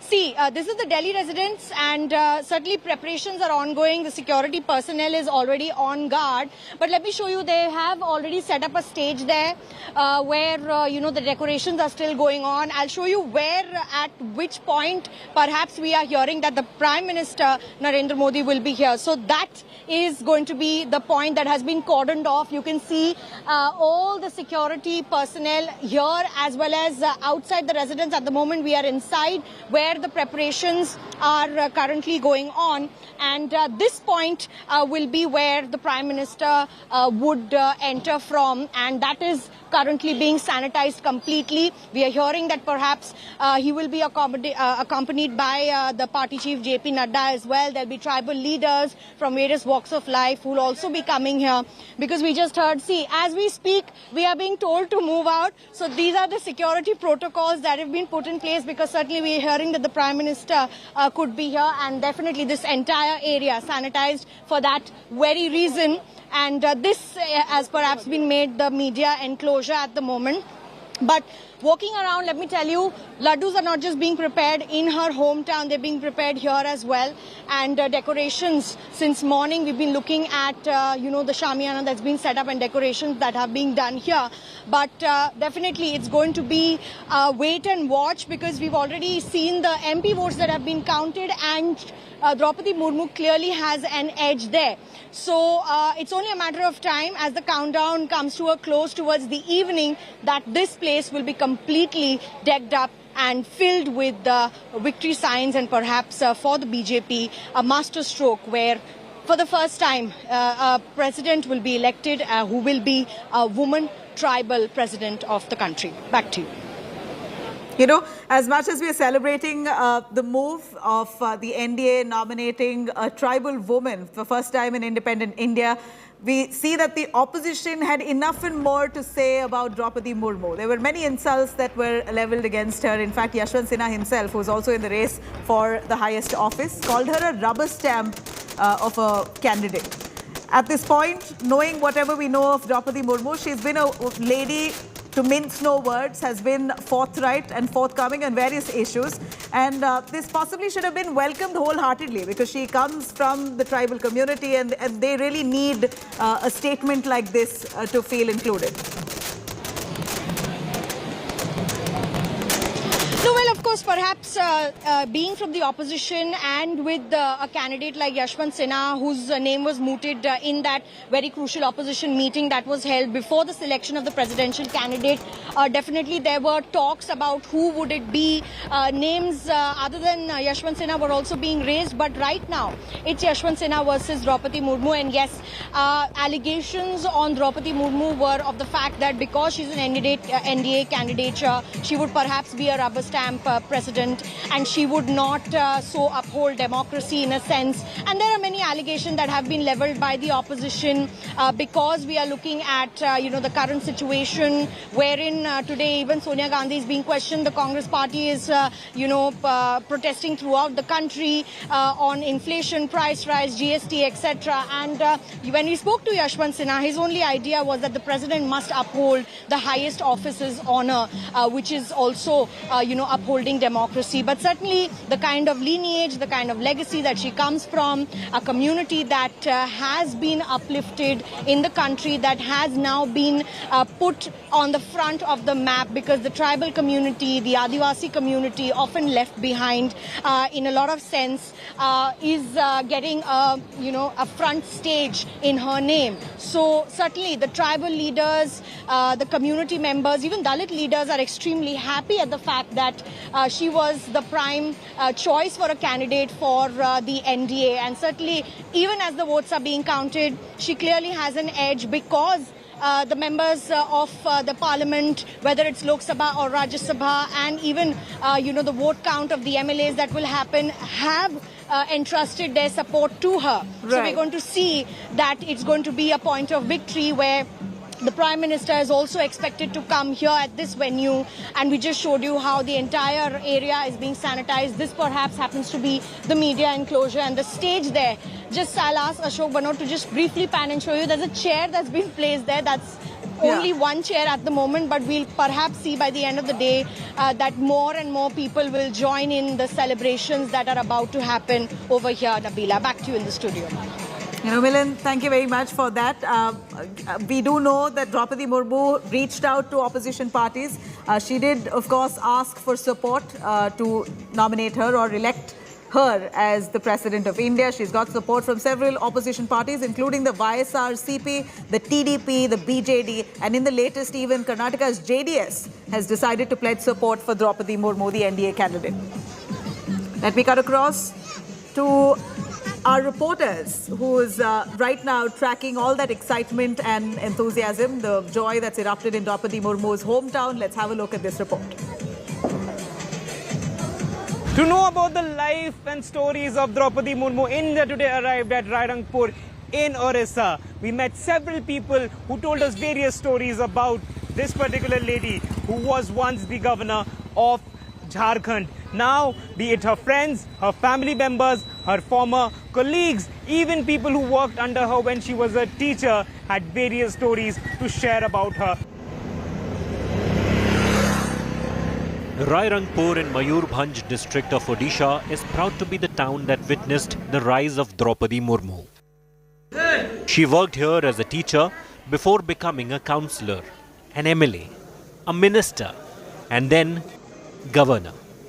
More than 280 kilometers from the capital of Odisha, this is where she built her life after her elder daughter passed away. She is a lady with a heart. On the one side, she is an iron lady. She would like to take strong action in one hand. In other, she would talk very politely and very compassionately with the public. Draupadi Murmu's brother Tarini Sen Tudu lives in her house in Rairangpur while the rest of the family keeps visiting. वो like any other mother, कभी-कभी strict भी है, कभी-कभी soft भी है, और she is like any other mother. In the school where she worked as a teacher between 1994 and 1997, she is remembered fondly as Didi, or elder sister. Rule regulation भी करूथिले आ समस्त सहित भल संपर्क भी रहउतिला आ छोटे छोटे छुआ मन को भी भल व्यवहार भी करूथिले समस्त स्टाफ मान सहित भी भल सब संपर्क रहितला लोक मान सहित भी भल सब संपर्क रहितला. The school premises that we see over here is also testimony to the fact that before 1997, before she became an elected representative, she was a teacher. And the school is still here, students are here. The school has expanded, its classes are still on. However, what is not over here is Draupadi Murmu, who was a teacher, and she used to teach all these subjects in this middle school. Nearly half an hour drive away is the village where Draupadi Murmu was born. Uparbeda village has changed since her childhood. The school she studied in has grown to become a high school with smart classes. Back in the 60s, it was only a primary school. Draupadi Murmu had to leave the village of Uparbeda. The reason was that the school that she went to in this particular village was a primary one. That means it was there till class 5. And that is the reason why she had to leave for Bhubaneswar for further studies. In 2022, things have completely changed over here in this particular village of Uparbeda. Draupadi Murmu's native house is a well-constructed one compared to the kacha house of the neighborhood. रात में उन लोग phone किए थे, तो मेरा हो रहा है राष्ट्रपति, तो हम लोग को बहुत खुश महसूस हुआ. Draupadi Murmu is the second scheduled tribe candidate and the first tribal woman to have been nominated for the post of President of India.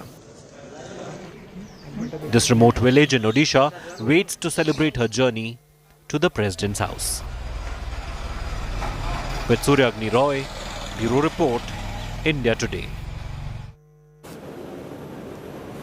Suryagni joining us live from Rairangpur, Odisha, where Draupadi Murmu hails from. Suryagni, you know, what a humble background that Draupadi Murmu comes from. It's so heartwarming to see the family members, relatives and friends all rejoicing to see that their own, one of their own, is going to be assuming the highest office in the country. It's such a matter of pride for them at this point. What sentiments did you capture? Well, you know, Nabila, the family is extremely humble. We have spoken to our family friends, we have spoken to her daughter, her brother Tarani. They stay in this particular house behind us. You can just look at this house. This house is, you know, the next president might come from this particular house, so you can understand how humble these people are. And you know, there's a huge gathering over here since morning. People were dancing. We have been showing you visuals. People were dancing, singing, playing the Adivasi drums, what not. These people are pretty confident that Draupadi Murmu is going to have a landslide victory and she's going to be the next president of the country. The biggest taking point from this particular, you know, election for these people would be that someone who's very humble, someone who's always been there for this town, for their people, and someone who's approachable. They call her Didi over here, and believe me, whosoever we spoke to, irrespective of their political ideology, they have only one thing that they wanted to share with us. It was that Draupadi Murmu deserves to be sitting at the top post because she has done a lot for the people of Rairangpur, Mayurbhanj and Orissa, and that is the reason why they are supporting her and really pray for her that she becomes the next president. Back to you, Nabila. All right, you know, we're of course wishing them all the good luck. Clearly, we're looking at Draupadi Murmu having a numerical advantage over Yashwant Sinha, the opposition candidate. So just about moments from now that an announcement will be made on who is going to be the 15th president of India.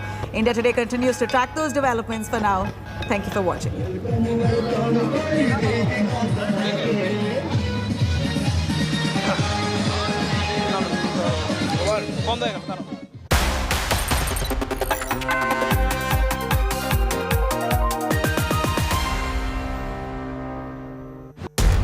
इस समय पूरी दुनिया में लोग confused हैं।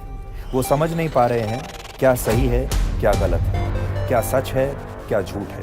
और ये स्पष्टता हम आपको अपने इस नए शो में देंगे। सब कुछ ब्लैक एंड व्हाइट में बताएंगे। इस शो में मेरे बालों के अलावा कुछ ग्रे नहीं होगा।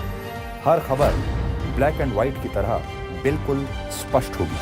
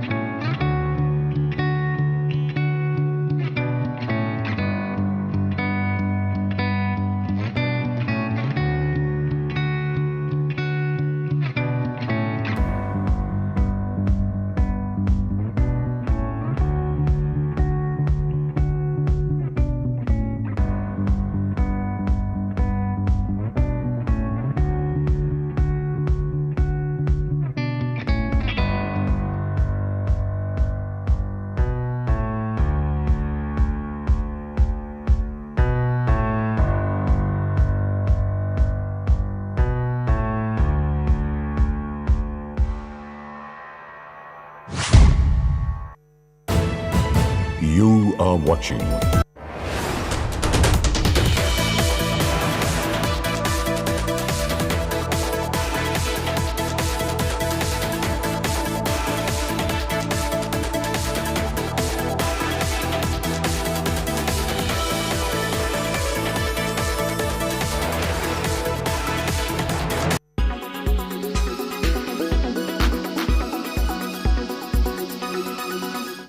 I think if I had about 20 minutes with him, I'd be able to tell him, the things that he needs to do which might help him. I'm not saying it will help him, but it could help him. There you heard it from Mr. Sunil Gavaskar. He was speaking exclusively to India Today. And when asked about Virat Kohli and his struggles in the recent past, Sunil Gavaskar says that allow me 20 minutes with Virat Kohli and I might be able to help him. Now, why do you think that he said something like this? There are a few reasons behind that.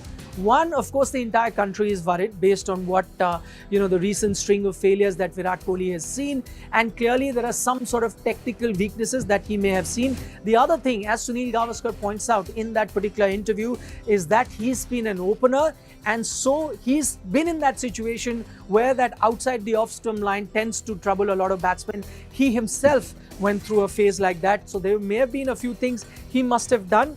And he would want to share that knowledge with Virat Kohli. And maybe if it helped Sunil Gavaskar, it may help Virat Kohli. And remember, I'm using the word maybe because even in that interview, Sunil Gavaskar points out that the tips I give him may help him. There's no guarantee it will, may help him because those may have been the issues that he himself dealt with and he found a solution to that. So what are those areas? And Mr. Gavaskar gave us some sort of insight. When I spoke to him at length,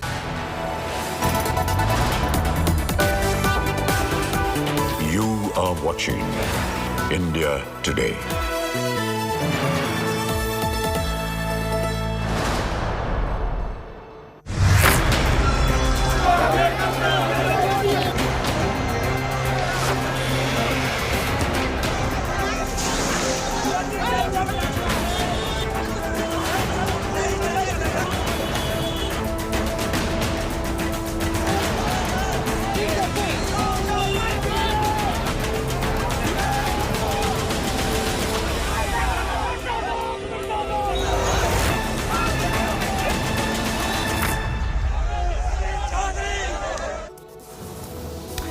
Hello and welcome. You're with us here on India Today. I'm Abha Bakaya. Breaking news for you on your screen. And we are seeing Sonia Gandhi's questioning over for the day. She's been grilled for 3 hours by the ED, summoned again on the 25th of July. Sonia Gandhi being grilled by the ED today. She was grilled for over 3 hours and has now been let go. It's been completed, at least for the day. She's been summoned again on the 25th. It's just a few days away. That's Sonia Gandhi now leaving the ED office as questioning was over for the day. 3 hours, that's how long she was grilled for in today's session. 25th is the date when she will be called back for further questioning.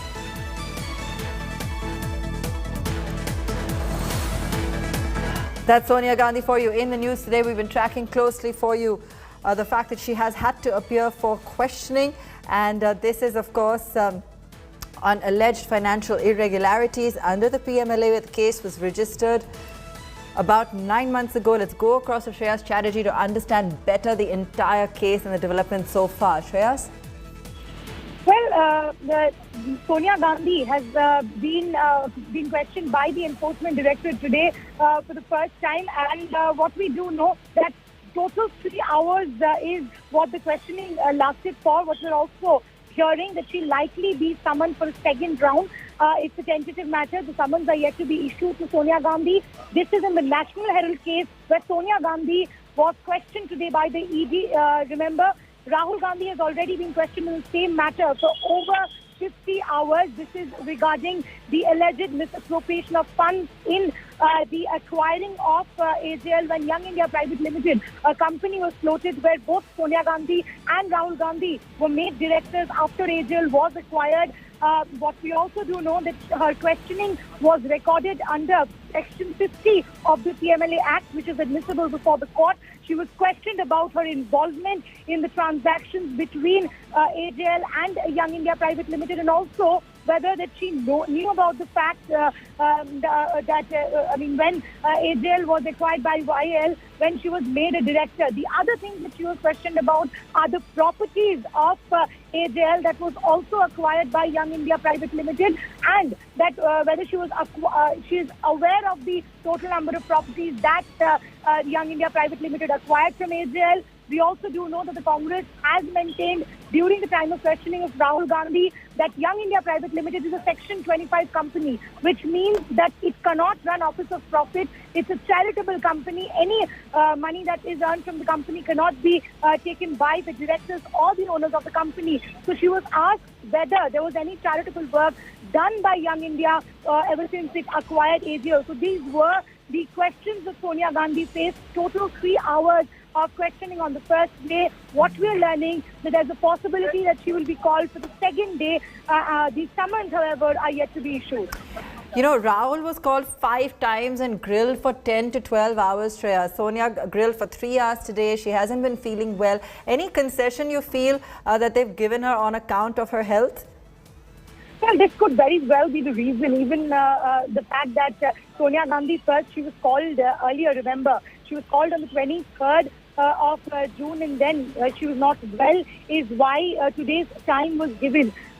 We also do know that Priyanka Gandhi Babra also accompanied Sonia Gandhi with medical papers, and she was asked to stay in the waiting area. However, Sonia Gandhi was in the questioning room. That kind of leeway was given to Sonia Gandhi. If at any given point she did not feel well, she could raise the matter with the officers who were questioning him. Remember, an assistant director rank officer questioned Sonia Gandhi. There were other 2 officers also present, and the joint director rank official was actually overlooking the entire questioning. So that leeway will definitely be given to Sonia Gandhi, given that she has health issues, and the matter was also earlier raked up by Sonia Gandhi's family before the Enforcement Directorate. That's the reason probably that we see that she's been left after 3 hours of questioning. But what we're also picking up is a possibility of a second round of questioning, and Sonia Gandhi might just be summoned again.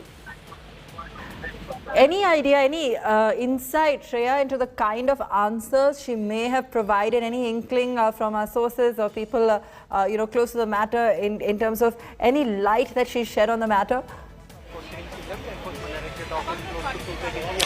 Well, one thing, Abha, what we're sure about is that the questioning that Enforcement Directorate asked Sonia Gandhi revolved around her shareholdings. She owns 38% share of Young India Private Limited. She's also a director of Young India Private Limited. So the questions revolved around the transaction. Not only did the Enforcement Directorate question Sonia Gandhi about the transaction made by Young India Private Limited when it acquired AGL, but she was also asked about those loans that were given by the Congress party when AGL ran into the loss. This was about the year 2008, when there were loans given to, interest-free loans given to AGL to revive the company, and then the debt mounted to around 90 crores. In the year 2010, Young India Limited was floated when they acquired AGL. So the questionings ran into the transactions between Young India and AGL, whether she was aware about that, and when she was made the director, was it a decision taken by her? These were the questions that were asked by the ED. We're yet to get a reason on what exactly transpired, but the line of questioning revolved around the fact of that she was a shareholder in Young India Private Limited, and that she was also a director in the company. Okay, any clue as to where she's going now? Will it be to AICC? Will it be to 10 Janpath? Where is Sonia Gandhi headed after her questioning has been completed for the day?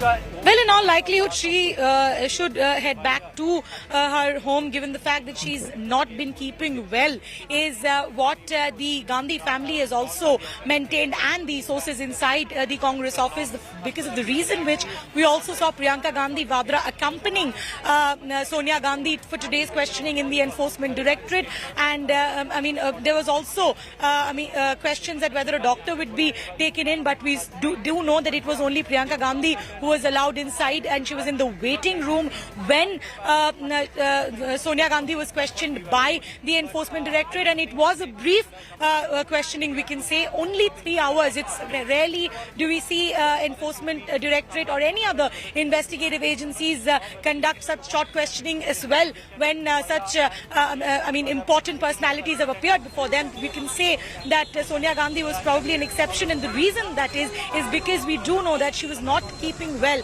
And it was also something that we learned from our sources inside the Enforcement Directorate, that leeway was given to her, that at any given point she didn't feel well, she had the right to say that, and she would allow to pass that question. All right, stay with us, Shreya. We'll come back to you in a moment. That's the big story we're tracking for you at this hour. And India Today has a mega scoop on the ED's line of questioning for Sonia Gandhi. The ED asked Sonia Gandhi about her association with Young Indian Private Limited. That's the company that she holds 38% in. The ED wanted to know why Sonia Gandhi decided to become a shareholder of Young Indian Private Limited. They've also questioned Sonia Gandhi regarding the transactions between Congress to AJL. Sources tell India Today that Congress President faced the ED alone and no person was allowed inside with her, including her lawyer. However, a person with medicine was available in the ED office for Sonia Gandhi as she recently recovered from COVID. She was also allowed to leave questioning at any given point of time if she felt unwell. Sonia was interrogated by an assistant director rank officer who is also an investigative officer of the case. The questioning was supervised by the joint director rank officer. That's the big scoop that we have for you at this hour. More interesting details emerging about the line of questioning that the ED has taken with Sonia Gandhi with regards to her shareholding in Young Indian Private Limited. In fact, a reaction coming in from Shehzad Poonawala. Let's listen in. क्या Sonia Gandhi queen है किसी जगह की कि उनसे सवाल जवाब नहीं किए जा सकते? ऑल इंडिया करप्ट कमेटी को बचाने के लिए परिवार जो भ्रष्टाचार में 2000 करोड़ से ज्यादा की संपत्ति में लिप्त है, उसको बचाने के लिए आज एजेंसियों पर दबाव डालने के लिए ये सारा का सारा ये तमाशा किया जा रहा है। और इसीलिए ये महात्मा गांधी का सत्याग्रह नहीं, ये सोनिया गांधी का, राहुल गांधी का भ्रष्टाचार बचाने वाला दुराग्रह और स्कैमाग्रह है। That's a big story we're tracking for you at this hour. We've got some insight into the ED's line of questioning. Questions around her shareholding, Sonia Gandhi's shareholding in Young Indian Private Limited with regards to certain transfers from the Congress to AJL and queries around this particular shareholding and entity. Sonia Gandhi has been unwell. She's only recovered recently post-COVID, so there was a medical assistance nearby. She was allowed to leave in case she wasn't feeling well. However, no one else was allowed inside the room during questioning. She was questioned for about 3 hours. Remember, Rahul Gandhi was called about 5 times and questioned for 10-11 hours. Lots of questions being asked to Sonia Gandhi, as you can see on your screen. Why was there no charity work being done by said entity? Why did you choose to become a director on the board of this entity? What is Congress's role in Young Indian Limited, in the deals that the company has been doing? Did you know that Young Indian Limited has been acquiring AJL shares? These were the questions asked to Sonia Gandhi. Why were properties of AJL used as well? This is the line of questioning that took place, probing the connection here between Congress and AJL, and Sonia's lawyer was not allowed inside during the grilling. She has been called again and summoned again for questioning on the 25th. Remember, she wasn't previously able to attend when she was called due to ill health. She did appear today and has now been asked to return on the 25th. Meanwhile, Rahul Gandhi, as you know, was also called about 5 to 10 times and 5 times and grilled for about 10 to 12 hours. So some amount of accommodation for her ill health clearly, but an epic show of strength, as you can see, afoot for Sonia, with protests from Congress supporters across the country, as you can see there on your screen, and they have come out in full force at the fact that she has been summoned at this point of time. Opposition protests over summoning her for questioning, and huge protests taking place across the country on this front.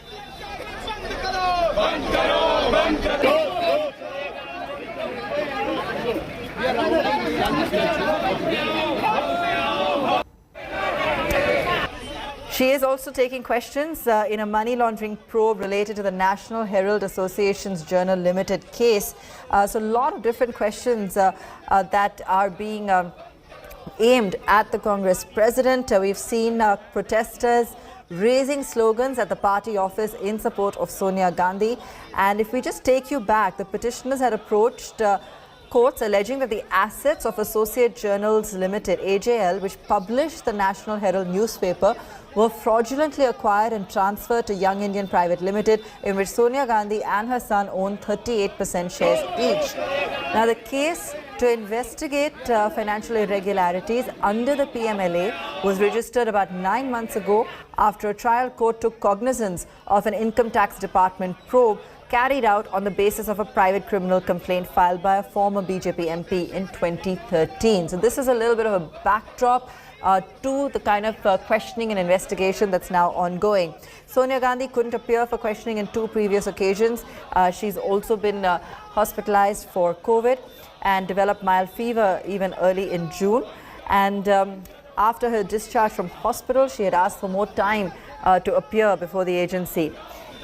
Lots of protests taking place across the country, both on the price rise issue, of course, as well as ED summons to Sonia Gandhi. And she was questioned for about 3 hours today.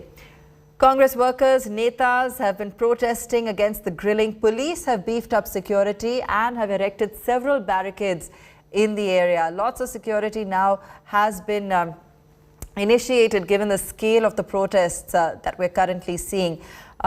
Look at the kind of crowd on your screen. These are live visuals coming in from Chandigarh. That's one of the locations for the kind of protest that we've seen erupt across India today, as the Congress president has been called in for questioning by the Enforcement Directorate. You can see the kind of agitation.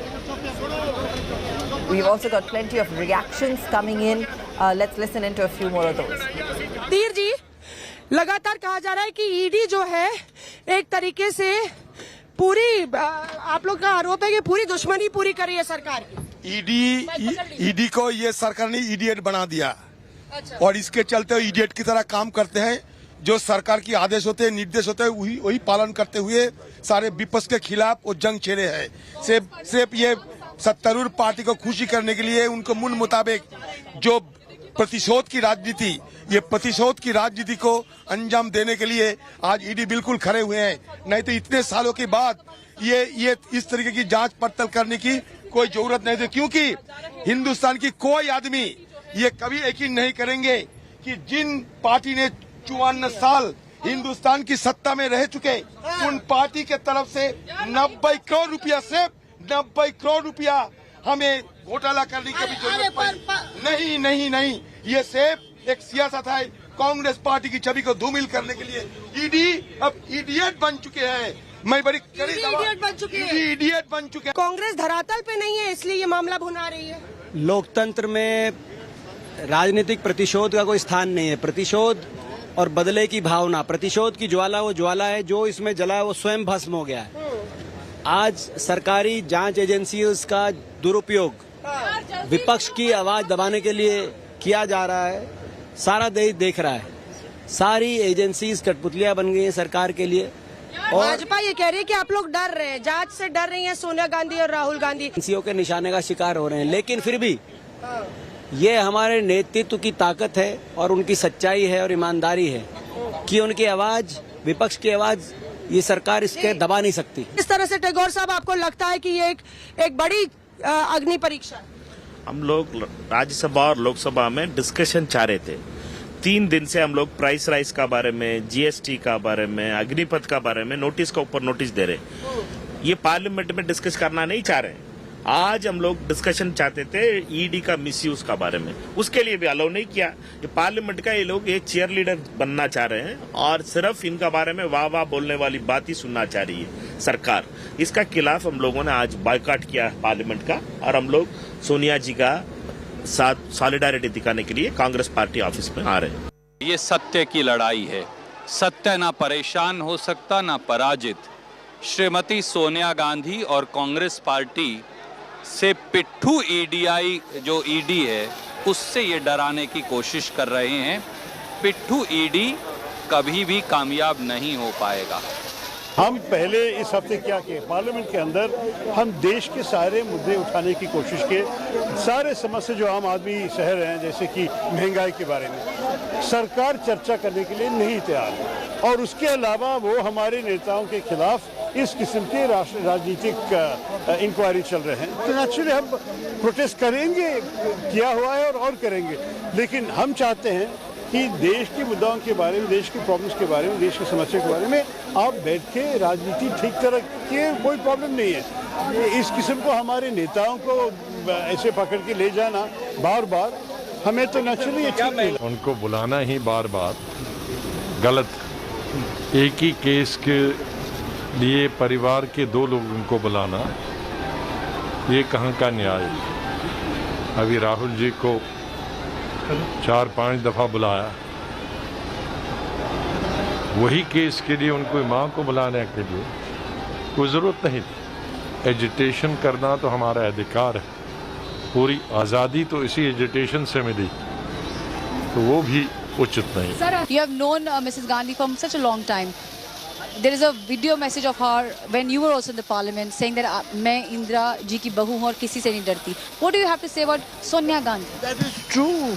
उन्होंने पहले दिन जब Covid से पहले इनको बुलाया गया था, उन्होंने कहा मैं नहीं चाहती कोई मेरे साथ जाए, मैं अकेली जाऊंगी, मुझे ना किसी से डर है क्योंकि मैंने कोई गलत काम नहीं किया और मैं सत्य का साथ देती हूँ, तो मुझे कोई घबराने की जरूरत नहीं है। Except for us, office bearers are not even being allowed to come in.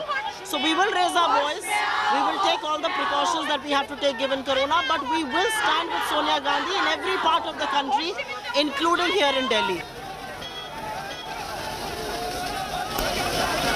Continue to get you live visuals across the country, crowds, being mollified there, as you can see by the, by these sprays coming in terms of trying to cool them down and get the protesters to ease off.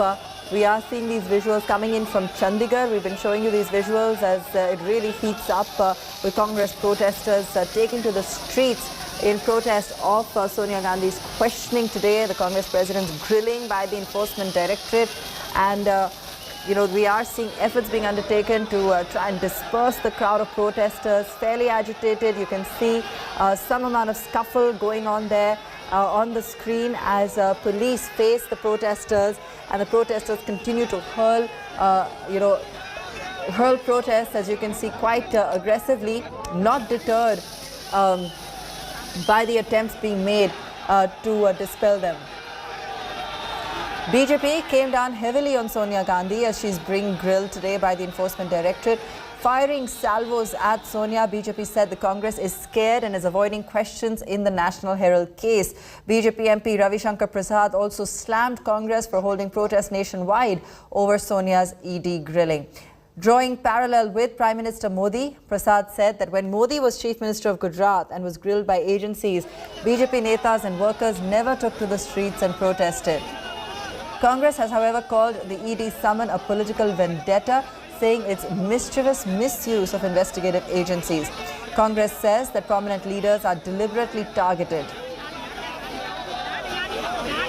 The scene in Chandigarh on your screen gets messier as we watch, just in a matter of a few moments, live visuals coming in, and we can see how it's even more crowded, police doing what they can to try and pacify, deter, cool off some of those protesters, try and dispel the crowds, but clearly they're not letting up so easy and are continuing to gather.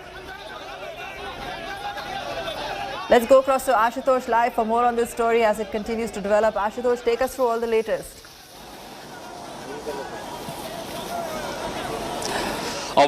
The questioning for today's has been, is over with the Enforcement Directorate which summoned Sonia Gandhi, and the next round of questioning will take place on 25th July. So it was barely, 3-4 hours of the total questioning, barely more than 3 hours of the questioning. Of course, in this entire alleged scam, these questions, we have seen the hours-long proceedings with Rahul Gandhi, but when it comes to Sonia Gandhi, clearly there were certain reliefs also, as said by the Enforcement Directorate officials, and right within 3 hours of questioning, questioning, she has been let go, and another round of summon has, she has been summoned on 25th of July. But for now, we are seeing the show of strength by the Congress party, not only in the national capital, but in different states all across India. Certainly, this was the similar, pictures when Rahul Gandhi was summoned by the ED. And while the parliament session was, the opposition, particularly the Congress, is upping the ante against the government, calling it totally a vendetta politic. What it seems, the situation is not going to calm anytime soon. It may escalate further, and again during the next round of the session, every day perhaps on certain or other issue, including the summoning of Sonia Gandhi, or accusing that how government is falsely implicating the opposition leaders. This will clearly giving ammunition to the opposition, which is constantly targeting the government, and which will continue even till the parliament session is being held. All right. Ashutosh, she's clearly been called back again on the 25th. Given the scale of protests that we're seeing right now, what do we anticipate as we really see this week unfold? Sonia Gandhi has been called back on the 25th, and while politicians continue to debate, the kind of protests that have been, that we're seeing nationwide, clearly the ED is going to continue with its agenda. Well, the investigation is totally a different spectrum. That is the domain of the investigative agency, the investigative officials. They will carry out an investigation. What we are seeing otherwise, outside of, this spectrum is the political optics, because this is somewhere also may help the Congress party to unite, because given the, collapsing their house of, the house of the cards. All right, just give us a second, Ashutosh. We've got more visuals coming in, more very violent visuals coming in from Hyderabad. As you can see, arson. We've seen violence now in some of these protests. We've got 3 trains stopped in Delhi. You're seeing what's happening in Chandigarh. It's really starting to get even more aggravated, the protests that we're seeing. And these are in several locations across the country. On your screen right now, you're seeing live visuals coming in from Hyderabad. Congress workers have set fire to a bike in Hyderabad. A car was also torched in Bengaluru.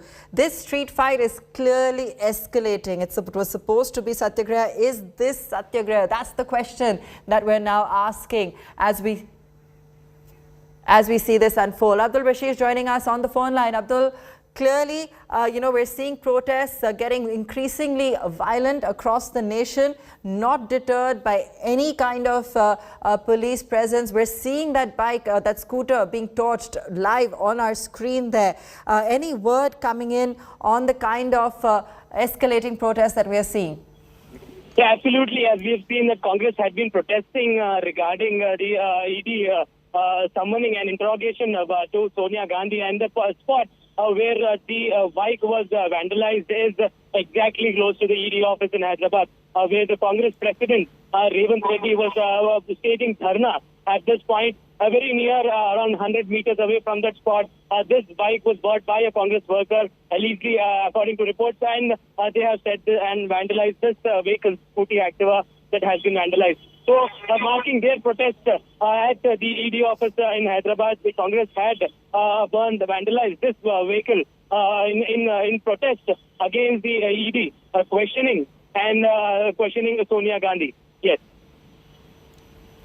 We've seen these water cannons that have been trying to propel high streams of water to push back the crowds. We are seeing fires being set. On your screen, that scooter arson clearly taking place as protesters start to get violent. We've seen trains stopped in Delhi. So clearly this situation, look at the kind of crowds on your screen. I mean, it's really only growing by the minute.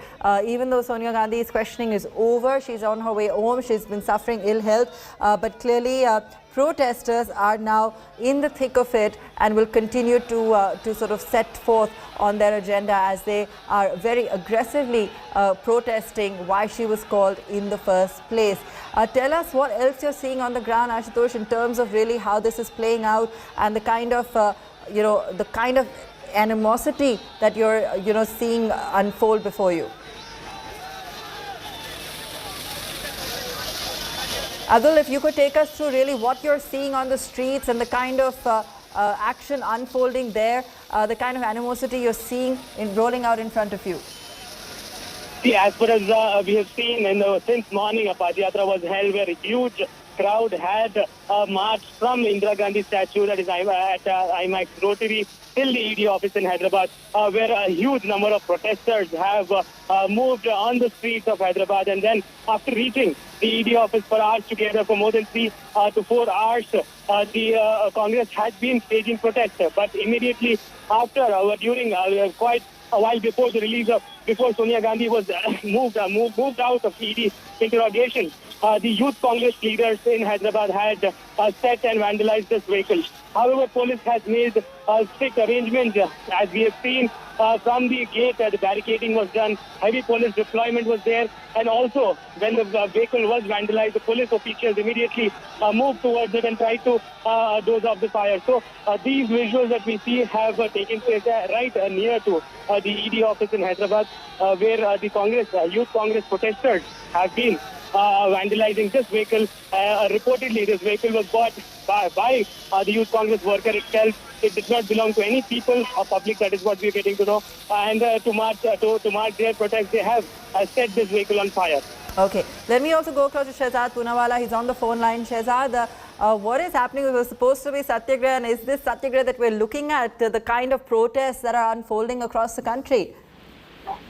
This is not Satyagraha. This is Mahatma Gandhi के सिद्धांतों का हत्याग्रह. This is Rahul Gandhi and Sonia Gandhi का भ्रष्टाचार का दुराग्रह and scamagrah. This is All India Congress Committee becoming All India Corrupt Bachao Committee and All India Consultation Committee confronting with the law. Satyagraha by Mahatma Gandhi ji was on non-violence and against injustice. This is full of violence. You've seen what is happening in Bangalore. You're seeing what's happening in Assam. Last time also, ED, when it called Rahul Gandhi, he was silent and Congress workers were violent. They held collars of cops. They were punching policemen in Assam. They were spitting on police people. So this is the violent mindset only because how can you ask questions of the first family of corruption for the crimes and the crimes of corruption that have been committed by them? Now, this is being done by the ED on the Adesh of the court. The court has come out with a conclusion. It is also the income tax order which was challenged in High Court and Supreme Court. No relief was got. So when you have got no relief from the courts of law, you try to create violence and you try to ensure that the legal bodies can't do their job without interference inside and imposition. The language used by Adhir Ranjan Chaudhary, where he's called ED as idiot, this shows that Congress Party की एक ही पहचान संस्थाओं का करो अपमान. They've done it for Sansad, they've done it for EC, they've done it for Supreme Court. Now they are insulting and trying to intimidate ED from doing its job. So this is the DNA of the Congress. Bhrashtachar Bachao Andolan is on. This is not Shakti Pradarshan. This is Bhrashtachar ka Bhakti Pradarshan. Sure.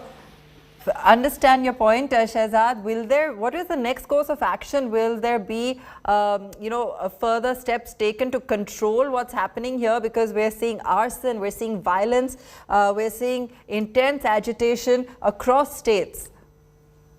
You see, I'm sure the state police forces are competent in dealing with this kind of situation. So I'm sure in respective places, wherever they are engaging in arson and violence, the state police forces will take appropriate action. But having said that, the larger question is that wasn't Mr. Jairam Ramesh, Sonia Gandhi and Rahul Gandhi telling us that they believe in principles of Mahatma Gandhi?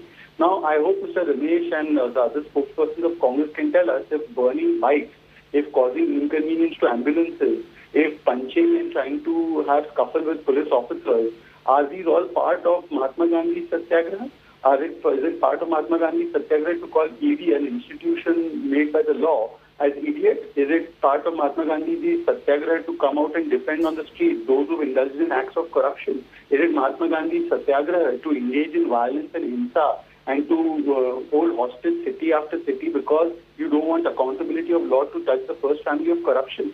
Is it Mahatma Gandhi's Satyagraha to spit at cops or to hold collars of the cops?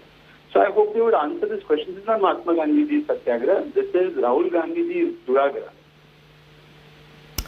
Shehzad, thanks so much for joining us and taking us through your view on the kind of scene unfolding in front of us this afternoon. We continue to stay on top of this story for you right here in India Today. We're going to take a very quick break. When we come back, India also set to get its first tribal woman president. NDA candidate Draupadi Murmu likely to edge past the opposition's Yashwant Sinha. Counting of votes underway.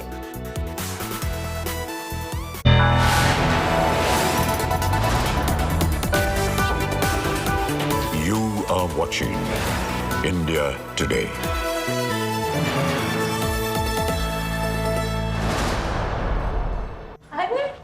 आ गई। कैसा रहा दिन? बहुत अच्छा। कोई video game cover करने गई थी ना? वीडियो गेम नहीं माँ, ई-स्पोर्ट्स। ई-स्पोर्ट्स? माँ, esports is just like any other competitive sport.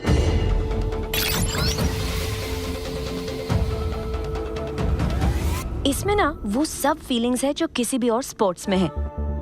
इसमें इमोशन है, इसमें एंगर है, इसमें सैडनेस है, इसमें हैप्पीनेस है, इसमें कमराडरी है। ये सिर्फ गेम नहीं, ये ई स्पोर्ट्स का प्रीमियर लीग ESPL है।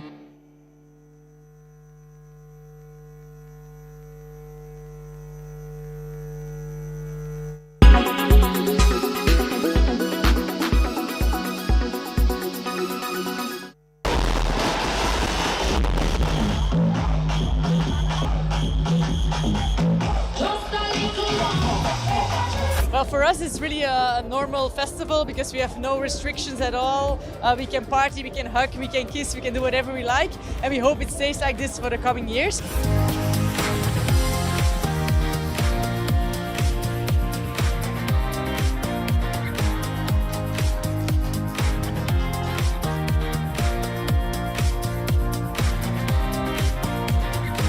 So I'm from Perth in Australia, so the west coast of Australia. We've been in a lockdown for like 2.5 years, so we're one of the first people to get out. So we come all the way over here for this festival specifically.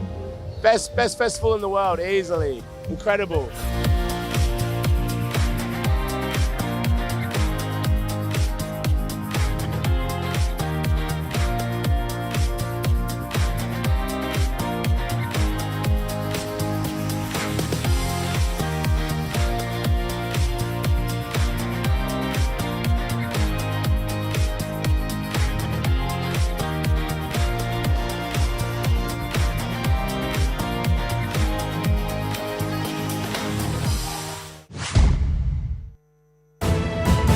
You are watching India.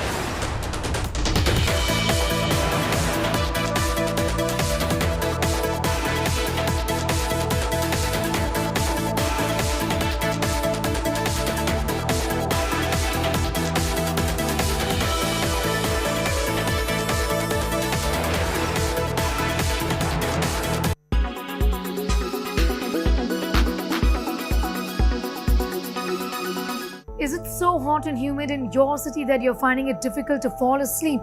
Well, you are not alone. Hundreds and lakhs of people in India are facing this problem, and now it has been documented.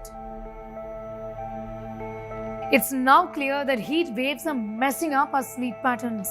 This has to do largely with your body temperature in the night. Our bodies are tuned in to dropping body heat in the night to help us sleep. The hormone melatonin serves essentially as a natural alarm clock. When it's nighttime, it widens the blood vessels in our hands and feet to get rid of heat from our bodies. So what really happens when the air around us is too hot? When temperature goes up, deep sleep gets affected. Deep sleep for at least a few hours is the bare minimum we all need to ensure our body truly gets the rest it requires. Sleep deprivation can lead to various mental health disorders. The most commonly seen are depression and anxiety. Chronic insomnia, that is chronic sleep disturbances, can lead to something called as early onset dementia, which is again a memory disorder. So it is important in order to maintain our mental health as well as physical health that we give ourselves adequate sleep. Now, there is not just the problem of rising temperatures, there is also the problem of the pandemic. COVID-19 has interfered with our sleep patterns, and this too has now been documented. The pandemic ruined sleep cycles. The stress and anxiety of COVID added to the work from home patterns completely hit our lifestyle choices. A recent survey by a social media platform found that 54% Indians surveyed confirmed that their sleep patterns have changed post the pandemic. Many of these Indians speak about the fact that they're suffering from sleep apnea, finding it difficult to go off to sleep or sleep properly at a stretch altogether. This has now even got a term called coronasomnia, caused by personal stress, by grief of losing a loved one, and even anxiety over any COVID-related news.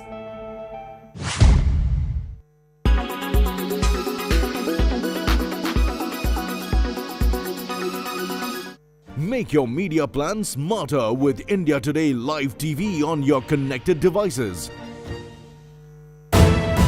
You are watching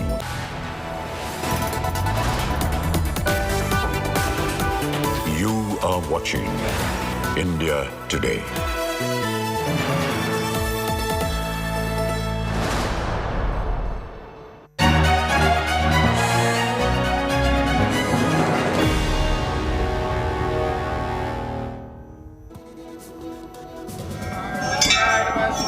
Counting down now, the NDA leading after the first round of counting. The votes of members of parliament have been counted so far. Draupadi Murmu got 3.78 votes compared to 1.45 lakh votes for the opposition candidate, Yashwant Sinha. 2 more rounds of voting are left. Next, the state vote will be counted. The votes of the states will be counted in alphabetical order. Prime Minister Modi will be meeting Draupadi Murmu around 4 p.m. today. Preparations underway at Delhi BJP state headquarters for a victory celebration. People have already started celebrations at Murmu's hometown, Rairangpur in Odisha. As you can see on your screen, we're already seeing those celebrations begin in Rairangpur. Let's also get you some insight on-ground reports from Suryagni. These posters and banners are hung on the gates of Draupadi Murmu's school over here in Rairangpur, where she was a teacher. And right now, if you look at the visuals, the kids over here, they are rejoicing, they are dancing to tribal music, as Draupadi Murmu might be the country's first tribal president. Now, tribal president from the tribal community. Over here, students are dancing, and what we'll do is we will just go and speak to these students. कि आप लोगों को पता है द्रौपदी मुर्मू कौन है? हाँ, पता है. हमारे स्कूल में वो बड़ा टीचर है. अच्छा, और वो प्रेसिडेंट बनेंगी? हाँ. और आप लोग क्या उसी लिए डांस कर रहे हो? हाँ. So these kids know that who Draupadi Murmu is and what is the essence of this particular day over here in Rairangpur. We'll ask Mr. Patnaik, who's the administrator over here. Sir, ये plan क्या आप लोगों का था कि students का था? Students का spontaneous reaction था. जे एक टीचर थे मैडम द्रौपदी मुर्मू, आज जो प्रेसिडेंट बन गए देश की, और इसीलिए वो खुश में वो जो मना रहे हैं. The administrators, the teachers, the kids are extremely happy that Draupadi Murmu was a part of their school at one point of time, and they're more happier because she might just become the next president of this country. With camera person Kiranji, this is Suryagni Roy for India Today, Rairangpur, Odisha. Celebrations have begun in front of Draupadi Murmu's residence over here, and we'll show you what kind of these celebrations are happening over here. Drum beats, these are quintessential Adivasi drum beats which are being played over here. People are extremely happy. This is the MLA of Rairangpur. We'll ask him, Dada, abhi se shuruaat ho gaya jashan ka? देखिए, और कुछ समय देर result निकलेगा. हम लोग को मालूम है दीदी बहुत वोट से जीतेगी, इसीलिए हम उनका घर के सामने ये जो परंपरा है, ड्रेस पहने हैं, हम लोग का आदिवासी का डांस जो है, हम लोग खुशहाली मना रहा है. Supporters and people who have joined over here, they are dancing over here. These are the traditional Adivasi dances which are happening in front of the NDA candidate Draupadi Murmu's residence over here at Rairangpur. With camera person Kiranji, this is Suryagni Roy for India Today, Rairangpur, Odisha. Milan Sharma joining us live from Murmu's Delhi residence. Milan, take us through. It seems that, we've seen one round of counting, we've got 2 more to go, but it looks like it's almost certain that she's going to be announced as president. Well, that seems so because you saw as in the first round of counting, Draupadi Murmu has already had 72 and more than 72% votes when the MP votes were counted, and the weightage of the votes is also higher. Draupadi Murmu leads in that first round. But I am right now at her official residence in Delhi that has been decking up since the day, throughout the day. It's been covered in canopies, and here the stage is set, so to say, Abha, for the final countdown.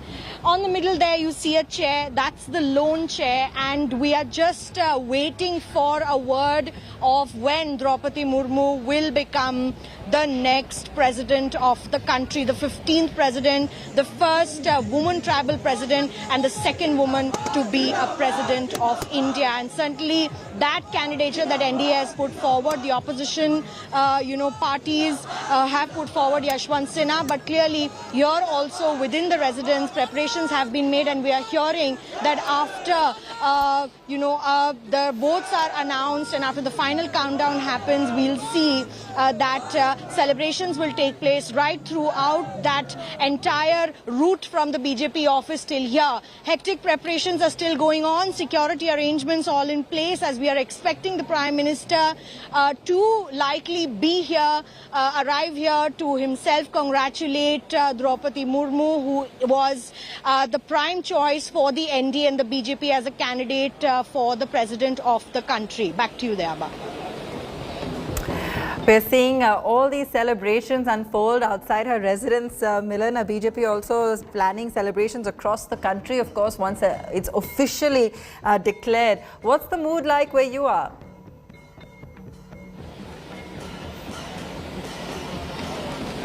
Well, that's right. We are looking at last moment hectic preparations. I'll show you around once again. All the, senior BJP party functionary and workers are present here. They are moving towards the stage at the moment. I'll just ask Ashok Banodji to pan and show you. There's hectic discussions that are going on with regards to security preparations here, because we are expecting Prime Minister Narendra Modi to be here at the end of the day, of course, after the results are out. But throughout the day, we have seen how this entire premise has also been decked up. So you can see in front of you, discussions are being done on who will come, how they will walk, and who will enter the stage, how they will sit. We are expecting senior leaders from the BJP, PM himself, and also many leaders from the tribal community to be here today to meet with Draupadi Murmu, to congratulate her. Perhaps, we are waiting for that final countdown, but she currently continues to lead in the first counting of the votes that was done for the MPs, garnering more than 72% votes at that counting level.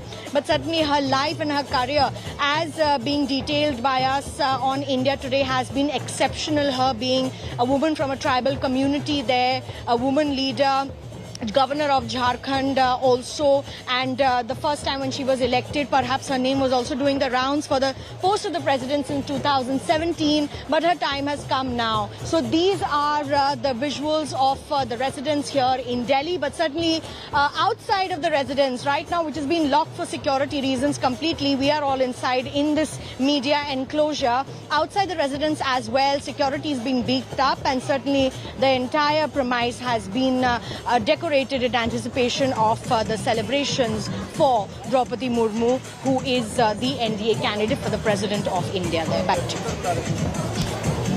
Milan, clearly this is also symbolic given that her candidature and election is a big win for the tribal community in India. The Prime Minister also likely to meet her at 4 p.m. today. What is the kind of message that this is intended to send? No, No, of course, because Draupadi Murmu in her career and lifespan has also been someone who has looked at the, the rights of the SCs as well, the scheduled castes, because she was also one of the functionaries looking at the upliftment of the scheduled castes as well. She herself happens to be a woman from a tribal community, and that was one of the prime masterstrokes that was given by the NDA, perhaps her name as the candidate that came forward. But certainly her life, her career as a teacher makes for a fitting president of the country as well, and which is why perhaps she has been chosen there by the BJP. And even talking about the fact that in her hometown, Rairangpur, where celebrations are currently taking place, where her family is still residing, is happy for the fact that a tribal woman from her, from her community, from her, knowing has been put forward as the front-runner face for the President of India. It's a proud moment also for the fact that she will perhaps be the second woman President of India, and that is perhaps, a history in charting at the moment. But we are waiting for the final results, and even as the hectic preparations go on, we'll have to wait and see what the final results clearly say for Draupadi Murmu. But at the moment, she seems to be leading the race for the President's house. Back to you. Droupadi Murmu, she is leading the race. We are expected to see that official figure coming out later this afternoon. The Prime Minister said to meet her at 4 p.m. Way ahead of the other candidate, Yashwant Sinha. We're seeing celebrations already in her hometown as well as across the country. BJP headquarters as India awaits its 15th president, the second woman president, and the first woman tribal president is likely to be announced soon today. Prime Minister, as I mentioned, will be meeting her a little later in the evening, and she's come a long way from Rairangpur to Raisina Hill, and a very strong political journey there. And she has been one to have made, of course, the candidate for the BJP, of course, in her state, and you can see the trajectory of her career as well unfolding on your screen. And finally, we are expected to hear her announced as the next president very soon. Celebrations have, of course, begun. We have been on ground to show sentiment, celebrations in her native place. Let's get you a detailed report.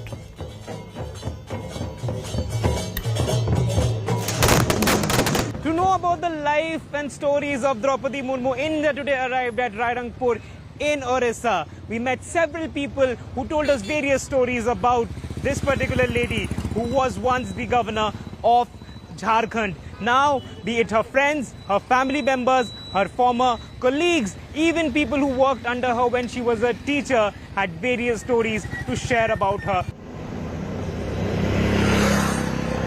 Rairangpur in Mayurbhanj district of Odisha is proud to be the town that witnessed the rise of Draupadi Murmu. She worked here as a teacher before becoming a councillor, an MLA, a minister, and then governor. More than 280 kilometers from the capital of Odisha, this is where she built her life after her elder daughter passed away. She is a lady with a heart. On the one side, she is an iron lady. She would like to take strong action in one hand. In other, she would talk very politely and very compassionately with the public.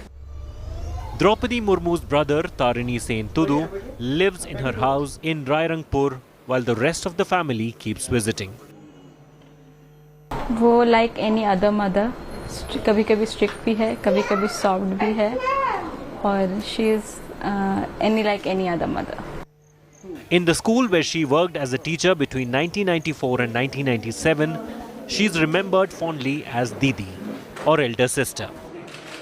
Rule regulation भी करूथिले आ समस्तनकर सहित भलो संपर्क भी रहउतिला आ छोटे छोटे छुआ मन को भी भलो व्यवहार भी करूथिले समस्त स्टाफ मान का सहित भी भलो सब संपर्क रहितला लोक मान का सहित भी भलो सब संपर्क रहितला.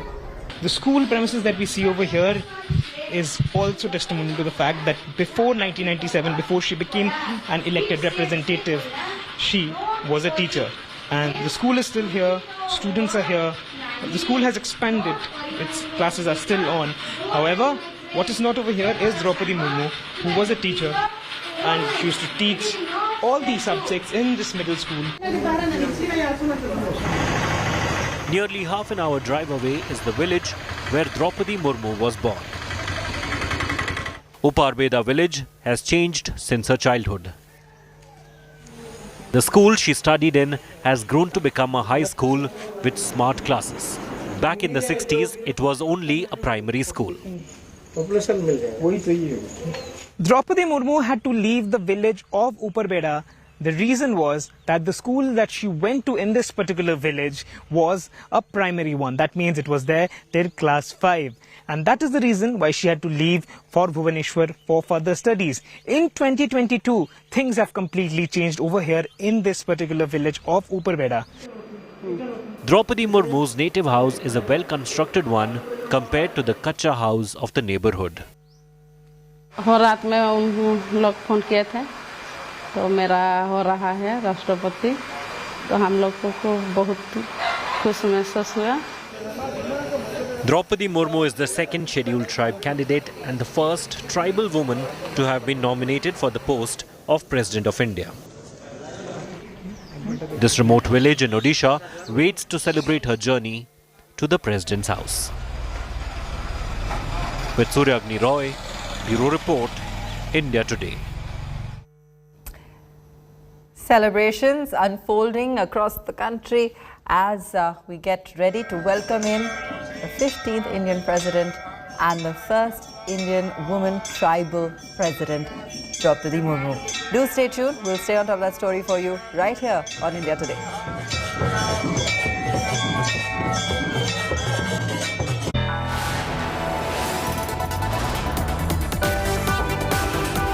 You are watching India Today.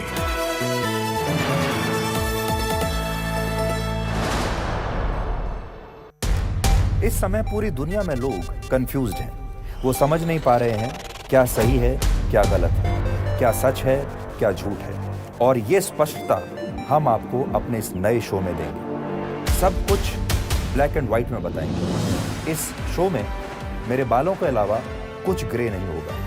हर खबर ब्लैक एंड व्हाइट की तरह बिल्कुल स्पष्ट होगी।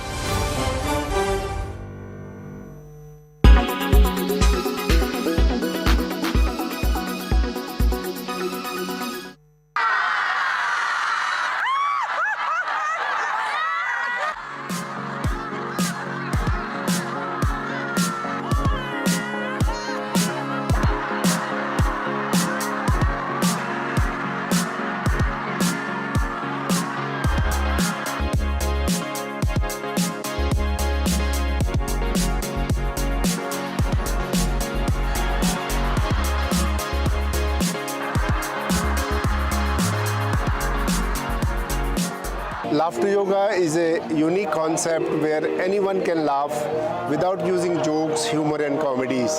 We laugh as an exercise combined with deep breathing techniques from yoga that brings more oxygen and makes you healthy and more happy.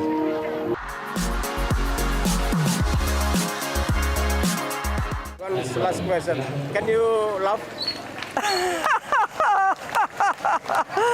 Yeah, not so much.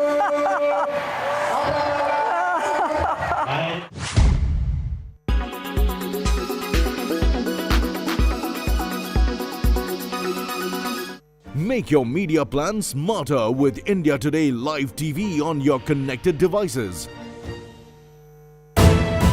You are watching.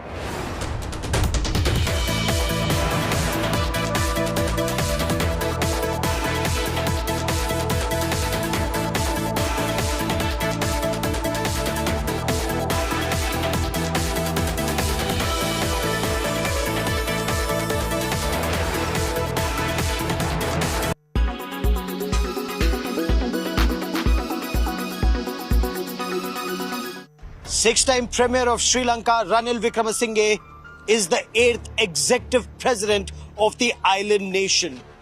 in the voting that took place in the Sri Lankan parliament, he got 134 votes as against 82 that the principal opposition candidate, Dallas Ala Peruma, was able to secure, and just 3 that the left leader, Anura Kumara Disanaike, was able to secure. And this shows in the 225-member parliament in Sri Lanka, Ranil Wickremesinghe got the maximum votes. But he does have a massive task ahead of him. Sri Lanka is bankrupt. The country is in deep trouble. India, of course, has bailed Sri Lanka out with a $3.8 billion worth assistance, not just in deferred payments of $1.8 billion, but also assistance in terms of petrol and fuel in general, oil, food, medicines, gas, essential supplies. All of them are being supplied to Sri Lanka, and fertilizers that Sri Lanka so desperately requires. Now, Ranil Wickremesinghe has tried to distance himself from the unpopular decisions and policies of his predecessor, Gotabaya Rajapaksa, especially when it comes to the sorry situation Sri Lanka is in at this point of time. And there were a number of decisions that Gotabaya Rajapaksa had taken, including either reduction of taxes, which reduced government's income, or going organic on farming, which meant farm yields.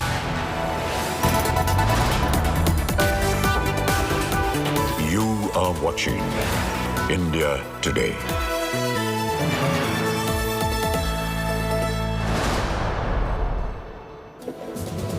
Thanks for staying with India Today's rolling coverage on a very big news day. India is all set to get its first tribal president in just a few minutes from now. But on the streets of Delhi and all of India's big cities is a huge Congress dharna in Sonia Gandhi's name. Her questioning by the Enforcement Directorate has ended today, but the anger of Congress cadres is not abating. We're going to take you to every one of those spots right here with me. Special broadcast begins.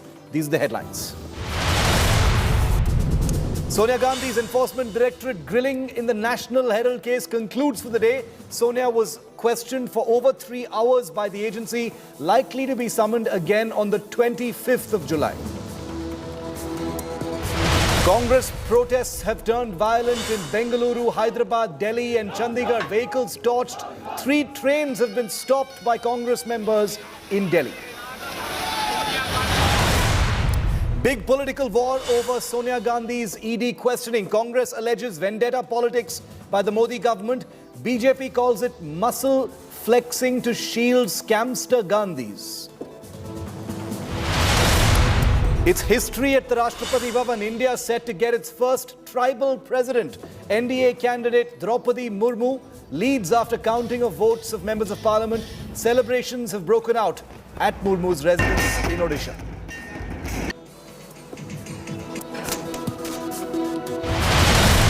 Mamata Banerjee, conspicuous by her absence in supporting Sonia Gandhi today, has a mega roar for the 2024 elections on the Trinamool's Martyr Day today in Kolkata. Says people's mandate will dislodge the BJP. Hits out at the centre, says don't scare us by using the ED.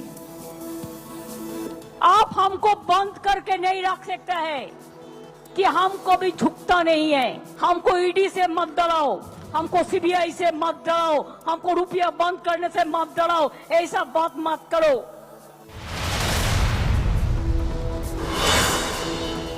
Shocking immolation of seer after protesting against illegal mining at revered hills linked to Lord Krishna in Rajasthan. BJP attacks Gehlot government.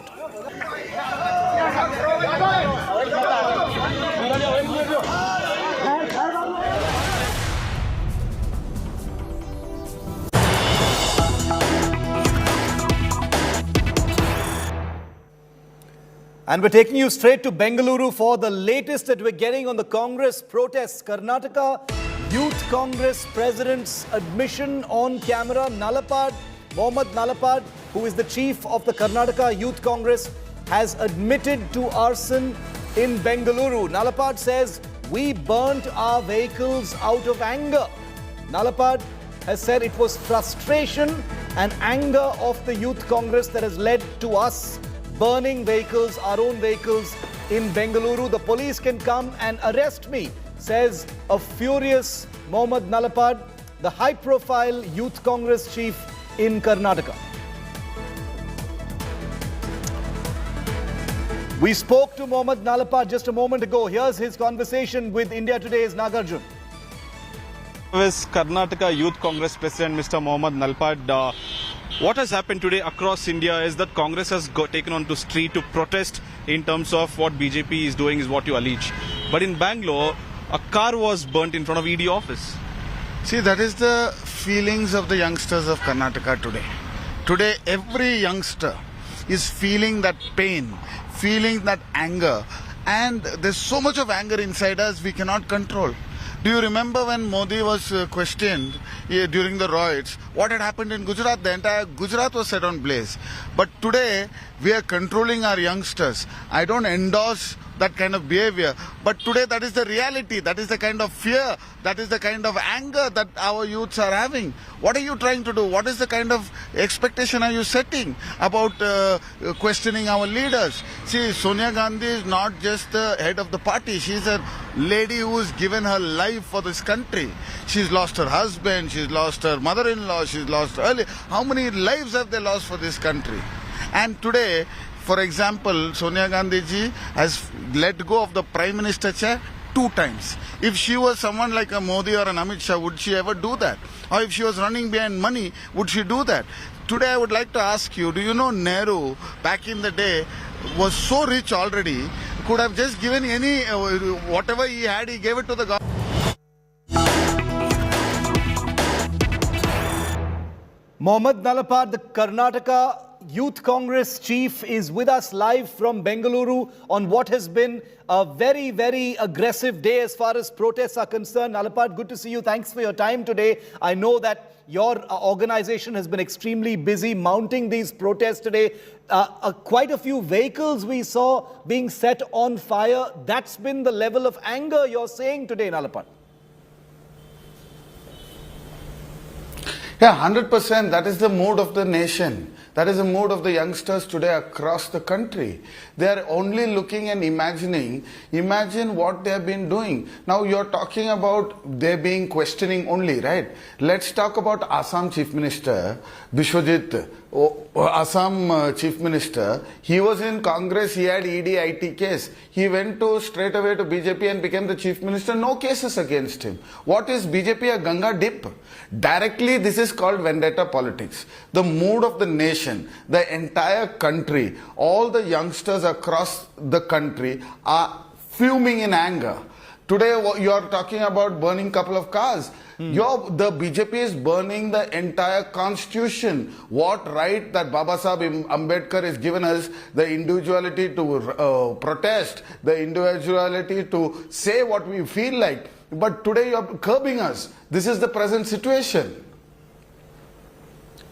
Is this protest going to continue, Nalapad? Because, talking about the specifics, Mrs. Sonia Gandhi's questioning has ended for today. It was just over 3 hours, keeping in view her health as well. I'm sure that was taken into account. She's been summoned back on July the 25th. Even 3 minutes is not acceptable, Shiv. Yes. See, even 3 minutes is not acceptable.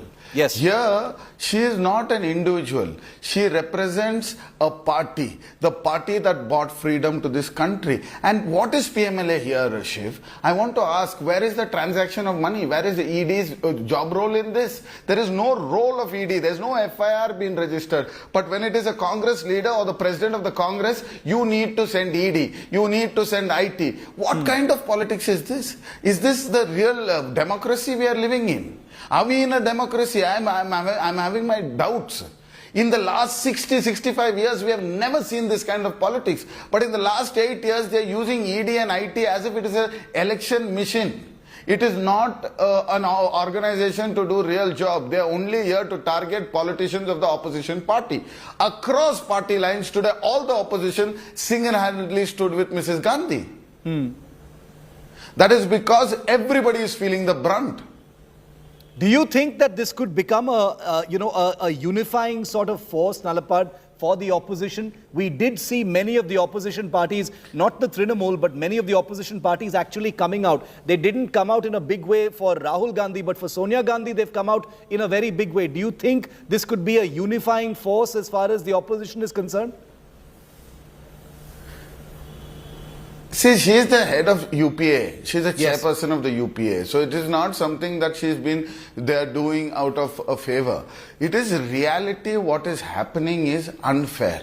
The constitution, the way our country is supposed to be run, it is not being run in that format. You're talking about burning a couple of cars. Let me come back and remind you, when Modi ji was questioned in the Royds case, the entire Gujarat was burnt down. Now, what is there? The anger and the mood of the people is as such that you are targeting our leaders in such a way. If we do not show our anger somewhere, where will we go? I am frustrated. Today I'm honestly in the verge of tears, because Sonia Gandhi is a leader who 2 times, not once, 2 times gave up the post of Prime Minister. If she was a lady who was behind power, or if she was a lady who was behind money, do you think they would have done that? If she was something, even 10% like a Modi or an Amit Shah, would she even do that? She is a great woman, and the effort and the energy she's taken into building this party, I am grateful to having such a leader.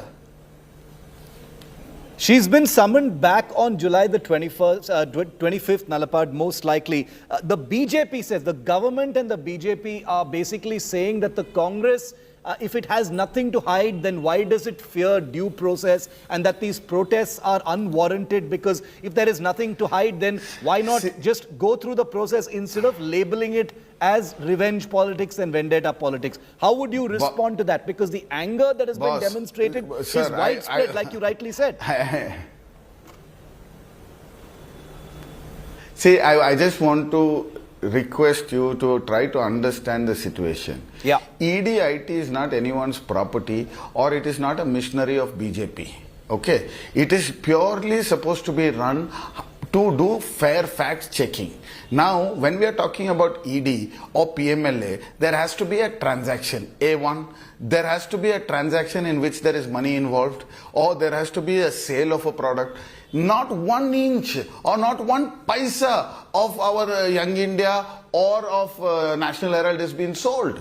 The organization that was, it is a Congress party's organization. They kept it in a format so that the organization couldn't run. But today you are trying to say that our leaders have tried to embezzle money out of it. What kind of buzzard thing is this? So ED, let them do their job, but this is not their job. There's no transaction of financial transaction or trace of money. There's no trace of money. So when this is the situation, you doing this is purely vendetta politics, right? What role does ED have in this? ED has, suppose you're summoning for 3 hours and let go, again you're calling, you're saying, right? Even 1 minute they are not supposed to do it. Just because she's the head of Congress party, you're doing this. You're trying to push down the Congress party. You're trying to fear us. You think this is going to keep us down? I don't think so. The youth of the nation are with the Congress party, and we will voice it out loud and clear. Nalapad, just a last couple of questions. Since you head the Karnataka Youth Congress, there are elections coming up next year, in Karnataka as well. But I hear your anger and I hear your frustration. What is the mood like? This may seem like a silly question given the images that we're seeing, but you're the boss of all these young, Congress members in Karnataka and elsewhere. What is the mood? What are they telling you? See, honestly speaking, from the last 3 days, I've been getting calls from across the state, and they've been only telling me one thing: sir, we want to do something. We are in anger. We want to express our anger. I've been only telling them to hold back, not to do this. Let's go in the democratic way. Let's fight this. Let's protest. But the anger that has been built up, I don't know. Today now, this was just the beginning at what happened today. And 25th, what might happen, I don't know. I really don't know. The people are angry. The youngsters are angry. The youth of Karnataka are angry. Not just the youth Congress workers. Even a common youngster, even a common youth of this country is angry. Are these protests going to continue, Nalapad? Because, the questioning doesn't appear to be tomorrow on a track across of the stopping. state district. See, tomorrow across the state in every district headquarters there's going to be a massive protest. Again, if they call her on 25th, it is going to be a massive protest again in Karnataka. I can vouch for this and say that this will not stop unless you stop the vendetta politics. I, with folded hands, request the BJP government to stop such kind of vendetta politics. Please let ED and IT do their job naturally, then using them as an election weapon. Because Rahul Gandhi said he's going to do a Bharat Jodo Yatra, you're questioning him, you're summoning him, you're threatening us, you think that we're going to back down. You're going to watch a spectacular when Rahul Gandhi starts walking. You're going to see how thousands of youngsters are going to come out and join Rahul Gandhi. We believe in the idea of Congress, we believe in Rahul Gandhi and his leadership, we believe in the Congress party. And today you're trying to attack the Gandhi family. Next, who you're going to do? Everybody you can do. We all are ready. I'm ready to be arrested even today. Put me behind bars, I don't care. But we will voice out, we will fight, we will stand with the people of the country. On a completely separate note, Nalapad, and this is my final question, do you think something like this, has the potential, or do you sense it, of reviving, galvanizing, strengthening the Congress as it goes into another big election season? Because the Congress has had a lot of problems electorally speaking. Do you think this has the potential to be a kind of turning point for the Congress party? See, I don't think there is required of a major revival of the party. See, Congress party has cadres from down to upward. We just need to re-energize them and move them forward. And I think BJP, by trying to think that they are doing this to scare us, they are doing the job of re-energizing us. We are going to come out stronger than before. You're going to see the results of all this in 23 elections. And out of the topic, I just want to ask you, what are they trying to do with the GST? GST is not supposed to be done like this. It is just Gabbar Singh tax. They put a 5% tax on goddamn milk here and curd. They are talking digital India on checkbooks. The checkbook that is going to turn digital India, 18% tax. What are they trying to do? Who are they? Now, when you're saying GST, even a person that has 10,000 rupees salary or 100 crore rupees salary, he still has to pay the same amount of GST. So what are they doing? They're pickpocketing from the common people and they're collecting these taxes and not even giving it back to the states. The people who are paying the taxes are not even benefiting from that. This is the kind of governance they're doing. You take Agnipath, you take anything. 2 crore job promises. As a youngster today, I'm worried about the youth of Karnataka. We have 1.25 crore youngsters in Karnataka and nobody has a job. I've been rallying around Karnataka and I see every single youngster who comes and says, get me a job. Anna, please get me a job. This is the kind of request we are getting. And I'm helpless because this BJP government doesn't seem to understand the requirements. They only think by doing ED, IT on Congress leaders and the opposition leaders, they're going to win elections. I don't think so. The mood of the people is changed and the country wants a change. They do not want this dictatorship. Mohammad Nalapad, pleasure. Thank you very much for speaking to us here on India Today. Thanks very much. Those protests by the Congress, the Youth Congress, are going to continue. As Nalapad just said here on India Today, they're going to happen in a big way across Karnataka tomorrow as well. They are going to intensify. Well, Congress Chief Sonia Gandhi was grilled for 3 hours by the Enforcement Directorate today. Sonia has been summoned once again on July the 25th.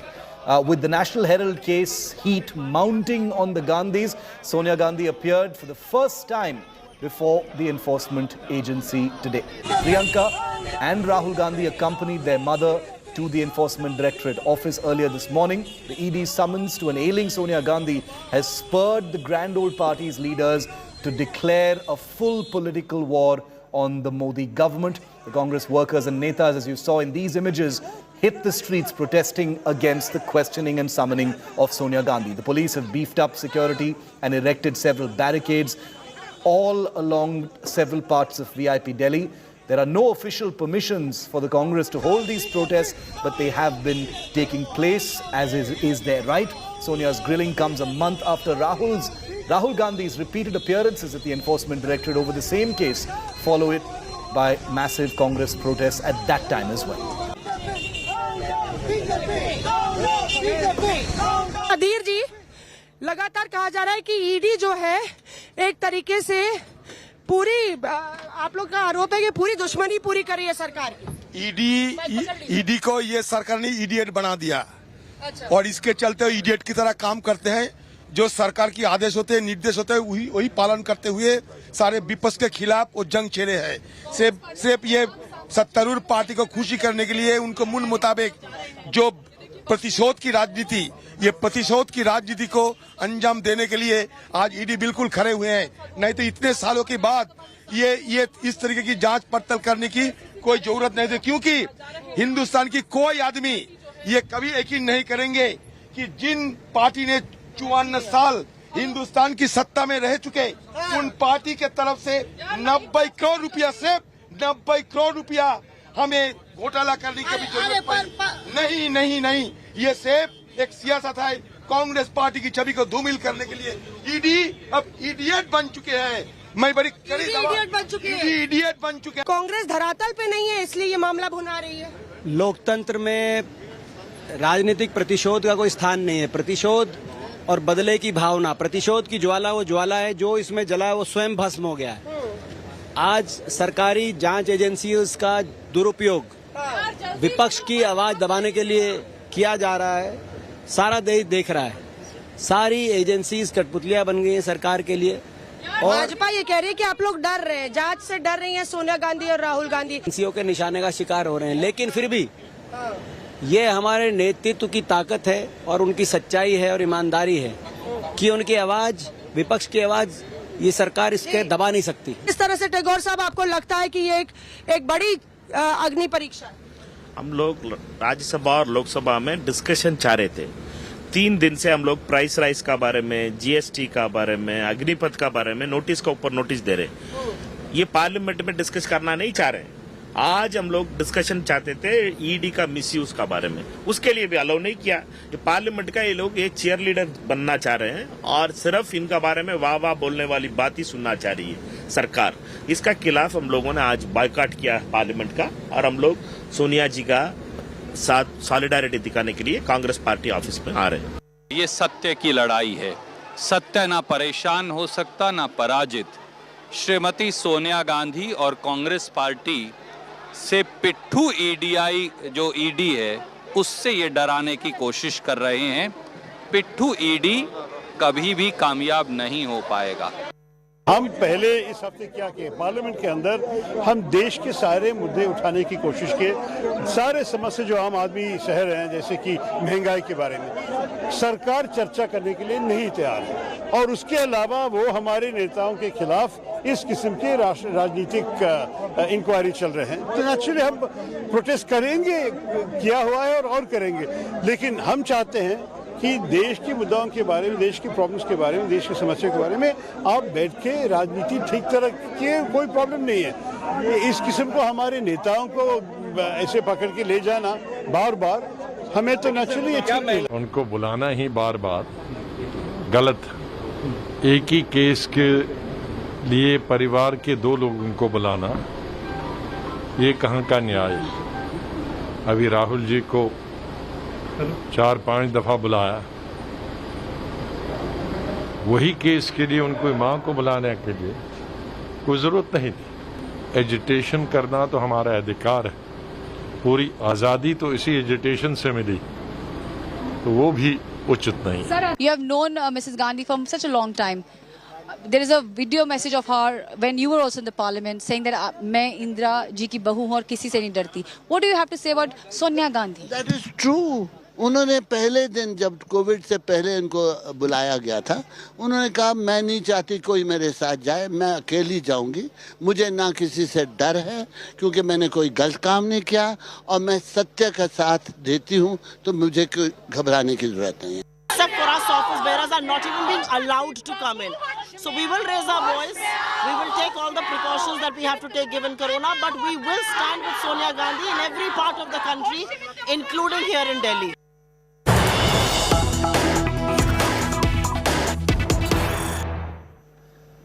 And the reactions are constantly coming in from the Congress leadership. Chidambaram, former minister, senior leader of the Congress party, taking a direct dig at the Enforcement Directorate. Part of the widespread Congress anger today over Sonia's questioning. The Congress claims Sonia was available after 3 p.m.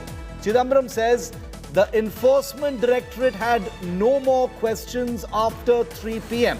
Chidambaram says Sonia Gandhi offered to continue with the questioning at the Enforcement Directorate, but that the Enforcement Directorate did not have any further questions, and that's why questioning ended. No further questions after 3 p.m. despite Sonia Gandhi offering to continue to be available for that questioning, is what P. Chidambaram is now saying. We were allowed to leave the Kingsway Camp police lines at 4 p.m. Chidambaram, senior leader, former Home Minister and Finance Minister, saying that the Enforcement Directorate ran out of questions when it was interrogating Sonia Gandhi at the Enforcement Directorate office, and that this was not some leniency shown by the Enforcement Directorate or some courtesy shown by the Enforcement Directorate, is the suggestion being made by P. Chidambaram of the Congress party.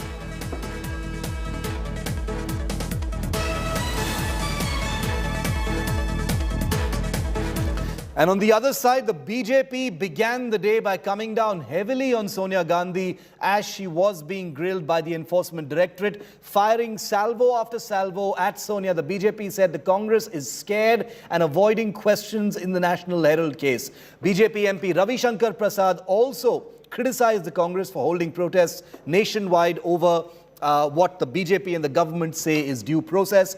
Drawing parallels with Prime Minister Modi, Ravi Shankar Prasad said that when Modi was Chief Minister of Gujarat and was grilled by agencies, BJP netas and workers never took to the streets to protest. The Congress has, however, called the ED summons political vendetta, badla politics, saying it's mischievous misuse of investigative agencies. The Congress says that prominent leaders are deliberately targeted.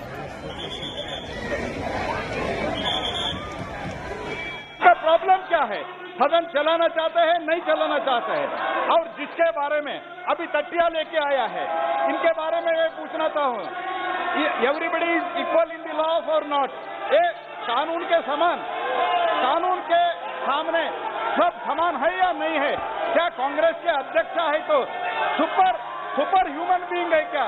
कानून हमको संबंध नहीं है, ऐसा सोचते हैं? ये तक के लिए स्थगित। ये तो लोकतंत्र के गहने हैं, धरने हो, प्रदर्शन हो, विरोध प्रकट हो, इसको तो टॉलरेंस पावर हो, ये तो लोकतंत्र में आवश्यक है। आज अगर ये होते हमारी जगह तो आज आग लगा देते, तोड़फोड़ करते। इनकी फितरत ये है। हमारे यहाँ तो बाहर आप देख रहे हो, रघुपति राघव राजा राम, पतित पावन सीताराम के भजन हो रहे हैं। Narendra Modi ji was the Chief Minister of Gujarat.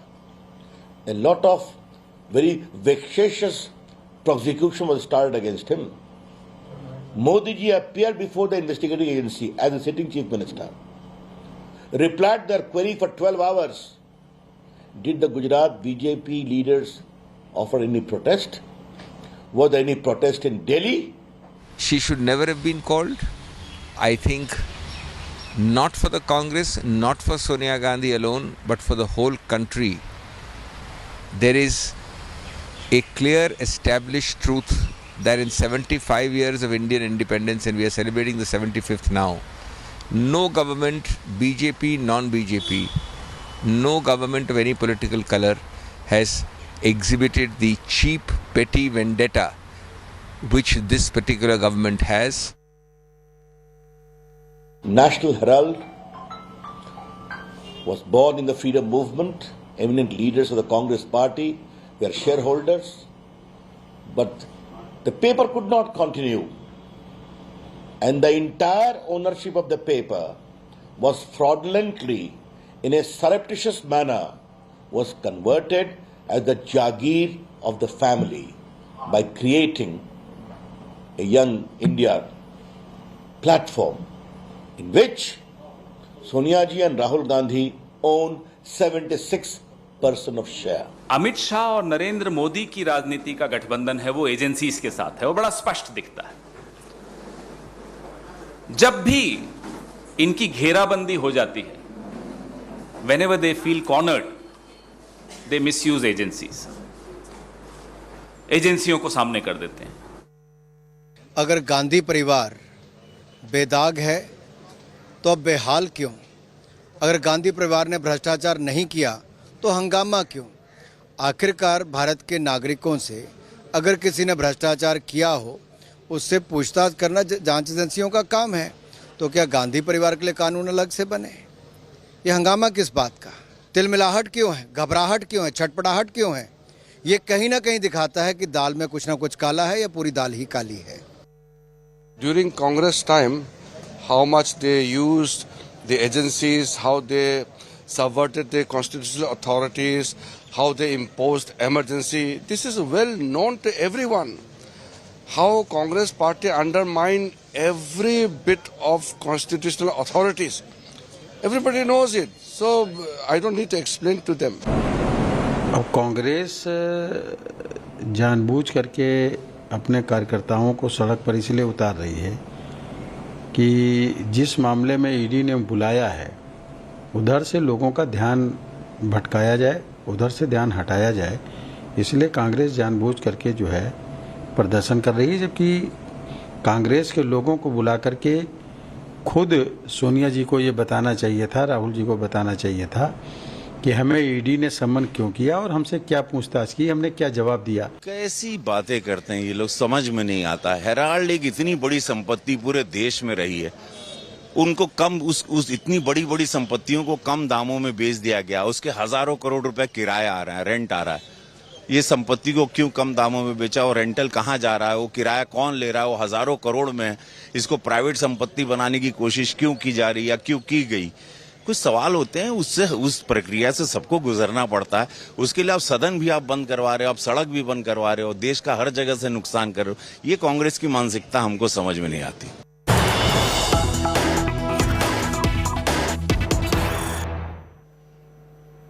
Stunning admission by a Karnataka Congress MLA as part of the protests that are taking place at this time. Ramesh Kumar, Congress MLA in Karnataka, says, "We have made enough money in the name of Nehru and Indira Gandhi and Sonia Gandhi." Ramesh Kumar says, "If we cannot sacrifice this much, it won't be good for us." He's talking in the context of the damage and the arson that has been caused by protesting Congress members. The Congress MLA says, "We have made enough money for 3 to 4 generations in the name of Nehru, Indira Gandhi and Sonia Gandhi. If we cannot sacrifice this much at least, it won't be good for us." This is in the context of vehicles being torched, two-wheelers being damaged and torched, trains being stopped in different parts of the country as well. So a justification for the vandalism and damage coming in by way of the words of an MLA of the Congress party in Karnataka. Listen into this MLA. 3-4 ತಲೆಮಾರುಗಳಿಗೆ ಆಗುವಷ್ಟನ್ನು ನಾವು ಮಾಡಿಕೊಂಡಿದ್ದೇವೆ. ನೆಹರು, ಇಂದಿರಾ ಗಾಂಧಿ, ಸೋನಿಯಾ ಗಾಂಧಿ ಹೆಸರಲ್ಲಿ ಈ ಕಿಂಚತ್ತು ತ್ಯಾಗಕ್ಕೆ ನಾವು ತಯಾರಾಗದೆ ಹೋದರೆ ನಾವು ಇನ್ನು ಮುಂದಕ್ಕೆ ತಿಂತಕ್ಕಂತ ಅನ್ನದಲ್ಲಿ ಹುಳು ಬೀಳುತ್ತೆ. ನಿಮ್ಗೆಲ್ಲರಿಗೂ ನಮಸ್ಕಾರ. 3-4 ತಲೆಮಾರುಗಳಿಗೆ ಆಗುವಷ್ಟನ್ನು ನಾವು ಮಾಡಿಕೊಂಡಿದ್ದೇವೆ. ನೆಹರು, ಇಂದಿರಾ ಗಾಂಧಿ, ಸೋನಿಯಾ ಗಾಂಧಿ ಹೆಸರಲ್ಲಿ ಈ ಕಿಂಚತ್ತು ತ್ಯಾಗಕ್ಕೆ ನಾವು ತಯಾರಾಗದೆ ಹೋದರೆ ನಾವು ಇನ್ನು ಮುಂದಕ್ಕೆ ತಿಂತಕ್ಕಂತ ಅನ್ನದಲ್ಲಿ ಹುಳು ಬೀಳುತ್ತೆ. ನಿಮ್ಗೆಲ್ಲರಿಗೂ ನಮಸ್ಕಾರ. For the 3 hours that Sonia Gandhi was questioned today, which is basically the reason why these widespread protests have been taking place, let's share with you, the viewer, what are the broad questions that were asked to Sonia Gandhi. The Enforcement Directorate, for starters, asked Sonia Gandhi about her association with the company Young Indian Private Limited. They wanted to know why Sonia Gandhi decided to become a 38% shareholder of Young Indian Private Limited. The ED also asked Sonia Gandhi regarding transactions between the Congress and AJL. Sources tell India Today that the Congress president faced the Enforcement Directorate alone and no person was allowed inside that room with her, including her lawyer. However, a person with medical aid was available inside the Enforcement Directorate office for Sonia Gandhi as she recently recovered from COVID. She was also allowed to leave questioning at any given point of time if she felt unwell, but she chose to remain and take every question. Sonia was questioned by an assistant director rank officer who is also an investigative officer of the case. The questioning was supervised by a joint director rank officer. The questioning ended after 3 hours, but the Congress party through P. Chidambaram says that the enforcement directorate had run out of questions. It was not any issue of leniency being shown to Sonia Gandhi. क्या Sonia Gandhi queen है किसी जगह की कि उनसे सवाल जवाब नहीं किए जा सकते? ऑल इंडिया करप्ट कमेटी को बचाने के लिए परिवार जो भ्रष्टाचार में 2000 करोड़ से ज्यादा की संपत्ति में लिप्त है, उसको बचाने के लिए आज एजेंसियों पर दबाव डालने के लिए ये सारा का सारा ये तमाशा किया जा रहा है। और इसीलिए ये महात्मा गांधी का सत्याग्रह नहीं, ये सोनिया गांधी का, राहुल गांधी का भ्रष्टाचार बचाने वाला दुराग्रह और स्कैमाग्रह है। And coming up next, Draupadi Murmu is all set to become India's first tribal president. It's not official yet, but it will be in just minutes from now. Celebrations have broken out in her town. And at the Rashtrapati Bhavan very soon, we will see images. Live coverage begins after this short break.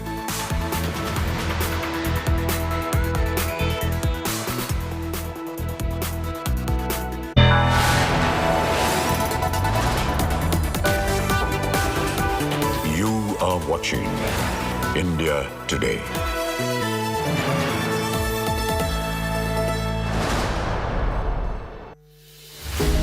With every sunrise comes new beginnings, new opportunities and new stories. And that's why we're first up. While you're sleeping, we're hard at work to ensure you get the perfect news shot every morning. Get you all the updates. Our morning mission to get you news that's fresh and packed with flavor. Watch First Up every weekday morning with me, Akshata Nandagopal, right here on India Today.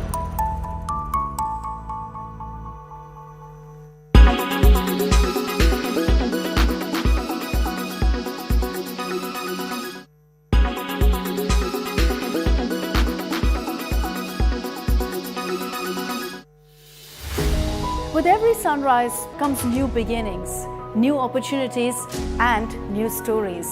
And that's why we're first up. While you're sleeping, we're hard at work to ensure you get the perfect news shot every morning. Get you all the updates.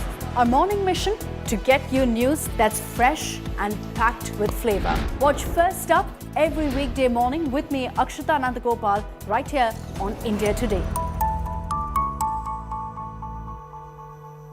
Make your media plan smarter with India Today Live TV on your connected devices. Everyone's busy finding what's trending. You're busy finding out why.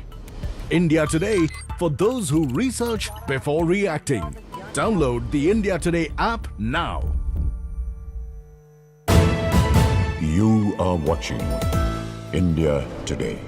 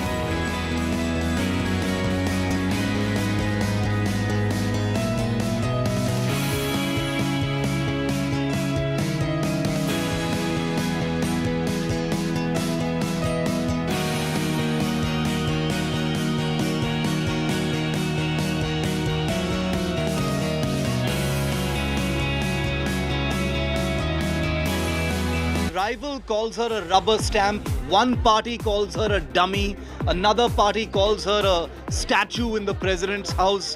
Well, no matter what you think of it, you can call it legitimate jibes against a potential president or just the wails of the frustrated. The fact is, Draupadi Murmu is about to become India's first tribal president.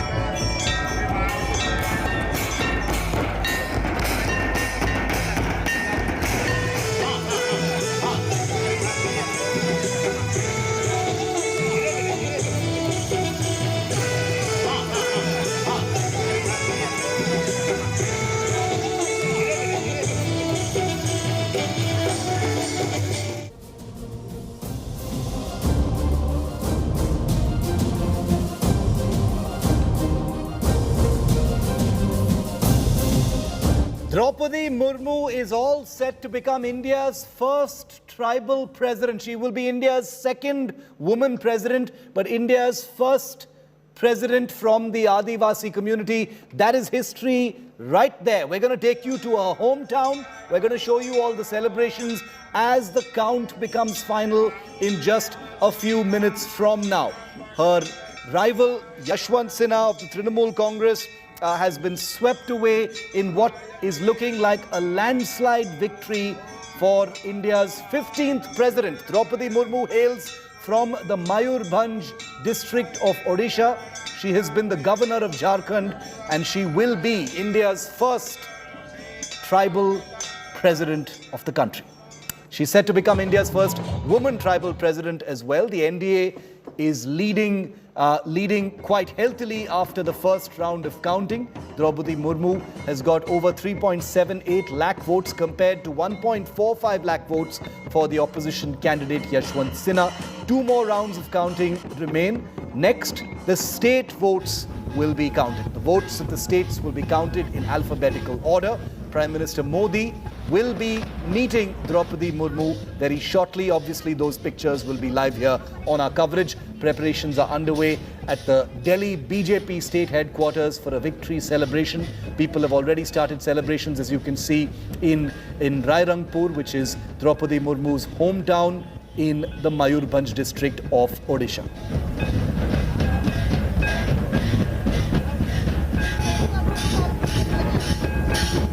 These posters and banners are hung on the gates of Draupadi Murmu school over here in Rairangpur, where she was a teacher. And right now, if you look at the visuals, the kids over here, they are rejoicing, they are dancing to tribal music, as Draupadi Murmu might be the country's first tribal president. Now, tribal president from the tribal community. Over here, students are dancing, and what we'll do is we will just go and speak to these students. कि आप लोगों को पता है द्रौपदी मुर्मू कौन है? हाँ, पता है. हमारे स्कूल में वो बड़ा टीचर है. अच्छा, और वो प्रेसिडेंट बनेंगी? हाँ. और आप लोग क्या उसी लिए डांस कर रहे हो? हाँ. So these kids know that who Draupadi Murmu is and what is the essence of this particular day over here in Rairangpur. We'll ask Mr. Patnaik, who's the administrator over here. Sir, ये plan क्या आप लोगों का था कि students का था? Students का स्पॉन्टेनियस रिएक्शन था. जो एक टीचर थे मैडम द्रौपदी मुर्मू, आज जो प्रेसिडेंट बन गए देश के, वो इसीलिए वो खुश में वो जो मना रहे हैं. The administrators, the teachers, the kids are extremely happy that Draupadi Murmu was a part of their school at one point of time, and they're more happier because she might just become the next president of this country. With camera person Kiranji, this is Reacting for India Today, Rairangpur, Odisha. Celebrations have begun in front of Draupadi Murmu's residence over here, and we'll show you what kind of these celebrations are happening over here. Drum beats, these are quintessential Adivasi drum beats which are being played over here. People are extremely happy. This is the MLA of Rairangpur. We'll ask him, दादा अभी से शुरुआत होगी जश्न का? देखिए और कुछ समय देर रिजल्ट निकलेगा. हम लोग को मालूम है दीदी बहुत वोट से जीतेगी, इसीलिए हम उनका घर के सामने ये जो परंपरा है, ड्रेस पहने हैं, हम लोग का आदिवासी का डांस जो है हम लोग खुशहाली मना रहा है। Supporters and people who have joined over here, they are dancing over here. These are the traditional Adivasi dances which are happening in front of the NDA candidate Draupadi Murmu's residence over here at Rairangpur. With camera person Kiranjit, this is Suryagni Roy for India Today, Rairangpur, Orissa. Even as the countdown to elect India's 15th president has begun, where Yashwant Sinha versus Draupadi Murmu is being looked at, but Draupadi Murmu clearly has an edge over Yashwant Sinha as the NDA candidate outside her home, not just in the state of Odisha and her hometown, but also in Delhi. It has been a day of preparations. We have seen Mr. Anil Baluni is also here to look at the preparations of what is going to unfold outside the house. But at the moment also we're looking at BJP party workers coming in and going out of the house that has been decorated with flowers, and a shamiana has been put in place. We hear that food is being prepared. There'll be laddus that are being prepared inside the house to celebrate the victory of not just the 15th president of India, but also if Draupadi Murmu wins, she will be the first Adivasi, that is tribal woman, to be the president of the country. And as we stand outside the house right now, security arrangements have also been made inside and outside the residence, because it is expected that Prime Minister Narendra Modi could himself, along with the senior leaders of the BJP, arrive to congratulate Draupadi Murmu on this victory. But till the results are out, anticipation continues. Meanwhile, this is the scenario, the situation outside the Delhi residence of Srimati Draupadi Murmu. With Ashok Banot, Milan Sharma for India Today. And I want to go across to Poulomi Saha, who's outside Draupadi Murmu's Delhi residence, where all the action is at this point of time. Poulomi, what's the mood there? Several leaders have already arrived. Will the Prime Minister be arriving there as well shortly, Poulomi?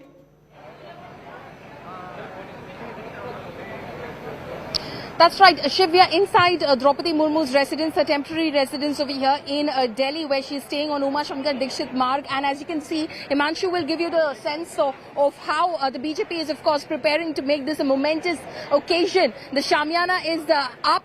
You can see that the chairs are out. The seat is also up on the dais as well. And we are, of course, expecting that the first big dignitary to arrive over here to congratulate Draupadi Murmu, when eventually, of course, she wins this election, because her, her win looks imminent right now. It looks absolutely certain.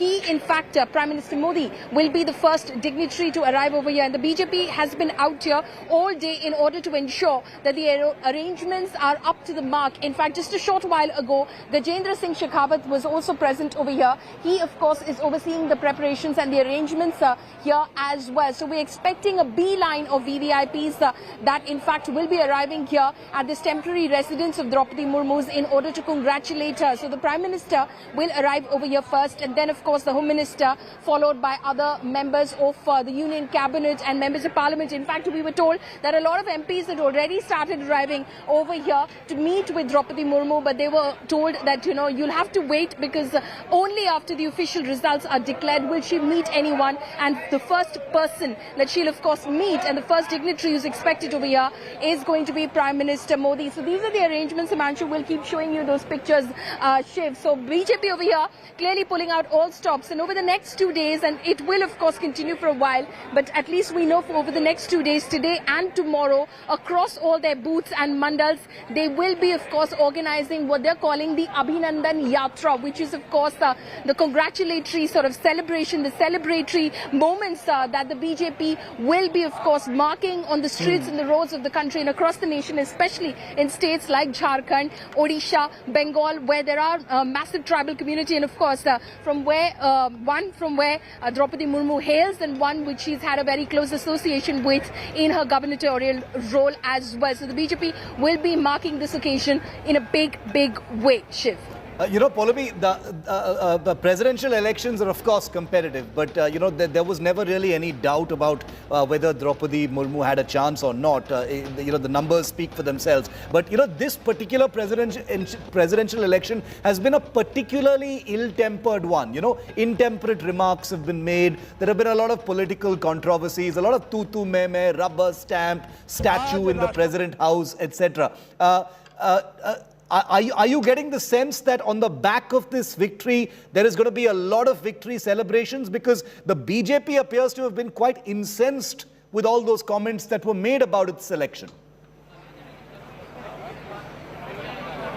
Oh, absolutely, Shiv. The BJP will ensure that the opposition sees how big a win this is. Already, there are murmurs, of course, on the election day itself, on the 18th of July, Shiv. There were a lot of murmurs about cross-voting from the opposition ranks in favour of Draupadi Murmu. And if you look at the results of the first round of counting, where MP votes have been counted, 748 valid votes by members of parliament that were cast in this election, over 72% have voted in favour of Draupadi Murmu, which already indicates that there has been cross-voting. Only, of course, when we see the final tally and we see the final numbers and the polling agents have been there. In fact, Gajendra Singh Shekhawat is the BJP is the NDA's polling agent in this election as well. So he's been in and out of parliament and over here at Umashankar Dikshit Marg as well. So they will, of course, give us a sense of exactly where did the opposition again lose numbers despite the pledge support which was to come in. The sense that we were given ahead of the elections was that at least 44 political parties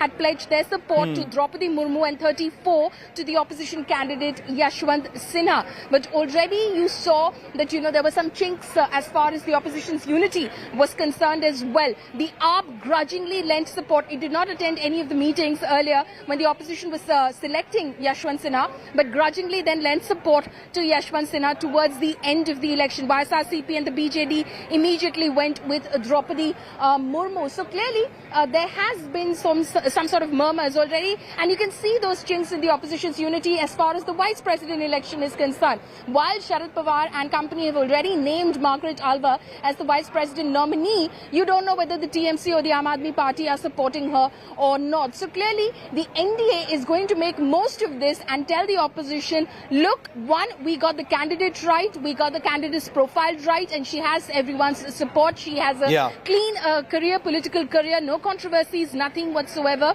And also, we've got the numbers and the support of those who are cross-voting now in favour of her, because they do not seem to have that same amount of confidence in your nominee. Very, very true. And I'm not surprised at all with her clean record, her, her identity, her credentials. It's still surprising to have seen the kind of intemperate remarks that were actually made. I don't remember a presidential election where this kind of finger pointing and irresponsible remarks, have been made. Of course, it's a democracy, and these remarks are very much welcome. They're very much part of the game, as it were. But this time, it appeared to be particularly political, and it has perhaps left a bad taste in many people's mouths in this country. Polami, stay with me. Let's listen in now to Draupadi Murmu's very proud family and some other reactions that have come in on this very big day for them. Confidence था कि वो जीत के है करके, खाली हम लोग को रिजल्ट डिक्लेयर होने के लिए थोड़ा इंतजार करते हैं। सेलिब्रेशन तो हम लोग तैयारी में है, लड्डू वड्डू बटा जाएगा और नाच उच भी होगा ट्रेडिशनल का। अगर जीत जाती है तो हम तो जरूर उसका ये मैं आऊँगा ओथ में। Not only tribals, it is not only the tribals, but everyone in the country is having a sense of pride for the likelihood of having the first woman tribal president of the country. We're taking a very quick break here. On the other side, in just a few minutes from now, all will be clear and India will have its next president in Draupadi Murmu. I'm also going to show you the huge continuing fallout, the violent protests that are being conducted by the Congress party in different parts of India, which is only going to escalate over the questioning of Sonia Gandhi. We've got a news break also coming up when you come back.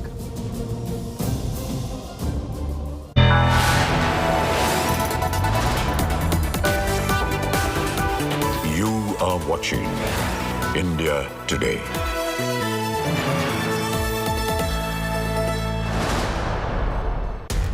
इस समय पूरी दुनिया में लोग confused हैं।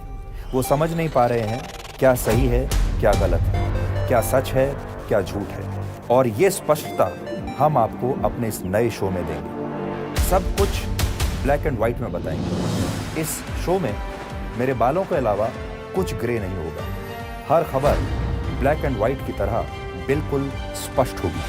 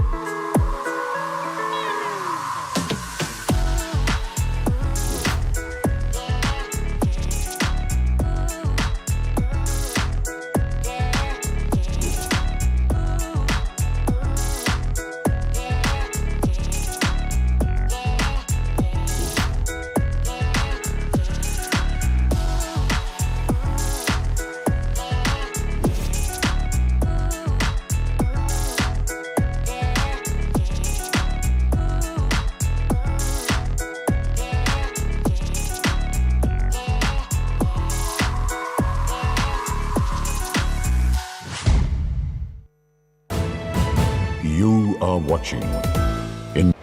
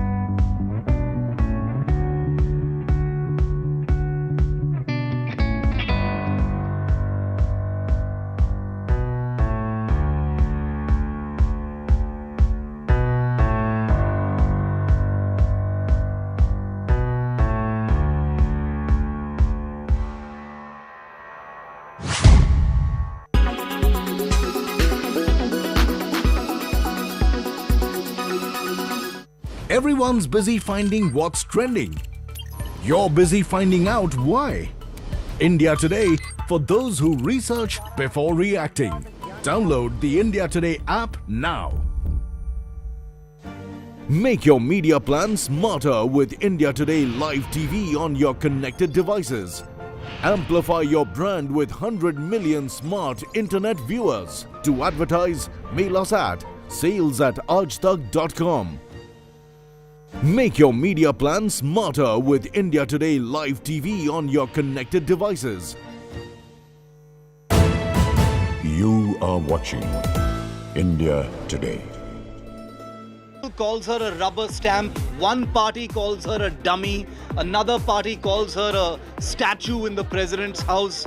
Well, no matter what you think of it, you can call it legitimate jibes against a potential president or just the wails of the frustrated. The fact is, Draupadi Murmu is about to become India's first tribal president.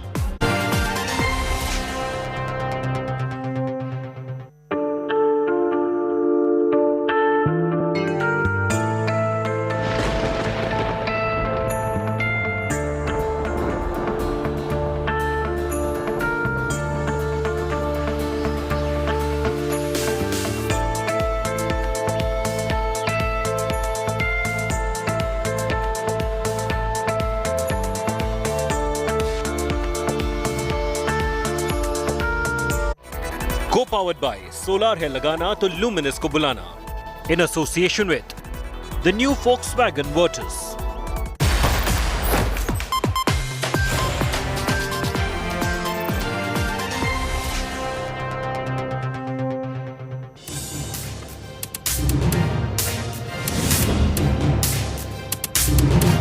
Anger over the questioning of Sonia Gandhi has resulted in widespread protests in different parts of the country, not just in Delhi, but also in Bengaluru, Hyderabad, and several other cities in the country. And those protests haven't stopped just yet. Water cannons have been used, lathis have been used, arson has been indulged in, vehicles have been torched and burnt, trains have been stopped by Congress members. That is the level of anger of the Congress party, with Sonia Gandhi being questioned today for the first time ever by the Enforcement Directorate in the National Herald case. And the Congress has signalled that these protests that the country has seen today are the beginning of what are going to be much wider and more intense protests in the next few days. We'll be tracking this very, very closely. I'm Shiv Arur. We're going to take you to each one of those cities and show you what happened. First, the headlines.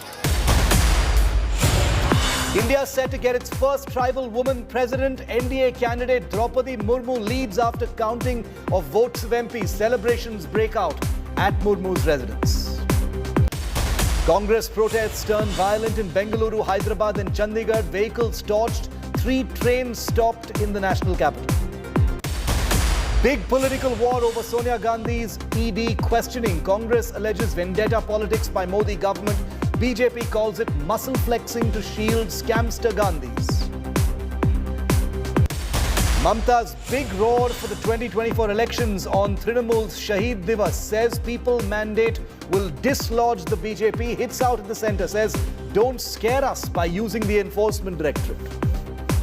आप हमको बंद करके नहीं रख सकते हैं कि हमको भी झुकता नहीं है. हमको ईडी से मत डराओ, हमको सीबीआई से मत डराओ, हमको रुपया बंद करने से मत डराओ. ऐसा बात मत करो. Shocking immolation of a seer after protesting against illegal mining at revered hills linked to Lord Krishna in Rajasthan. BJP attacks the Gehlot government.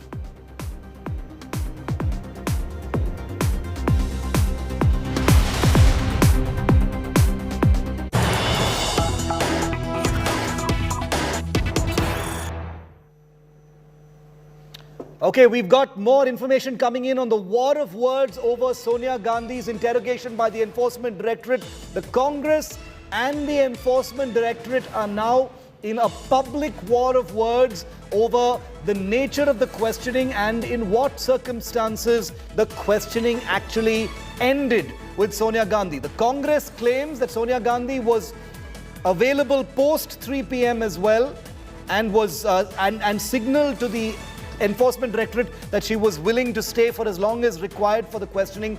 But the Enforcement Directorate says the questioning concluded on Sonia's request because she was not feeling well. The Enforcement Directorate questioned Sonia Gandhi for over 2 hours and ended the session on her request as she's recovering from COVID, say officials from the Enforcement Directorate. This has been aggressively debunked and denied by the Congress party, with P. Chidambaram of the Congress party saying that Sonia Gandhi was available for questioning beyond 3 p.m., beyond the 3 hours. She said, I will be here for as long as necessary, ask what you want to. But the Enforcement Directorate had actually run out of questions, so there was no question of any leniency or her requesting an early release from today's questioning. So a big war of words between the Congress and the Enforcement Directorate. Here's the Congress's media chief speaking.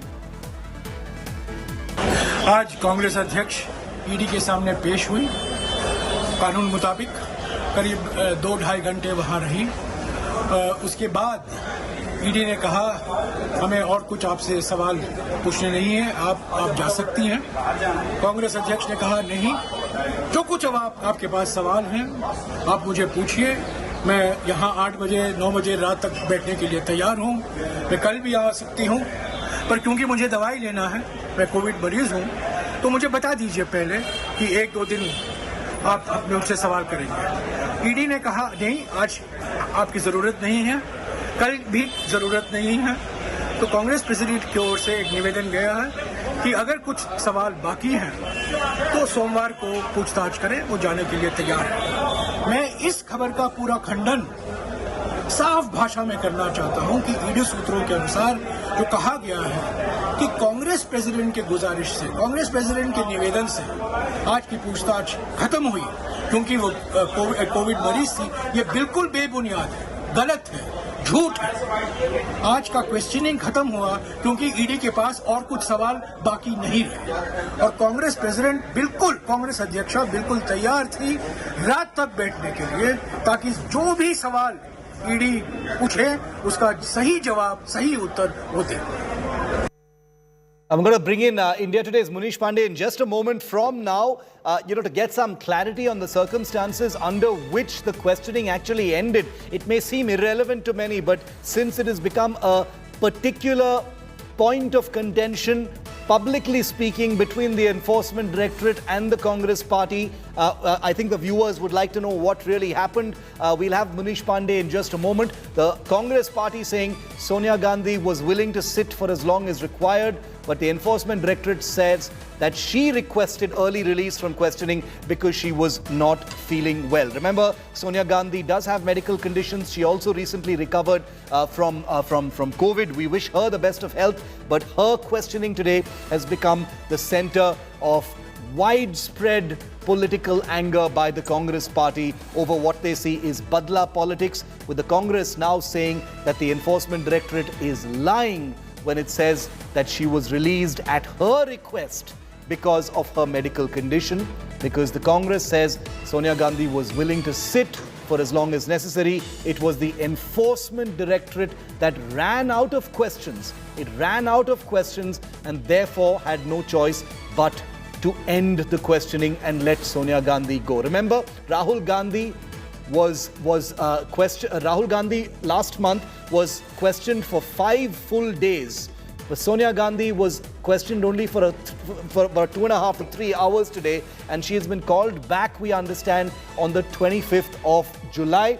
We'll get more clarity on that, but I want to bring in India Today's crack reporter Mausami Singh, who's been outside the Congress office, outside the Enforcement Directorate, basically where all the action has been all day today. Mausami, big bone of contention now, claim versus counterclaim between the Congress Party and the ED over the circumstances under which Sonia Gandhi, finally walked out of that room. The ED says she requested early release. The Congress says the ED ran out of questions. What are you hearing? Absolutely. We see a tit for tat there, happening with the Congress rebutting the information that has been passed on through ED officials as sources, saying it was Sonia Gandhi who said that she was ready to cooperate, and in fact asked the ED that whether she could be told whether she is going to be called tomorrow or day after, because she needs to take certain medications and she could be prepared to come for interrogation. So there Jairam Ramesh Shiv going to put out a tweet and also reacting to the media, saying that we condemn this information that the ED was requested by Sonia Gandhi to relieve her early because she is unwell and due to her post-COVID syndrome. But because right from the beginning the Congress has been projecting that Sonia Gandhi in fact chose to go to the ED despite having health issues, despite being very frail in health, and has carried her nebulizer and all the other medication that is required to cooperate with the interrogation. In fact, she was ready to stay till late, about 8 or 9 if the ED wanted to. That is what she had informed the ED. So we hear there is a presser at 5:30 by Jairam Ramesh to lay threadbare what the Congress believes Sonia Gandhi said to the ED, and he will be outlining that. Mosmi, thanks very much for that update. We'll also have Munish Pandey with us in a few minutes from now to get more clarity on what next as far as the questioning is concerned. If the Enforcement Directorate ran out of questions, as the Congress is claiming today, then why has Sonia Gandhi been summoned once again on July the 25th? All those questions will be answered right here on this show. But the ED summons to an ailing Sonia Gandhi has spurred the Grand Old Party's leaders to declare a huge political upheaval and an uprising. The Congress workers and netas, as you saw right through the day today, hit the streets. Many of those protests are still taking place against Sonia Gandhi's Enforcement Directorate grilling, and they are only set to increase. Watch this report.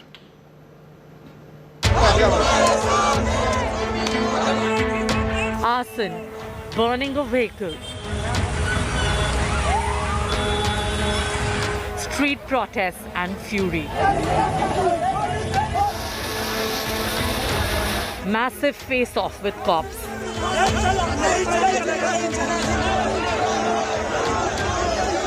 Barricade breaking.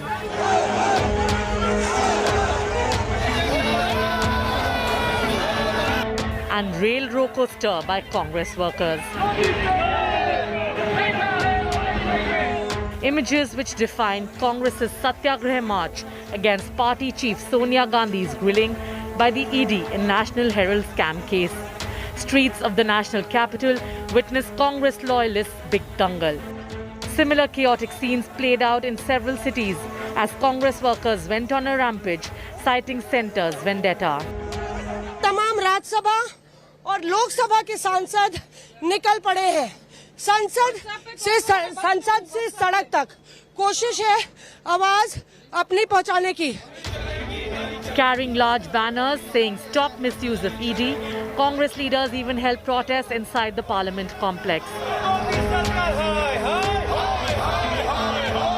Amid widespread protests, Sonia Gandhi reached the ED office a little after noon, accompanied by her children Priyanka and Rahul Gandhi. After Congress President's request, the ED allowed Priyanka to stay in the premises with medicines. ED sources say that Sonia was even allowed to leave early if she felt unwell. Her lawyer, however, was not allowed during questioning. India Today exclusively accessed ED's line of questioning for Sonia Gandhi. Her links with Young Indian Limited and 38% stake in company were asked by ED. She was also questioned on the charity work done by Young Indian and money trail linked to Associated Journals Limited. The Congress Supremo was allowed to go home after 3 hours of grilling. She will likely be summoned again on Monday. Sonia Gandhi's grilling comes a month after Rahul's multiple grillings in the same case, which saw similar Congress street fury. Bureau Report, India Today. And I want to go across to the Congress Party's Dr. Ajay Kumar, who joins me on the phone line. Dr. Ajay Kumar, thank you for giving us your time. A war over claims has broken out, sir, between the Congress Party and the Enforcement Directorate, where the Congress Party claims that the Enforcement Directorate ran out of questions, and that's the reason why Sonia Gandhi had to be let go. There was no, there was no question of any leniency or, accommodation of any kind. But the Enforcement Directorate has been quoted by PTI as saying that Sonia Gandhi requested an early release from this questioning because she was not feeling well. Can you throw any light on this, sir? The only reason I'm asking is because these claims have been made in public. The first question is, Enforcement Directorate doesn't have the person who made the statement. This is same BJP's nonsensical, lies and false propaganda. For the simple reason, Shiv, yes, sir. You tell me, 2 days back, 100 crores were given by BJP legislator to become ministers in the Shinde BJP Shiv Sena rebel Shiv Sena BJP government. 100 crores.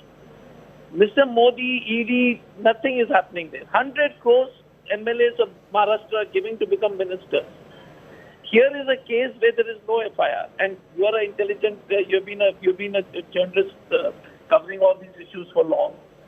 There is no investigation in this country which gets initiated without a complaint. That And Mrs. Gandhi has, and it is very clear, Jairam has already spoken and he's Yes. doing a press conference. Jairam Ramesh is doing a press conference. There is nothing, they can't scare us. Rahul Gandhi tolerated their nonsense for 5 days. They kept him till 1:30 in the a.m. Mrs. Gandhi is, they don't know the kind of stuff Mrs. Gandhi is made of. She refused to be the Prime Minister twice. And she's the last person in the world to succumb to pressure. She's seen so much of tragedy in her life. I mean, she's lifted the remains of her husband. She had carried her mother-in-law in her arms. So here is a person who has seen great adversity and so much involved in historical legislations like RTI, national food security, Manrega. And these petty, pygmies want to malign her with this stupid kind of, let the PTI name the official. Let the ED person come in. ED has got a Twitter handle. Why don't Fair point, sir. Yeah, fair point. Are these protests going to continue, Dr. Ajoy Kumar? We understand that they're going to be intensified and expanded tomorrow as well. We understand Mrs. Gandhi has been summoned back on July the 25th. Anything you can tell us about that, sir? Look, we will continue to fight against the misuse of ED-ship. हमारा पुराना नारा है कि जब मोदी डरता है ED करता है. So this is what is happening.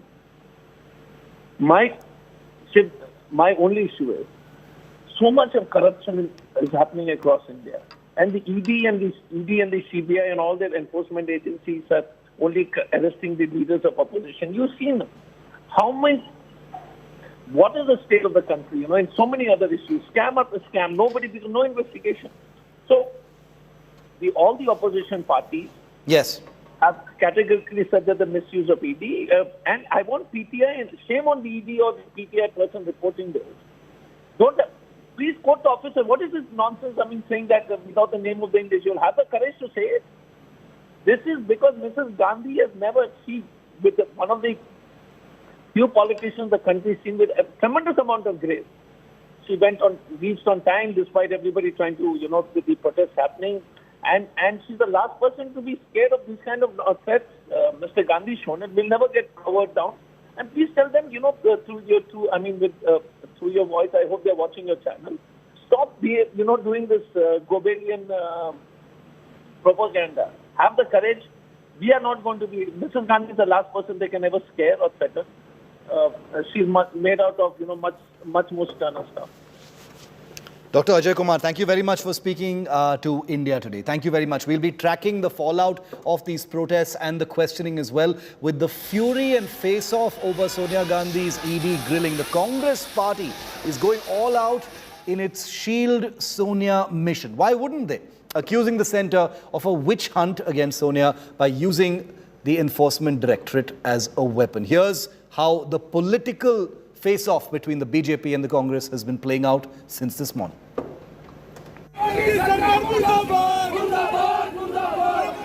Congress going all out in its Shield Sonia mission. With fury and face-off over Sonia's ED grilling came a massive political face-off. The Congress accused the Modi government of a witch hunt against Sonia Gandhi by using the ED. ED को ये सरकार ने idiot बना दिया और इसके चलते idiot की तरह काम करते हैं. The BJP questioned if Congress is out to shield scam-tainted Gandhi family through street protests. In a scathing attack, Union Minister Prahlad Joshi asked Congress if it thought Sonia Gandhi is a superhuman and not equal before law. Everybody is equal in the law or not? कानून के समान, कानून के सामने सब समान है या नहीं है? क्या कांग्रेस के अध्यक्ष है तो सुपर ह्यूमन बीइंग है क्या? कानून हमको संबंध नहीं है, ऐसा सोचते हैं. BJP MP and former Law Minister Ravi Shankar Prasad came down heavily as Congress staged protests nationwide, highlighting that Gandhi family's bid for court relief in Herald scam has so far failed. When Narendra Modi ji was the Chief Minister of Gujarat, a lot of very vexatious prosecution was started against him. Modi ji appeared before the investigating agency as a sitting Chief Minister. Did the Gujarat BJP leaders offer any protest? Was there any protest in Delhi? Amit Shah और नरेंद्र मोदी की राजनीति का गठबंधन है वो agencies के साथ है, वो बड़ा स्पष्ट दिखता है। जब भी इनकी घेराबंदी हो जाती है, whenever they feel cornered, they misuse agencies.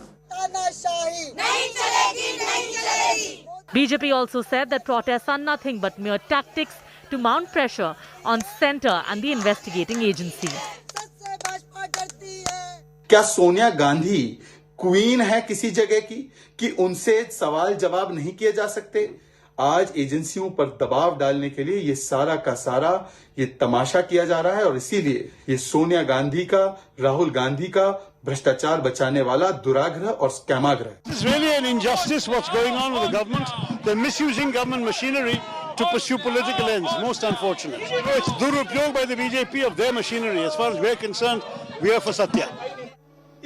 While opposition parties expressed solidarity with Sonia Gandhi, TMC Supremo Mamta Banerjee attacked ED without naming Sonia. ওদের মেরুদণ্ডে একদিকে ইডি, একদিকে সিবিআই, অন্যদিকে ইনকাম ট্যাক্স, অন্যদিকে জিএসটি। আমাদের মেরুদণ্ড সোজা, আমরা মাথা উঁচু করে চলি। Can the Congress generate sympathy for Sonia Gandhi, or will its strategy of fighting scam heat with street fury backfire? Bureau Report, India Today.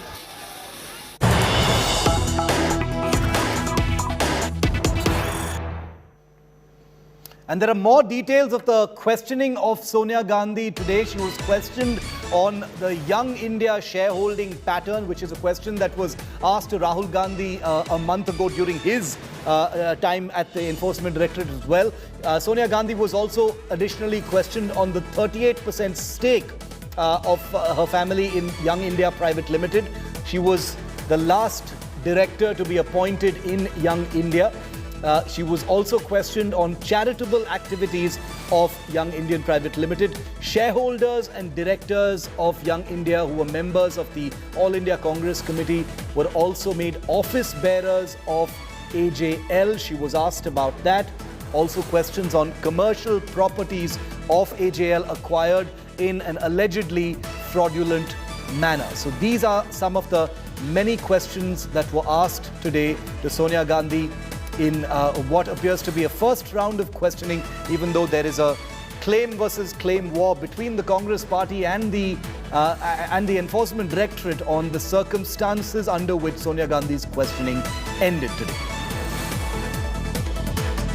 Mosmi continues to be with me from outside the Congress office in the national capital. We'll have Munish also with us in a moment.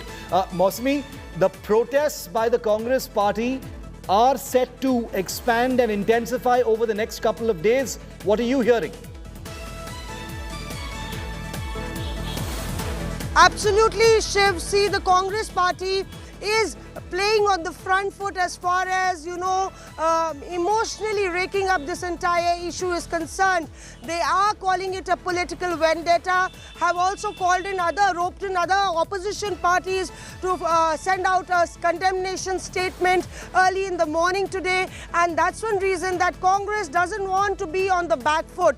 That's one reason that Jairam Ramesh is also doing a presser, trying to get hit back at the ED for whatever claims they say that the ED is making. So Sonia Gandhi, they're registering a point while going to the ED, taking that small short trip from 10 Janpad to the ED office, that she is ready to cooperate with any inquiry, and that sends out a message across the country for the Congress workers that the Congress party is not going to take this lying down. Mosmi, thanks very much for that. We'll keep tracking that story very, very closely. These protests are going to increase and expand starting later today as well as tomorrow.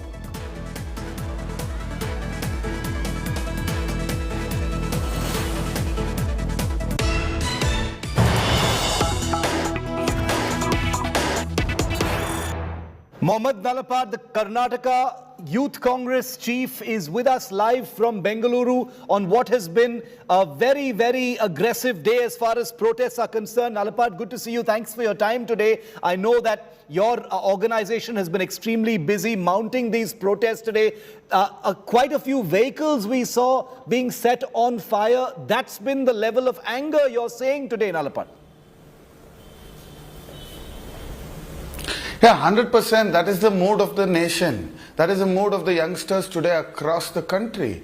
They are only looking and imagining. Imagine what they have been doing. Now you're talking about they being questioning only, right? Let's talk about Assam Chief Minister, Bishwajit, Assam Chief Minister. He was in Congress, he had ED IT case. He went straight away to BJP and became the Chief Minister. No cases against him. What is BJP, a Ganga dip?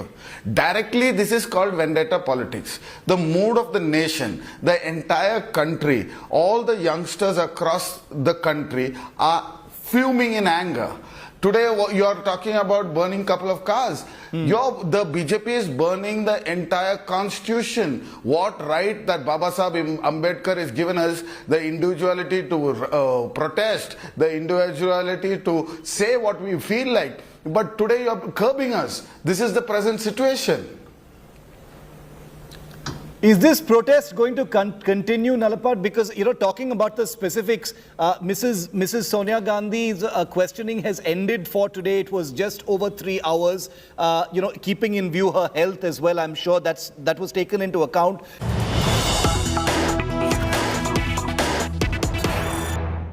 Earlier results of Parliament, the grand total so far is 1886 valid votes, valued at 6,73,175, out of which Srimati Draupadi Murmu gets 1349 votes, valued at 483,299. 4,83,299. And Shri Yashwant Sinha gets 537 votes, valued at 1,89,876 so far.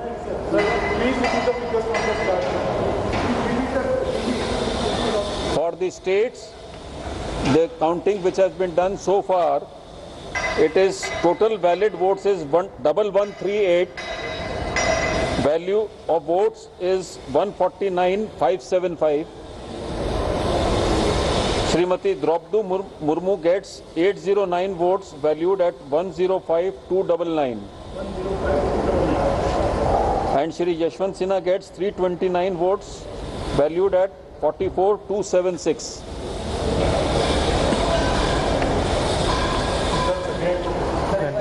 Grand total, the total valid votes 1886, value of such votes 673,175. Srimati Draupadi Murmu gets 1349, valued at 483,299. 483,299.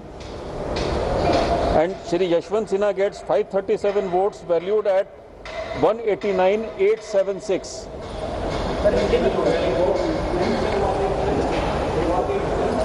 189,876.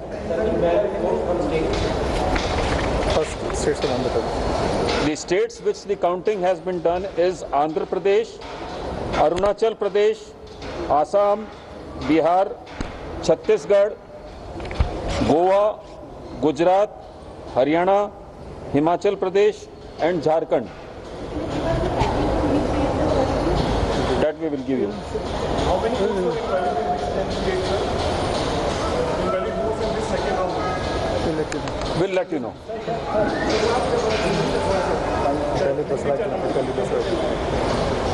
पहले 10 राज्यों की जिनकी अभी गणना हुई है, वो 10 राज्य हैं आंध्र प्रदेश, अरुणाचल प्रदेश, आसाम, बिहार, छत्तीसगढ़, गोवा, गुजरात, हरियाणा, हिमाचल प्रदेश और झारखंड।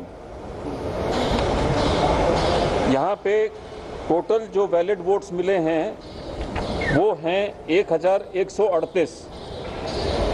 उनकी वैल्यू जो है वो है 49,575। इनमें से द्रौपदी मुर्मू जी को 809 वोट मिले हैं, जिनकी वैल्यू है 1,05,299, और श्री यशवंत सिन्हा जी को 2,029 वोट मिले हैं, जिनकी वैल्यू है 44,276। 329।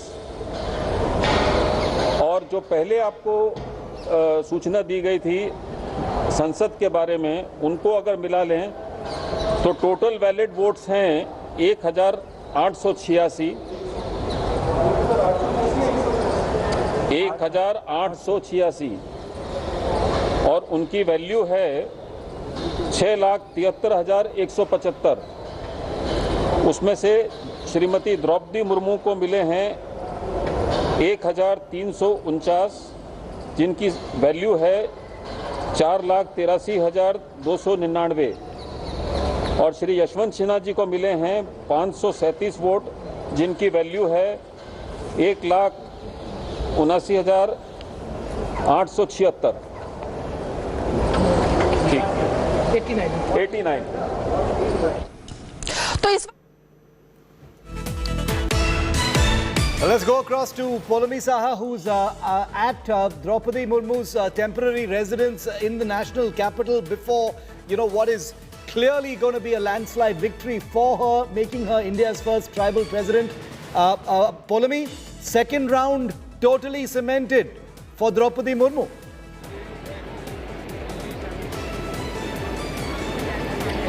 That's right. It is only now certain that when the final results are declared, we will have our 15th Rashtrapati in Miss Draupadi Murmu. And as you can see, that big board over there has already gone up, which basically says Abhinandan Nav Nirvachit Mananiya Rashtrapati Srimati Draupadi Murmu. So the BJP is absolutely certain of the NDA nominee's victory, and they've already said Nav Nirvachit Mananiya Rashtrapati for Draupadi Murmu. These are the arrangements that the Bharatiya Janata Party, in fact, has made over here at the temporary residence of Miss Murmu here in New Delhi. She, of course, is inside the residence.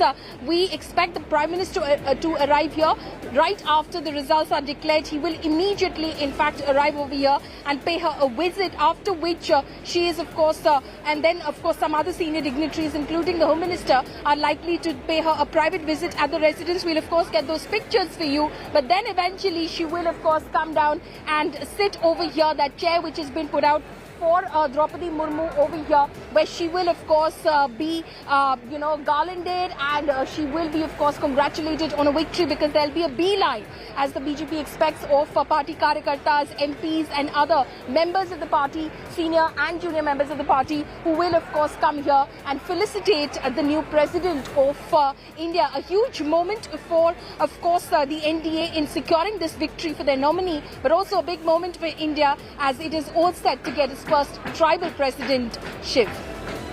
Okay, Polami, so the Prime Minister is expected there shortly. Draupadi Murmu cementing her big lead in that second round. Not that anyone had any doubts about, whether she could win against someone like Yashwant Sinha, but that's a separate political matter, of course. But Yashwant Sinha stood no chance whatsoever. He was the third or the fourth choice of a very disparate kind of opposition. He had all kinds of intemperate things to say about, the office of the president and Draupadi Murmu right through this entire presidential canvassing that was taking place, saying that the president should not be a rubber stamp and things like that. But Yashwant Sinha, this is going to be perhaps one of the latest of his many political losses, perhaps, or setbacks, if I may use that word, as Draupadi Murmu is all set to become India's first tribal president. She will be India's only second woman president, but the first president from the Adivasi community. She has cemented that second round. Polami, by when will those third round figures be out? When will it be final? When will it be President Draupadi Murmu?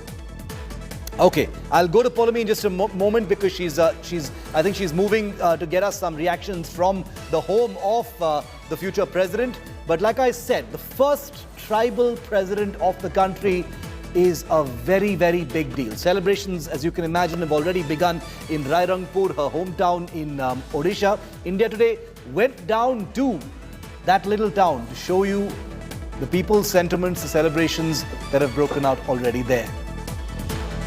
We're gonna get that report in just a moment, but before that, we've got some constant breaking news coming in from the presidential election. This is the final lap, but here's another political update coming in on the vice presidential election. The Trinamool has decided to abstain from the vice presidential election. Remember, the Trinamool now saying that the opposition fielded Margaret Alva without consulting with the Trinamool Congress. Oh boy, what an implosion in the opposition ranks.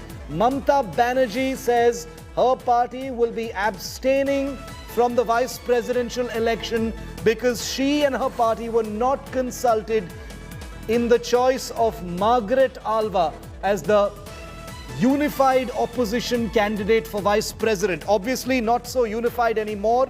The NDA's candidate is Mamata Banerjee's sort of arch rival, as it were, former governor of West Bengal, Jagdeep Dhankar, and the so-called unified opposition's candidate was Margaret Alva, who was announced, a few days ago.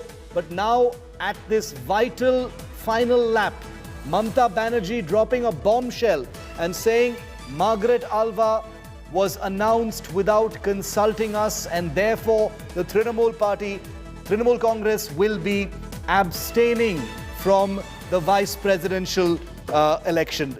Incredible political development here, and another signal of disunity among the opposition ranks, coming to the fore on a very crucial, high-profile election. Indrajit Kundu with me live. Indrajit, Mamata Banerjee's bombshell saying Margaret Alva was, chosen without consulting us. Well, absolutely, Shiv, and it does not come in as a surprise because we have been hearing murmurs within the TMC circles that there is some amount of discontent brewing within the party because Mamata Banerjee apparently was not consulted with the opposition parties at the joint meeting that took place, announced the name of Margaret Alva, veteran leader and former union minister, as the opposition candidate. In fact, you would remember, Shiv, Mamata Banerjee's party, Trinamool Congress, did not attend the meeting that took place at Sharad Pawar's residence. Neither was it visible at the second meeting where Margaret Alva herself was present at Sharad Pawar's residence. Yeah. So it was clear then, there were clear signals emerging out of the Trinamool Congress that something is not well within as far as opposition unity is concerned.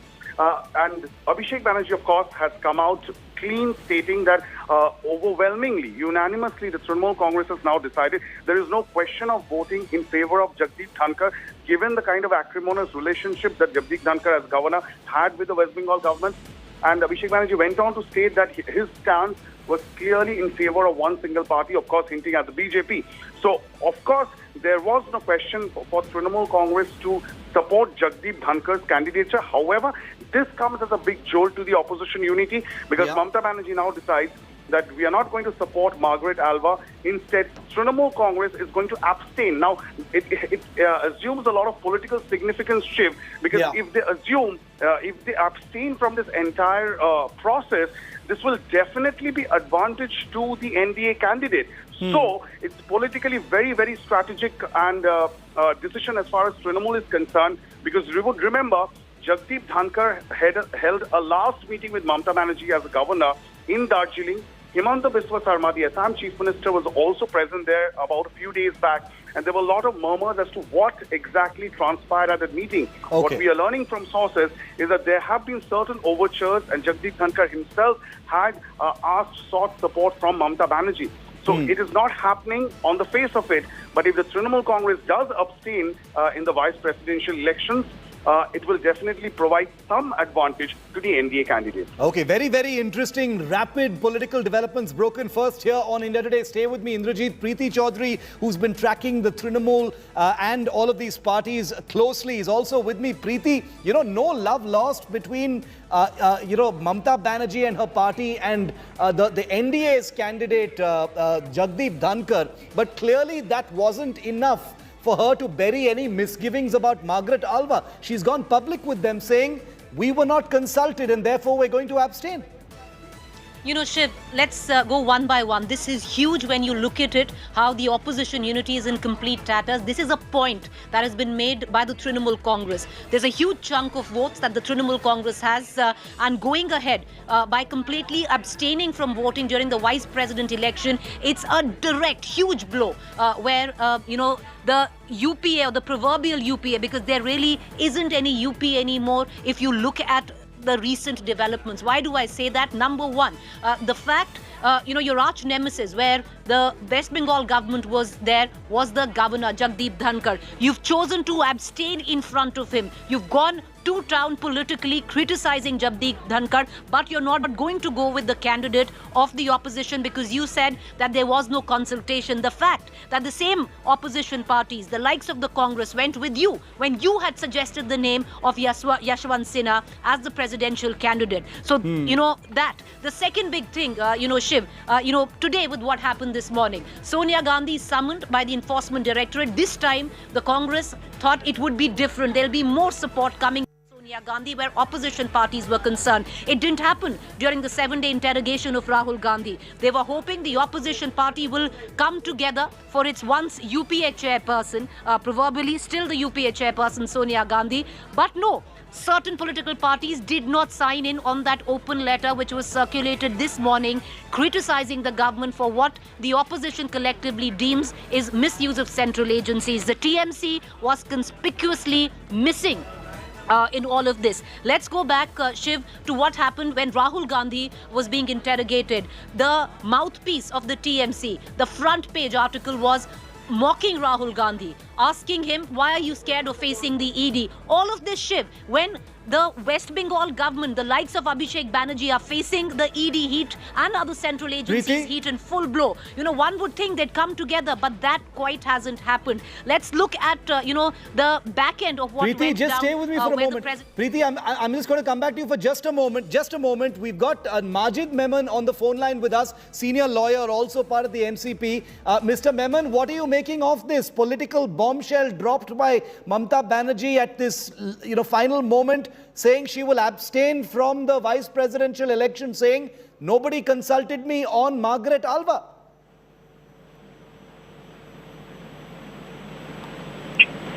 Hello. Mr. Memon, can you hear me, sir? Yes, yeah, I will answer now. Yes. See, it appears that there is some communication gap. There is some problem by which this situation has arisen. But you are saying that the opposition is split, is wide open, and all this a bit exaggerated account. It is not so. Well, very soon, Mamata ji would be contacted by other opposition leaders, including my leader Sharad Pawar ji, and very soon this will be sorted out. I don't think there is any disarray as you are proclaiming, or as there is a widespread split among the opposition leaders. I think that is an incorrect account. This would be sorted out before the actual polling day. But she says she wasn't even consulted, sir. That, you know, it's not a procedural thing. She sounds upset by this. She says, I was not consulted, you know, by the choice of vice presidential candidate of the opposition. No. See, what is happening is that whenever any opposition parties meetings are convened, it, for some reason or the other, some political party representative or leader remains to attend. Now, this could have happened in the case of while selecting the name of Margaret Alva, and probably Mamata ji may not have been there on that particular day, so that her anger is understandable. But I am sure that very soon, before the actual polling takes place, she would be pacified. Sharad Pawar ji will talk to her. Maybe Sonia ji will also talk to her. And I think this would be sorted out. You are, rushing to conclude that this is an indication of split in opposition. I don't think that is correct. Okay, you're saying that, your parties will reach out to try and pacify her, Mr. Memon. One last question in that case, which is that, the vice presidential candidate of the NDA is Jagdeep Dhankar. We know that there has been a fair amount of acrimony between Mamata Banerjee and Jagdeep Dhankar, who is the NDA candidate for vice president. But it appears that was also not enough for Mamata Banerjee to kind of rally around Margaret Alva. She still had to keep her misgivings public. That does show a split in the opposition ranks, sir. Let me tell you that just when the candidate name was announced, there was big news almost on all channels, including yours, that, Alva's candidature would be seriously opposed by Sonia Gandhi because she had said something against Sonia Gandhi in 2016. But that proved to be untrue. Sonia Gandhi has endorsed the candidature of Margaret Alva. So it was going to happen even in case of Mamata Banerjee. So please hold on. Don't just jump to conclusions and place cart before the horse. We'll have to wait, and I'm sure that before the polling takes place, Mamata ji would be in the group. Mr. Memon, I request you to just stay on if you can, just for a few minutes. I have a voice from the other side. We have Dr. Shashi Panja, who is a minister in the West Bengal government and senior leader of the Trinamool Congress. Madam, thank you for speaking to India Today. Big political, reveal by Mamata Banerjee. She sounds upset, Dr. Panja. She says, we were not consulted over the choice of vice president and therefore the Trinamool will abstain. Yes, but today was a very important day for All India Trinamool Congress. Yes. There was a very important program that we had, which was attended by crores of people today. And after the program, as we had assured to many who were questioning us that there would be a meeting. So the All India Trinamool Congress chairperson and the party supremo, she sat with all the honorable MPs of our elected from our party or nominated from our party, and that is the decision which has been taken. That we have realized. It is understood that the party will abstain because when the candidate was decided upon for the vice presidential polls, when the opposition did sit for the meeting, Trinamool Congress was not consulted. So that's precisely the issue. Dr. Panja, but this just makes it easier. This makes it easier for Jagdeep Dhankar to win the election, don't you think? It just clears the path. At the same time, All India Trinamool Congress, the General Secretary of our party, Abhishek Banerjee, Honorable MP, has also said that Trinamool will not be supporting the NDA vice presidential candidate, Jagdeep Dhankar. So these are the two statements which had come out from the meeting. Understood. Today. Ma'am, is the Trinamool open to changing its mind? Because we just spoke to the NCP and they said that they will be reaching out to try and pacify Didi to change her mind before the actual election. Is that a possibility? No, that is difficult for me to respond to because that is the leaders who will be speaking. So this is as much as I can say about the issue today on the vice presidential poll. So these are the two the outcomes of the meeting. Dr. Panja, my colleague Preeti has a question for you. Go ahead, Preeti. Dr. Panja, the fact is, let's hark back to the presidential polls. Mamata Banerjee, at that point of time, had very openly said it's not about the candidate, it's about the opposition coming together to fight an evil force. What happens here, ma'am? Because this will now smack of hypocrisy. Because you yourself said that the opposition needs to band together to fight the Bharatiya Janata Party, which you deem as evil. Now that you've decided to abstain from the vice president polls, you're dealing a big blow to what you have wanted all along. No. Till 2024, we still remain the opposition. I don't know what the outcome of the polls will be in 2024, but of course, we are still the opposition, and the entire opposition and all the opposition parties will have to get their acts together. And she has always said in the previous past too that I can stand last in the line. But actually, you need to consult. That is the minimum, I guess. So she would be last in the line too when it comes to the opposition platform getting together. But this is true that in this time, she was not consulted. And of course, the opposition, all of us need to consolidate ourselves wherever we stand strong in the various states in India. Okay, Dr. Shashi Panja, thanks very much for speaking to us here on India Today on this big political news break. As always, first here on India Today. Here's Abhishek Banerjee. Here's what Abhishek Banerjee has said on this big news break. যে অপোজিশনের যে প্রার্থী Margaret Alva তাকে সমর্থন করা বা ভোটদান প্রক্রিয়া থেকে বিরত থাকা এবং যে প্রক্রিয়ায় অপোজিশন ক্যান্ডিডেট ঠিক হয়েছে তৃণমূলের সর্বস্তরের সাংসদ সবাই মিলে এবং দলনেতা মহাসচিব পার্থ চট্টোপাধ্যায় সকলে উপস্থিত রয়েছেন আমরা সিদ্ধান্ত নিয়েছি যে এই ভোটদান প্রক্রিয়া থেকে বিরত থাকব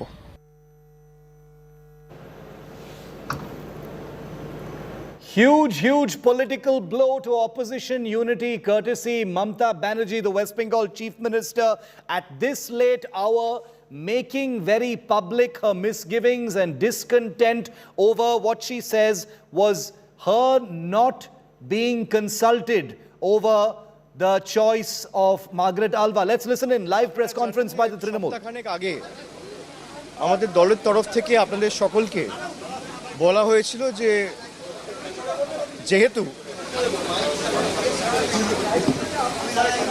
আপনারা সকলে জানেন এক সপ্তাহ আগে আপনাদের সকলকে জানানো হয়েছিল যেহেতু দলের সর্বস্তরের নেতা কর্মী সৈনিক সবাই 21শে জুলাইয়ের আজকের এই সমাবেশ নিয়ে ব্যস্ত ছিল সুতরাং 21শে জুলাইয়ের সমাবেশ শেষ হওয়ার পর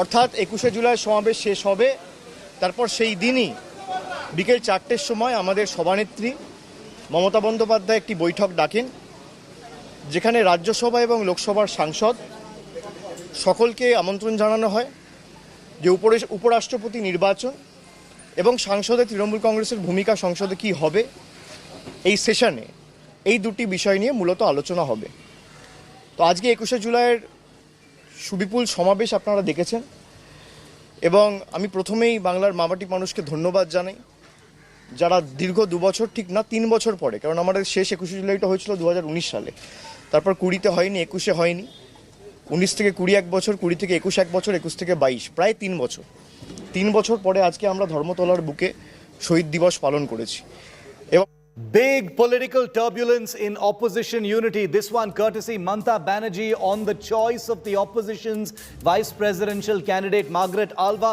That's a political story that we broke and the repercussions and reactions to it are going to be thick and fast on the other side of this short break. Remember, we're also keeping an eye on India set to get its first tribal president in Draupadi Murmu. Coverage of both stories continues with Pooja on the other side.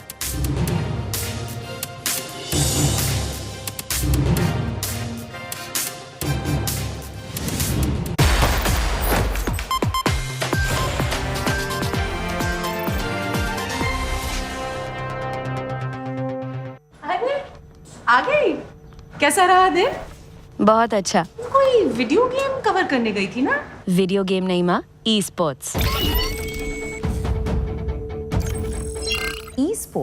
माँ e sports is just like any other competitive sport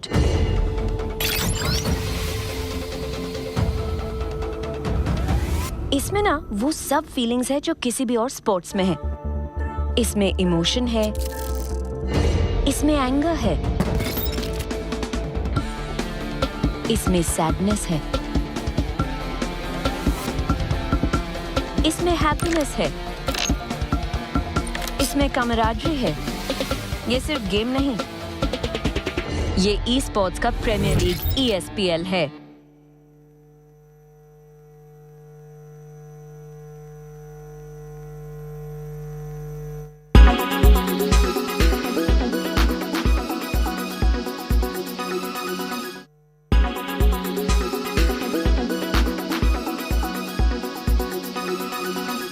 Make your media plan smarter with India Today Live TV on your connected devices.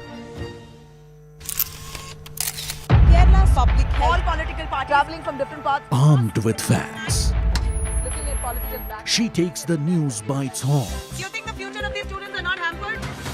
Fierce, bold, and direct, setting the tone for the biggest stories from every corner and every angle. Expect nothing but the unfiltered truth. News first, niceties later. Watch me, Nabila Jamal, on India Today. Everyone's busy finding what's trending. You're busy finding out why. India Today, for those who research before reacting. Download the India Today app now. You are what?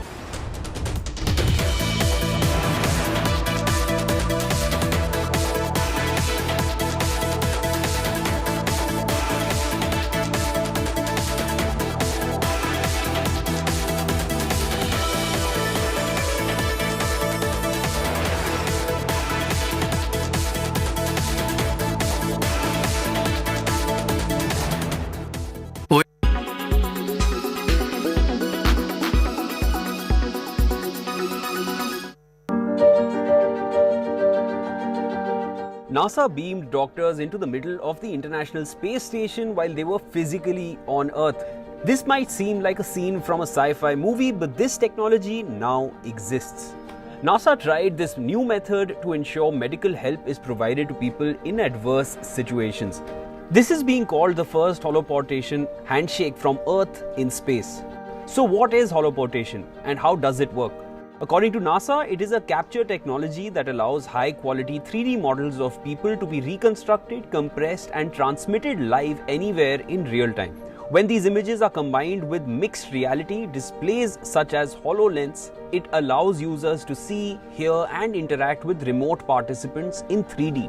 The technology gives a feeling as if the person is right in front of you. NASA says that the technology could be highly effective in deep space where communication lag is a major problem due to the immense distance between Earth and other objects.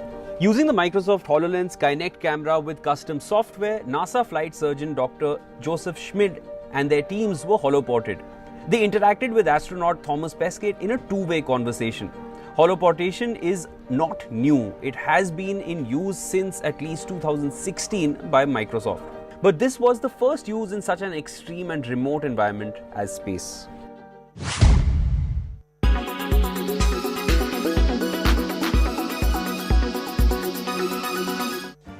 Make your media plan smarter with India Today Live TV on your connected devices. Amplify your brand with 100 million smart internet viewers. To advertise, mail us at sales@aajtak.com.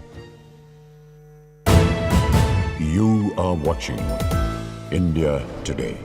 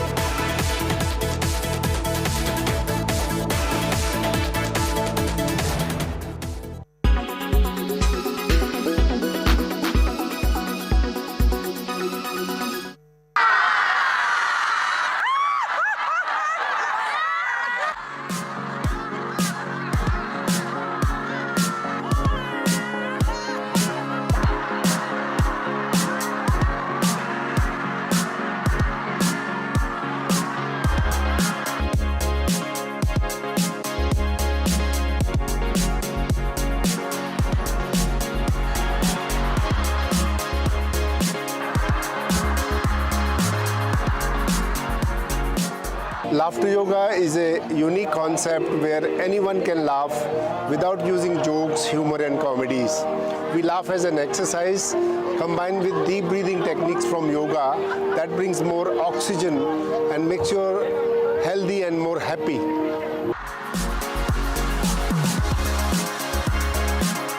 One last question. Can you laugh? Yeah.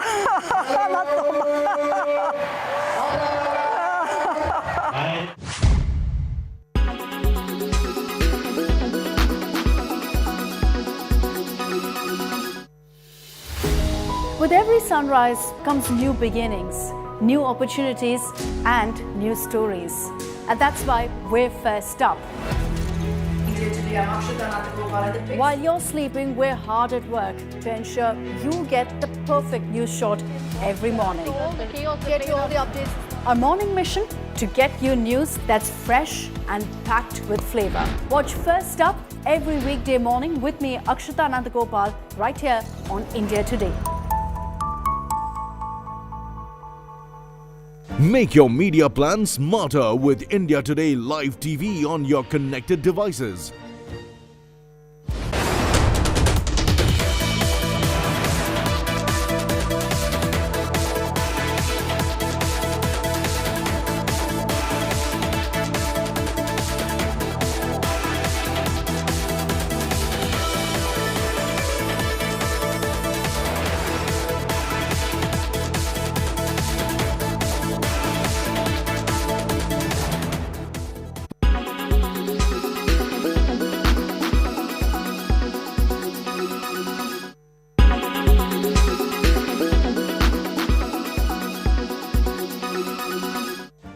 Make your media plan smarter with India Today Live TV on your connected devices. Amplify your brand with 100 million smart internet viewers. To advertise, mail us at sales@aajtak.com. With every sunrise comes new beginnings, new opportunities, and new stories. And that's why we're First Up. While you're sleeping, we're hard at work to ensure you get the perfect news shot every morning. Get you all the updates. Our morning mission to get you news that's fresh and packed with flavor. Watch First Up every weekday morning with me, Akshita Nandagopal, right here on India Today. Make your media plan smarter with India Today Live TV on your connected devices. Kerala's public health. All political parties traveling from different parts. Armed with facts, Looking at political back. she takes the news by its horns. Do you think the future of these students are not hampered? Fierce, bold, and direct, setting the tone for the biggest stories. Co-presented by PolicyBazaar.com. In association with SBI pre-approved personal loan in just 4 clicks. JioMart, Har Ghar Ka Mart.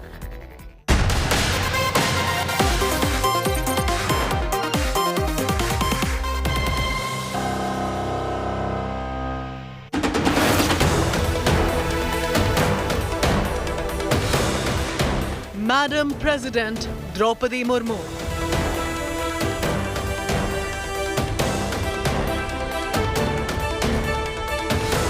From Rairangpuri to now the Raisena Hill.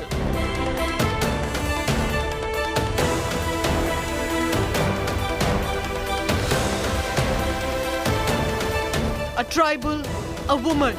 She is India's 15th president.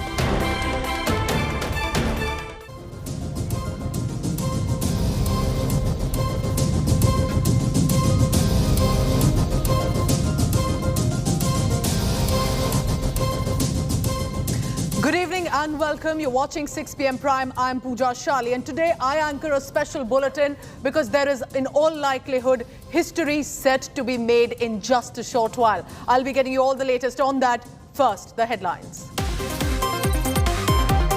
The opposition parties are split wide open over the election of the vice president now. The Trinamool Congress to abstain from voting. Mamata's party appears furious over not being consulted over Margaret Alva's nomination. Sonia Gandhi's ED grilling in National Herald case concludes for the day. Sonia Gandhi has been questioned for over 3 hours by the ED, likely to be summoned again on 25th July. But the Congress protest over it has turned violent in Bengaluru, Hyderabad and even Chandigarh. Vehicles were torched, 3 trains were also stopped in Delhi. It's a war of words over Sonia Gandhi's ED questioning. ED is claiming that Sonia's questioning was concluded after 3 hours on request. Congress MP P. Chidambaram claims Sonia Gandhi offered to stay post 3 p.m, but the ED had no questions. Meanwhile, it is Mamata Banerjee's mega roar for 2024 polls on TMC Martyrs Day. Says people mandate will dislodge the BJP. Hits out at the centre says, don't scare us by using the ED. आप हमको बंद करके नहीं रख सकते हैं कि हम कभी झुकता नहीं है। हमको ईडी से मत डराओ, हमको सीबीआई से मत डराओ, हमको रुपया बंद करने से मत डराओ, ऐसा बात मत करो। A Bajrang Dal member has been stabbed by 13 men in Madhya Pradesh's Agar for supporting Nupur Sharma. A case of attempt to murder and rioting has been registered.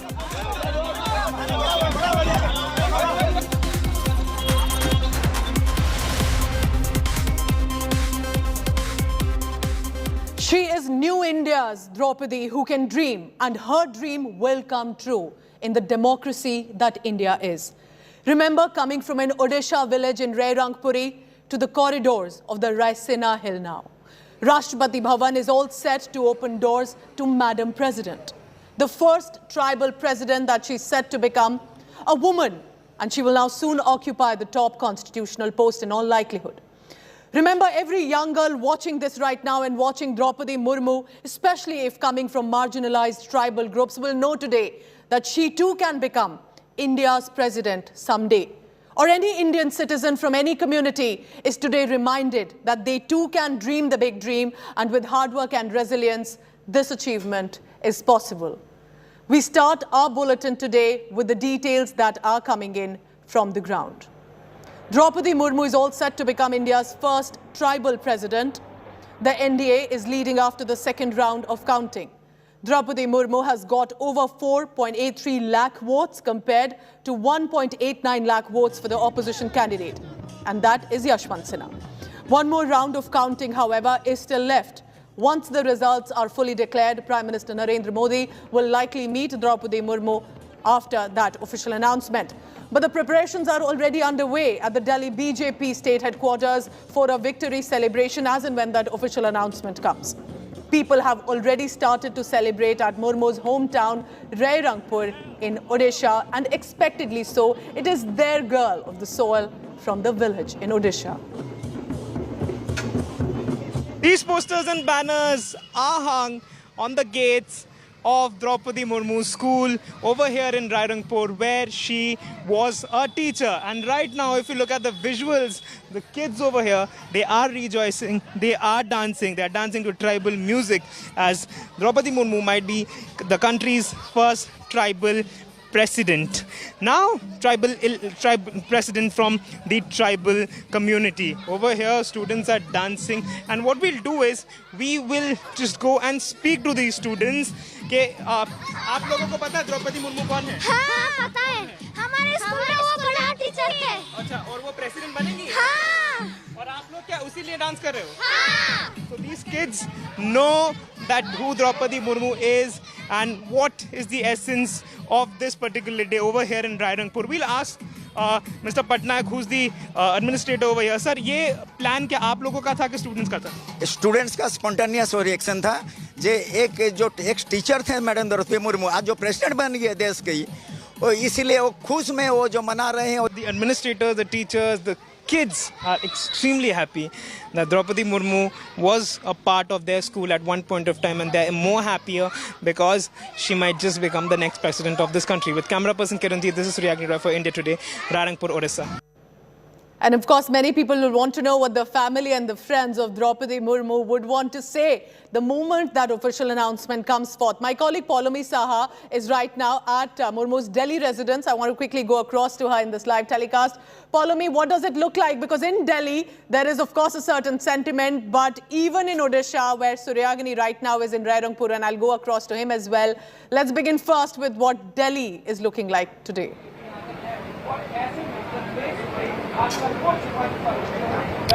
That's right. The BJP, of course, is planning a mega celebration for, of course, the results which will be declared in a short while from now. Pooja, as you can see, the arrangements have been made over here. This is the stage which has been erected over here inside the temporary residence of Draupadi Murmu in Delhi. In fact, this is where she's been staying since, of course, the BJP announced her as their presidential candidate. You can already see that what that board actually actually reads is Abhinandan Nav Nirvachit Mananiya Rashtrapati Srimati Draupadi Murmu. So basically they've declared that she is in fact the new president that India is to get very, very shortly. So BJP has made all of these arrangements. This tent has been put up over here. You can see the number of media personnel that are present over here, because in a short while from now, as soon as the results are officially declared by the Rajya Sabha Secretary General, who is also the returning officer for this election, the Prime Minister will arrive over here, and he will of course be the first dignitary to officially congratulate Draupadi Murmu on her win in this election. And then of course there will be a beeline of VVIPs, including the Home Minister, the Defence Minister and many others who will come over here. And then eventually Draupadi Murmu will come on this particular stage, where she will be officially felicitated by the party and party workers and MPs who are likely to arrive over here after the Prime Minister has seen her. So Polumi will be bringing us that big culmination, historic in so many ways, in the national capital Delhi, where arrangements have been made. But from where it all started, from a village in Rairangpur in Odisha. Suryagini is right there. He's been talking to a lot of enthusiastic children who perhaps only know Suryagini, that someone from their village is all set to now take the top constitutional position. But what's precisely the sentiment on the ground? Like Delhi, is there also a similar mega celebration planned in the village in Rairangpur? Well, you know, the celebration had been happening for a while now, and right now what we do see is, if I just show you around, this is the house. A lot of people have left because they want to conduct a Tiranga rally when the result is declared. But right now, what you will see is a lot of women, mostly from the nearing houses, be it over here or in and around. I'll just go and speak to them. Didi, Draupadi Murmu शायद राष्ट्रपति बन जाएंगी. ये सुना है आप लोगों ने? हाँ. और ये इसीलिए क्या सब सच के यहाँ पे आ गए हो? हाँ. ये आप लोगों ने कभी बात की है? जानते थे द्रौपदी जी को? हाँ, हम जानते थे. कैसी थी वो? मतलब रिलेशन कैसा था? मतलब हम लोगों का घर है ये इसी पास में ही है, इसीलिए हम लोग अप्रोचेबल थी, बात करती थी लोगों के साथ. हाँ, बहुत अच्छी थी दीदी. हाँ. See, a lot of kids are also there. I was speaking to kids in the morning. Then we spoke to a lot of adults. Draupadi Murmu कौन है जानती हो? Draupadi Murmu? Rashtrapati. Okay, you got that answer, Pooja. Draupadi Murmu कौन है? And the answer was Rashtrapati. So this is the emotion. This is the emotion that I have been seeing since last evening, ever since I came over here, and everyone, irrespective of their political thinkings or ideologies, they believe the fact that Draupadi Murmu has done a lot for this particular area of Rairangpur, and her journey from Rairangpur to Raisana Hills is a duly apt one, and she deserves it. This is what everyone one in this can only village imagine, thinks so. Suryagini, isn't it, that for the Santhal tribal community, what would it mean for this moment? While, opposition has been attacking that perhaps the president position doesn't mean much, ask the community there in Odisha what a historic moment it actually means for them to be represented at Raisana Hill. Polumi Saha at the Delhi residence, where there's also a mega celebration being planned by the BJP because they had come forth as NDA and mentioned and nominated the candidate. But Polumi, for a viewer also, while Yashwant Sinha was perhaps a more visible name as a former minister in the national scenario, Draupadi Murmu is also just not a person who's been brought as a mention. She's been an MLA, a governor, formerly a teacher as well. She's had her share of struggles and hard work to reach where she has today. Absolutely.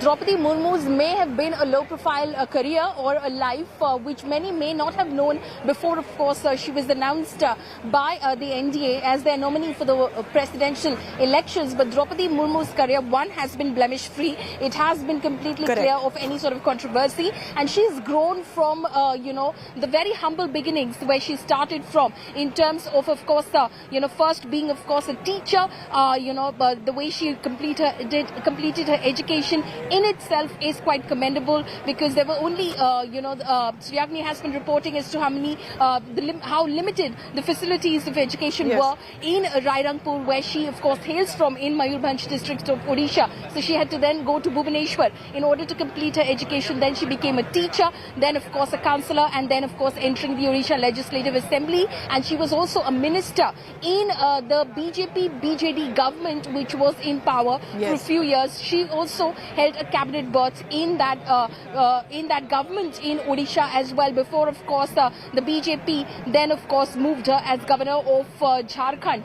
You know, many, in fact, spoke about the sort of support that Hemant Soren, who seemed to be part of the opposition camp, has given to, of course, Draupadi Murmu. The fact is that many talk about the fact that she is the tribal woman, and hence Hemant Soren, in fact, extended his support. But also, what many within the GMM camp will tell you is about the fact that Draupadi Murmu, despite her low profile, has a voice of her own. So even when she belonged to the BJP, and the BJP, of course, made her governor of Jharkhand, when the BJP government was in power in Jharkhand, Raghubar Das. And follow me as we talk of politics right now. Apart from this journey, personal to Draupadi Murmu, there's already massive politics with the counting that's coming up. We have some big news coming in. Let's cut across to that, because the Bharatiya Janata Party has made a big claim on the presidential election, of which counting is currently underway. Top BJP sources are telling India Today. 17 opposition members of parliament, 17, have cross-voted in their favour, in the favour of Draupadi Murmu, even if the opposition parties had, remember, mentioned and nominated the name of Yashwant Sinha. The BJP had calculated 523 Member of Parliament votes that were expected to be polled in their candidate's favour. But she's got 540.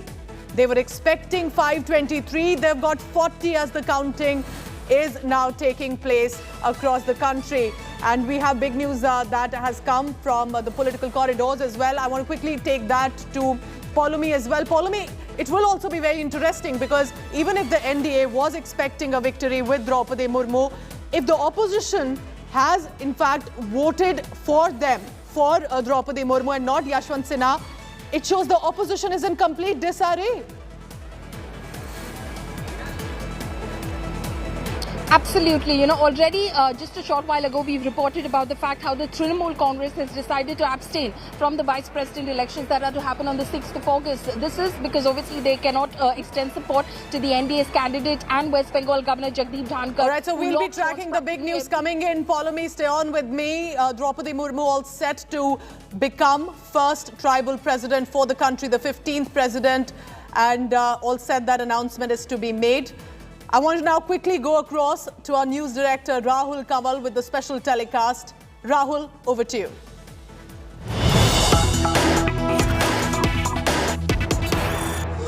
The Congress party out in force on the streets of the national capital and elsewhere, alleging that the Modi government was misusing central agencies.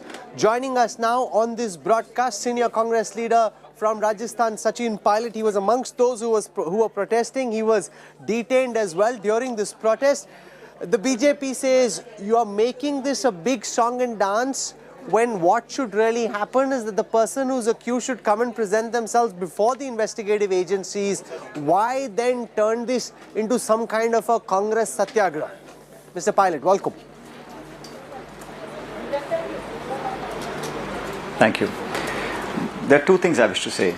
One, this country is facing a severe crisis of high inflation, especially food inflation, huge unemployment, the economy is in doldrums, the dollar is rising against the rupee. And despite all these pertinent issues that we think are people's issues, the government is trying to sidetrack the topic of discussions to the agencies and ED and CBI income tax. What we did today was protest against the misuse of the government agencies. I think it's important to point out that Mr. Rahul Gandhi and Mrs. Sonia Gandhi have subjected themselves to any questions, any clarifications that they want. And she did go when someone was there. She's 75, she's unwell. They could have come home to take a statement. But anyway, she went there. Point is that if you're in opposition of the BJP and the government of India, then all hell will break loose. They will try and demoralize you, try and point fingers at you. The idea is to not allow the voice of the opposition to muffle the voice of anyone who opposes the government of India. That's the clear track record of these agencies for the last 7 years. It's not a secret. The world knows, and we in the opposition are within our rights, Rahul, to protest, to do a non-violent protest, to do a Gandhian way of marches, dharnas, petitions, protests, sit-ins. That's what we do in democracy. You will not use brute force to disallow us even that much. That's not good and healthy for any democracy, especially one that is as vibrant as India.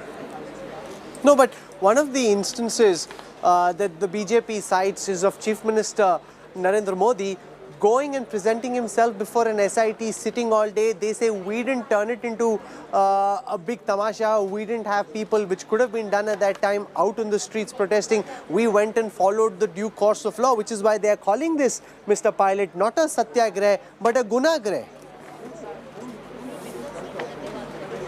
No, that's absolutely wrong, because you can't compare the two events. One, this case that has been now brought into light after many years, after maybe 10 years or so, is because they feel now is the right time to divert the attention of the people of India and the media, of course. Because today people are asking questions. Look at the job losses, look at the chaos after the farm law bills were withdrawn, look at what this Agniveer is creating chaos in all over India. The economy is really in a bad shape and there's no sign of recovery. So when you don't answer the tough questions, you try and divert the attention on religious issues, on caste issues, then on attacking the opposition. So I think it's wrong to compare, and Mrs. Gandhi and Rahul Gandhi have never said no. They've always answered those questions. They've gone and presented themselves to the ED and any other question that were asked of them. But we are trying to make the people of India realize that all these central agencies, their job is not to investigate but to target opposition. And especially the Congress party. Entire opposition leaders, if you're against the BJP ideology, then you become an easy prey and target for all these agencies. Anyone who supports the government is let off go. I mean, they go scot-free. So, this track record is absolutely transparent to see that the misuse, the blatant misuse of these agencies is now out in the open. And we are against that, because in an institution like India, like a democratic setup, you can't undermine institutions, you can't politicize them, you can't misuse them to meet your political ends. And our demonstration today was just that. We were protesting outside our own party office, which had turned into a full cantonment, and then outside our own office we were picked up and taken to a police station. We were kept the whole day there.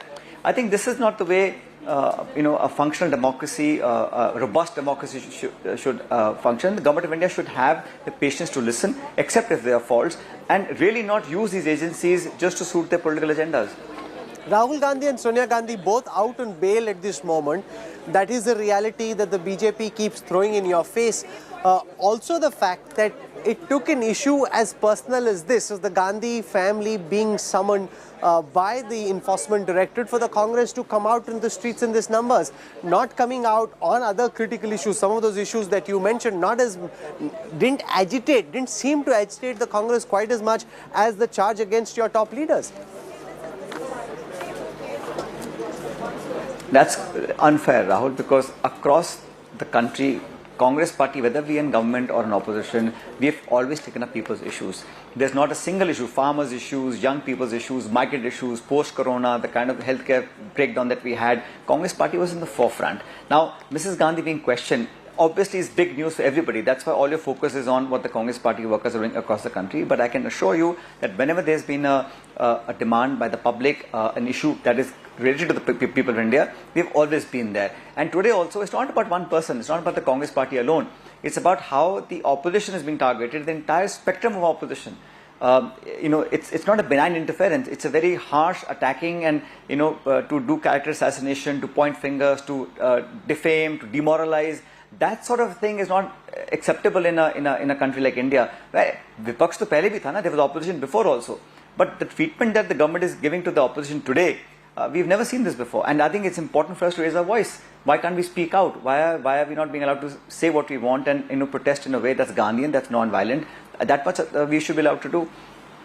Okay, we'll leave it there for the time being. Mr. Sachin Pilot, for joining us on this broadcast. Thank you very much.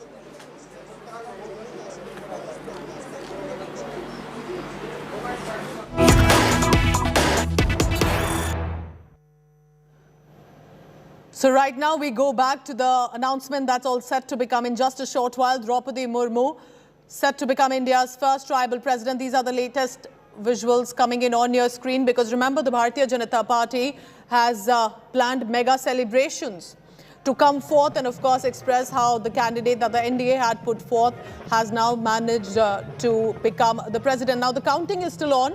The NDA is leading after the second round of the counting. Draupadi Murmu has got over 4.83 lakh votes compared to 1.89 lakh votes for the opposition candidate. And that's, of course, Yashwant Sinha, former minister in the government. One more round of counting, however, is left. Once the results get fully declared, Prime Minister Narendra Modi is scheduled to meet Draupadi Murmu after that official announcement. But preparations already are underway at the Delhi BJP headquarters for a mega celebration. You can already see hundreds of people have gathered with the tricolour. Everyone's been watching and tracking the latest developments coming in. And of course, there will be a loud cheer and celebration expected, a lot of laddus and mithais to be relished once the announcement is made. But there are celebrations that already have started in Odisha, from where Draupadi Murmu hails from the Rairangpur village specifically, that is her hometown. People have already started the celebrations in different parts of the country as well. As you can see, people are enjoying the laddus and the mithais, the dance and dhol. And while in Delhi, they're just waiting for that official announcement to, of course, the firecrackers and the enjoyment and the celebration will start in Delhi as well.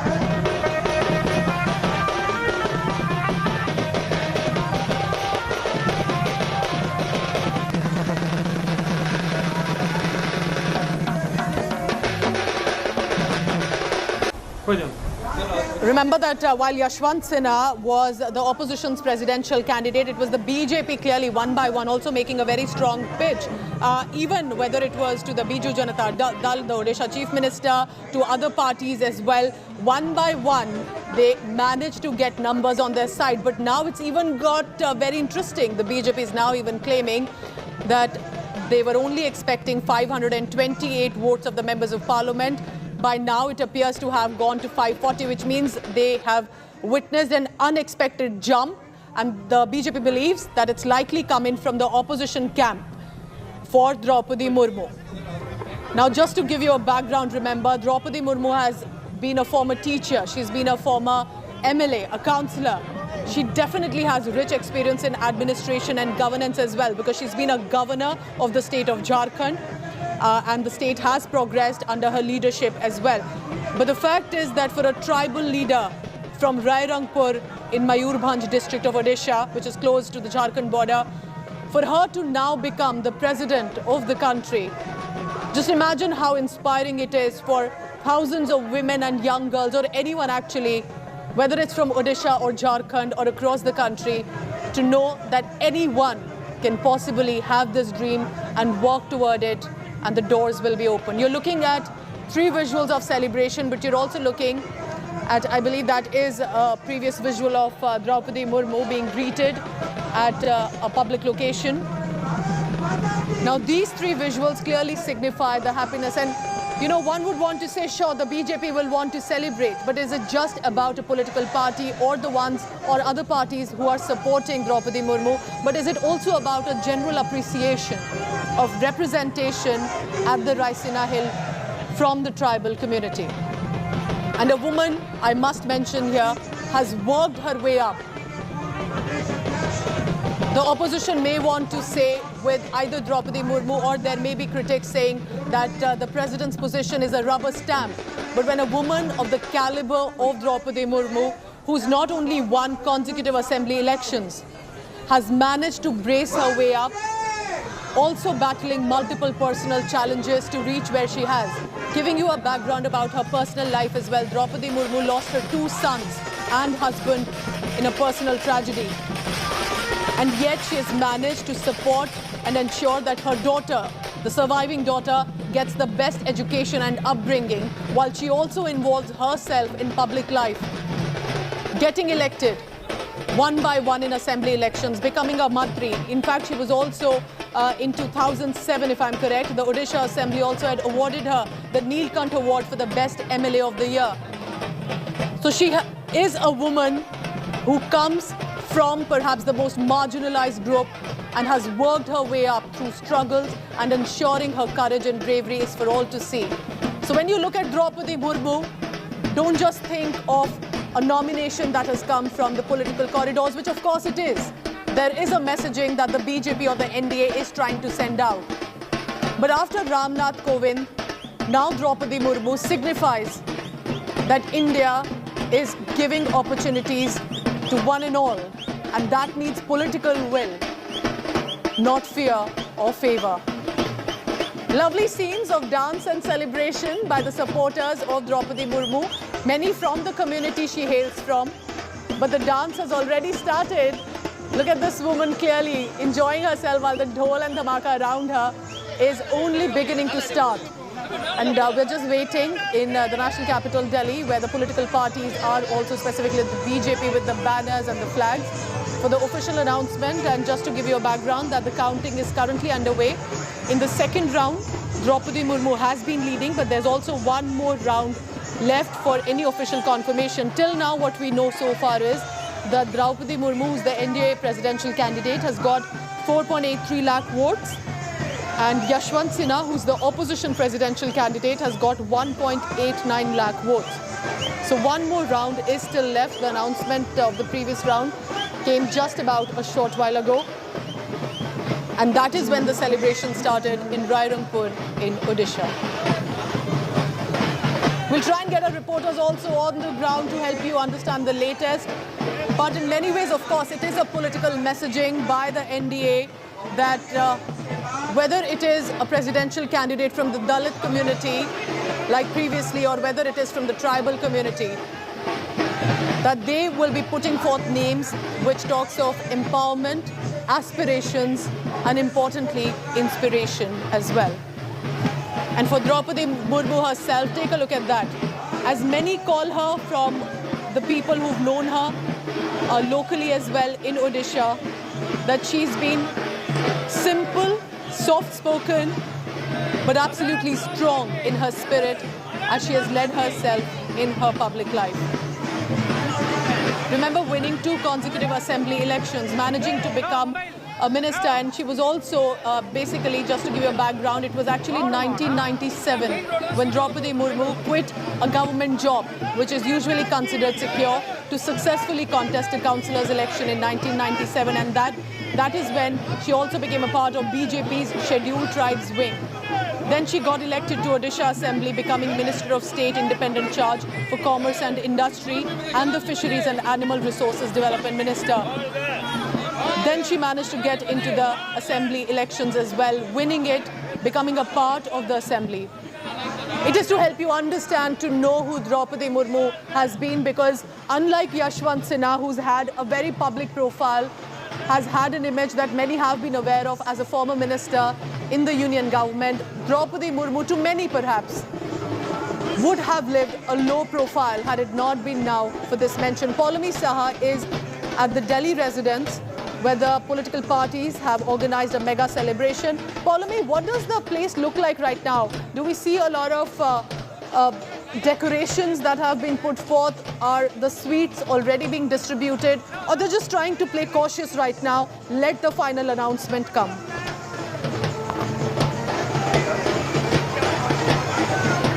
They are, of course, making arrangements over here, Pooja, for, of course, that grand celebration that they hope to have, and the grand felicitation program that they hope to have for Ms. Draupadi Murmu as soon as the results are declared. Obviously, they're very confident of the win that she is slated to secure for herself. And as you can see over here, that dais has been put up over there, and a chair has been put out over there on it, which, of course, Draupadi Murmu will be sitting on, and the big banner behind that throne, so to say, says Abhinandan Nav Nirvachit Mananiya Rashtrapati Srimati Draupadi Murmu. So clearly the BJP is absolutely certain who the next president of India is going to be, certain of their victory, and hence they've made these grand arrangements and preparations over here at the temporary residence of Ms. Murmu, which she occupied here in Delhi after she was announced as the NDA's nominee for the presidential elections on the 21st of June. She has been staying over here and, of course, campaigning across the country, trying to secure votes for herself, and it looks like she has secured more than enough votes for herself, yes, not just from the NDA camp, and there could have been possibly some cross-voting from the opposition as well, securing and in fact making this victory for the NDA. Paulami, do tell us this, because you cover the Bharatiya Janata Party and the government also closely. What do you think has worked for Draupadi Murmu here? Because Yashwant Sinha was clearly in many ways the bigger known face. He's been a former finance minister in the government. He's been in the public life, at least in the sense that his image was comparatively well known compared to Draupadi Murmu for many. But what do you think helped the NDA clinch the numbers, and now they're claiming even the opposition here with regard to Draupadi Murmu becoming Madam President in all likelihood?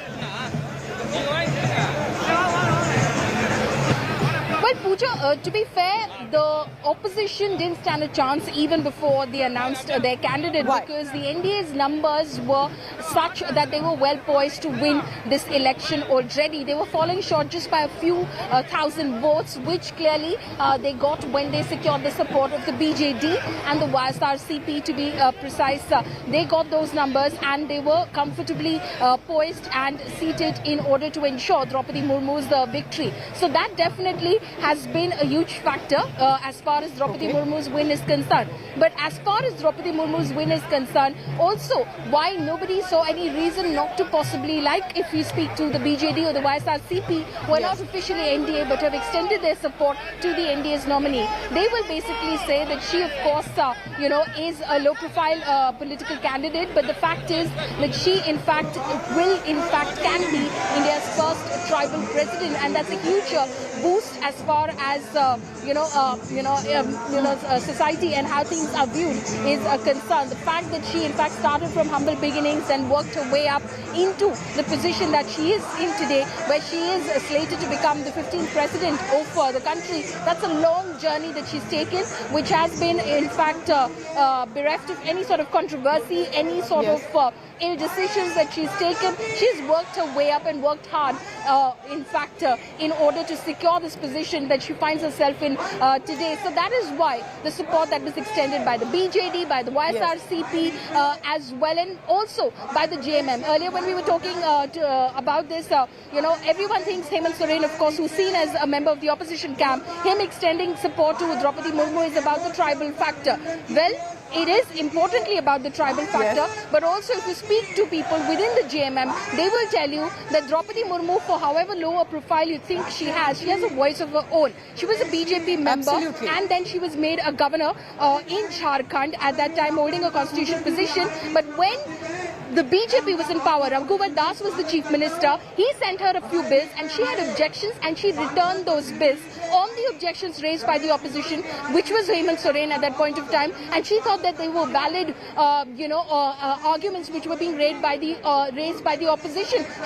So she's no rubber stamp really, as is being projected by the opposition. She had some questions, she sent it back to the government and asked them to look at those bills once again. So when Draupadi Murmu and the announcement comes for her to now become the first tribal president, 64 years old Draupadi Murmu is currently leading, as you can see the numbers there on your screen, as opposed to Yashwant Sinha.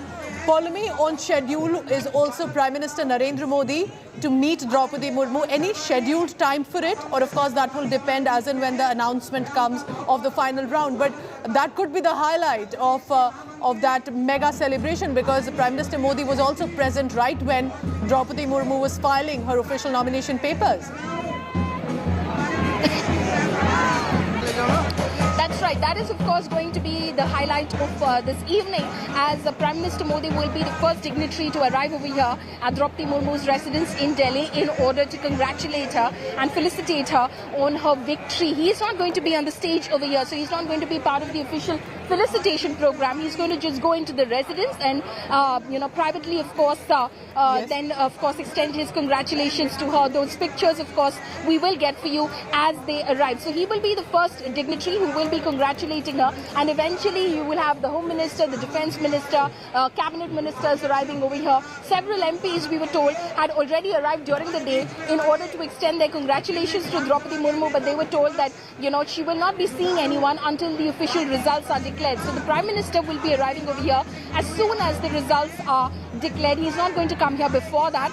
So there's no specific timing. It totally depends on, of course, the counting process as it happens in Parliament. The minute those results are officially declared by the returning officer, the Secretary General of Rajya Sabha, the Prime Minister will head out from his residence, or from Parliament, I believe he is where he is right now, in order to arrive over here at Draupadi Murmu's residence. And eventually during the day, during the evening, course of the evening, you will see the returning officer along with the CEC, also Mr. Rajiv Kumar and the other election commissioners arrive over here with the official certificate of victory for Draupadi Murmu. Stay on with me, Polemy, because I want our viewers to take a look, and these are absolutely amazing, lovely visuals. Remember one, of course, of Draupadi Murmu previously also interacting at different occasions but for people who've known her or may not even have known her, come from the same community that she does. She's a Santhal tribal, and her hometown is Rairangpur in Odisha, where you can see the drums and music and dance is already out. For many, it will be a big historic moment for representation. Remember, coming from that village in Odisha, to dream, to work hard, and to be walking on the corridors of Rashtrapati Bhavan is no small achievement by any means. And therefore now I want to go across to from where this journey started. Suryagini Roy is right now in Rairangpur, which is the hometown of Draupadi Murmu, and that's where the journey had started it, where we can see young girls, all they can say right now that they know that wo Rashtrapati hai, wo president hai. So that little realization perhaps not yet would be sinking in, but Suryagini, we understand they are preparing a mega celebration there. But do tell us about what does it mean for men, women, for people who have known her, not known her, but to know that it's their village today being discussed in national media and across the country because a girl from that village is going to become the president of the country. Well, Pooja, I'll let the pictures speak. Look at this.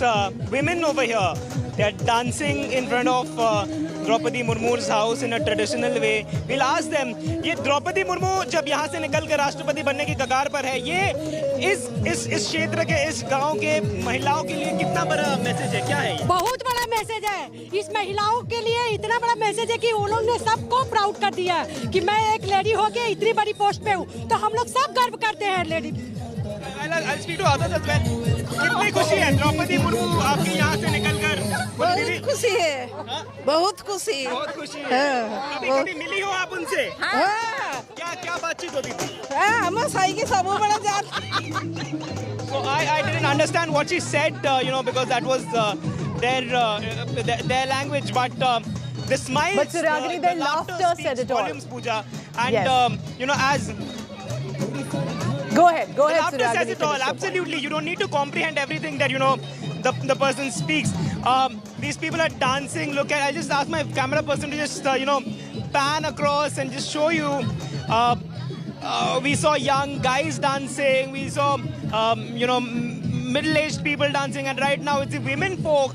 Yes. They're all house. They mostly they are from houses nearby, and all happy faces, and that is your little child, who was very, very happy when we asked her who Draupadi Murmu is, and her reply was Rashtrapati. This is the house of the president, right, of the president candidate so far, and so Suryagini, is this the house where the Murmu family, so to say, still lives on, or is this a town that, or is this a house where the family had previously lived? See, this is the particular house. I'll ask my VJ to show you. This is the house where Draupadi Murmu and her daughter, her husband initially, the entire family has lived over here for a long, long time since, they came from Bhubaneswar and they landed up over here. Her husband was with Bank of India. He was a manager.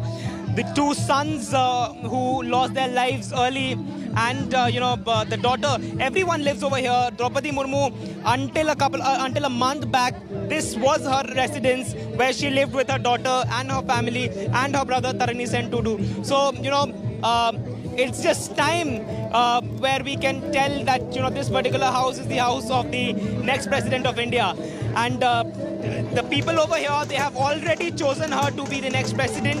It's just time which is just waiting for a confirmation. Back to you, Pooja.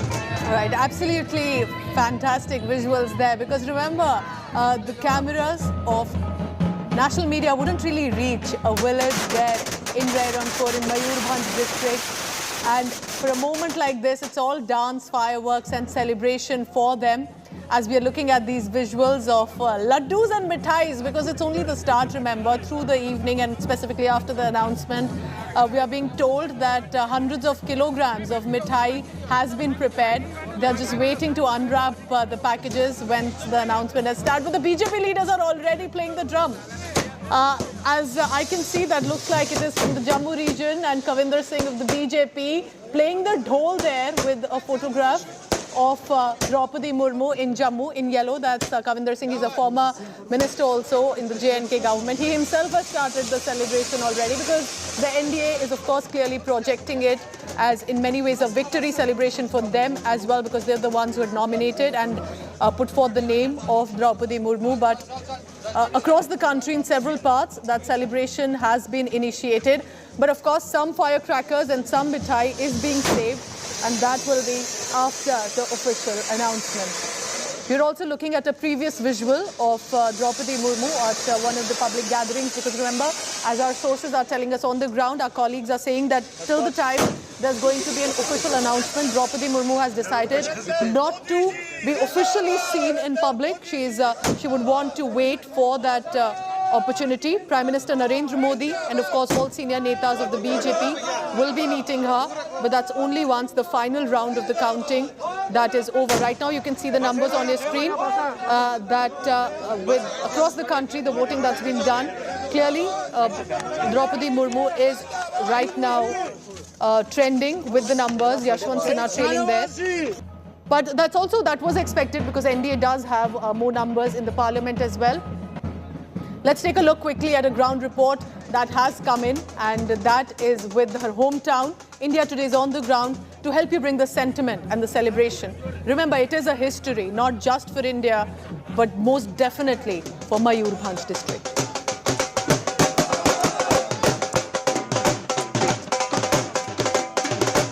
To know about the life and stories of Draupadi Murmu, India Today arrived at Rairangpur in Orissa. We met several people who told us various stories about this particular lady who was once the governor of Jharkhand. Now, be it her friends, her family members, her former colleagues, even people who worked under her when she was a teacher had various stories to share about her.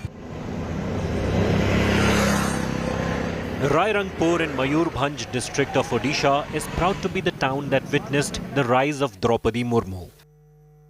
She worked here as a teacher before becoming a councillor, an MLA, a minister, and then governor.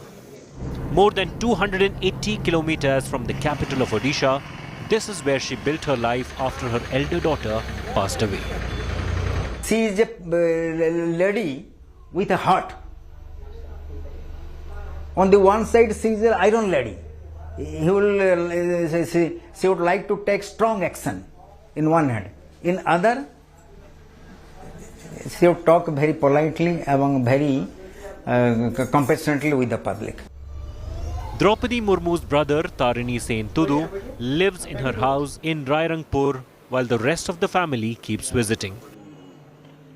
वो like any other mother, कभी-कभी strict भी है, कभी-कभी soft भी है, और she is like any other mother. In the school where she worked as a teacher between 1994 and 1997, she is remembered fondly as Didi, or elder sister.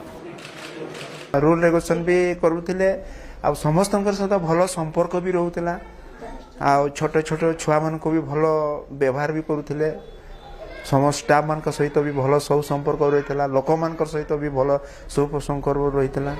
The school premises that we see over here is also testimony to the fact that before 1997, before she became an elected representative, she was a teacher. And the school is still here, students are here. The school has expanded, its classes are still on.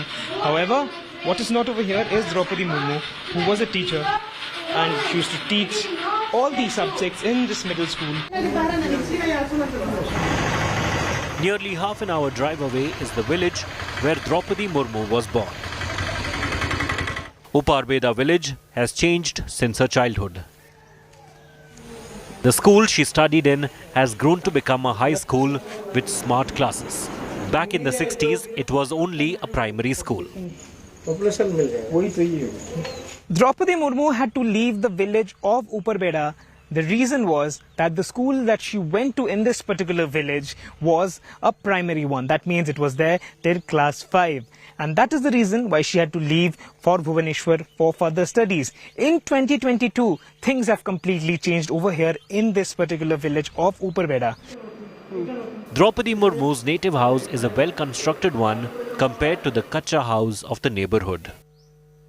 और रात में उन लोग phone किए थे तो मेरा हो रहा है राष्ट्रपति तो हम लोग को बहुत खुश महसूस हुआ. Droupadi Murmu is the second scheduled tribe candidate and the first tribal woman to have been nominated for the post of President of India. This remote village in Odisha waits to celebrate her journey to the President's house. With Suryagni Roy, Bureau Report, India Today.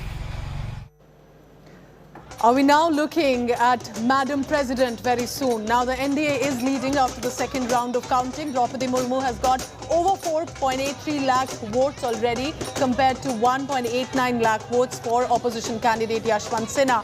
But while one more round of counting is still left, celebrations have already started. We can see laddus and mithais, we can see firecrackers, but we can also see a lot of dance and dhol that is being played specifically in her hometown.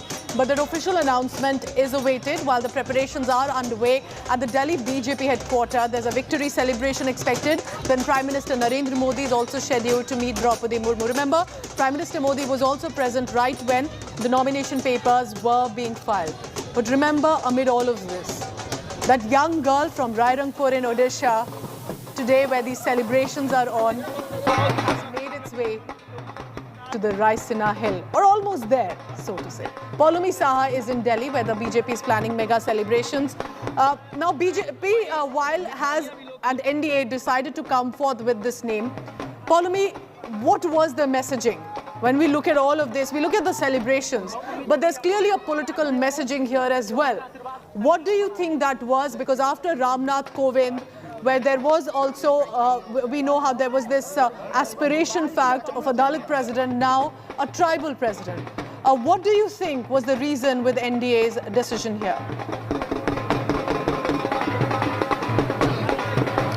Basically, the NDA wanted to send out the message that it is representative of all sections of society. India has not seen a tribal president in its entire history, and hence this is going to be a big momentous occasion, and that is obviously going to be credited to the NDA that they chose a candidate from the tribal community. As was said in that report that we just aired for our viewers, this is only the second scheduled tribe candidate who was nominated for the president's post, and today, of course, she, in fact, Draupadi Murmu, a tribal, stands very much on the cusp of, in fact, entering Rashtrapati Bhavan. So it's looking like a possibility at the moment that India is going to get its first ever tribal candidate, and that is the message that the NDA obviously wanted to send out. Like you said, with President Ramnath Kovind, they did send out the message that they, in fact, have sent a Dalit candidate into the Rashtrapati Bhavan, and with, of course, Draupadi Murmu, again, they are sending out the message that they're representing the tribal community as well. So they are basically representative of all sections of society. Of course, their critics and opponents will say that this is, of course, with an eye on the massive tribal vote bank that, of course, Gujarat has, for instance, because Gujarat goes to polls by the end of this year, and that is what the BJP's focus is at the moment, and that is the criticism that the BJP will, of course, face. But the fact is that they have, in fact, created history in the way that Draupadi Murmu right now looks well poised to enter Rashtrapati Bhavan, India likely to get its first tribal president in its 15th Rashtrapati. And a tribal president who's no rubber stamp. Remember, we're talking about a woman who has worked her way up in public life, getting elected in the state assembly, also becoming one of the most significant MLAs, also has been awarded, importantly was also a governor of Jharkhand. All of this while countering personal tragedies of losing her husband and 2 sons, but ensuring her surviving daughter gets the best education and upbringing. What we see are these visuals coming in from Odisha. On one side, women dancing to the dhol and, of course, celebrating, while an official announcement is awaited. The men, of course, all dressed up also and celebrating that their village is right now being spoken about as Draupadi Murmu, whose hometown is Rairangpur in Mayurbhanj in Odisha, is all set to enter into the Rashtrapati Bhavan.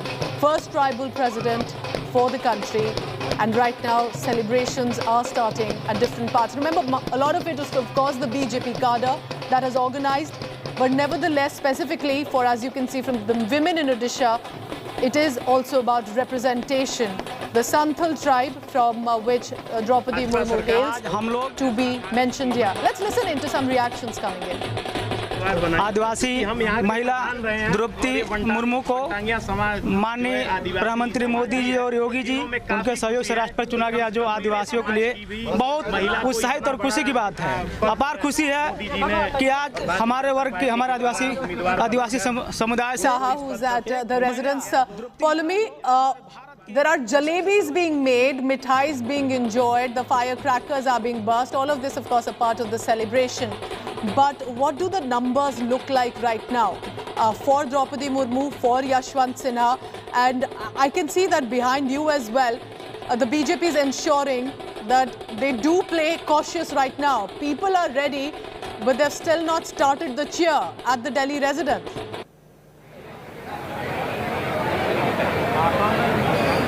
Well, not really. Obviously, over here they're trying to maintain protocol and they're trying to maintain the sense of decorum as far as the official declaration of results are concerned. Like I said, the Prime Minister will arrive here only when the official results are declared inside the Parliament complex, where the counting is still underway. I'll ask Himanshu to, of course, stay on the pictures behind me while I give you a sense of what the last round of counting, of course, in fact, declared. Basically, after the second round of counting, that's the second round of counting. First round, all the MP votes were counted, where Draupadi Murmu polled 540 votes and Yashwant Sinha polled 208. There were 748 valid MP votes that were cast in this election. After the second round, which basically includes 10 state assemblies, where in the alphabetical order, so it went up to Jharkhand from A, starting with, of course, Andhra Pradesh.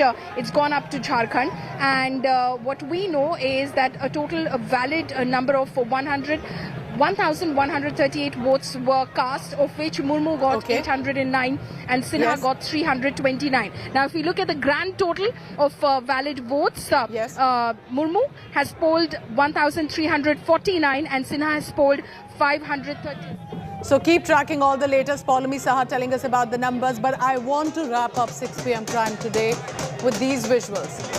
It is Rang in Rairangpur today, because their girl is set to become the first tribal president of the country, a woman who's worked her way up. So the cake is right now being smeared over the supporters' faces, not being had, because clearly there will be a lot of cake for later as well.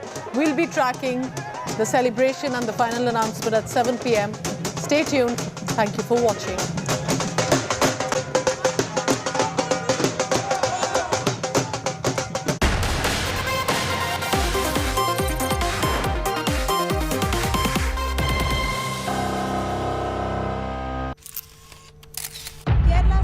All political parties traveling from different parts. Armed with facts, Looking at political back. she takes the news by its horns. Do you think the future of these students are not hampered? Fierce, bold, and direct, setting the tone for the bigger stories. From every corner and every angle.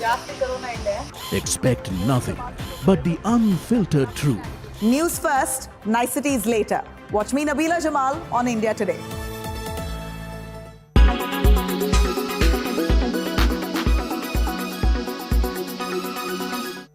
A fandom war has erupted over India Today magazine's latest cover, and locked in battle here are fans of two superstars from the South who recently made it quite big globally with their record-breaking box office revenues for their recently released films.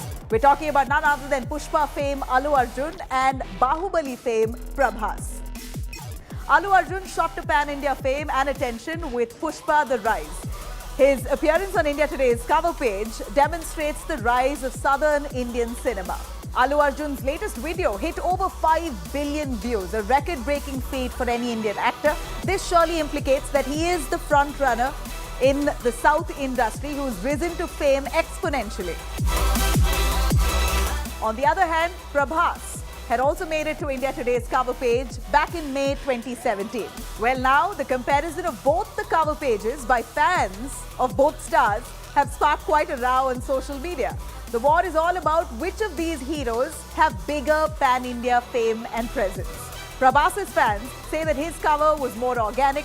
The Prabhas Viral magazine issue was released titled Epic Blockbuster. Remember, Bahubali has raked up over 1,800 crores in revenues globally. So clearly Prabhas was the man of the season at that point. 2017 when Bahubali released, Prabhas was certainly the man to be on the cover page. And this time India Today decided to have Allu Arjun on the cover page of the India Today magazine, and he was shot in his typical Pushpa Raj style.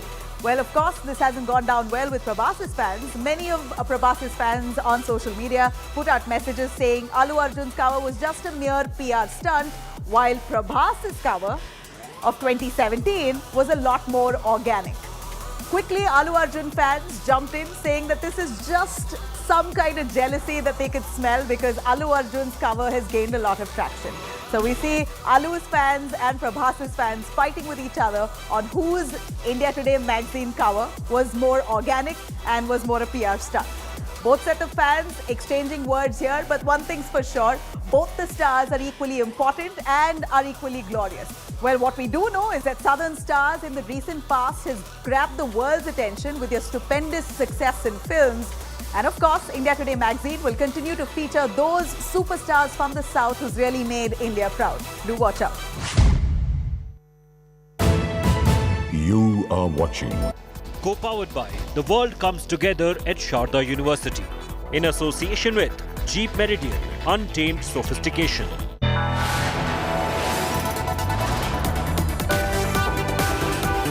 You are watching India Today.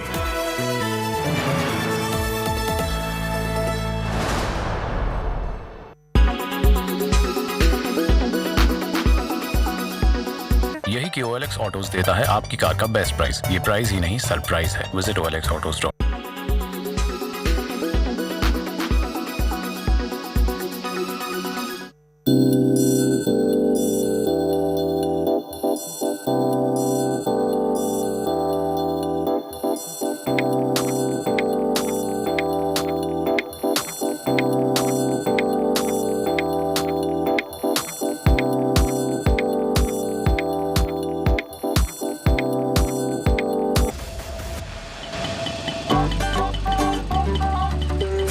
If we choose to keep our air clean, our actions today decide our tomorrow. HDFC Bank Parivartan is working today for a better tomorrow.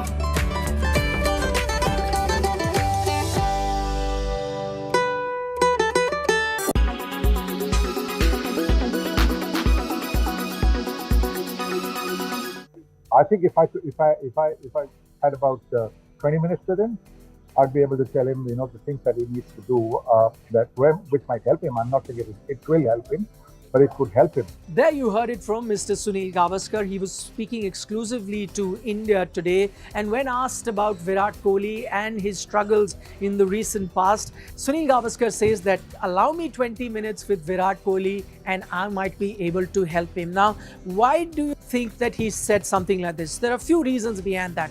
One, of course, the entire country is worried based on what, the recent string of failures that Virat Kohli has seen. And clearly, there are some sort of technical weaknesses that he may have seen. The other thing, as Sunil Gavaskar points out in that particular interview, is that he's been an opener and so... Good evening and welcome. Let's begin first with the headlines coming in because it's a big day coming up. Draupadi Murmu all set to become the first tribal president. Let's begin first with the headlines. Draupadi Murmu cements the lead in the second round of counting, all set to become the 15th president of India. Celebrations already taking place at Murmu's residence in Delhi.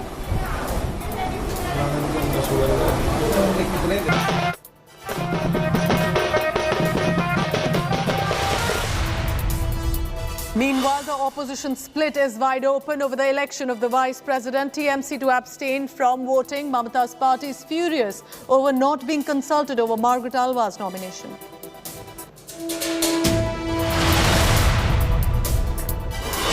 Sonia Gandhi's ED grilling in National Herald case concludes for the day. Sonia was questioned for over 3 hours by the ED, likely to be summoned again on 25th July.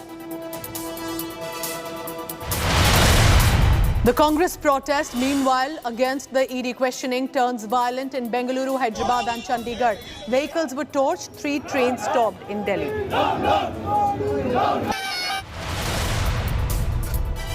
Meanwhile, it's a war of words over Sonia Gandhi's ED questioning. Enforcement Directorate claiming Sonia's questioning was concluded after 3 hours on request. But Congress MP P. Chidambaram claims Sonia Gandhi offered to stay post 3 p.m. too, but ED had no questions. Mamata's mega roar for 2024 polls on TMC's Martyrs' Day says people mandate will dislodge the BJP. Hits out at the centre says do not scare us by using the ED. आप हमको बंद करके नहीं रख सकते हैं कि हमको भी झुकता नहीं है. हमको ईडी से मत डराओ, हमको सीबीआई से मत डराओ, हमको रुपया बंद करने से मत डराओ. ऐसा बात मत करो. A Bajrang Dal member was stabbed by 13 men in Madhya Pradesh's Agar for supporting Nupur Sharma. A case of attempt to murder and rioting has been registered.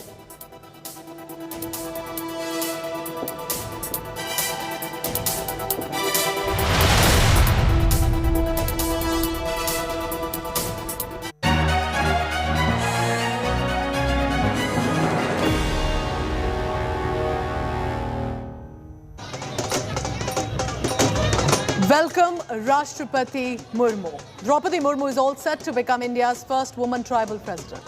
Now the NDA is leading after the second round of counting. Draupadi Murmu has got over 483 lakh votes compared to 1.89 lakh votes for opposition candidate Yashwant Sinha. But there is one more round of counting that is still left. Once the results are fully declared, Prime Minister Narendra Modi is expected to meet Draupadi Murmu after that. But preparations are underway meanwhile at Delhi BJP headquarters, as you can see, that for a victory celebration. Now people, though, in her hometown in Odisha's Rairangpur village, that is where the celebrations have already started, not waiting for the official announcement, because clearly for the village, for Rairangpur, for Odisha and for India, it is a historic moment. Let's take a look at one by one these celebrations on your screen. So whether it's the national capital Delhi or it is Mayurbhanj, for 64-year-old Droupadi Murmu, who battled not only personal tragedies of having lost her husband and 2 sons, but ensuring that she entered into the public life while raising a daughter and entering into public life, leaving her secure government job, ensuring that she manages to win consecutive state elections, becoming an MLA in the Legislative Assembly, becoming a councillor, becoming a governor of Jharkhand, and then about to enter into the Raisina Hill as well. No mean achievement. Remember, this is historic in so many ways for the Santhal tribal woman from a village in Odisha, from Rairangpur to the Rashtrapati Bhavan. And not just for her, not just for her community, but for the whole of country, it is a moment of inspiration, because anyone watching right now, young girls, young boys watching this will know clearly well that they can also now dream and achieve. Let's take a look at Abhishek Anand, my colleague, who has sent us this ground report from Delhi. ये इस rally में और लोग शामिल होते जा रहे हैं. चारों तरफ से ट्रैफिक को फिलहाल बंद कर दिया गया है. काफी तादाद में समर्थक जुट गए हैं. राष्ट्रपति चुनाव में चित्रा इस तरीके की रैली जो है वो पहली बार देखने को मिल रही है. वो भी दिल्ली में, दिल्ली के बीच में इस तरह की रैली पहली बार देखने को मिल रही है. काफी तादाद में समर्थक हैं, हाथों में तिरंगा लिए हुए हैं. आदिवासी समुदाय से भी लोगों को बुलाया गया है और आदिवासी महिलाओं का खास नृत्य भी इसी के बीच में चला है. उसके बाद मंच से संबोधन, काफी देर तक जेपी नड्डा का इंतजार रहा, लेकिन चूंकि रिजल्ट आने में देर हुआ उसकी वजह से इस रैली को फिलहाल आगे बढ़ा दिया गया है. Chitra. All right, so that's Abhishek Anand telling us about the ground sentiment and the mood in the national capital, Delhi, where the celebrations have already started. So there's a lot of dhol, there's a lot of dance, there's a lot of celebrations specifically in Odisha, but it will be in the national capital, Delhi, where the mega political celebration is also planned. The BJP netas and specifically Prime Minister Narendra Modi will be scheduled to meet Draupadi Murmu after the official announcement. Paulami Saha is at the Murmu residence right now in Delhi. Paulami, like we've been discussing all this while, for the 64-year-old Draupadi Murmu, it's not just about a personal achievement. It's not just about for the representation that her community finds at the topmost constitutional position. It's also about a political messaging there. So what are you picking up from Delhi, where we can see people with the tricolours already on the streets of the national capital? Follow me, over to you. That's That's right. In fact, BJP has planned mega celebrations across the country, especially in the states of Jharkhand and Odisha, which have a close connection with Ms. Draupadi Murmu. Odisha, where she is from, Jharkhand, where, of course, she was a governor of till 2021. And then, of course, because it has a huge tribal community as well. So it's a moment of pride for them as well to see that a tribal woman has become the 15th Rashtrapati of the country. They're calling it the Abhinandan Yatra, which the BJP will ensure happens across all booths and mandals of the party, and that is something that they're hoping that they will be doing across till about the time that she's sworn in as the Rashtrapati of the country, which is likely to be July 25th, because the last day of outgoing President Ramnath Kovind's tenure is July 24th. And as you can see right here at Draupadi Murmu's residence, the temporary residence where she's been staying, and of course traveling across the country. This is just a residence where she's staying because she's been, of course, traveling across the country, campaigning and seeking the support of political parties and MPs and MLAs for her in this election. The BJP has, of course, made these arrangements. As you can see, Himanshu will show you those pictures at the moment of the stage where she will be seated and where she will be felicitated, and that big banner over there already congratulating her on her victory as the 15th President of India. And then, of course, we're expecting that as soon as the official results are declared, Prime Minister Modi will arrive here, and after him a whole bevy of VVIPs will arrive over here in order to personally congratulate Ms. Murmu on her victory in these very crucial elections. So the BJP, of course, while it's celebrating across the country and even in the national capital, that rally, of course, and that roadshow that Abhishek was in fact reporting from over here, they're waiting for the official announcement, Pooja. Polumi, it is also important to mention here that we've had a woman president. Pratibha Patil was the 12th president from 2007 to 2012. But it is also about the community from which Droupadi Murmu comes, a Santhal tribal group from a village in Odisha. Clearly a lot of struggles also that she would have seen. And that is why perhaps this becoming as a tribal first president, also a tribal woman president, makes it all the more historic at this point, as in when the announcement does come. Absolutely. Droupadi Murmu will be the first citizen of the country. She will be holding the highest constitutional office in this country. This is a huge deal as far as the tribal community of this country is concerned. A community which has been neglected, a community which has been underprivileged, economically backward, socially backward as well. And hence, this is a big moment. The enormity of this moment cannot be explained really as far as the tribal community is concerned and how they're looking up at this moment. You're, of course, looking at the celebrations on the ground in Odisha, but for someone to have actually come out of that community, worked her way up, of course, educated herself, then ensured that she, of course, worked her way up in the political echelons of power as well, reaching the position of governor as well. And today, of course, a presidential nominee all set to become the next president of the country. This is a big deal and something that, of course, that we will be, of course, seeing a lot of, watchers of these developments, political watchers, and those, of course, who are, who know about how constitutional offices function and, the developments therein. They've captured all of it. They will, of course, be writing about it in their history books as well, because the moment, like I said, this is a big deal. And Polumi, please keep tracking all the latest. What you've said is so important right now.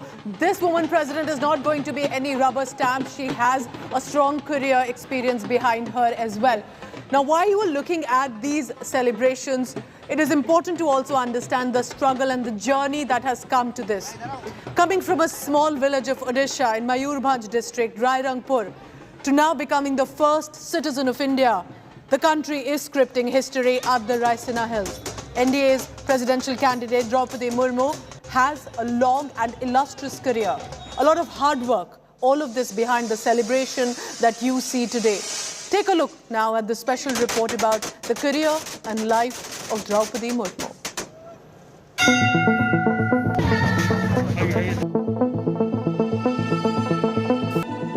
Droupadi Murmu, in all probability, is the next president, given the numbers the NDA has.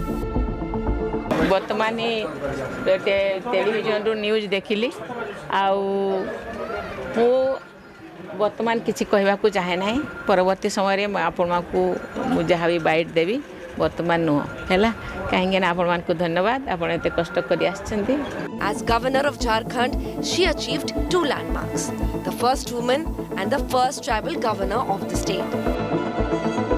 A Santhal tribal, Murmu rose from grassroots to becoming a stellar MLA. She also earned rich administrative experiences as a minister in the Patnaik-led coalition government in Odisha in 2000.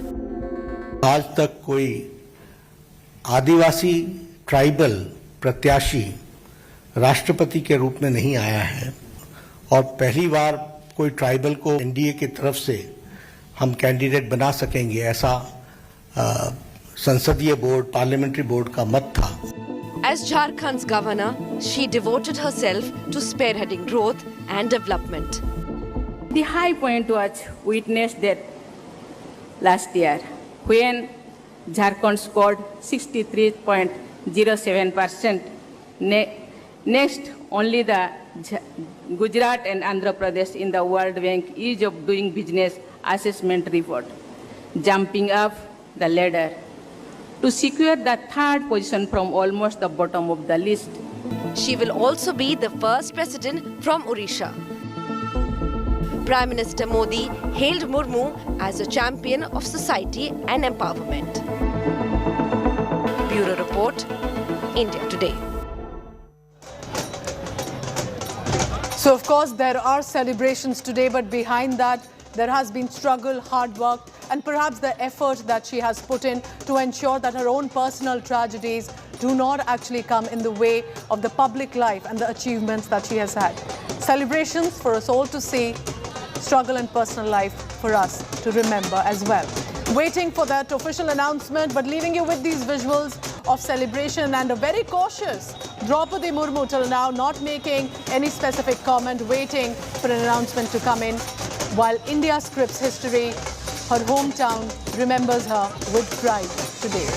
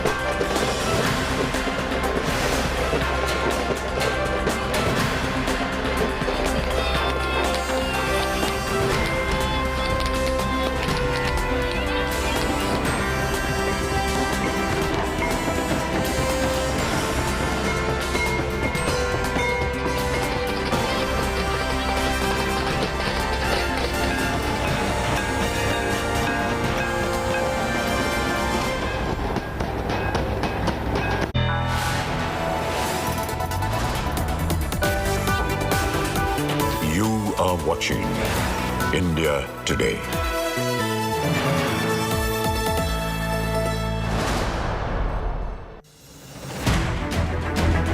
I don't read the news. I read between the lines to tell you the true version of events, the true story of our times. To document grief, the toughest assignment for any journalist to be. From those who matter, Women politicians going to stick up for each other. Of those who should matter, I document the truth. I don't distort the truth. I don't glamorize the truth. I don't gloss over the truth. The ghosts of India's contentious medieval history have come knocking again. I hustle for the truth, on the ground, in the newsroom, in the studio. I don't try to grab eyeballs. I inform you to make you see the point. To the Point with Preeti Chaudhary. At these times, only on India Today.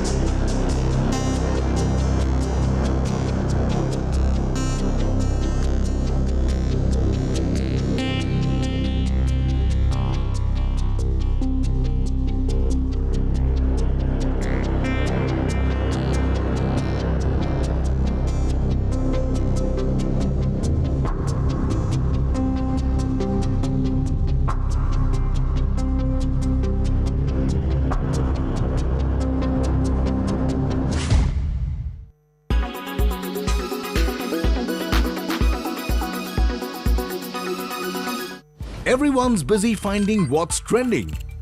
You're busy finding out why. India Today, for those who research before reacting. Download the India Today app now. Make your media plan smarter with India Today Live TV on your connected devices. Amplify your brand with 100 million smart internet viewers. To advertise, mail us at sales@aajtak.com.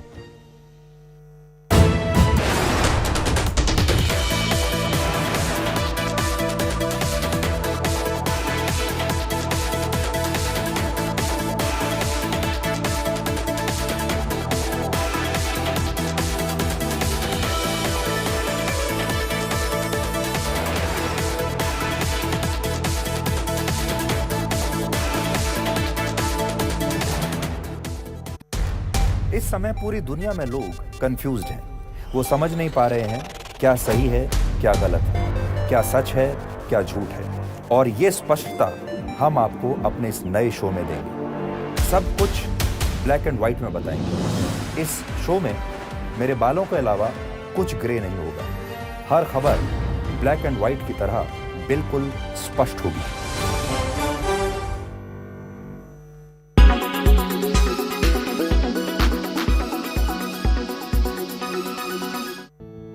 Did you know that work from home is now permitted in India's special economic zones? Well, yes, work from home will be allowed for a maximum of 1 year and may be extended to up to 50% of total employees, including contractual workers. The Ministry of Commerce of India has notified the Department of Commerce to offer new rule 43A for work from home in the Special Economic Zones rules of 2006. The notification was issued on demand from the industry for making a provision for a countrywide uniform work from home policy across all special economic zones. The Department of Commerce thereafter held several rounds of discussion with various stakeholders before firming up the notification. This was the communication from the Ministry of Commerce. The notification is provided a 90-day transition period for SEZ units whose employees are already working from home. Special economic zones are areas of India that have different economic regulations than the rest of the country. The economic laws are more liberal here than in a country's domestic economic laws. This is done to attract foreign direct investments. As of now, 378 special economic zones have been notified, with 265 of them being operational. The new rule allows certain categories of special economic zone employees to work from home.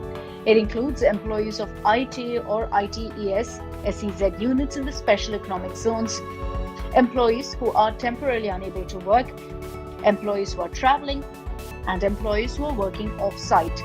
The SEZ unit will be responsible for providing equipment and secure connectivity to employees who work from home. So what are your thoughts on the centre's new work from home policy? Tell us in the comments section.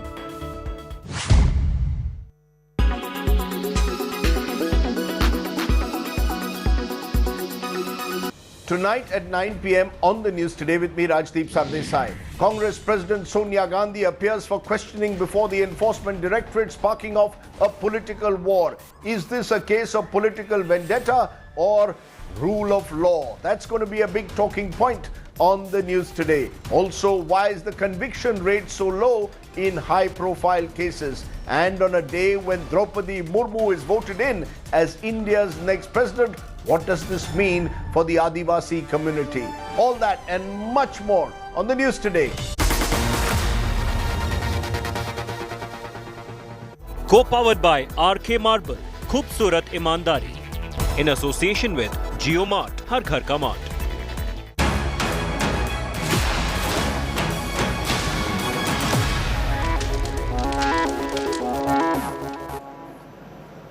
By this evening, viewers, India will have its 15th president, in all probability in the form of Miss Draupadi Murmu, the first tribal leader and the second woman to ever take the highest constitutional post in India. But what the president election did was, viewers, expose the chinks in the armor of the opposition. Just today, I'll take you to two other developments. One, of course, the president polls. The other one, the vice president's polls. The TMC, dead against its own arch nemesis, the NDA nominee for vice presidentship, Mr. Jagdeep Dhankar, former governor of West Bengal, the TMC suddenly, in a surprise move, said that they are going to abstain from the vice president election because the opposition did not consult with the TMC when it came up with the candidature of Margaret Alva. On the other hand, this morning, one would have thought that the opposition would come out in strong support of the proverbial Congress UPA chairperson Sonia Gandhi.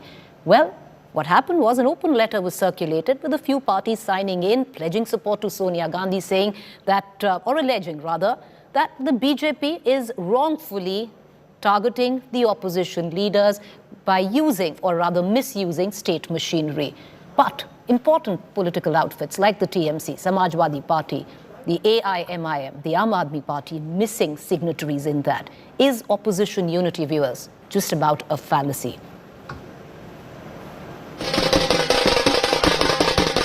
Miss Draupadi Murmu has been elected as the 15th President of India, the first tribal leader, the second woman to hold India's topmost constitutional post. In the Murmu versus Sinha battle, the NDA stamped its supremacy. The opposition exposed the chinks in its armour, establishing in no uncertain words that opposition unity is a fallacy. The united opposition was not so united during the presidential polls. Many opposition parties broke ranks with the opposition and voted for the NDA candidate. While the opposition disunity was on display with the presidential elections, the vice president's elections of NDA candidate Jagdeep Dhankar versus opposition candidate Margaret Alva is seemingly following the same script. The TMC dealt a big blow to opposition campaign by deciding to abstain from vice president elections.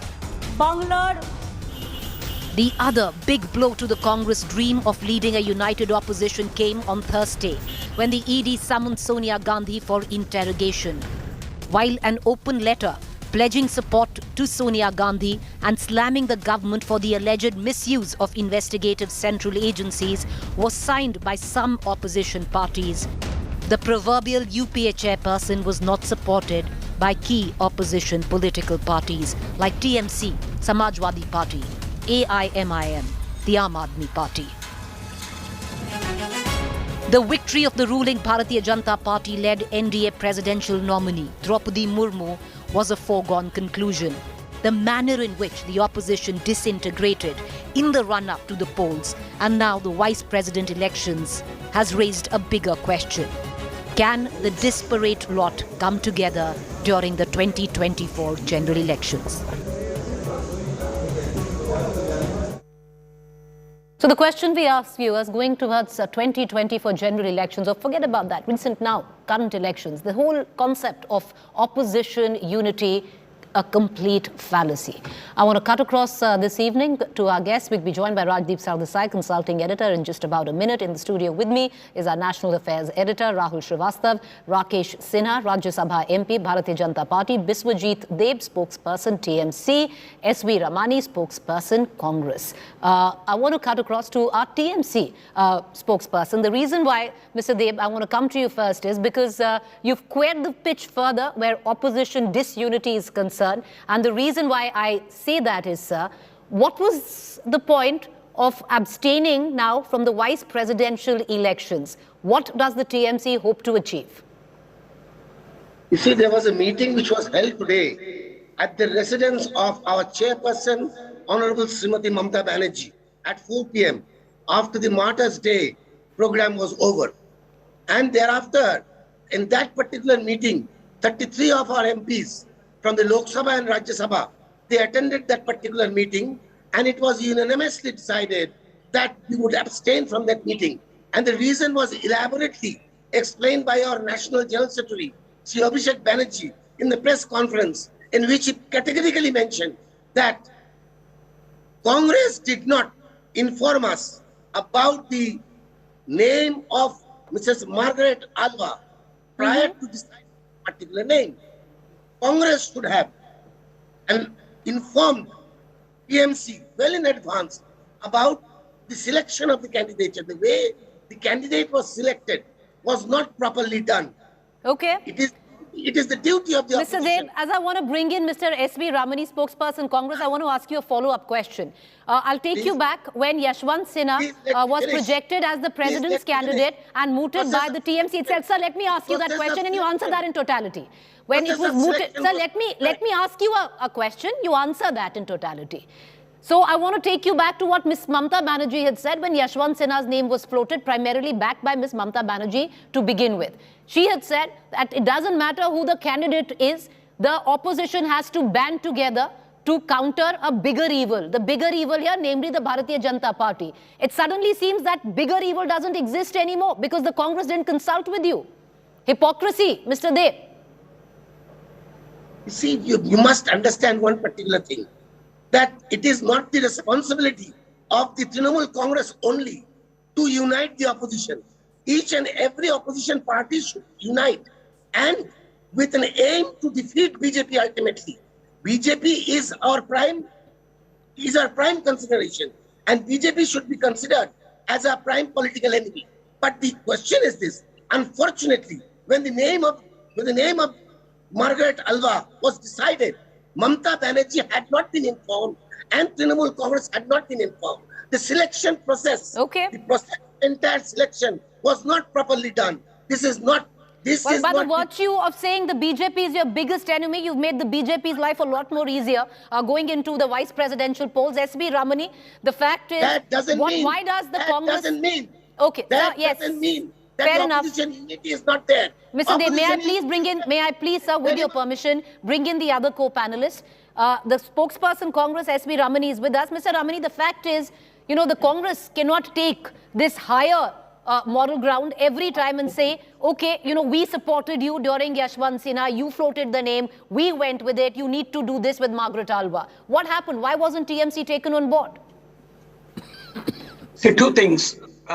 First of all, I would like to, in advance, congratulate Madam President Draupadi Murmu, who will be elected as the President of the Indian Republic on behalf of the Congress Party.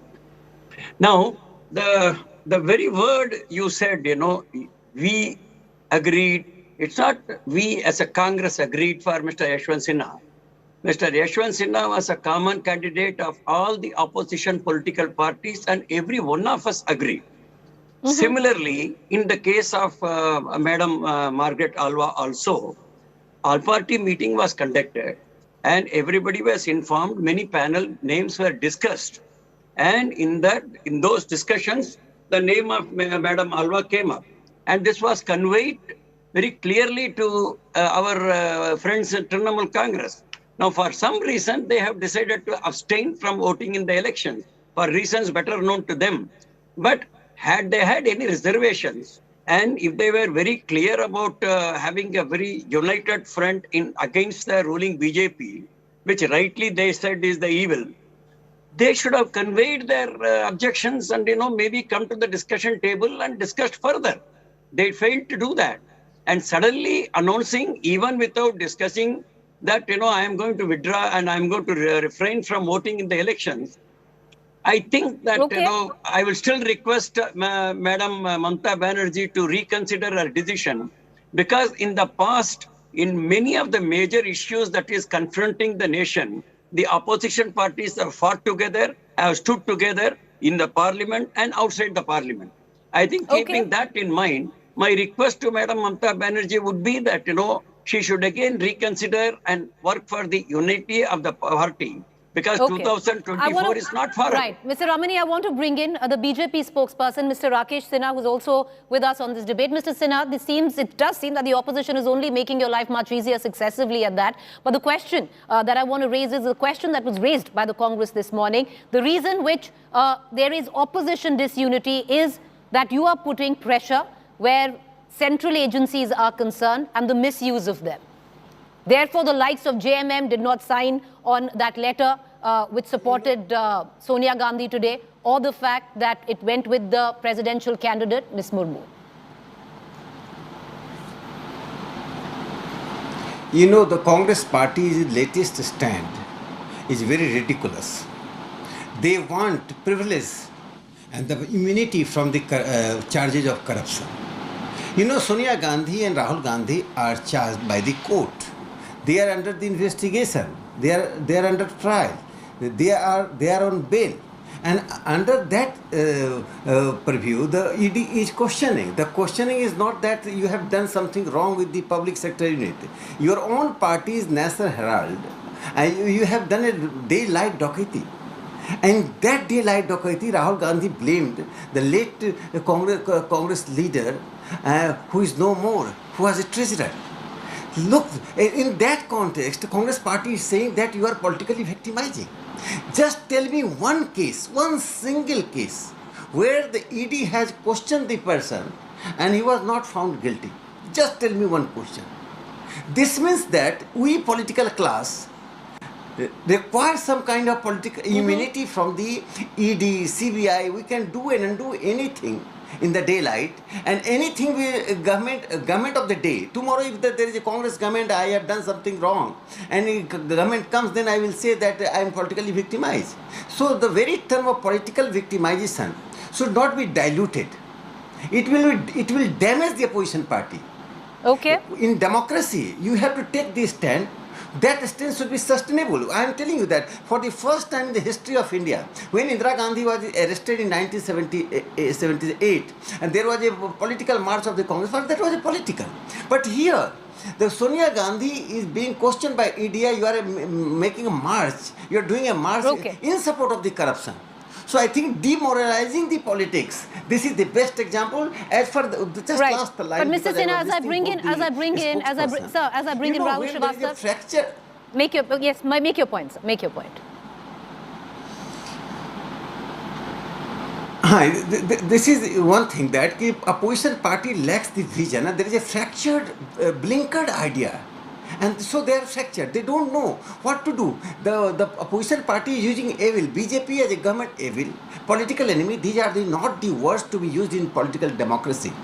You can disagree and agree. Every time contestation and opposition is not the job of the opposition. Sometimes you have to take the constructive idea and constructive views. Just like Draupadi Murmu ji is a candidate of party's candidate. But so many parties supporting because she is representing the huge marginalized class, which deserve more than that. Mr. Sinha, that class is getting that tribal, 8.6% tribal in this country. Right. 8.6% actually, sir. But I want to bring in Rahul Srivastava as well as Rajdeep Sardesai both into this conversation. I'm just going through the latest figures that are coming in. And, either of you could go first. Rajdeep, if you want to take them. When you're talking about opposition unity, figures coming in, as per government sources, 17 MPs have now cross-voted for the BJP candidates so far. 104 MLAs have so far cross-voted for the BJP's candidates so far. What does this prove?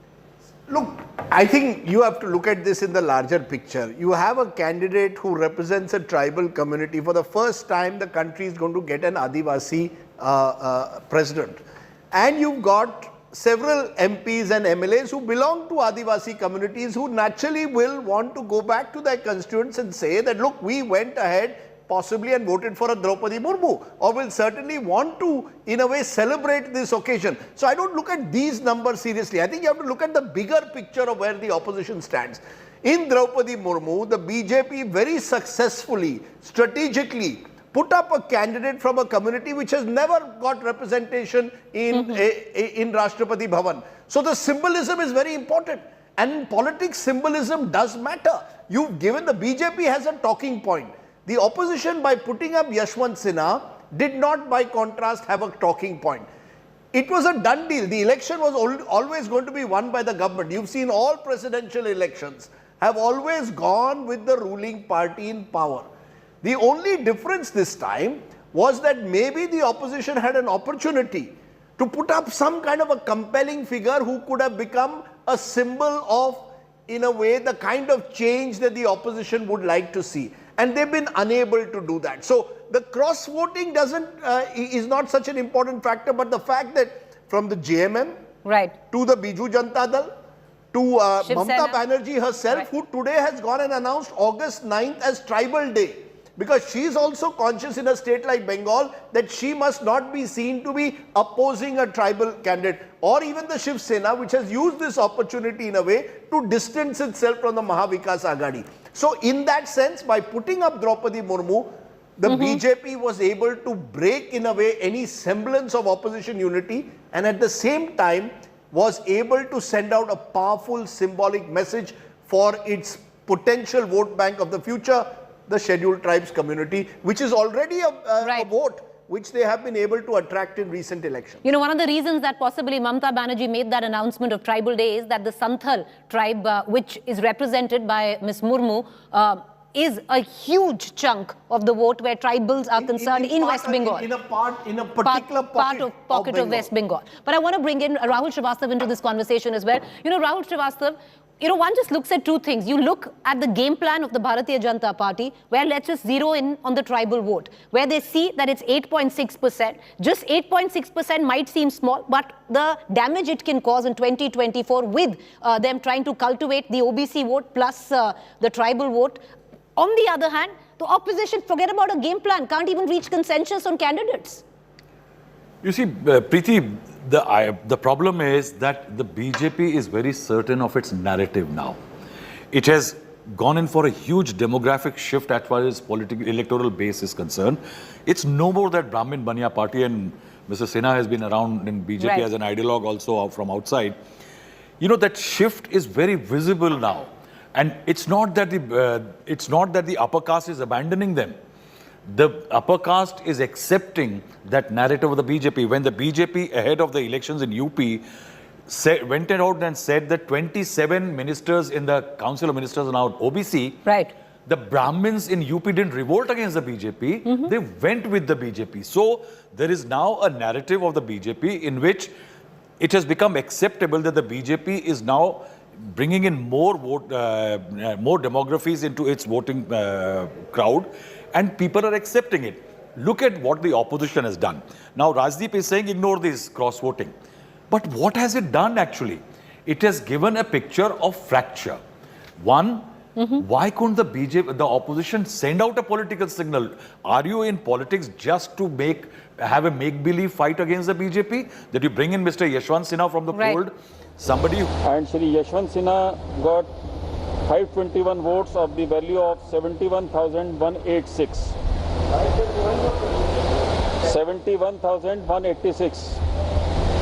So up to this round, the cumulative total is total valid votes 3219. Total value of valid votes 838,839, of which Srimati Murmu gets 2161 votes of the value of 577,777, and Shri Sinha gets 1058 votes of value of 261,062. 1058 votes with a value of 261,062. इसी को हिंदी में बता दे रहा हूं मैं कि तीसरे चरण की काउंटिंग में हमने इंक्लूड किया था कर्नाटका, केरला, मध्य प्रदेश, महाराष्ट्र, मणिपुर, मेघालय, मिजोरम, नागालैंड, उड़ीसा और पंजाब। इस चरण में जो टोटल वैलिड वोट्स हैं उनकी संख्या है round of voting being counted there and indications clearly which seems to suggest a foregone conclusion in favor of Madam Murmu. But I want to, you know, with what Rahul Srivastava was saying, I want to bring in S.V. Ramani again. You know, S.V. Ramani, the fact is, where does the opposition's game plan lie here? Because let's even look at the tribal vote. Not just representation in the form of the likes of the president, but even inception of trying to, you know, do the better of the lot where tribals are concerned. The BJP is playing on a completely different pitch. See, as far as the selection of the BJP candidate was concerned, without any disrespect to the newly elected president, I entirely agree with Rajdeep in the fact that it was a strategic decision to file to a candidate from the tribal community. Now, if you look at the tribal states, if you look at Andhra Pradesh, Telangana, Odisha, West Bengal, Jharkhand, and to some extent Chhattisgarh, almost all these states are not in BJP's hands. They are all, one is ruled by YSR Congress, other, you know, by our Patnaik ji, other is by West Bengal, by Madam. So entirely, if you look into this, the BJP had a strategic field that, yes, I will file tribal so that, there could be, first of all, when they started the elections. Mr. Ramani, let me correct you that the fact is that in the 2019 Lok Sabha elections, a majority of the ST reserved seats were won by the BJP. And the BJP got 40% share 31 in those or 47. seats, which was more than 6% compared to 2014. 2014 they had 34% vote share. By 2019 it had reached 40%. That's a huge vote share. So the BJP's vote share in tribal, in fact, one of the features, Preeti, of that 2019 election was that the BJP did much better in rural and semi-rural constituencies than they did in urban constituencies of this country, purely in terms of vote share. So there is as Rahul said, a demographic shift taking place in the BJP's coalition, and Draupadi Murmu's ascent in a way mirrors that change. Both in terms of, Rahul was discussing with us earlier this year, the number of OBC ministers in the Modi government. More than 25 OBC ministers 27 OBC ministers in this government, and you've got a large vote share coming from OBCs, SC, STs, rural areas. And that is reflective perhaps in this presidential election. But at least there's a rethink. There's a rethink if you look at it, even with the tribal states that Mr. Ramani just named, Chhattisgarh, earlier on, in various of these other states, the representation, or even in Jharkhand, you've had people which are non-tribals. In Chhattisgarh, you put a non-tribal, but you've had a rethink since then. Very interesting that in Jharkhand, the BJP government by Raghubar Das was voted out primarily because of the tribal, anti-tribal sentiment. And at that time, when the law was revoked, do you know who was the governor of the state? It was Draupadi Murmu. Interesting that the BJP has caught that sentiment. It is ready to make mistake, correct its mistakes. Yes. It's going into territories where it is not gone. Now, if Mamata Banerjee today is announcing 9th as a tribal day, why couldn't Mamata do it earlier? Or the why is there a rethink? do it earlier? I think they're making amends. Exactly. I want to bring in Mr. Dev. But let's be fair, Rahul. The fact is, there Mr. Ramani has a point. These were traditional Congress areas.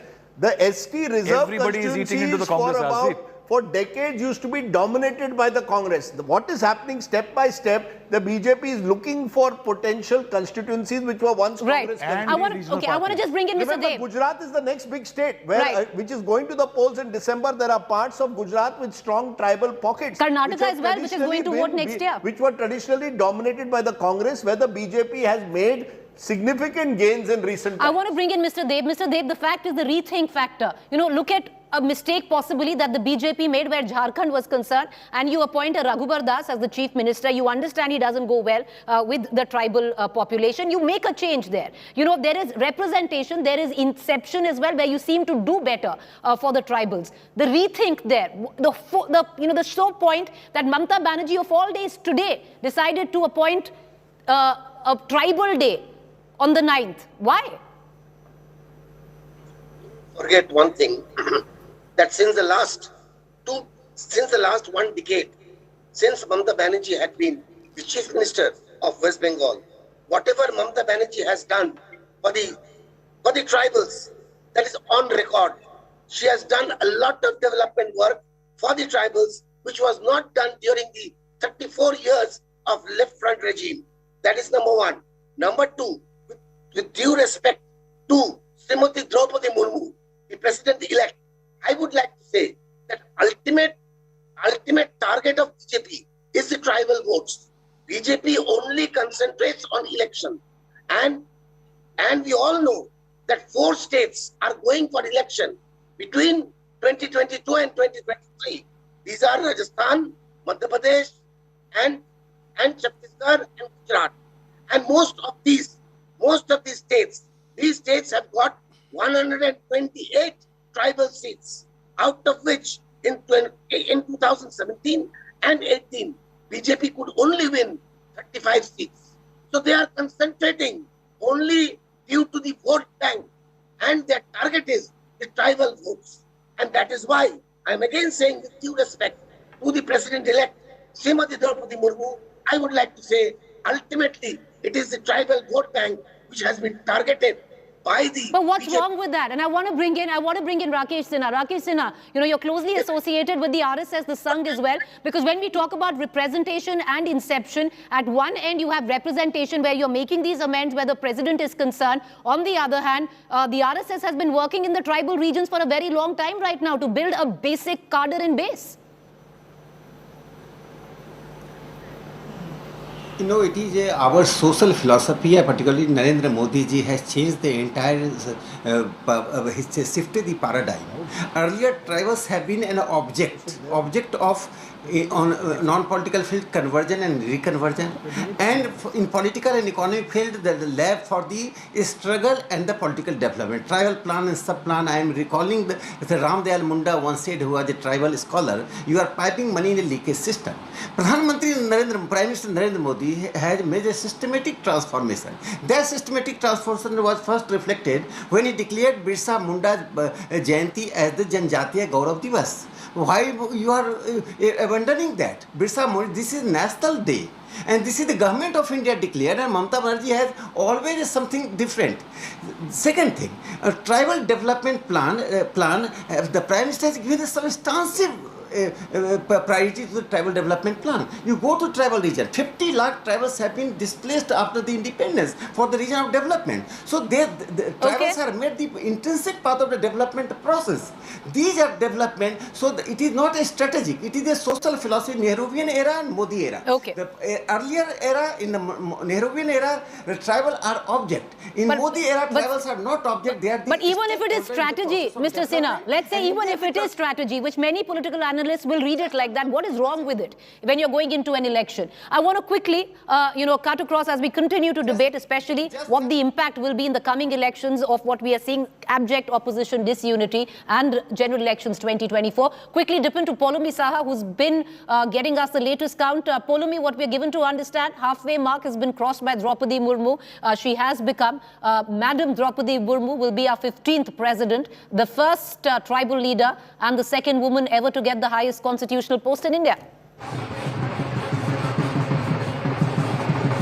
Absolutely, and just as the results of that third round of counting came in, Preeti, the music went up over here and the celebrations just became louder.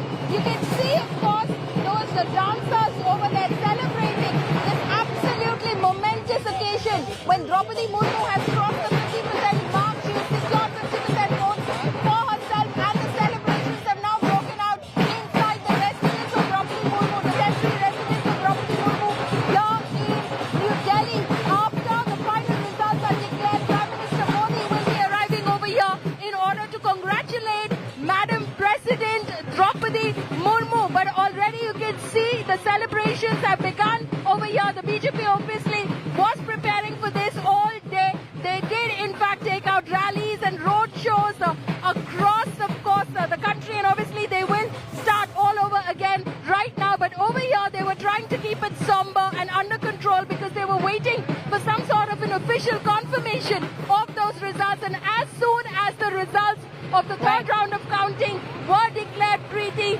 which basically said that Droupadi Murmu has crossed the 50% vote mark, the celebrations have now broken out inside Droupadi Murmu's residence here in New Delhi. Preeti.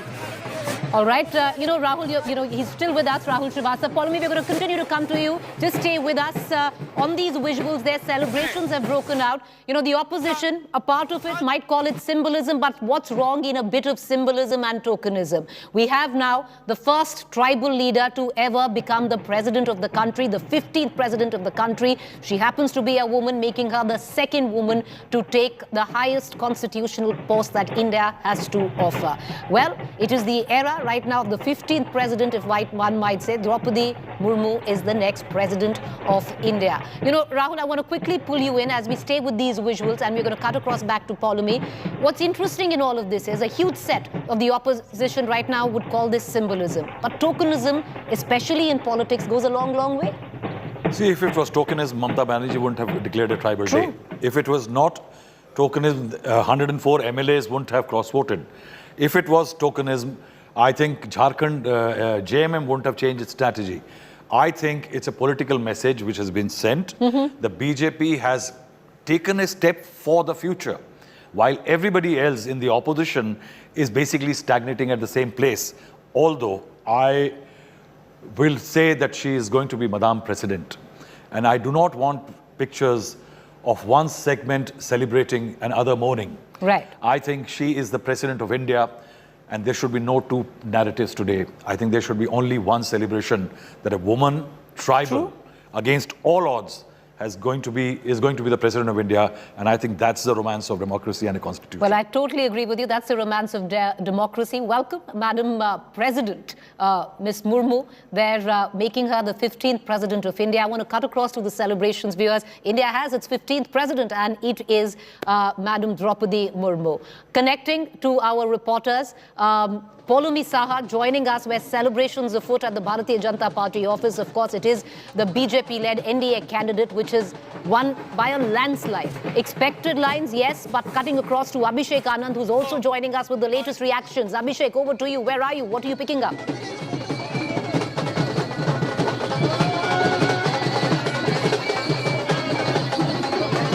Abhishek, can you hear me?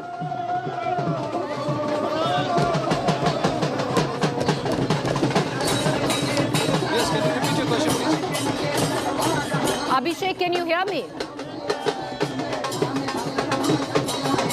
Yes, I can barely hear you. All I can show you is that BJP's Delhi Unit President Adesh Gupta is on the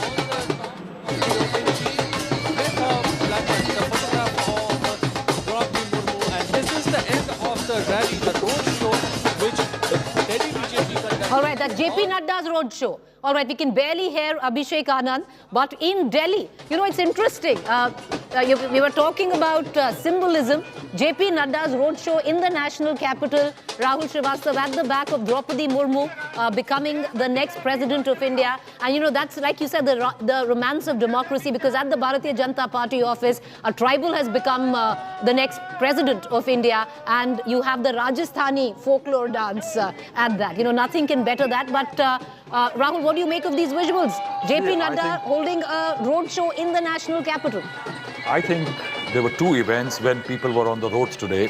One is Mr. Nadda on the road celebrating the triumph of the BJP's narrative to create a tribal woman president of India. And the second was the Congress contesting the questioning of its president, interim president. They haven't had a president since 2019. I think that's what is I think that those two are the pictures which we should go back today with. That somewhere the BJP is ready to make change, make amends, and move forward, create newer avenues in politics, where the Congress and the principal opposition, I think, still the only pan-Indian party in the country, is struggling with some very domestic narratives. You know, once again, Abhishek Anand right now. Let's cut across to him. देश में पहली बार एक आदिवासी जनजाति समाज की बेटी महिला बहन राष्ट्रपति बनने जा रही है। आज इतना बड़ा जो जुलूस उनकी खुशी में, उनकी जीत की खुशी में यहाँ पर आयोजित हुआ है, और हम सब लोग आज बहुत खुश हैं कि आज़ादी के 75 साल बाद हमारे देश के प्रधानमंत्री जी और भारतीय जनता पार्टी और एनडीए ने ये सोचा कि एक ऐसे समाज की बेटी सर्वोच्च संवैधानिक पद पर पहुंचे जिसको आज तक मौका नहीं मिला है। ऐसी श्रीमती द्रौपदी मुर्मू, जिनका खुद का जीवन एक प्रेरणादायक रहा है, जिन्होंने अपने पारिवारिक जीवन में संघर्ष किया, शिक्षा प्राप्त की, और उन्होंने कभी भी सामाजिक जिम्मेदारियों से पीछे मुड़कर नहीं देखा, और आज वो ऐसी प्रेरणादायक मूर्ति श्रीमती द्रौपदी मुर्मू जी हमारी राष्ट्रपति बन रही हैं। जनजाति समाज हो, आदिवासी समाज हो, पिछड़े वर्ग हो, महिला हो, हर देश के हर वर्ग के अंदर एक लहर है, खुशी की लहर है, और हम द्रौपदी मुर्मू जी के जीत का जश्न मना रहे हैं। What I'm going to do is, because as drums beat in the national capital, euphoric BJP office, where you can see the Rajasthani dancers, the folk dance there. But I want to cut across, viewers, where the celebration will be felt the deepest, and you know, it's going to cut through the maximum, and that is the hometown. That's the hometown. All right, let's listen into the latest reactions coming in. And Punjab. In this round, the total valid votes were 1,333, The total value of valid votes is 165,664. Shrimati Draupadi Murmu got 812 votes of the value of 94,478. How many votes she got, sir? 812 votes with a value of 94,478. And Shri Yashwant Sinha got 521 votes of the value of 71,186. 71,186.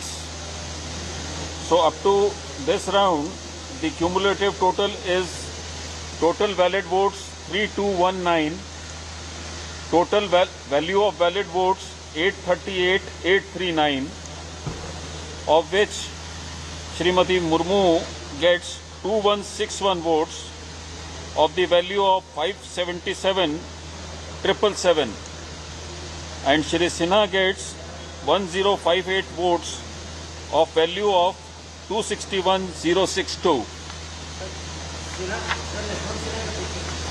1058 votes with a value of 261,062.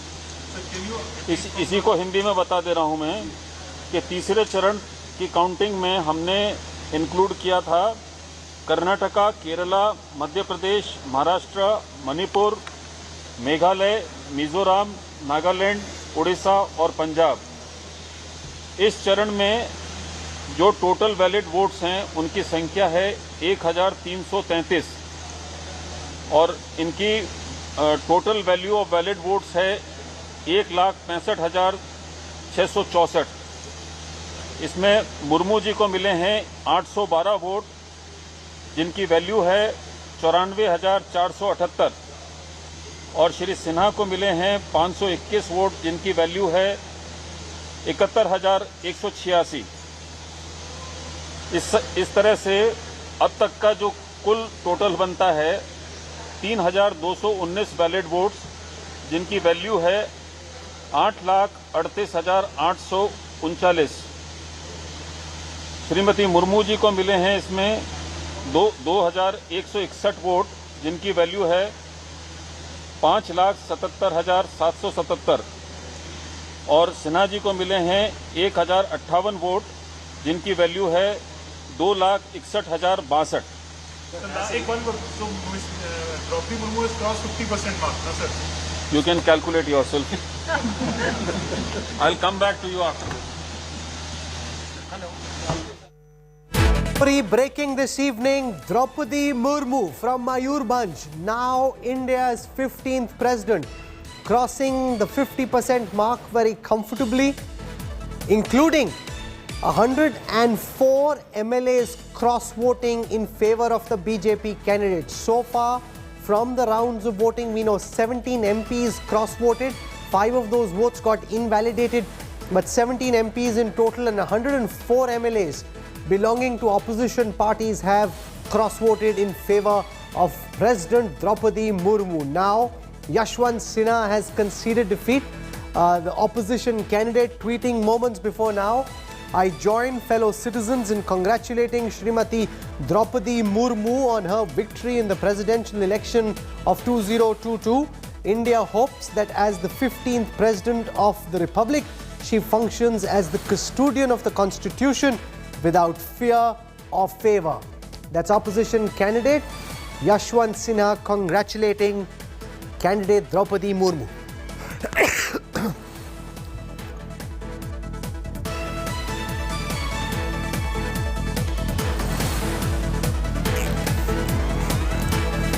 All the details coming up on the presidential elections. We're also tracking Sonia Gandhi being questioned by the Enforcement Directorate today. That and more is our top focus on the news track tonight.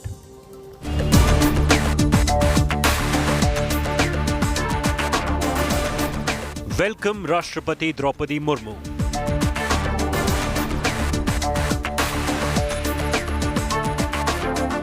Nation's first tribal president is here.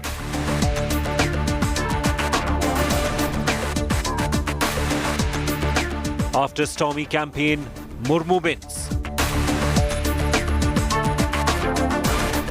India, hail your first Adivasi president.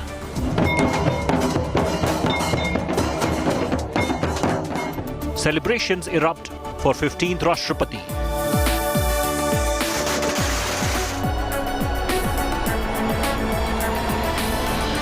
History made and barriers broken. Also on the news track tonight, we'll have senior BJP leader Ravi Shankar Prasad and senior Congress leader Sachin Pilot talking about the Enforcement Directorate's summoning and questioning of Congress President Sonia Gandhi. That's coming up in a while. Here are the headlines I'm tracking tonight. Opposition split wide open over the election of the Vice President. TMC to abstain from voting. Mamta's party furious over not being consulted over Margaret Alva's nomination. Sonia Gandhi's ED grilling in the National Herald case concludes for the day. Sonia grilled for over 3 hours by the ED, summoned again on the 25th of July.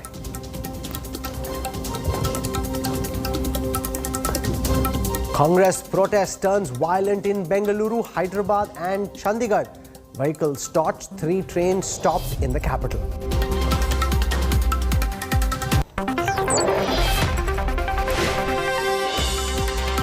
War of words over Sonia Gandhi's grilling by the ED. Congress says probe agency didn't have anything to ask the Congress president, so she was let off early. ED counters claims all key issues were covered.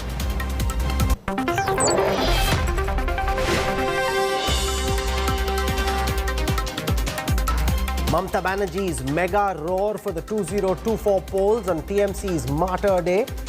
Says people's mandate will dislodge the BJP. Hits out of the centre, says don't scare us by using the ED. सकता है कि हमको भी झुकता नहीं है. हमको ED से मत डराओ, हमको सीबीआई से मत डराओ, हमको रुपया बंद करने से मत डराओ. ऐसा बात मत करो.